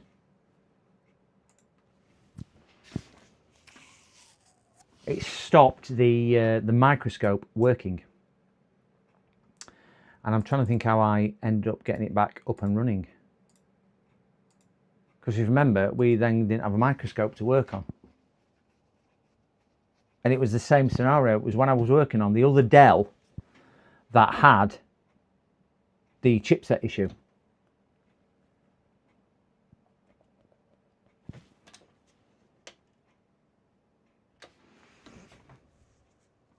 Yeah, I'm just booting it down now, powering it down.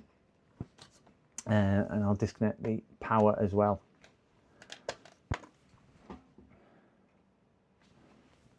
Disconnect the HDMI as well. I'll power it on independently. I think this is something then what interferes with my Elgato. Yeah, this was the, I suggest I send power down the wrong HDMI lead. Yeah, I think it has. I think it's probably done something similar on there. Let me plug the HDMI back in. And select microscope from here. I think what I had to do was actually remove it and re-add it.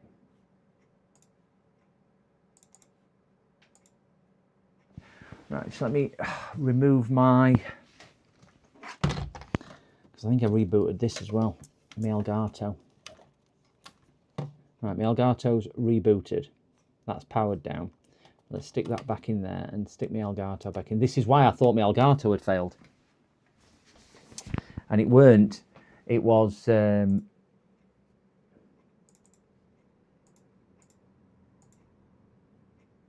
Right, it's not showing up in OBS, so let me just give it a second to re-recognise.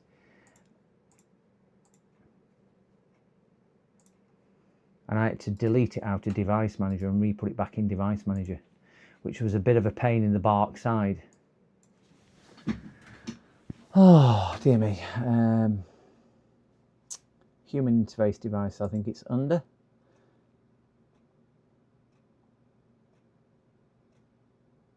Or is it USB? I can never remember where it was sat. No, I cannot remember.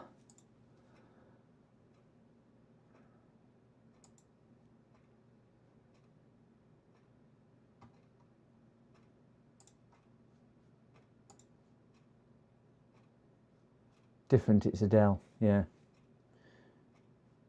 Still on this one. No, it's a different one. It's a different Dell, this Pico. It is a different one. This one, this has got a strange one. It wouldn't boot, and it wouldn't. It wouldn't boot into Windows. We've got it into Windows on a test disk, but I've just disconnected the battery and the power lead, and the fans keep on spinning. And the only thing which were connected was my HDMI. I've just gone back to microscope, and my microscope now doesn't show on screen, so it looks like it might have done something to the Elgato input thing. Yeah, disconnected scope, power, and HDMI, and also my Elgato have been disconnected. So let's just, I've got my Elgato in my hand. So I'm just going to see what's which one disappears, and then remove it manually from Device Manager. I'm sure it's one of these. Can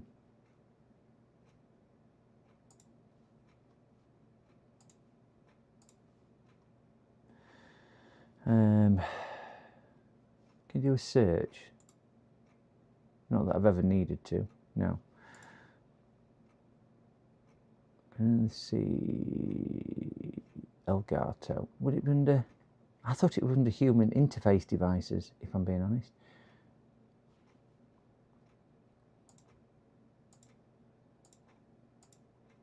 Canon don't even own a printer.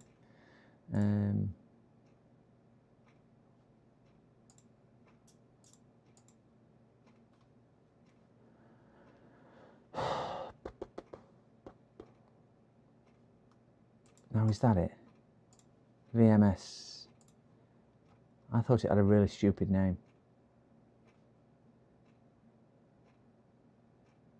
That's my mic. For whatever reason, my DJI Mini microphone is just shows up as an exclamation. You don't install drivers for it. Windows just uses it. No idea why, because I was looking for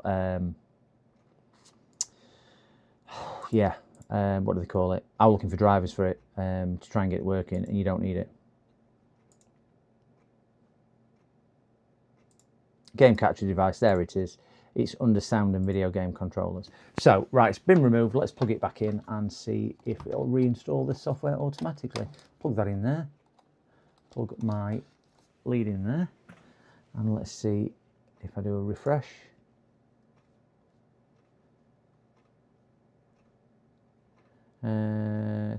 Game. No. Wonderful. Wonderful. So it looks like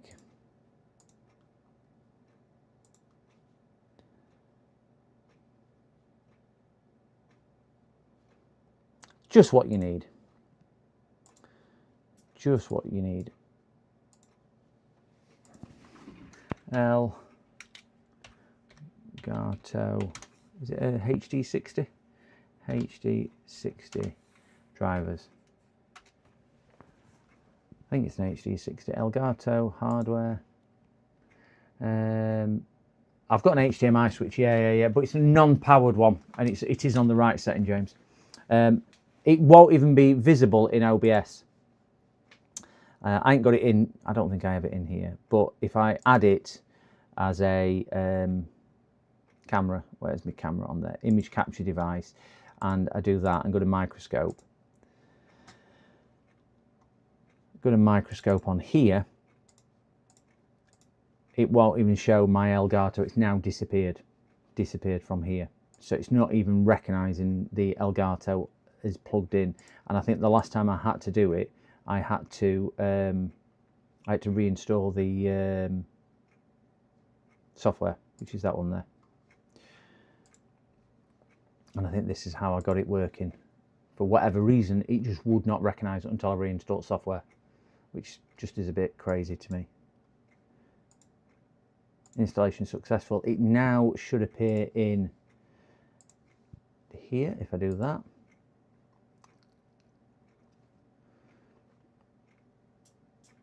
And it's not. Wonderful. Is it appearing in OBS? Microscope, capture. Now you see it grayed out at the bottom there. It's just not appearing in there. So I wonder if that is now finally give up the ghost and blown my Elgato.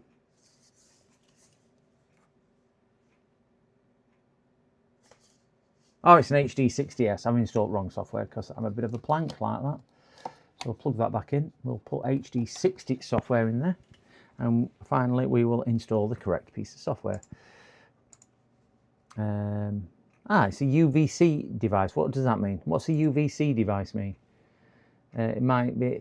well, I will try that, but it didn't do that last time. I need a HD60S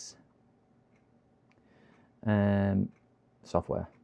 I don't know what a UVC device is. Universal Video Controller, is that what it stands for, something?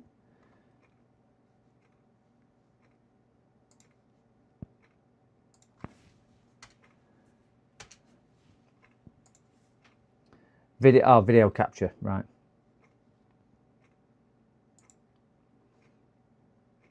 I do seem to remember that I had to just download the drivers, or download the software, whatever it was.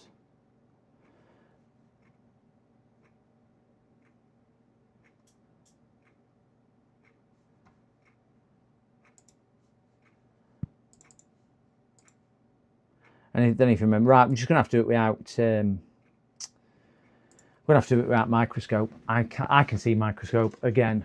This is what did me head in last time. I could not see the microscope. Oh! I'm going to have to come up with a better solution than using the shared one on the HDMI. So I don't really want to put HDMI into it, and that I can't remember. Was asking me earlier. Ozzy, I think, was asking me earlier about it as well. Right, so we've now got it posting off there, but bizarre that one. Why it's powering with the HDMI lead. Really don't know why, but anyway, let's see if this powers up now. Hopefully this will boot into Windows.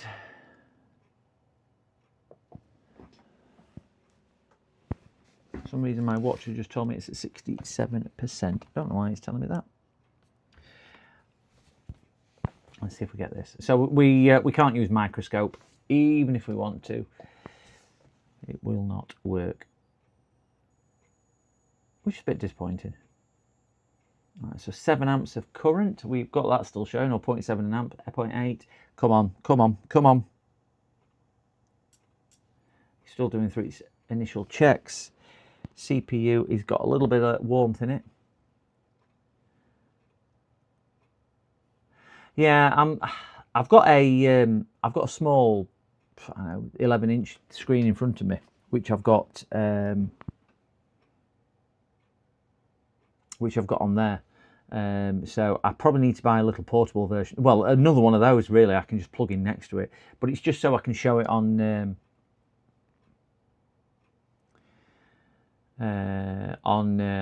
OBS more than anything else. Right, this is now not doing anything. It's locking at. Can you see that way? It's locking at current. Let me hold power button in. Fan is spinning. Right, so that's powered down. Power it back up with power button. So it's recognising power button. So we've got 3.3. So EC chips recognising. Now not doing anything. Since I put that second stick of RAM in. Let's take this stick of RAM out. Because that's the thing what I've changed this time around. Is that stick of RAM.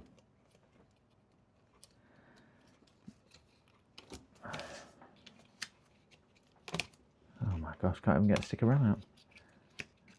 Right, stick of RAM is out.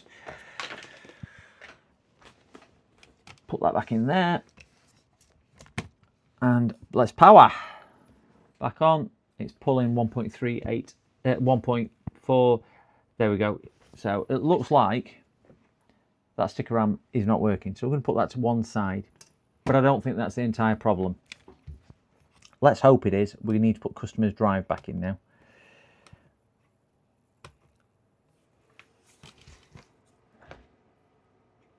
So let that shut down. We'll swap my drive for his drive. 0.23. I think we're good to swap on there. Let's get this out and his new one in. And we'll see where we go from here. So that one can go in there. Let's screw that down.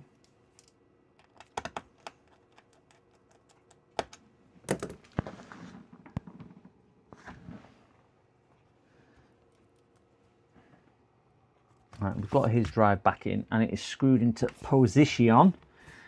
So we'll get this power lead back in. Hopefully this will boot into something where I can do a recovery. So we've got 0.7 of an amp, 1.3. So we're on to Dell. Now if you remember last time, this was just coming up as a recovery screen. Which I'll be happy if it does. Let me see if I can adjust the screens and move that across and zoom in a little. Tuck that around the back. Right, I can't do any other apart from what it's doing because of the way it's doing it. So, see advanced repair. See if we can bring it back to life for him. Continues to Windows 11. Let's see if that'll just work. Because sometimes, for whatever reason, it doesn't need repairing. It just does. Do you have another stick of RAM? Yeah, I've got another stick. I've got a box full of RAM to do. I've got a box, but I'll speak to him and see what he wants to do. It's an 8GB stick. I mean, for probably what he does, 8GB is probably going to be okay for him. I'm just hoping that if this comes into Windows, and it has, I'm just going to move the screen out of the way because I want to log in under his password. And I've got a phone call. So let me answer this phone call, gentlemen. Another one coming through. PC repairs.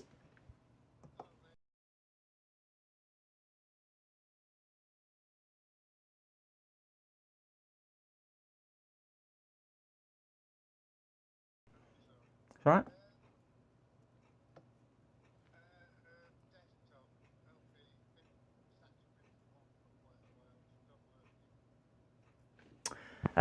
Okay, you just wanting to bring it in to get looked at, are you? Yeah, yeah. When are you thinking of bringing it in? I've got a home office. You certainly can. I do shut at 6 o'clock. So if you left now, you'd probably make it just in time, I would have thought.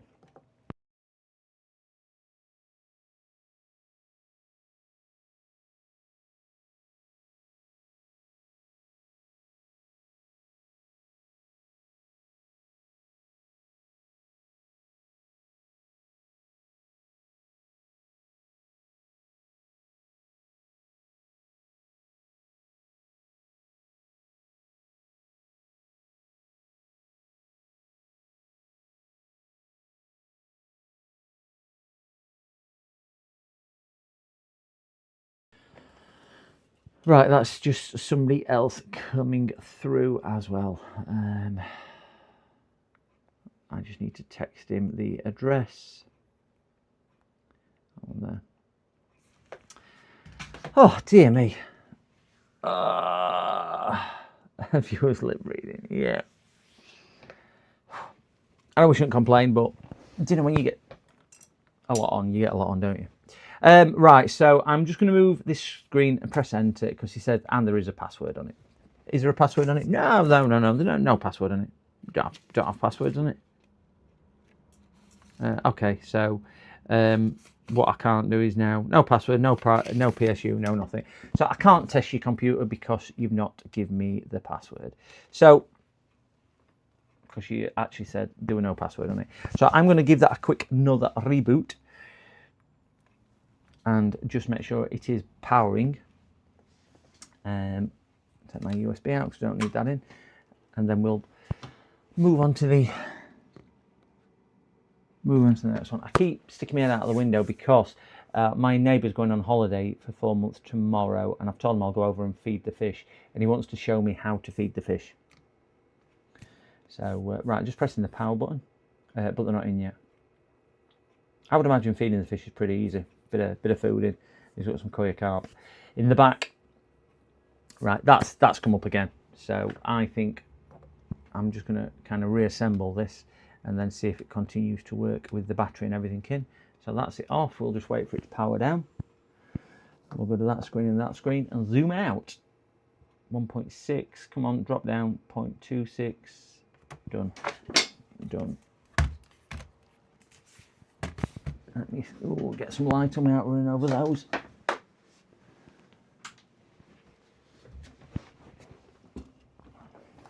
When you get, what am I now? Come to 9 hours streaming.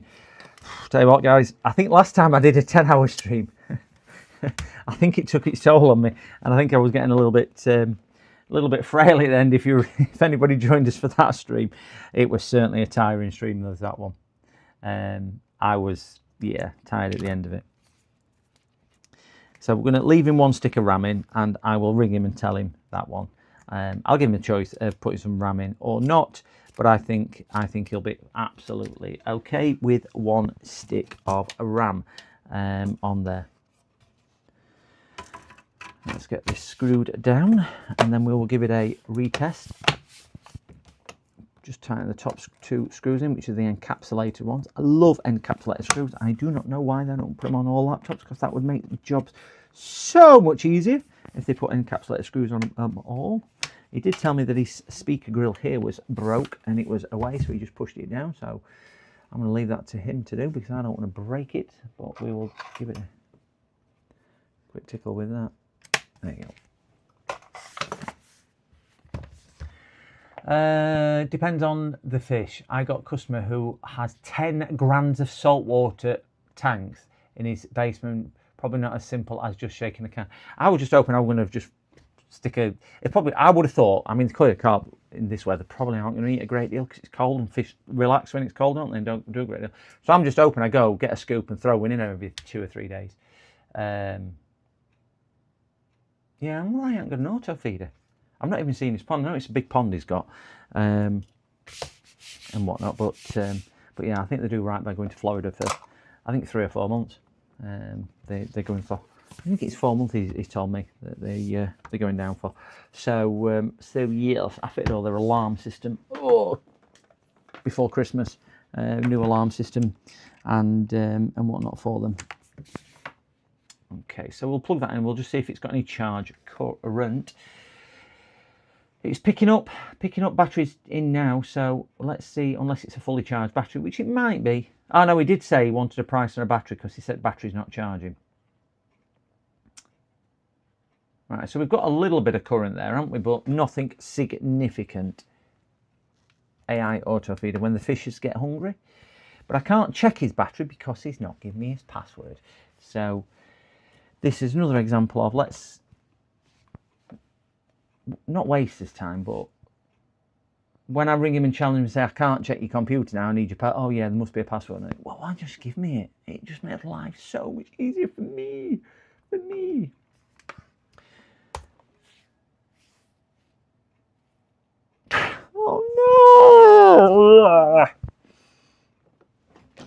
we've now got, we have got a display. No display came up. No display came up.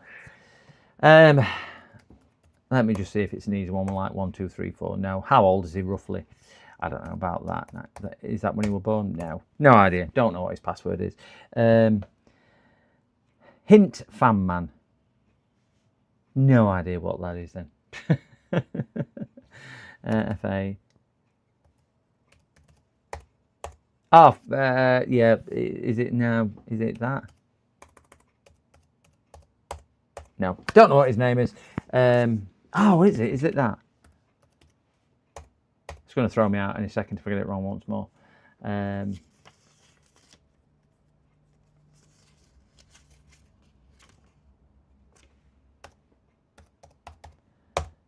Right, it's either throw me out or let me in. Let me just see. We are spinning. We are spinning. Yeah, I know. I can bypass it. It's just one of them. It's just taking you that extra step because we said this last week on stream. Customers want to bring you the computer. They want it back really, really quick, and then they don't want to give you a password. So I turned one away last week because I didn't want to do that.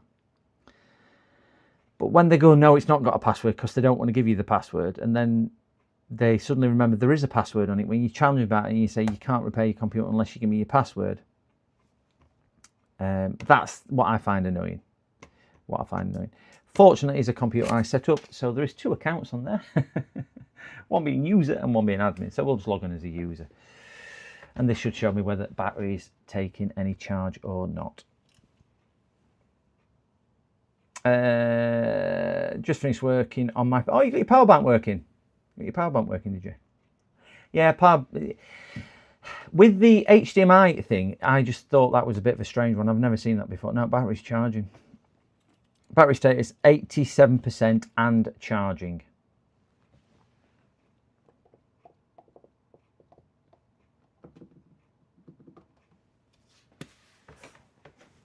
Can we see that? 87% and plugged in. So an 88%. It's just gone up to 88% from there. So we will leave that plugged in a few seconds just to double check that it goes up to 89%. I'm hardly pulling any currents up and down though, which is a bit strange. If you look at the current drawing top, there's 2 amps down, but it's, see it jumping up and down? Turn that off. Definitely on that.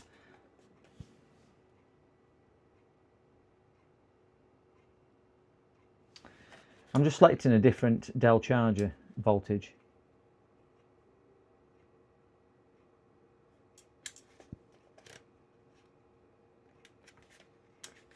Because obviously on this little unit that I've got, I can select different power settings. So all I'm doing, I'm selecting a different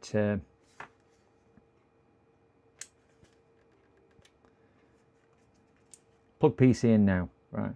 That's the one I was before, which is a 180 watt charger equivalent. So it is recognising as a charging, it is in there. I'll just give it a couple of ticks just to see if it goes up.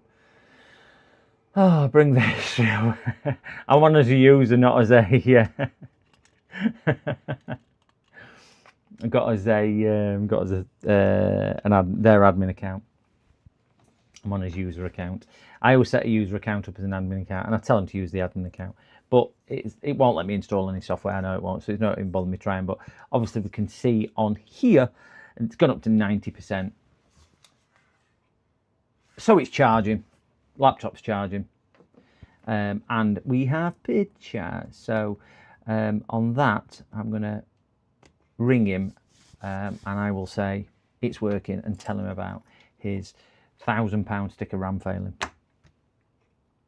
So it is going off. I'm going to see what the standby current for charge is, which is up here. So I'm plugged in. It is pulling a little bit of pre-current, 0.17. Battery could at 90%. Will it go on to trickle charge state? Don't know. Don't know if it will or not. But it's charging. Computer's now working. So I think for what that will be, we will call that. Ring him and tell him his RAM was also dead. Yeah. Oh, battery charge history. Yeah, sorry. Well, it's dead anyway. It don't work. That's what we've ended up taking out to get it to work. It looks like his RAM had. We've obviously repaired windows. Oh, it's snowing outside. Wonderful. Repaired windows and got that. So I am going to put that to one side. Tape his RAM to the top, so when I ring him I can say can't test it fully because you didn't give me a password and he said there wasn't one, and it is now all working. So we will also stick his little post-it note so I don't forget to it also. Didn't bring a charger, so let's put that one to one side as well. Watch out of the way, pooch. Let me put this in here and on to the next. On to the next, once more into the breach. So, oh, now that can go over there because that's repaired. Ugh.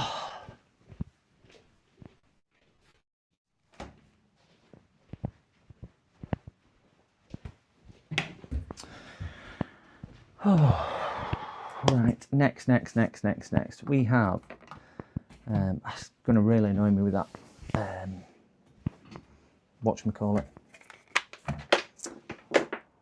microscope, not working. Oh.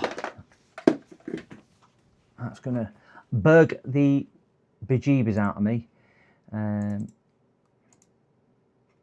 still greyed out. I want to unplug it and just see if that, I don't know, comes back to life after a while. I don't really want to buy another one because they're a fortune. They're a fortune. That one's a coffee spill. What we got? I know what that one is. That was a hard drive. That's a coffee spill. So this one came in as well. So the others have been worked on. I can't remember what this one was. I want to upgrade into Windows 11 from Windows 10. Can't show that one on screen, so that's going to be a bit of a boring one. Shall we have a look at the coffee spill one? At least we can get the battery out of the coffee spill one. Might not be able to do it with on-screen microscope, but we can see what else there is. I'm going to have to put my heating back on because I'm getting a little bit cold and a little bit chilly.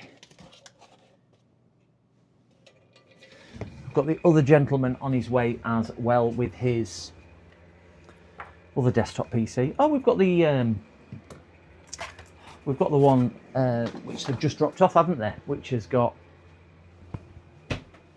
no power.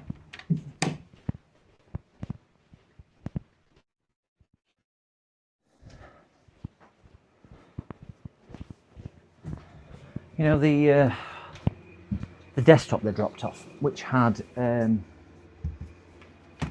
need to put screws back in here, work without screws, which had cleaned with compressed air, and it's not working.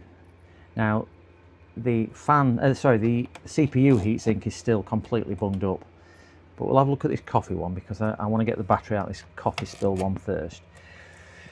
And we can see if there's anything which is really apparent, because I think that'll need a keyboard as a minimum. And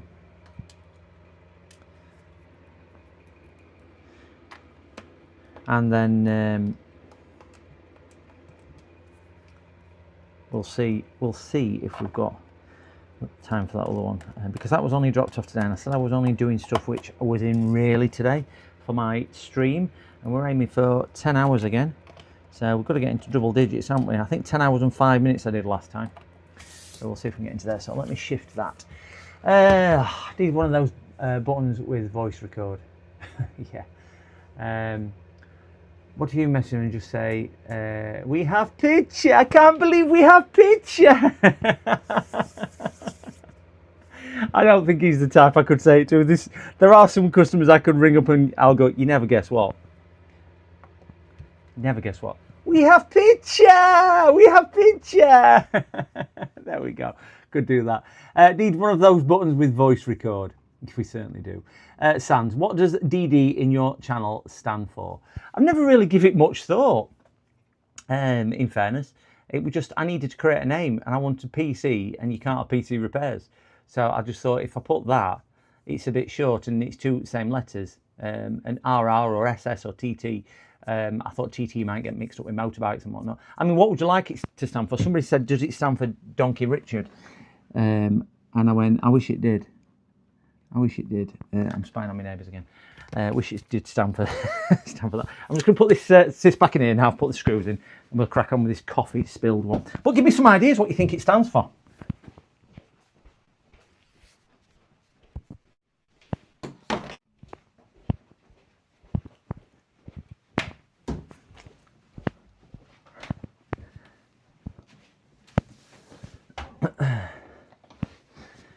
Never change anything. Oh, wait, change. It's good the way it is. That's all right. Change anything. Need to change to AI. Never change anything. There we go. Coffee. Right, let's crack on with this one. We have. I don't even know what number this is today. I kind of lose count a little bit. This is where it gets a little bit blurry for me. Did I really have that conversation? Did I not have that conversation? Did I really say that or not say that? He's going to start take advantage of me and say, no, you said that you'd pay each of your subscribers £1,000. And I'll go, are you sure I said that? Take advantage of my better nature saying, you can't really remember. Talking for 10 hours non-stop. Wow, no wonder I get a sore throat. I don't know, my daughter manages it. Right, let's try this Elgato thing now. It's been unplugged for a while. It might have, I don't know, done something. I doubt it. So HDMI in and USB-C in. Please. It's not even going doodle-doo like it's found anything. It did find something there. So what did it find just there? Under video, sound, game controllers. Oh, it's now found it. Whew, I hope this has found it.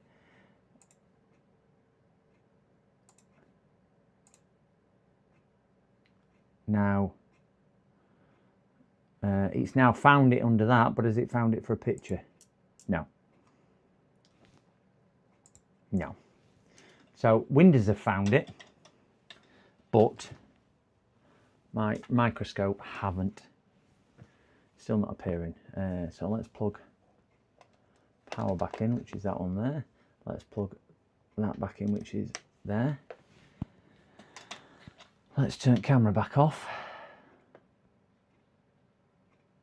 Let's turn camera back on. I will stress this is an issue with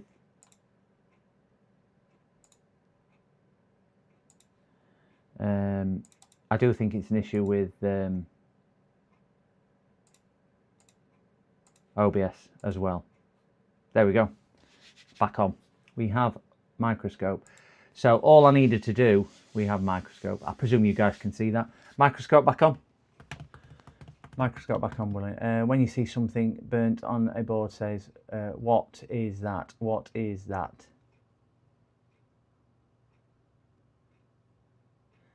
Burnt on the board, say, what is that? What is that? Oh yeah, like Uncle Soren does. I remember what you were meaning then. My train of thought was a little bit slow there. What is that? What is that? You see this? You see that? I can't do it like Uncle Soren. He's got the accent for it, hasn't he? I can't do it. What is that? Look at this. Very nice. What do we have here? We have another nice laptop. They're all nice laptops. What Uncle Soren has. Where's my little spudger? What is that? You see that? What is that? So at least we have microscope back. And I'm not going to plug HDMI into that again. Somebody has stuck these down with more than the sticky pads from factory, and I'm not going to be able to get to the. You can tell me this has only got non-screws up top, and that's why it's on such a. Oh my gosh! Has somebody else been in here?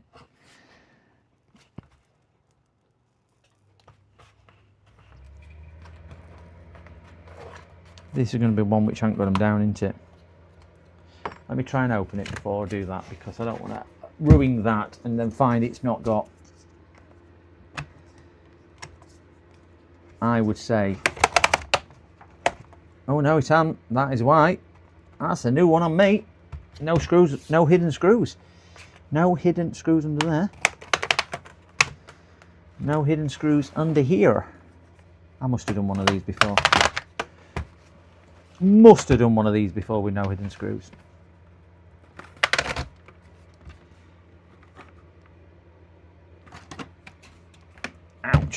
got clips, not hidden screws. There we go. No hidden screws. Oh my gosh. Yep, Nescafe detects sugar as well. I can do his in person. Oh, you're going to have to... Do you know what you're going to have to do then? You're going to have to send me a Discord of you doing it, and then I can post it on my for my thing to your name. So when we put exclamation Sam, we can get you doing a good impersonation of Uncle Sorry. Right, I've got wet hands now. we will zoom down a little bit on here because I think you'll find this interesting. So that is the bottom case. Can you see? Can you see what I see? Can you hear what I hear? Some delectable tones. We have coffee. I'm going to grab a cloth, my extremely clean cloth, and it is nice and smelly. Smells like coffee. Not like a teen spirit, smells like coffee. It really does stink. Right, do that. Ugh, put that there. Put that there. Oh dear. Right, can we see? What is it now? What did I need to say now? What did I need to say? What is this? What is this? You see? You see what I see? What is this? What is this? So he obviously took sugar. It's got brown liquid in. So I'm just going to give that a quick... Oh, and it's all over his hard drive and everything. And I'm going to take the battery out just to stop any other issues. We'll pop the battery out straight away.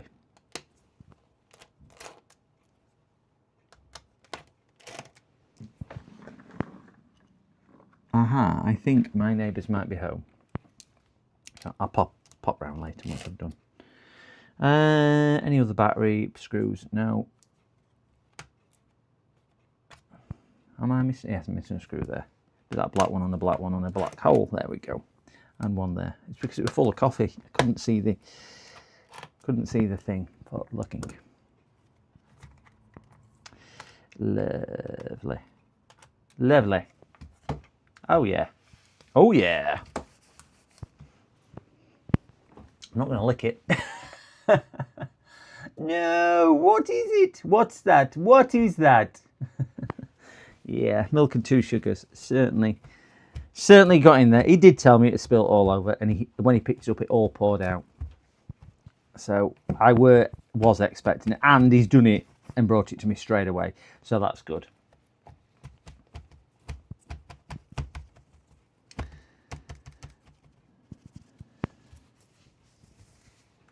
So we do have a bit of corrosion on the power inlet, but you would expect some of that anyway.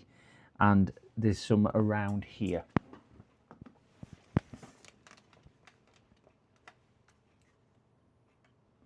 Turn the light down a bit. So we've got a little bit. We'd expect this anyway, wouldn't we? Because it was plugged in when he did it and probably on charge. So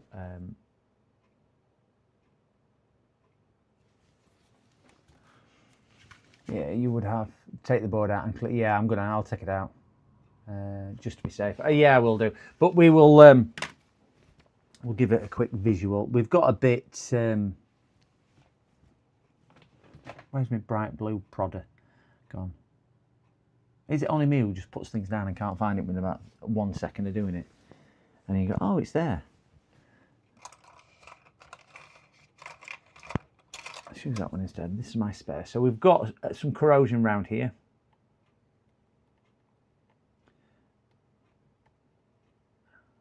Good thing it's because we've caught it so quick, it's not too bad. I've got a bit around here, but this is only on positive.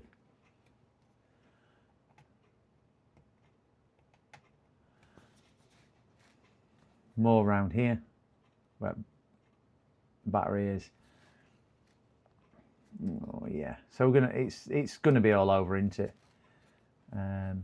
There's no point me taking board out. If I come and it's got a great big hole in a EC chip or something like that, that's why I'm just going to give it a quick visual inspection.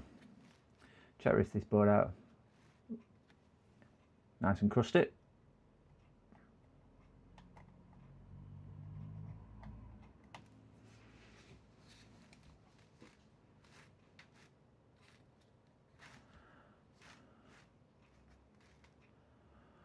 Well, that's good. There doesn't seem to be anything round the ICE. Yeah, smart move by him. Yeah, he did. And he rang me straight away. He says he's just done it. I said, well, don't turn it on, don't plug it in. And if you can take the battery out. He obviously couldn't take the battery out, which is what I've just done. He must take quite a few sugars. I can smell the sweetness in the coffee. I think you can smell it in coffee more, can't you? I'll take the CPU thing off in a minute. But so far, barring those spots that we've seen, which I think probably took the blunt of it, because I'm hoping there's no damage on this port. So obviously this is high. No, that's clean. Ooh, yeah. There's no damage in here because these sometimes go when they get shorter, don't they? These melt and get damaged and burn the cable. I don't have a sonic bath. It broke. It broke about a month ago. So I do not have one, unfortunately. So I've got to do the best job I possibly can by hand using deionized water and to kind of dissolve the sugars, and then using lots of contact cleaner and IPA. Yeah, you can see it around here as well. Let's take that cover off.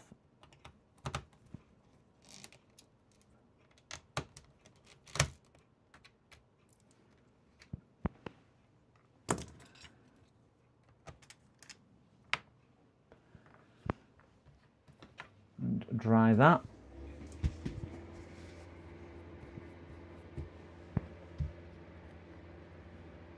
So again, barring actual liquid and the occasional kind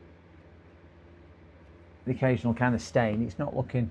You can give it an alcohol bath after water too if you want. Yeah, it's what I generally do. I've got some deionized water, and I usually kind of rinse it in that and give it a good soak in there and an agitation, and then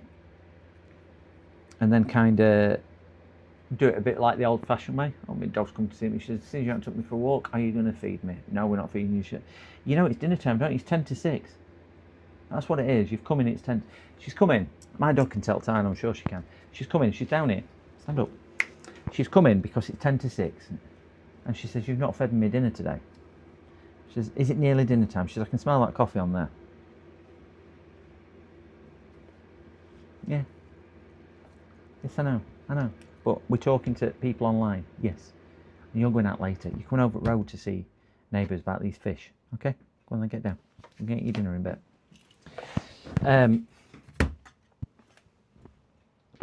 At 6 o'clock, I'll give you your dinner. Okay? Yes. You don't need to look at me like that. I've said yes. That's our agreement. Perfect. A bit much when you talk to dog, isn't it? Oh, is that my neighbour? No, wrong house.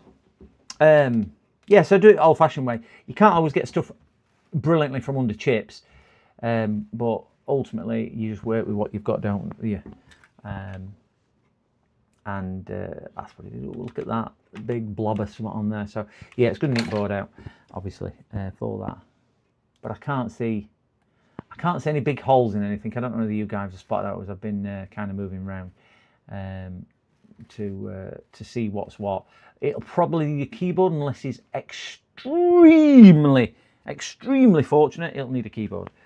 But I did kind of break him into that news anyway. She can't read. She's a clever dog. She can tell time, but unfortunately she cannot read. Or fortunately she cannot read. I don't know what she's here. Let's have a look. Do you have a something? No, I don't. A large bowl of deionized water to scrub the air. That's what I do. Is that caller here yet? No, not yet. He said he'd be. He's an hour away without traffic. Not that he's that far away. It's just not even a difficult way to come, if I'm being honest. It's just where he's got to come is all kind of not so much back roads, but it is back roads really. So he's gonna, on a good day, is about 50 minutes to an hour. So to say we're going to be here for 6 o'clock when he didn't call me until 10 past and he hadn't set off, I would say that was pushing his luck a little bit, just a tad. I did have somebody front up the other night at 7:30 just to pick up, not even tell me he was coming, just banged on the door. And my exact words were, "What are you doing here?" I said, what are you doing here? It were actually 7 to 8. Tell light, it was 7 to 8. And right, oh, that guy's just texted me, just says he's in traffic. He's caught in some traffic. So I said, "What are you doing here?" I said, "I've not told you to come." Well, he sent me a text message. I went, "Yeah, 3 hours ago. You've not even told me you're coming." I went, "You could at least do me courtesy to say that you were coming." I said, "It's 7 to 8 at my home address," because obviously I work from home. I was ready for bed. Eat my tea with my daughter. And I says, "You've not even shown me courtesy." And he went to go. I went, "No, you can take it now, it's here. But I'll tell you now, I am not happy at all." I said, "I find it really disrespectful and you've not showed me any courtesy." And that pushed my buttons, people just turning up because they just think, well, he's at home, he'll be at home. No, you don't just turn up to people's houses. I won't turn up to a friend's without ringing and saying, "Can I come?" Certainly not at nearly 8 o'clock at night. I find it disrespectful. That.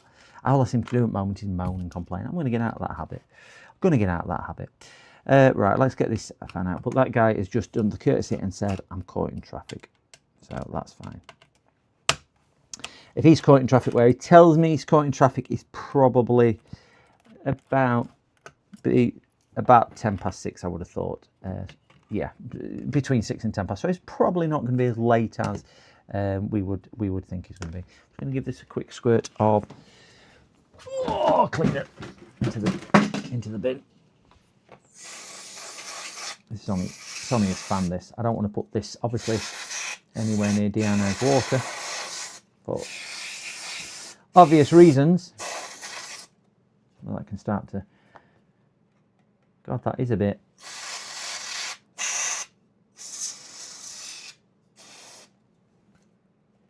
Still coming out dirty now. I'll stick that there to dry off. Stick that vertical so it can leak. I will need some more of my magic spray. That's the problem working from home. Yeah, 24/7. I agree. I'm quite, I say strict, but I'm quite rigid with you don't come after 6 o'clock sort of scenario. And I get some people saying, well, if I don't finish work until 5:30, I won't go. I'm sorry. I respect the neighbours. And they usually find a way of getting it to me. They usually find a way. It's like the one who wants to come drop it off Saturday night and pick it up Sunday. Well, I'm actually going to a running show on Sunday, so I won't actually be about. I'm going to a running show in Birmingham on Sunday. So I'm not even going to be around. So we can't really do that. So this let's get that cleaned off a bit. I love how much thermal paste they've put on. Far too much. Look at that. I mean, good grief. And this is manufacturer. How much thermal paste do you really need on a CPU? Well, too much. That's how much. Get away with 80% less than that. Less is more with thermal paste. Let's get his hard drive out. His NVMe.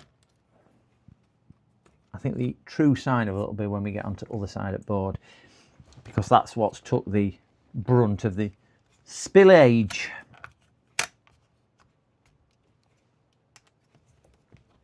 These with board screws coming out now. We will give this a quick clean up with a toothbrush and whatnot under the microscope, just to see if we can see if anything else is a big issue. And then if it looks good after that, we can go ahead with the full and board clean. Oh gosh, doing it again. Board clean.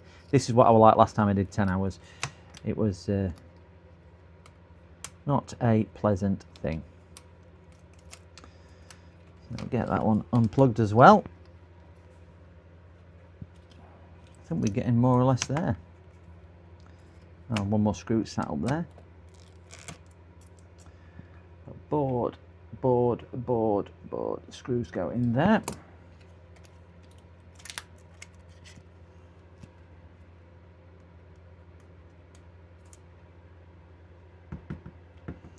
Right, yeah. Let's just dampen. I don't think he's going to be fortunate enough to get away with not needing a keyboard.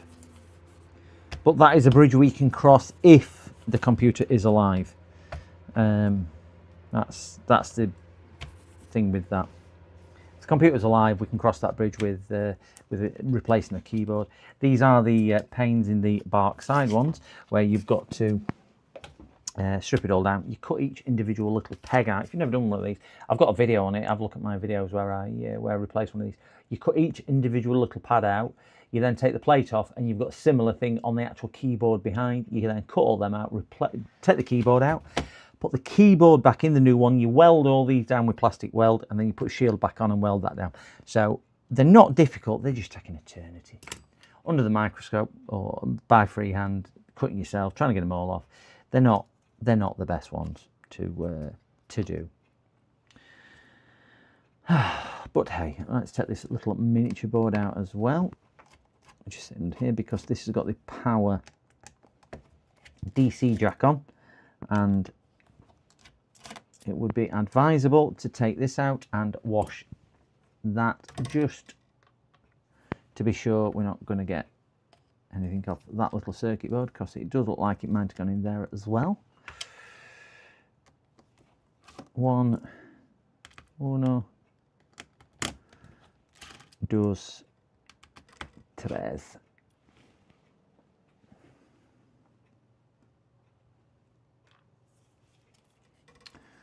I don't need a circuit board, we just need the power adapter. That circuit board actually looks spot on dry, not a blemish on it. Right, let's stick that down there. See what? Yeah, do you know what?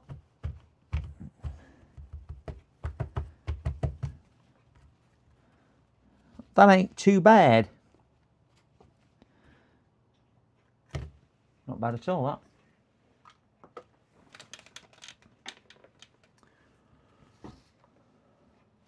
A little bit here, whatever that is.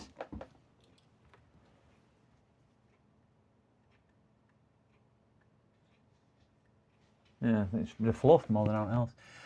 Try his keyboard with water and alcohol too. Really? I was just going to spray it with some contact cleaner. See if you can get a complete replacement keyboard used. Yeah, keyboard touchpad. Yeah, I do that occasionally.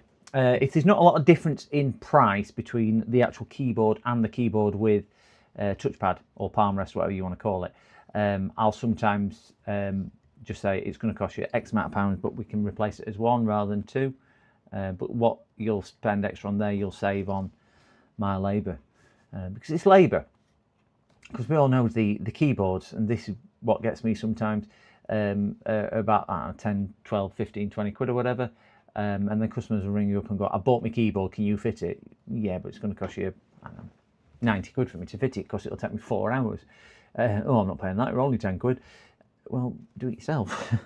I can't help it, but it's the labour on those. So it is sometimes cheaper, certainly if you're wanting to do it yourself, to get the palm rest and everything in at one go. Now this computer, what he's dropping off, this guy who's texted me now, says it's been in his loft for a number of years. So don't know what state this is going to be in when we get it on there. So I think we'll get my magic fluid out and we'll give this a quick brush and a quick once over and quick dry, quick whatever we want to call it. And we will see where we go on here.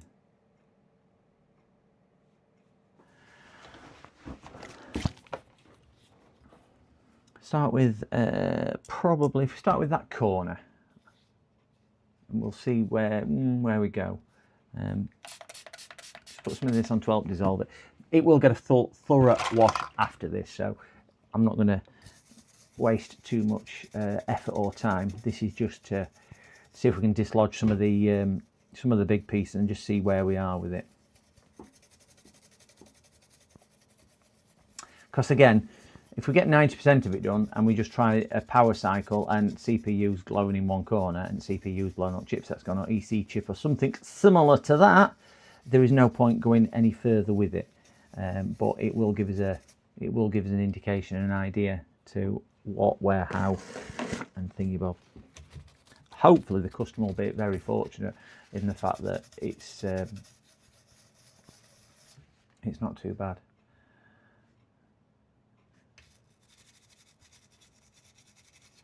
There's no easy way of doing this or no quick way. It is just a case of just hoping it's not affected his CPU. I think that was okay. If you're wondering what I'm using, my secret formula, ignore what it says on the bottle, my secret formula. This cleans screens, it cleans computers, it cleans everything, and it tastes amazing.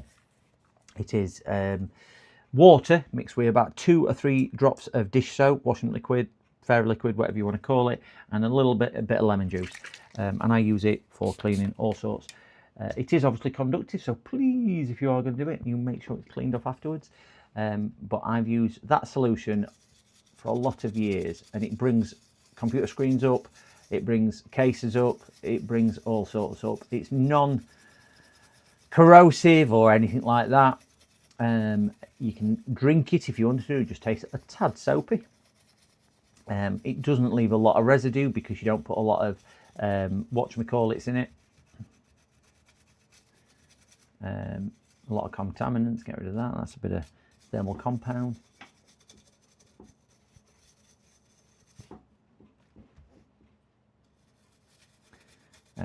I just find it really useful just to use as a quick cleaner, because obviously IPA and contact cleaner won't dissolve sugars where water will. And the reason why it's good on screen is because it's just that little bit of dish soap, and it is 2 or 3 drips of dish soap. It's not concentrated in any way, shape or form. 2 or 3 yeah, I'm doing it again, Anna. Drips of dish soap is all it takes to help dissolve any fingerprints on screens and things like that. And it dries really nice.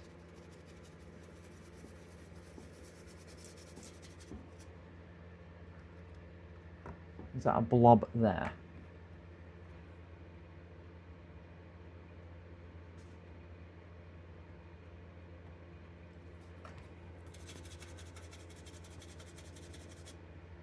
Yeah, it was. Got that off. We're probably getting on to the worst parts of the board in a second.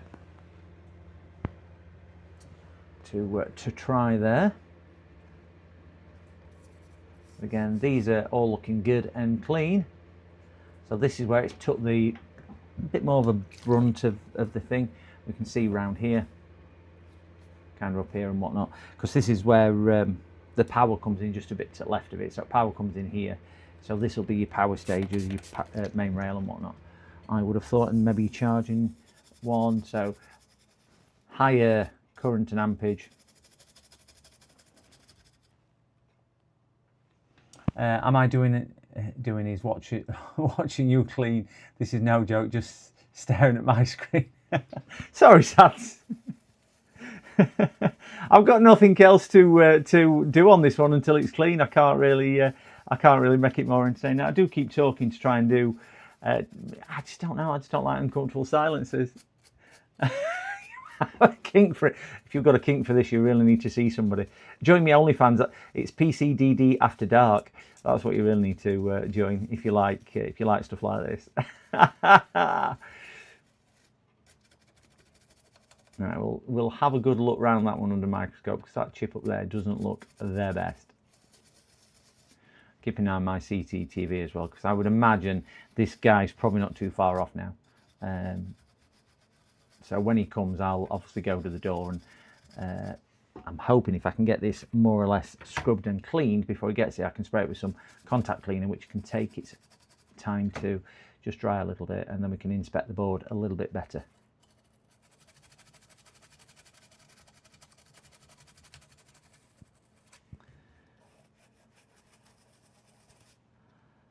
that is looking a hell of a lot better than it did. We do need to inspect that chip up there, which is this one here. So let me just give this a quick blast into my dustbin with my... it's okay, mate. Just make him wet. I'll talk to him too.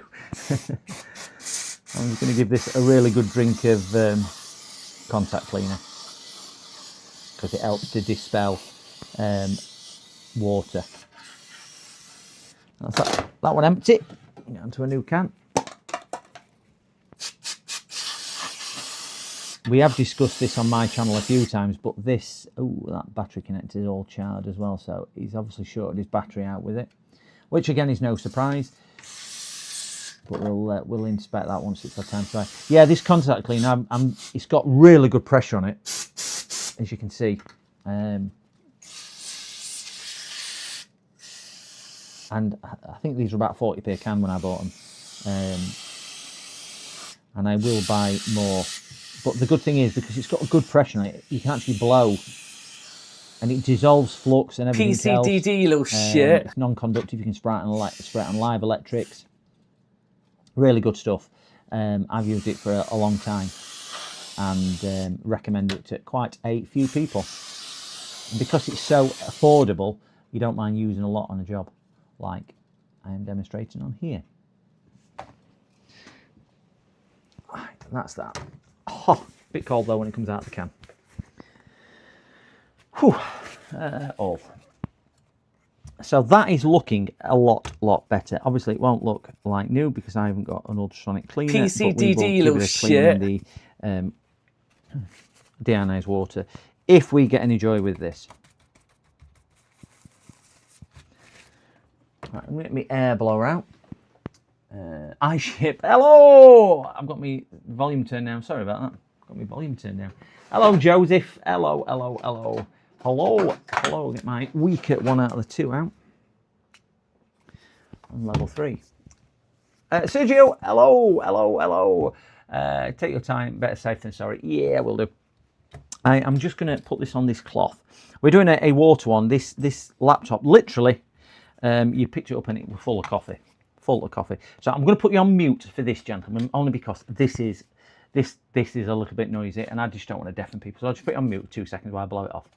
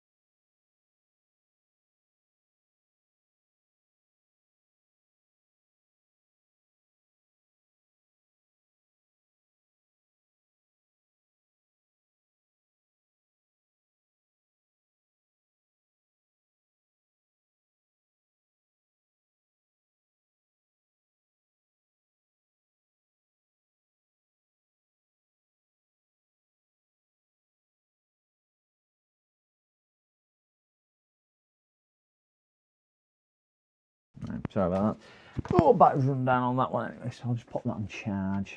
Can't plug that in there, that one's powering that, so let's plug it into there. That's number 4, and yep, you are charging. No, 0.8, that's it. Sure, it charged at 12 volts, that one. So we've given it a clean, lots of coffee out of there, which is always nice and jolly. And let's just inspect some of these finer points on this thing. See where we are. Yeah, he silenced the audio. Yes, I did silence it, just so I didn't deafen you, Sergio. Just so I didn't deafen you. That air gun's just a little bit. I only silenced the audio coming out. Me microphone, I think it did. Or did I silence them? That other guy must be really delayed because he is still not here. And I did tell him 6 o'clock. But hey, I'm still working because we are working until we are done. Just keeping an eye on my neighbours over the road because I do need to pop over and see them, and I can't go much later than probably about 7:30 to see them because they're up at 4 a.m. So definitely don't want to go any later than that because they're flying out to Florida for 4 months tomorrow for their thingy bob. Right, let's just have a look at this. So that now is looking spotlessly clean. Yes, it's snowing outside as well. All here was all gunked, but that's looking spotlessly clean. He's poured a cup of coffee on it. He literally poured a cup of coffee on it and it was dripping.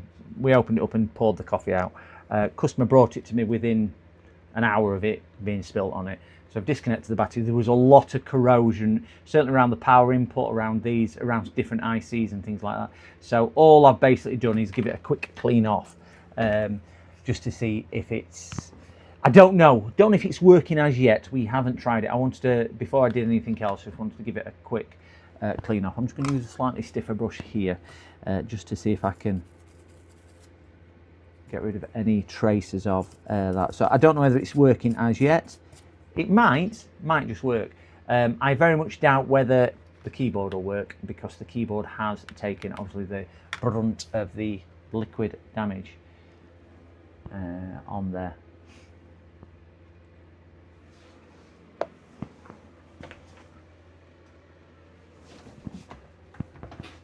But fortunately there was no issues around the EC chip, no holes in anything or anything like that. Same with the CPU. Power stage on back took a little bit, but we're just going to check them in a minute. That looks fine. There was a bit of gunk around some of these capacitors down here as well, which we managed to get rid of. There wasn't a lot, surprisingly, there wasn't a lot of corrosion. But I think that's because he brought it to me so quick and I told him not to try and turn it on. And again, fortunately, the cable for the screen hadn't started to melt or anything like that. I haven't touched the keyboard as yet. Haven't touched the keyboard as yet. I will, but not yet. I haven't touched it.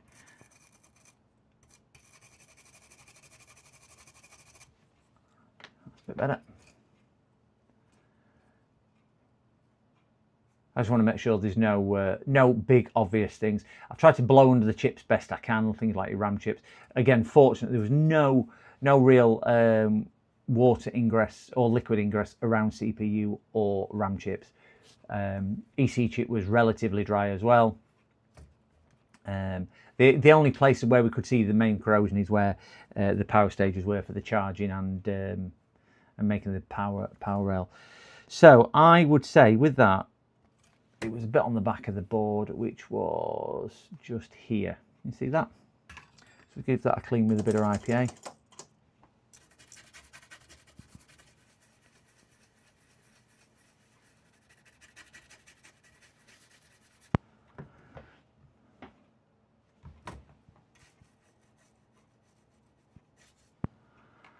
And give that a dab dry with a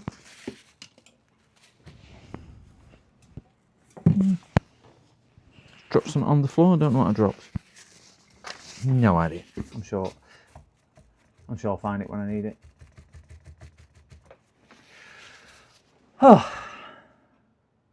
yeah. I think we're.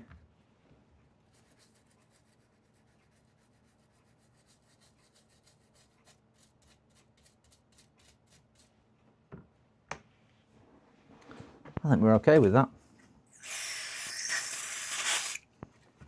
I think we're okay. Let's wipe down.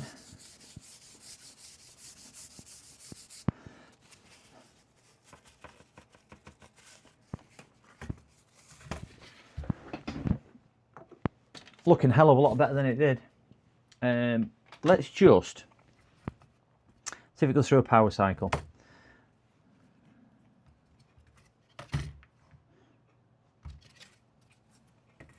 That one goes into there. We have a Acer, so HP, sorry. So we'll get our HP power adapter rigged up.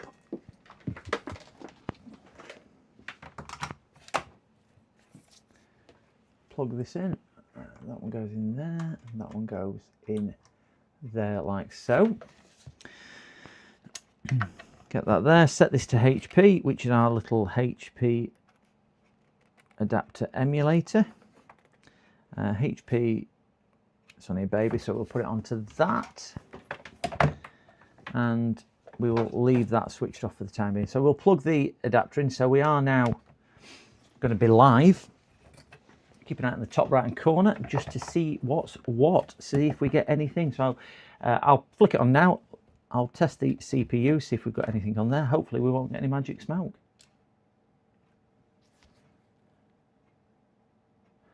So we've got nothing.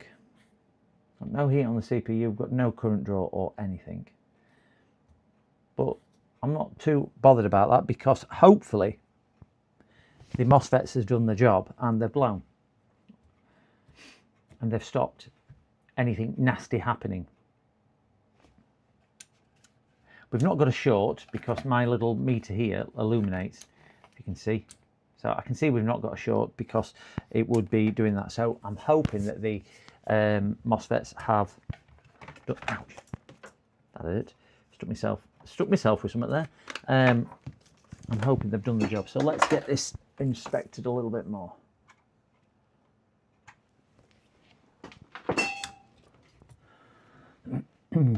Continuity mode. Continuity. Microscope because my eyesight's horrendous. Get that wound up a bit. Lock it off.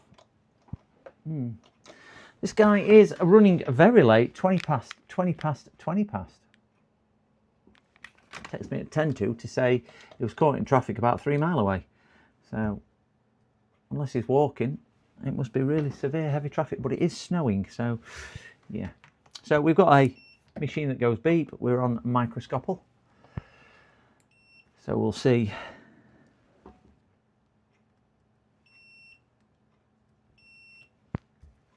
So this is where 12 volt rail comes in.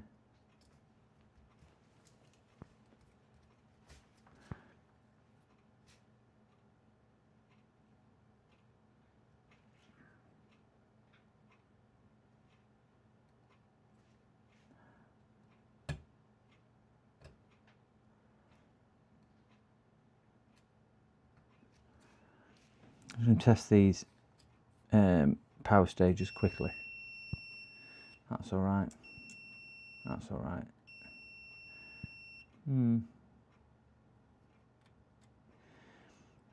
Power stage for CPU's got 19 ohms. Don't like that.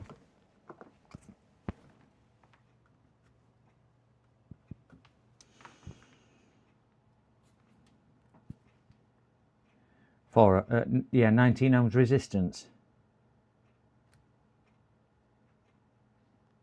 That seemed awfully high for a power stage for CPU. Wouldn't you agree?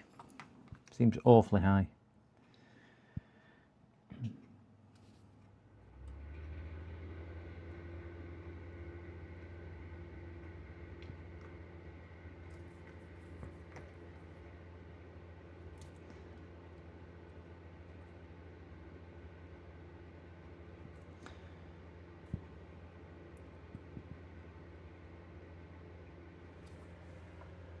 No, you've got no snow there.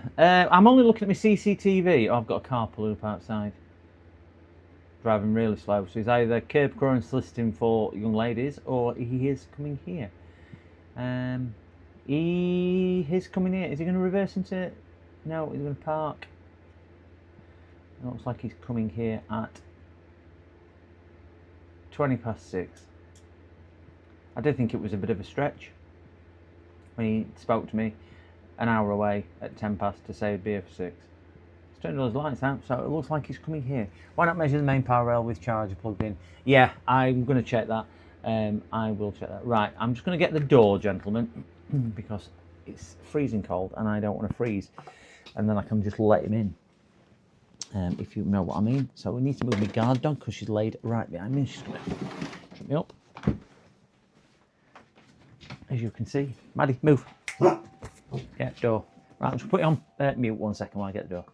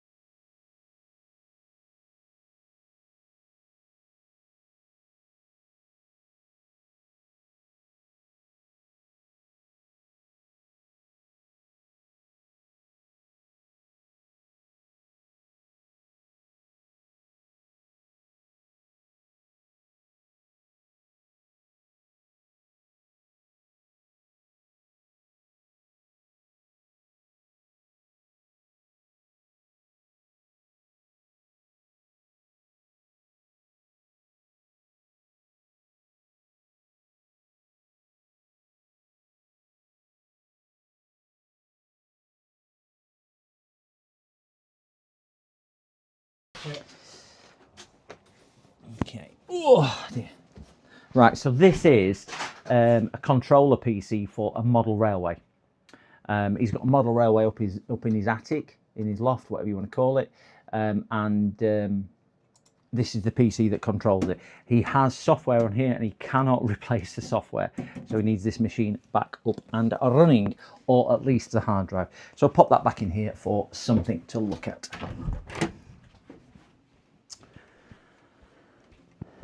Oh dear me.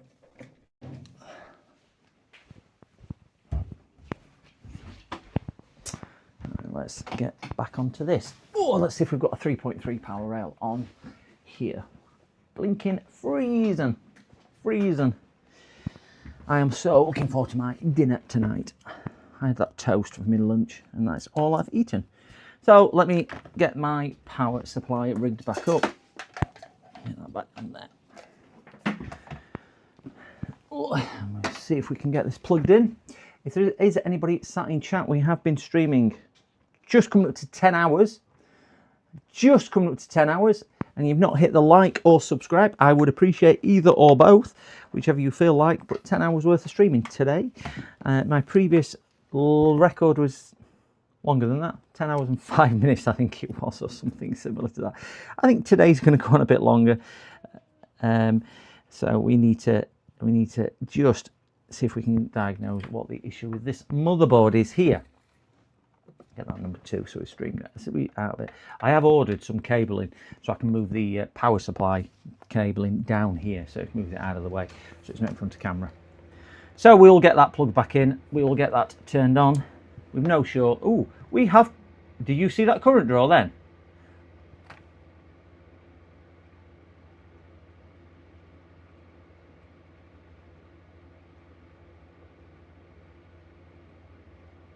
Wow. I don't know why it's not showing on main power supply, but it is showing on here. Still only 14 hours to go.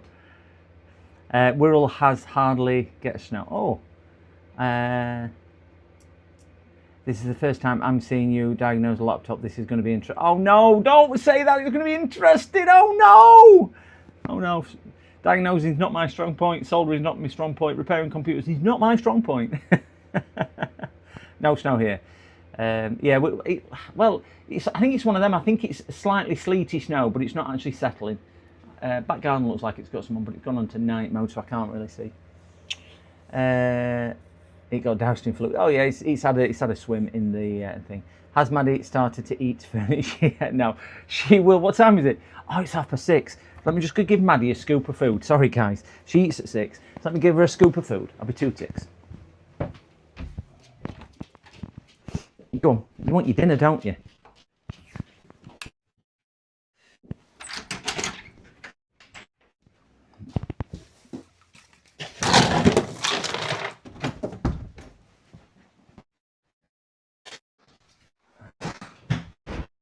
Your dinner. Good girl.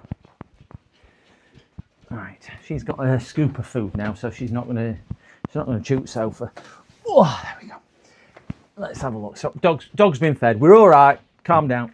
Dog's now been fed. She'll be inhaling that food. It's gone. She just inhaled it. So have a look on here, which I know is not that one up there, but have a look on here because this is the other power meter, which is just on the thing. So I'll flick it on. And it's not going to do what we were doing before. Something was basically drawing 0.200 milliamps. Yeah, and power lead's in. Power lead is definitely in. So we'll check some voltages. We are back on at 19.5 volts. Down there. Let me just knock the power down a tad.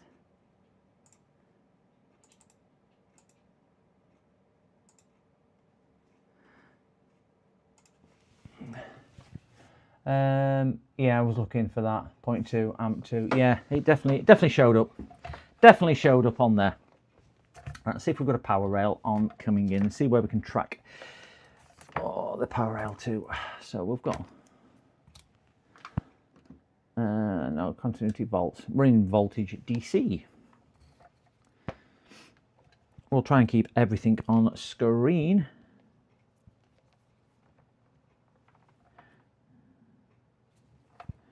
So we've clearly got 19 volts coming in, as we can see, top right hand corner, 19.53, which is pretty darn accurate.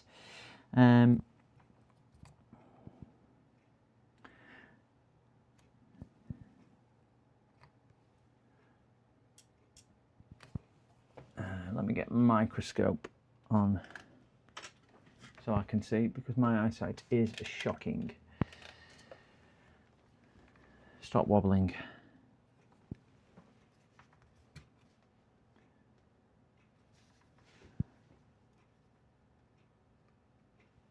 So we've got nothing there.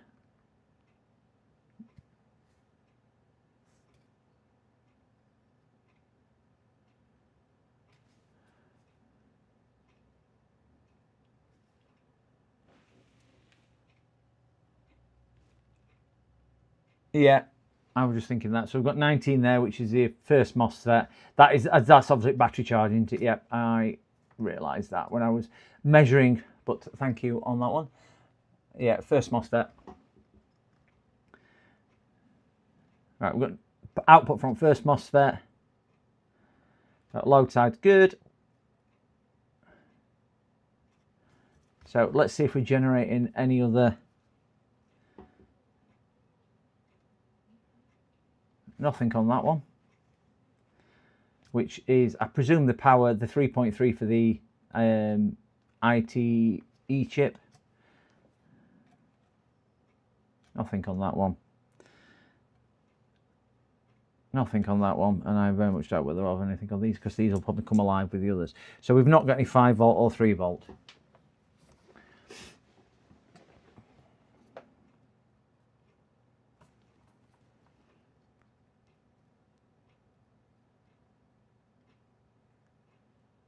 So we have got 25 volts to our pin there.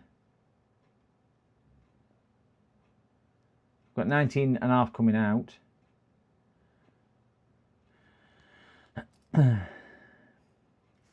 So we have got 19.5 present.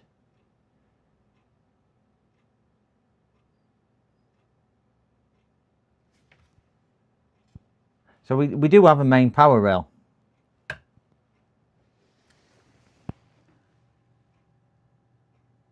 It peaked to 19, did it?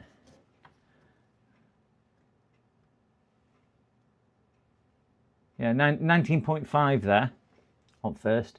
We've got output at 19.5. So we've got a main power rail generating, which is going to our current sense resistor. So we should be okay with that. So that's not shorted. We have no shorts on any of the whatchamacallits, apart from we've got a 19 ohm short on the CPU coils, which just doesn't seem right to me. 19 ohm short on a CPU coil just does not seem right in the slightest. Check 3. I've got no 3.3 on the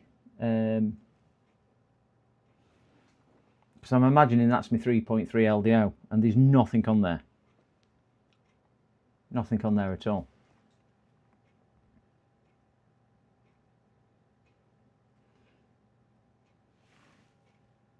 It's not on a coil. Okay. Where will my LDO be? Will that be on one of the power stages? It'll be on a decent size one, won't it?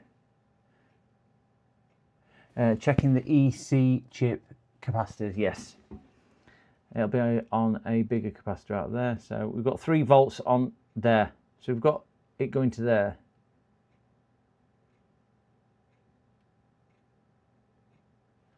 So we've got a 3.3.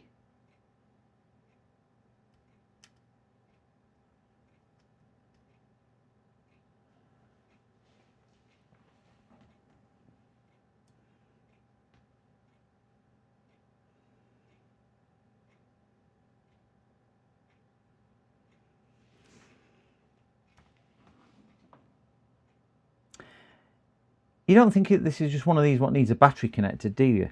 For charging before it'll come on. kind of low. It's getting hot. No, nothing's getting warm. Nothing at all. We're not pulling any current. That's the thing.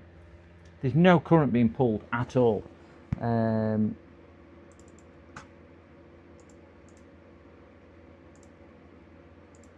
Look, there's no current actually being pulled by the laptop. So I'm just wondering whether I can jump start it with the keyboard connector.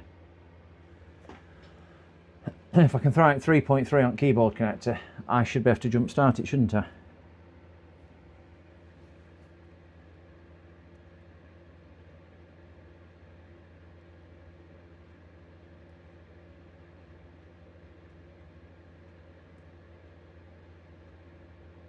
So that's going to be the third pin along. It's probably going to be the ground for jump starting. Should we have a go at jump starting and see if it'll go? Let's just try jump starting it to start with. No, I think LCD connector's at the top. I think that's the LCD connector up at the top. I think this is keyboard at the bottom. So it's a bigger connector is the keyboard one. Yeah, it's definitely that one at the bottom, because that's that, and that's touchpad. So that's we have. Is that an integrated? Let me just double check, make sure on and off switch is on the keyboard before I start poking around. Yeah, it's on the keyboard. Thought it was. Why would it have two fuses on the keyboard? That's odd.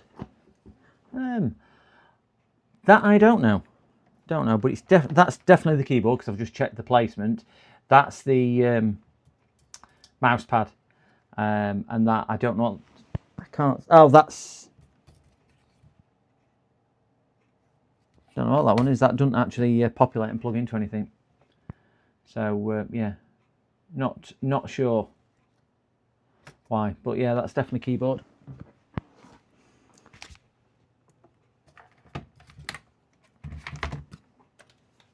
Goes in like so. Display up here. Keyboard down there. Whiff of coffee. Lovely. Coffee in the morning. Yep, camera. Go back to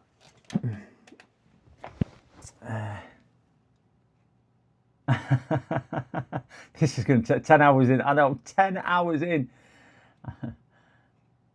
You're back after buying controller compo. Oh, well done. I'm still streaming. Okay, then try pressing the power button to see if something happens. I'm not going to connect it back up to the keyboard because the coffee has been literally spilt all over the keyboard. So I'm going to short the thing out. Yeah, I think it's probably maybe. I don't think it's fingerprint. Probably backlight, but yeah, it's not populated. But it might be fingerprint. I thought fingerprints had more things. It could be fingerprint or something like that. What number PC are you on? Oh, I don't know. Probably not too many today. Probably about number 6. I did think 15 last time we did a long 10-hour stream. But these have just been a little bit more challenging, to say the least. So let's see which pin it was. I think it was the third one along, wasn't it? Was it that one there? Yeah. So let's ground that pin out. Let's see if we can get the board to come to life. I bet I'm not going to be able to do it with those tweezers. Tweezers.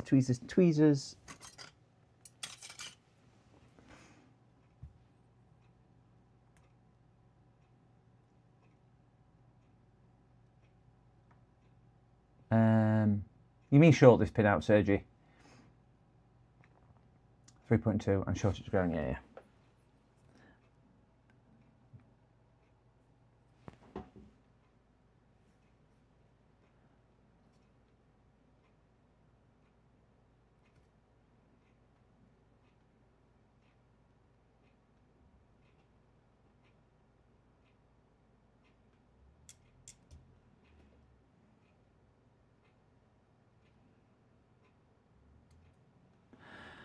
Now, that don't want to power it up from there. This is more than one pin with 3.2 volts on.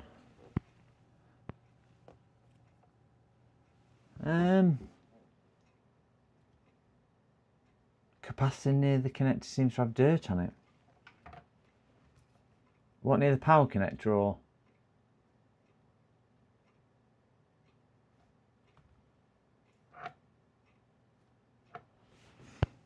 The capacitor of the connector seems to have dirt on it. Tell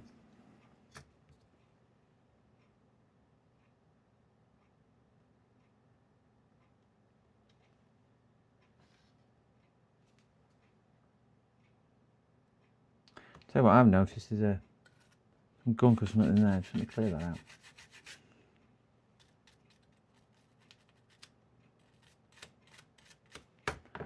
Let me flick the power off. There is a bit of, I don't know what's in there.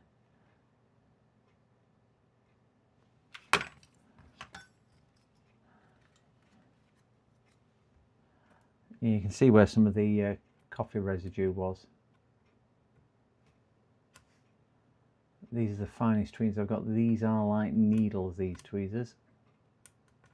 Let me get some IPA in my brush.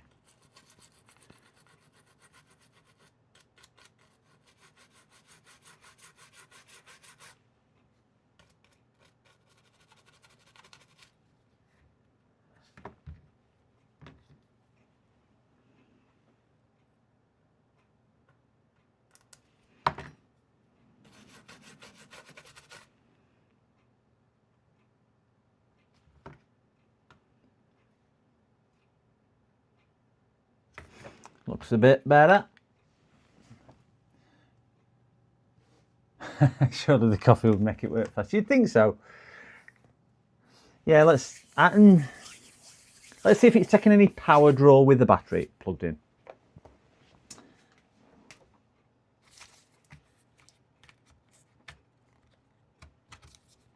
So we've got battery plugged in now also, and we'll flick that on, see if it's got anything on current. We are getting pre-charge, 0.10.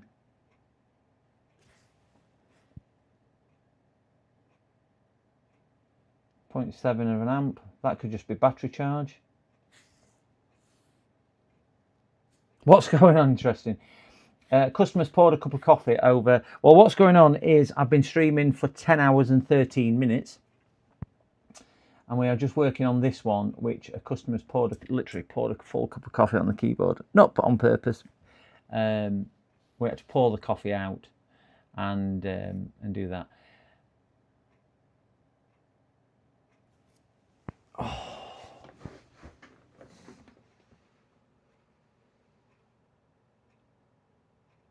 Like microscope, USB port and joysticks. Oh, very nice. You should be able to, what's good, controller, oh, I don't know. I don't do controllers. MK or Rusty Rooks or Swindon Electronic Repairs or people like that might be able to help you on that on their Shrew Plays. Hello everyone. Yeah, a cup of coffee been thrown on this one. We're up to 0.5 amp.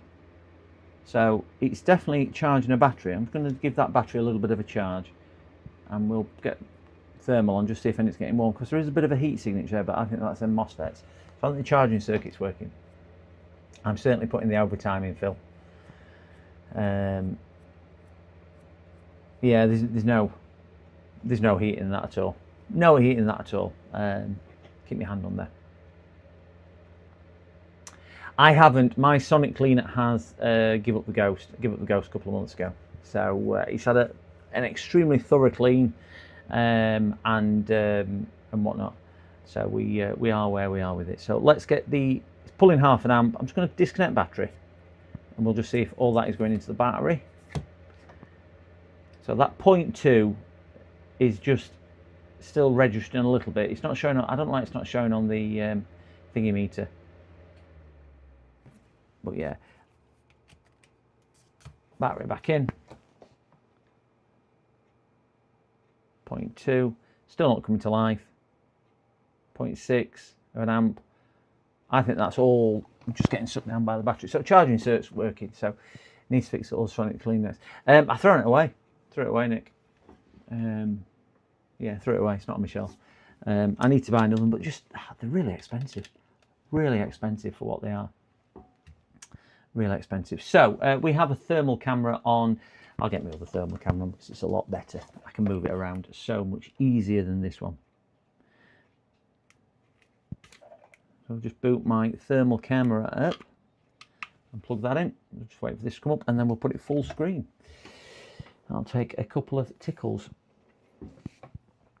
It's dead, Jim, but not as we know it. Not as we know it, Captain. Oh, Nick. Hello. Sorry, Nick, and it's hello to you anyway. I'm answering your question. It's hello. So, yes. My door is ringing. Bear me 1 second. I think about Come in a second. Just bear me 1 second, guys. Sorry about this.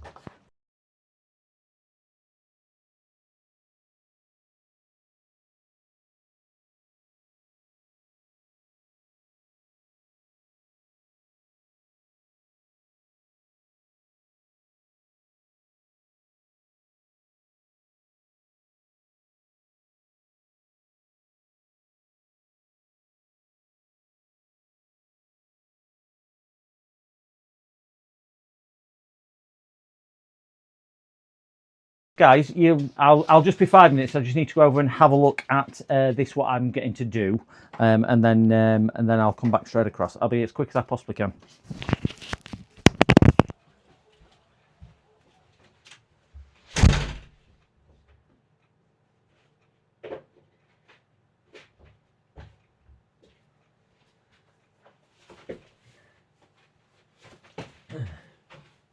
I'll put you on that one, so at least you can see when I walk back in.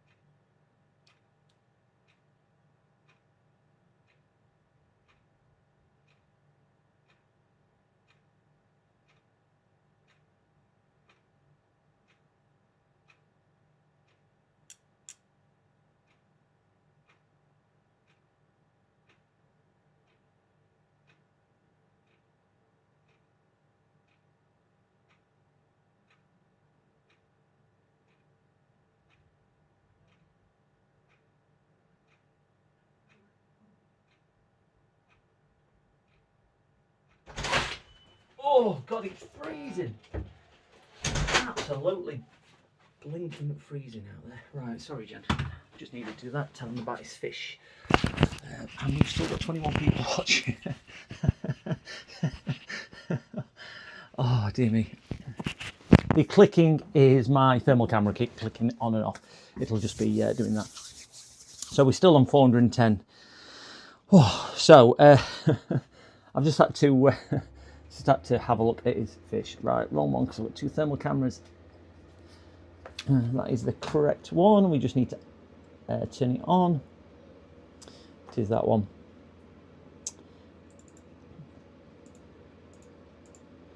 OBS for you. Right. So we have got, I do apologise, but thank you for hanging around. Everyone who's hung around, thank you very much. 10 hours, 21 minutes in. I suppose I needed to do that. Heard clicking, where in the world is your shop? I don't have a shop, I work from home. I've got a home office. If you're wondering what my home office looks like, it looks a bit of a mess. But yeah, this is my home office. Me. So that is my home office. So yeah, that's all it is at home office. So anyway, it's the lens on the thermal camera. What you probably heard clicking. Hope he washes his hands before he comes round. Now I'd gone next door. Guy across road's going away to his holiday home in Florida for 4 months, and he wants me to feed his Koya cat. I've just, honest God, so let me tell you guys, his fish in the back must be, I don't know, half a metre long, 2 foot long, something like that. I don't know. Huge. The girth on them is huge, like my head. And he's got about 10, 15 of them in this huge, deep pond. So I've got to feed him. I've got to feed him, God, once a week when it's cold and 3 times a week when it warms up. He's got Koya and a sturgeon. Might mean something to you. Koya carp and sturgeon, like yellowy, goldy colour. Don't know, they look beautiful. Look beautiful. Sardines, yeah, tuna. It's got tuna. Tuna. Anyway, we are pulling 337, but this is only because the battery's in, which it looks like it is just the battery charge. MOSFET's just doing its business just down there. As you can see, looks a hell of a lot clearer on my thing. 53 degrees, which is, it's a tiny little resistor down there, so that's okay with that. So let's see if there's anything else. There is a MOSFET up there, getting a bit warm, which is okay. I don't like how some of these chips are only getting warm at the side. But the good thing is, at least it's been put in, these are just reflections. Yeah, so the only thing what's getting warm so far is the charge circuit. Do you know what I'm going to do? I'm going to give the keyboard a spray.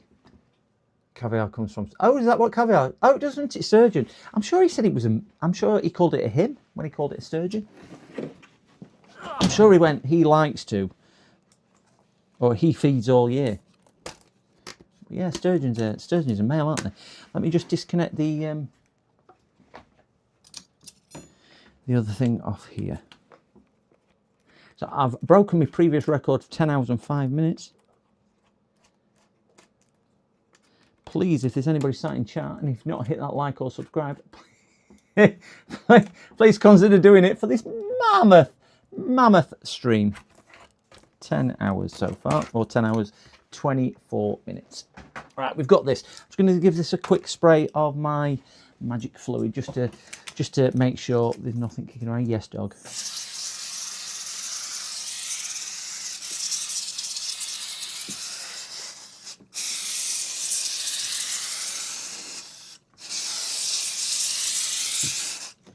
Because this will help to dispel any, or some of the liquids anyway.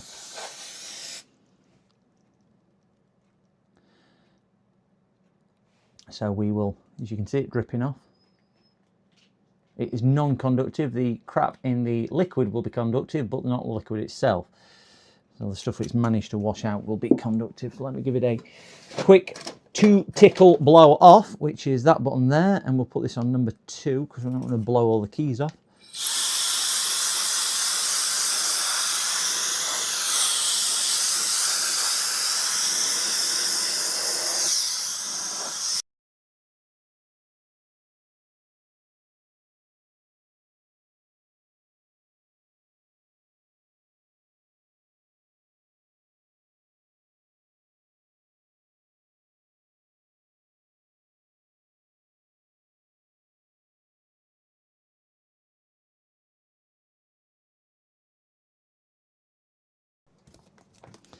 Okay, that's got rid of most of my liquid that I've put in. I am going to attempt to plug the keyboard in. Oh, cold. Oh, that's me. I had a bit of fairy, could do it. What's the spray? The spray there is wonderful. I've spoke about this a few times. I'm not affiliated with them at all. It's Sovereign Contact Cleaner. That worked out, I think, about 37 pence a can or something silly when I bought it. And it's a 500ml can. And I used to buy it off eBay, and it used to cost me about £4.50. And I bought it directly from these, and they delivered it and everything else. And I bought a big case of it.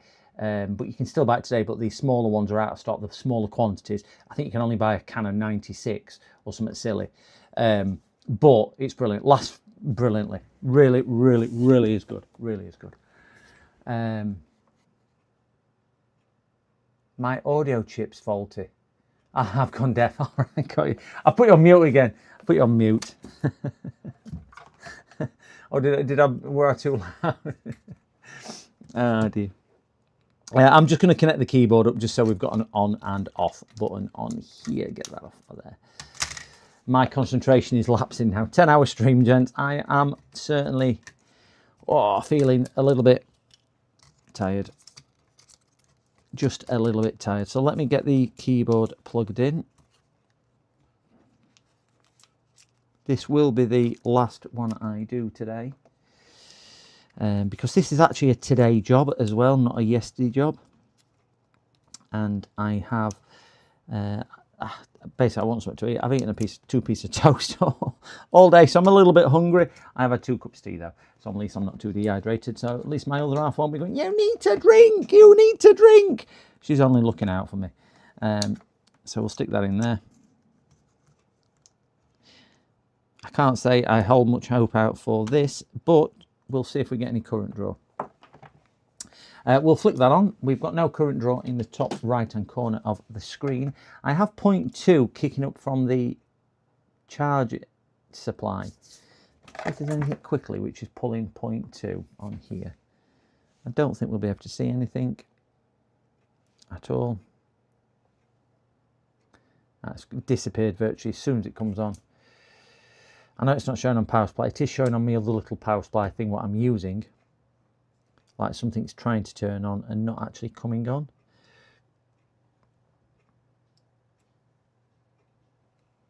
Like there's a, I don't know. So yeah, nothing there. So we'll try and see if we get any life with the power button. I don't think the keyboard will work, but we will give it a shot. Power on. Oh my gosh. Oh my gosh.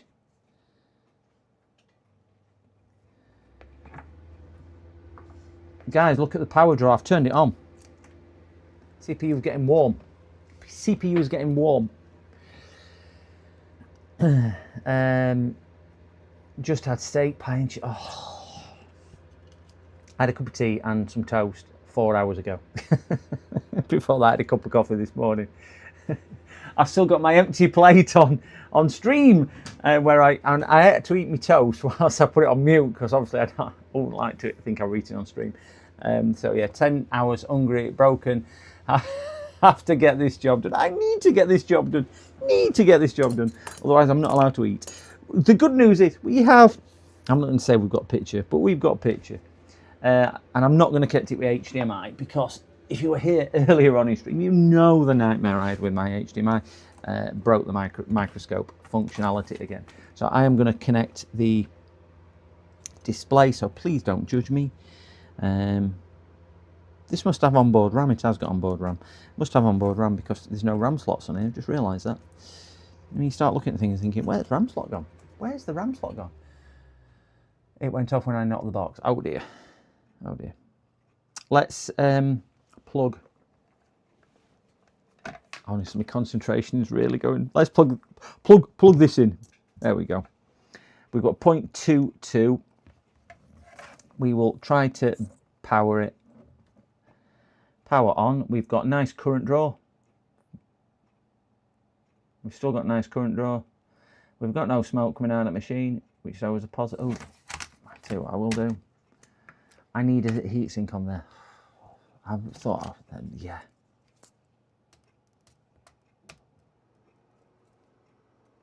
Please, please, be over with. Be over with.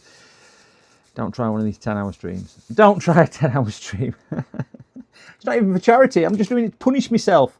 Been a naughty boy, so I'm doing it to punish myself. Let's get that on there. And get some screws in. One screw. 2 screws. 3. 4. Still can count without. Oh, see, that tired. I'm missing it all. My energy levels now compared to what it is when I first go live on a morning have decreased considerably. Have decreased. Some people's gone to work and come back and I'm still streaming. That's the reality behind it. I'm trying to beat my highest viewers, which were 515 views within 12 hours of going live. I'm not a big streamer, guys. I average probably, I don't know, 25 people watching. I'm not one of these big streamers. So it's always nice when you achieve little things in life. Got to celebrate the little things. So we've now got a heatsink on there. I don't think I'll need a whatchamacallit just to get a picture. So we'll try again with posting. I am surprised the keyboard power button works, but I'll take that little win, and we'll see if we get a picture. It will go through the. Am I first? Phil's first. Oldham's here. You don't have to worry anymore. If this computer posts after this, guys, have you just seen what I can see? What we got? What have we got? Oh my gosh.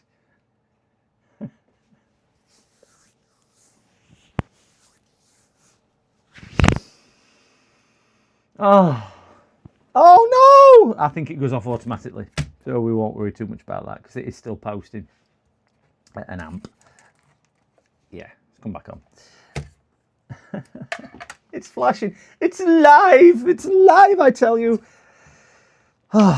Right, let's put a hard drive in it and a fan, because we did clean the fan earlier because the fan was dripping with coffee.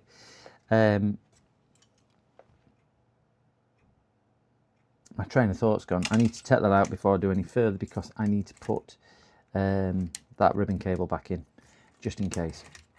So let's turn that over. Let's stick that in that hole there.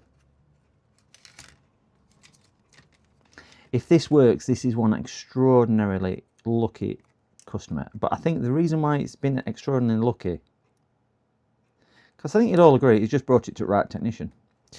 It's because he turned it off straight away and he brought it in straight away.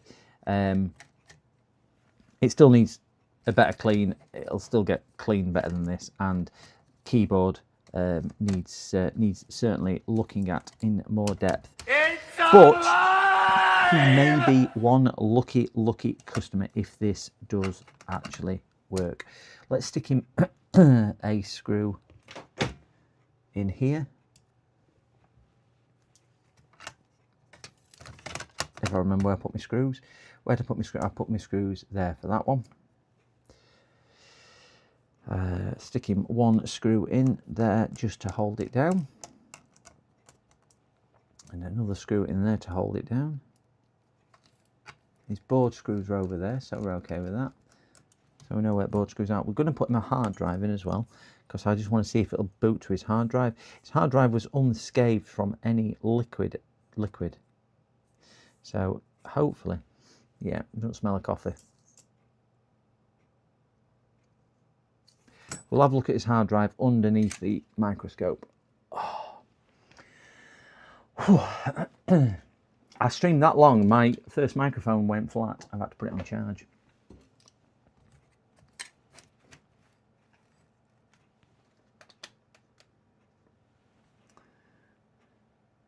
I'm going to give that a quick spray and a quick brush with IPA, just to make sure. I don't think there's anything on it. His hard drive was really unscathed. It didn't come into contact with any of it, so we're okay with that.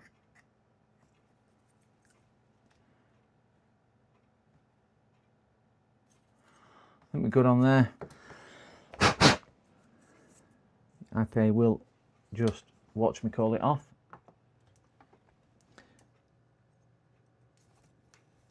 We'll get a quick screw in there, which is the silver screw. I remember that.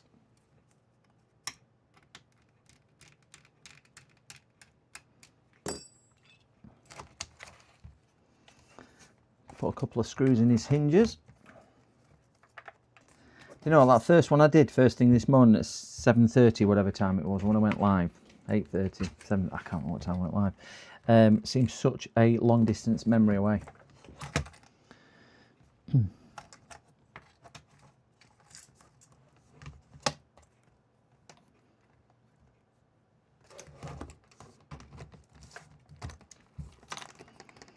He's tucked under there, and then once he's tucked under, I should, if it plays ball with me and is nice, there we go, got it down.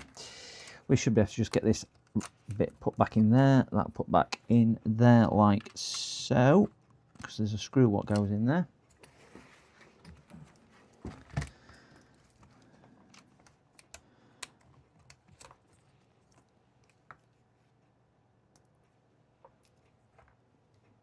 Screw in that hole. Oops, can't get it lined up. Can't get it in the hole.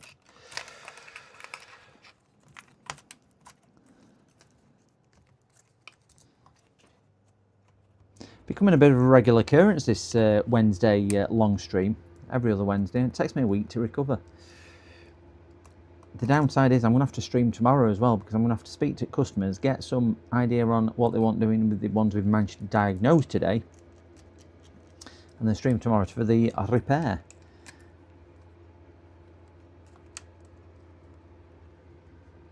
That's in there. I'll get one more screw to hold that down, and then put the bracket over. Not the bracket, the hinge can go over. I think that goes through there also.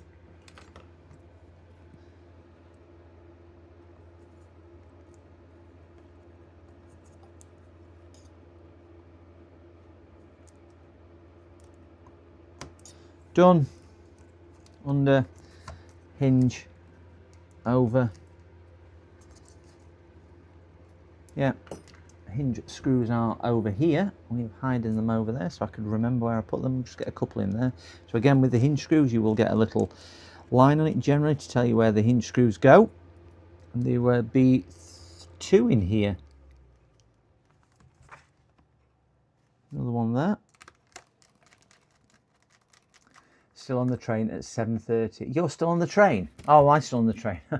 Oh, yes. I don't know what you mean.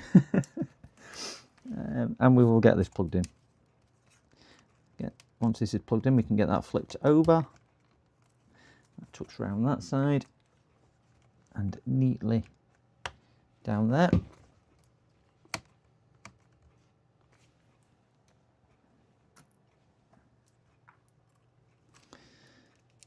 We have one there.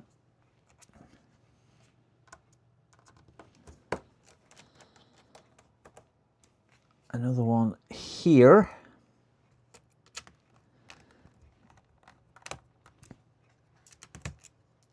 That's not that one, it's that one there. Hinge.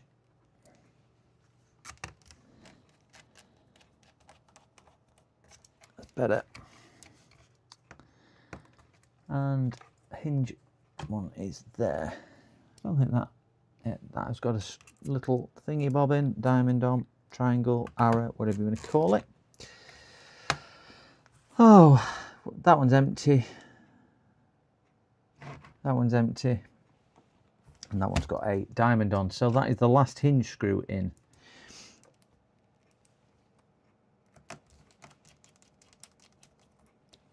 So at least we've got a hinge, not bothered about Wi-Fi as yet. Need to put a couple of board screws in. Just to hold it down, that has got a little diamond on, so it goes in there. Another one down here. If you're wondering what I'm saying by diamonds, on the board, if you're not used to doing this, you'll get a little diamond, or not diamond, triangle, arrow, points to where you put screws in, and you get the same ones on your hinges as well. So if you can see up here, you've got a little pointy thing, and that's where you put your screws for the hinges, so you know which one it is. So, but like for example, that one doesn't have any point on, but the top one does, but the middle one doesn't. So you don't put one in there. That'll be a case screw or something similar. So we get a couple more of these in. If this was a VOD, I'd just be fast forwarding through this and going, it's all done. I'm doing this just enough to hold the board in. So we've got enough there to hold the board. We've got power. We'll stick a fan on. At least we can cool the CPU, because we're going to try and boot into... Actually, I might boot into my version of Windows rather than his version of Windows, thinking about it. And at least we can do a test environment. We'll just pop his hard drive back out and we'll put my test one in. Windows 10. Back in.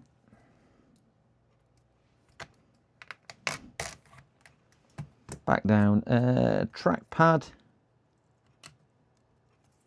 I don't want to put too many in because I do need to take this to pieces again and give it a good wash over. So I'm not going to spend too much more time putting any more bits in because of that very reason. But we've got enough in there to be able to give it a thorough test. We've got power, we've got CPU, we've got cooler and whatnot. And we've got enough in there for earthing, and we've got my thing. So let's see if...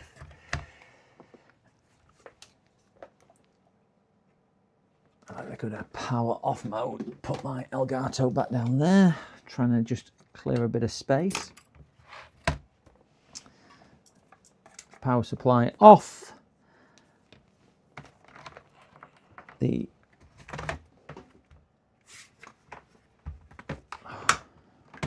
coordination's going, gents. Going up to 11 hours of streaming. Is it 11 hours 55 minutes? Does anybody know the longest you can stream on YouTube before it turns you off? 11 hours 55. We're on, I don't know what I'm on, 10 hours 43 today. My train journey starts at 6 a.m. and I get to work at 8:15 a.m. Oh my gosh, that is a hell of a day. That is a hell of a day. Wow. What about the spare screws? I'm going to take it to pieces again, Archnoid. I've got to take it to pieces and give it a better clean. Plus, I don't know how the keyboard works. I'm going to do a keyboard test on it as well. And so uptime. You'll have to, that's a manual one. 10 hours 45, cows. 10 hours 45. I must say, guys, I've had amazing support from people in the community today, as I always do when I do these long streams. So we are flicking this on. But yeah, 10 hours and 45 minutes I have been on air. So we do have a power meter here. We should have a power meter in top right hand corner as well when I press power, which I will do now. We have current draw. We've got current draw up here as well. We should hopefully have picture. I can't put it on OBS because we had a problem with OBS earlier, and Journey Home is worse. Oh, I never like my Journey Home because I always think it takes too long. That's why I never like Journey. I like when I get home, but I never like Journeys Home. So we should have my test environment of Windows 10 in here. So I'm not going to put it on OBS screen because we did have a problem earlier where it knocked my Elgato box out, and I thought it would damage the Elgato box. But that was a really strange one on that Dell we were just doing. Still don't know why we're doing that, but we mended it.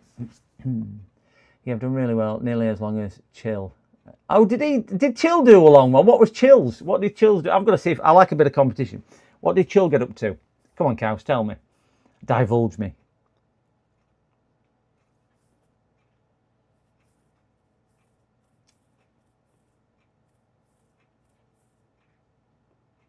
Right, we've got admin. No sound coming out of speakers, but I didn't plug speakers in, so I'm not worried about that. Right, we have picture. So we are just gonna do a keyboard test in my diagnostics, which is in here. Keyboard test, brilliant little piece of software. This, I don't know. I'm gonna push power out and sit because I won't need microscope again tonight. I'm gonna see if I can get a HDMI input because it's so much better if we can see what we're doing on HDMI. Flick that over. Come on. No, can't get HDMI. Can't get HDMI, so I'm going to unplug the HDMI cable. I tried to get HDMI, it's not playing ball. So what this little keyboard tester does, you might have seen this software before. Flick the light off so it might focus down a little bit better. Is that going to be too overexposed? Maybe, don't know. Anyway, what this program does is when I press a key, it turns up yellow. So if I just randomly smash all the keys, it'll tell me which keys are working and which keys aren't working.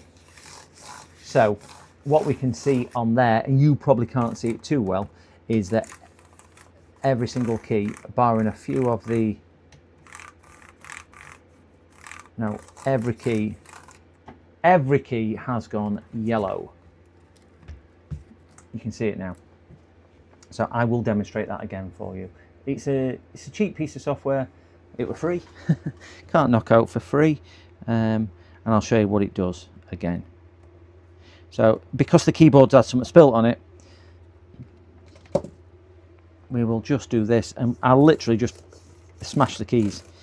Run my finger on every single key of the keyboard, on the number pad, touchpad at side, and it will systematically turn everything yellow as I go over them. If it doesn't turn yellow, like down keys, you can see it's not gone yellow. I'll just press it to make sure. We'll try the function keys, and I've just turned screen off because I've gone to that. But that's basically what that piece of software does, and I've actually pressed power off because I'm a bit of a nugget. So we'll just reboot the machine. But the good thing is Windows 10 is booting. So keyboard is working surprisingly. Wow. Your stream was over 10 hours. Well, I'm over 10 hours, Chill. 12 and a half? I didn't think you could do 12 and a half hours. Oh my God, I don't think I'm going to get to 12 and a half hours. What time will that take me to? It's 11 hours now, so I need another hour and a half. I don't know what time it is. That'll take me to about 9 o'clock. Oh my God, I'm gonna tip me out to you on that one. I'm gonna tip me out to you on that one, Chill. I hear the snoring. So keyboard's working. Wi-Fi's not going to work because I ain't going to. I'll just check Wi-Fi. I've not got an antenna on it. No, I didn't think so, and I've probably not got the drivers. So let's see what CPU he's got and how much RAM he's got as well. He's got a Ryzen 5 7520, and it's running at 2.1 gig, and he's got 8 GB of onboard memory.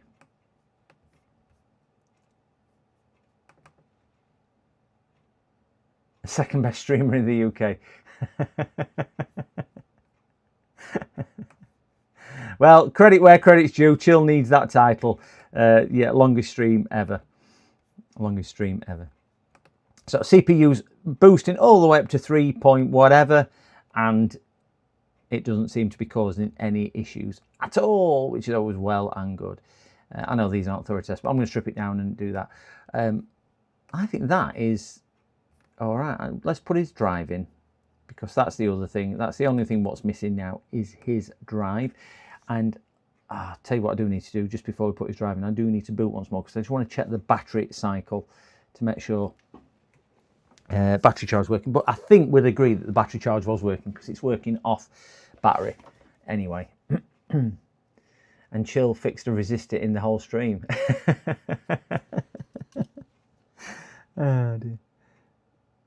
No battery detected. That means software. Oh, reason why it's not charging on batteries because I've not plugged the battery in. Oh no, please, come on.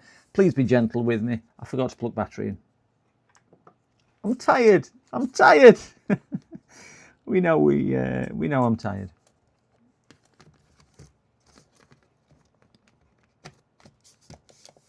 Stick a screw in the battery just to hold it in place. One there. And get another screw for the battery at that side. This is just that's just going to stop battery falling out when I turn it over. So battery's now and it's charging. 98%. That's why we're charging at too much of a high figure. So let's do the same, but just now turn off and try his hard drive. Unfortunately, I can't do it as quick because it is what it is. Oh, we are all tired. Okay. Do you know what, Nick? I'm not going to complain because I've sat in a warm office all day. I would hate your thing, unfortunately, of having to trek from place to place with trains and transport and whatnot. So I'm not going to complain any more about that. You've certainly got the worst end of the stick there, Nick. Certainly got the worst end of the stick. Right, let's plug the drive in.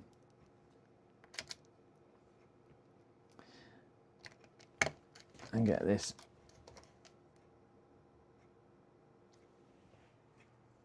Let's plug speaker in, see if we've got a speaker. Oh. And Wi-Fi card. Where's Wi-Fi card? Wi-Fi card's here. And then we can just check so his Wi-Fi is working as well. Because his Wi-Fi card did get a bit. That was in the line of fire also. So we'll stick that on there, and his drive should recognise the Wi-Fi card as well. I think this is a proper result for the customer if now it works. Not saying it will. We can see on there where the damp is still coming through. We'll stick some plastic under there just to support it, and we will try another boot cycle. I'm not going to boot straight away. I want to see if it's taking any charge current. So we're taking a bit of charge current. It's not coming on, but that means, yeah, so that we're power cycle thinking. I'll just check to see if it needs out. We'll power button down. Let's see. Have to pay the mortgage. Was good working from home during COVID. Yeah, I've worked from home for a considerable amount of time. So please install operating system on your hard disk. No, hard disk is definitely. I wonder if it's killed his hard disk. That might be a where they put delete right next to on and off button.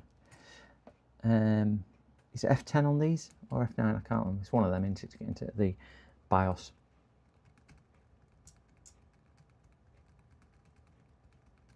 If you stream across different time zones, does it count? Never thought about it like that, Nick. Yeah, never thought about it. I could stream from one day to the next, couldn't I? Stream from overnight, even though it, or could see 3 midnights or something like that.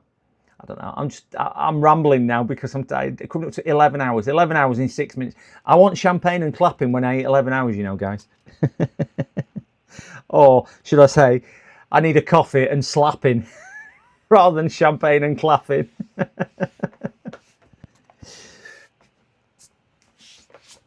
Some people don't stream 11 hours in a week or a month. Yeah, do it in a day. Let's turn his camera off because we don't want his camera on. This is just power cycling for whatever reason. I don't know why. Champagne and clap. Yeah.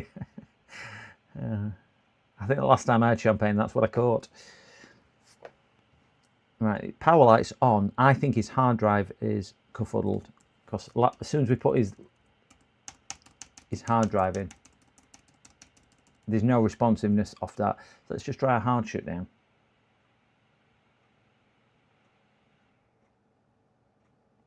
Right, we've dropped the power drain, boot it back up. Can you check? It is in a caddy. It's in there. I will give it a double check. I've got no responsiveness from the caps lights. Fans are at full speed, which basically means it's gone into. I would say it's gone into fail-safe mode. It looks like it is in the caddy. You can't not put it in the caddy correctly. So I would say that is. I'll take the battery out. Let's just do a battery reset as well as a just in case, rather than let's not jump to any conclusions on that. Pop that out. Pop his drive out. Give his drive a wipe.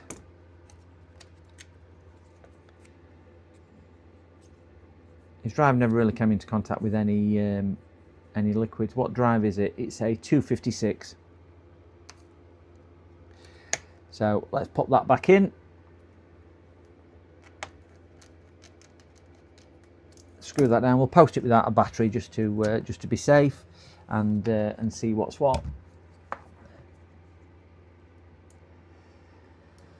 Everything drained back in. 0.22. Let's see power. Let's see if we get anything on screen. Let's wait. Fan is spinning, not full, which is good. We've got power light. Still no response of caps locks. We've got backlight illumination. There we go.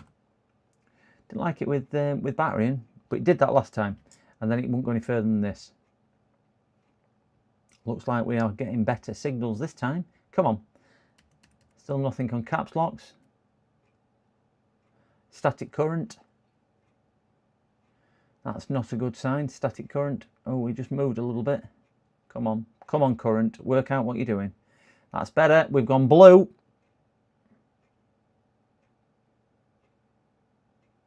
Yeah, my drive, it works in here. We've now got a blue screen, like a recovery screen. You know, like Windows where it goes to a recovery screen, but we have constant current. I think his drivers had it.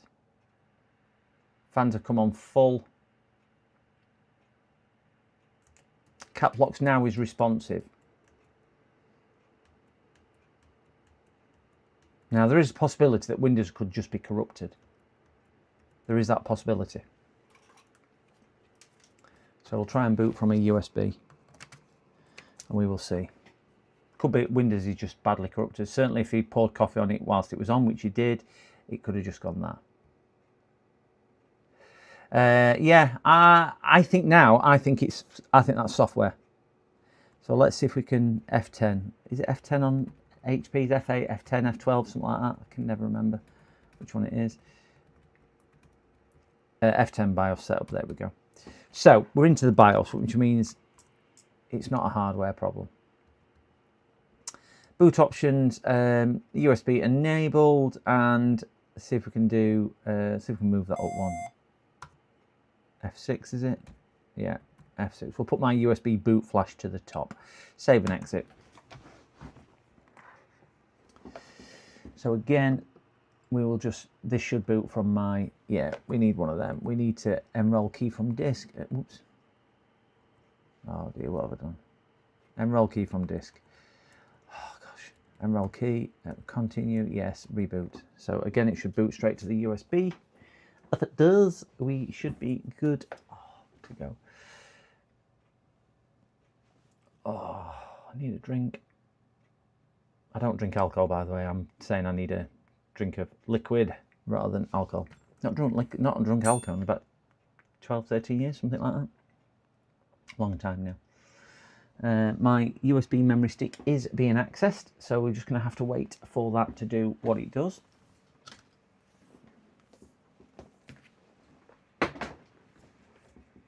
If there is anybody new sat in chat, please consider hitting that subscribe button or the like button. This is coming up to, in 15 seconds time. We'll have a countdown. We'll have a countdown.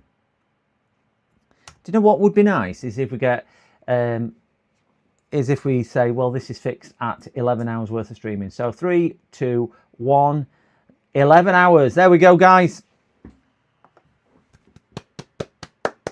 There you go. 11-hour stream. 11-hour stream. Look at this. We don't even charge any extra. You don't even have to pay a license fee like you do with BBC. Can't say it's good quality entertainment, but neither's BBC most of the time. So we'll have a look on here and just make sure his drive is okay. So hard drive, diagnostics. Oh, come on, you stupid machine.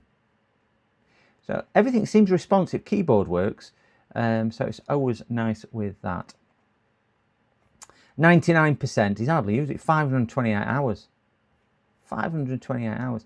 So there's no reason why that. We'll simply go through we'll do a cheating version. Oh, he's got BitLocker on it. Urgh! We don't like BitLocker.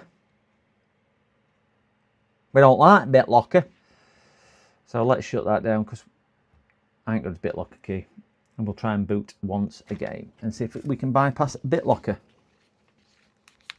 So at least we know disk isn't kerfuddled. Oh no, Oldham, you're robbing me of it. You're robbing me of it. Robbing me of it. Is Russ still here as well? Happy birthday, Russ. You've been in a different time zone now because I've been streaming that line. 418, thank you guys. Whoever's subscribed, I do apologise. I can't see the things don't appear for whatever reason on my screen. I've tried all sorts to get it up, but Streambot doesn't want to do it. So hello, Russ. Yeah, it's coming up with no hard drive detected again. Don't like that hard drive. Does not like that hard drive. So let's do F10 for BIOS.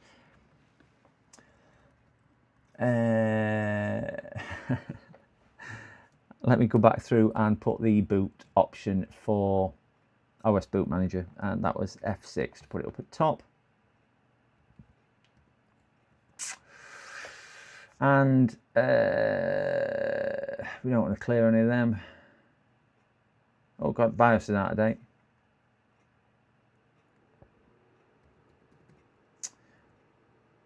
And we will, no pending action, save and exit. We'll see if that boots from the, whatchamacallit. Right, minute countdown has passed. Well, Phil, I'll tell you now, 11 hours and 2 minutes and 30 seconds. I think I've surpassed that. I did pop off, didn't I, for 5 minutes when I needed to use the gents and let the dog out and everything else. Right, oh, we've got Windows failed to start, recent hardware or software change. We'll just do select OS. Right, so Windows failed to start. That's better than we had a minute ago. You're a true champ. Hey, do it for the fans. Do it for the fans.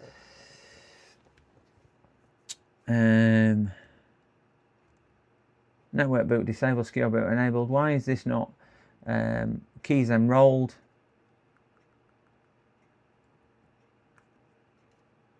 I think if he gets away with needing a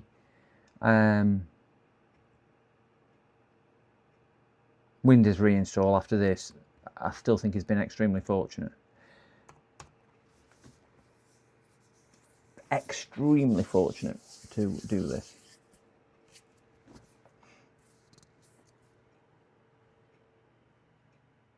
Come on, you beauty. Come on, you beauty. Oh, the anticipation. It's pulling some nice current. Battery we're charging. Right, blue screen. This is the Windows. I'm not going to work. I smell a bad. Well, I don't know if it's a bad SSD, but I can't do anything about it. I'm going to try and reinstall Windows to it just to see if it'll take it. A Windows install. Because if it does, it means I don't have to change his SSD. So let's get back into F10 and see if I can quickly, because it's only 6 minutes to install Windows with my SSDs. So we're good like that. Save changes, no. We want to go over to boot options and we want to put flash drive to top again and do save and exit. Right, this should boot off and we'll try and install Windows 11 on. If it's a bad SSD, we've got no to lose. If it's a good SSD, I can't boot from it. So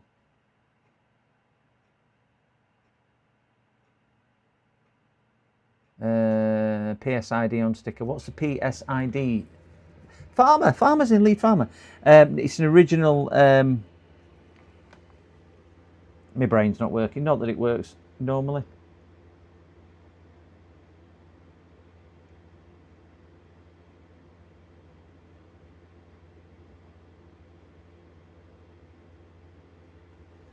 That's what it says on the sticker.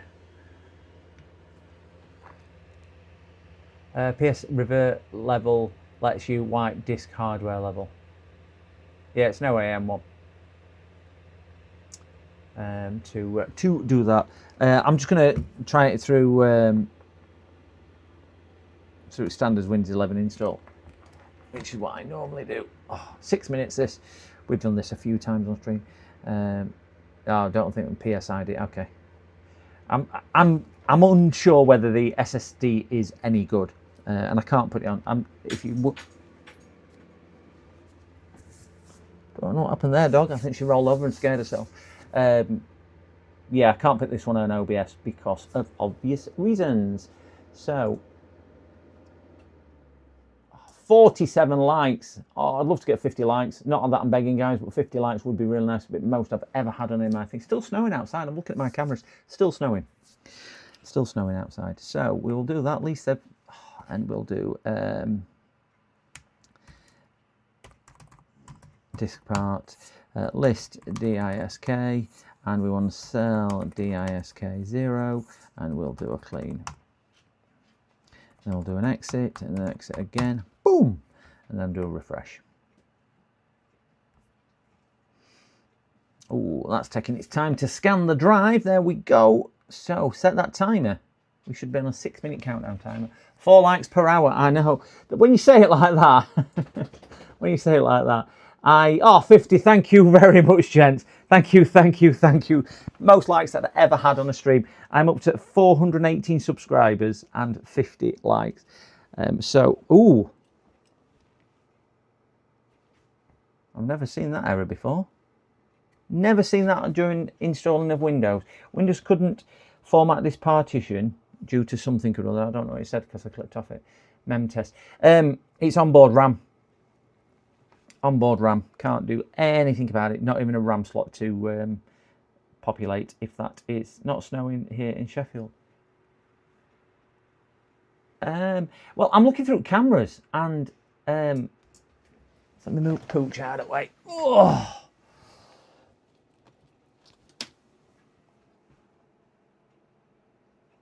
I can't really see on my cameras. It looks like it's snowing on cameras. It's certainly cold. It could just be moisture or vapor, but it certainly looks yeah, it certainly looks like that. Oh, let's just try that once again. So back into Windows 11. It should have done that. I don't know myself. No, because I've basically formatted drive. So BitLocker is partly software. So if you dispart the drive and clean it, it'll get rid of it. Don't always do it if you do formatting or things like that, but more often that Dispart cleans it off. That's why I tend to use Dispart. Plus, once you get used to using Dispart, you can see how quick it is. It's easier if you've got multiple partitions on the disk to do Dispart. You can just do it as an entirety, as a volume.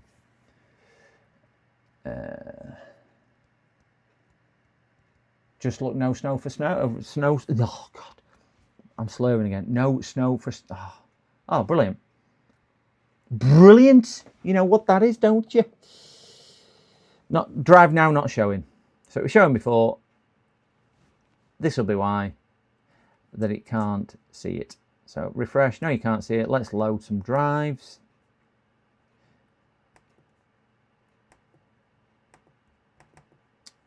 Fortunately, I have drives. Ooh, Barney McGrew, Cuthbert Dibble Plod. It's not in there.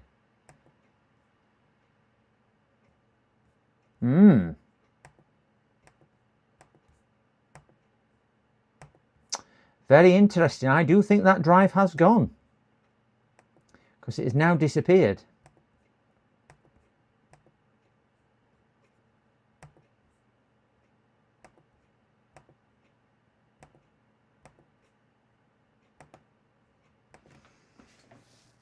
Yeah, I think it's a bad SSD. I think honestly it's a bad SSD, because as soon as I put customer's drive in, it didn't want to play. So I will just revert back to my SSD, just force this to shut down. But I think that is a bad SSD. The SSD, unfortunately, under health, under smart, is showing us 98% health. But there's something clearly not right with it. Clearly not right with it. But with the amount of coffee which was in it, it's not unsurprising. Just put my test one back in, just to confirm that we are going into Windows again. And I think barring another strip and clean, which I will do tomorrow, I think this one will be called done. Let's plug that back in, turn her on, and we'll see where this goes. So this is my Windows 10. Windows 10. Popping spare. Yeah, that's what it is. Lead. I was discussing earlier when you weren't on stream. I was saying how amazing you were for how you logged into my computer the other day. But we didn't know whether it was lead farmer as in lead like a leash for a dog, or lead as in pipe. So is it pipe or dog? That's the question. Is it lead as in a leash for a dog? Or is it lead as in pipe? What killed Colonel Mustard in the whatever room, library? Miss Scarlet. So we can see as soon as we put a decent SSD in, it works. So I would say is SSD. Romans went crazy with lead. Right. So it must be with lead or with lead. I don't know. Romans lead as well, don't they? Lead from church roof. There we go. Lead from a church roof. So it's lead farmer. Right, got you, like solder. That's what I should have said, solder lead. He has got quite an outdated. I think this is why I mentioned it when I saw this. I went, oh, it's got a really outdated BIOS on this one.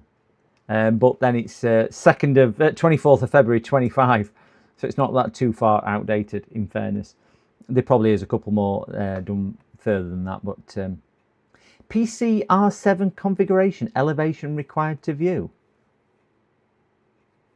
What does that mean?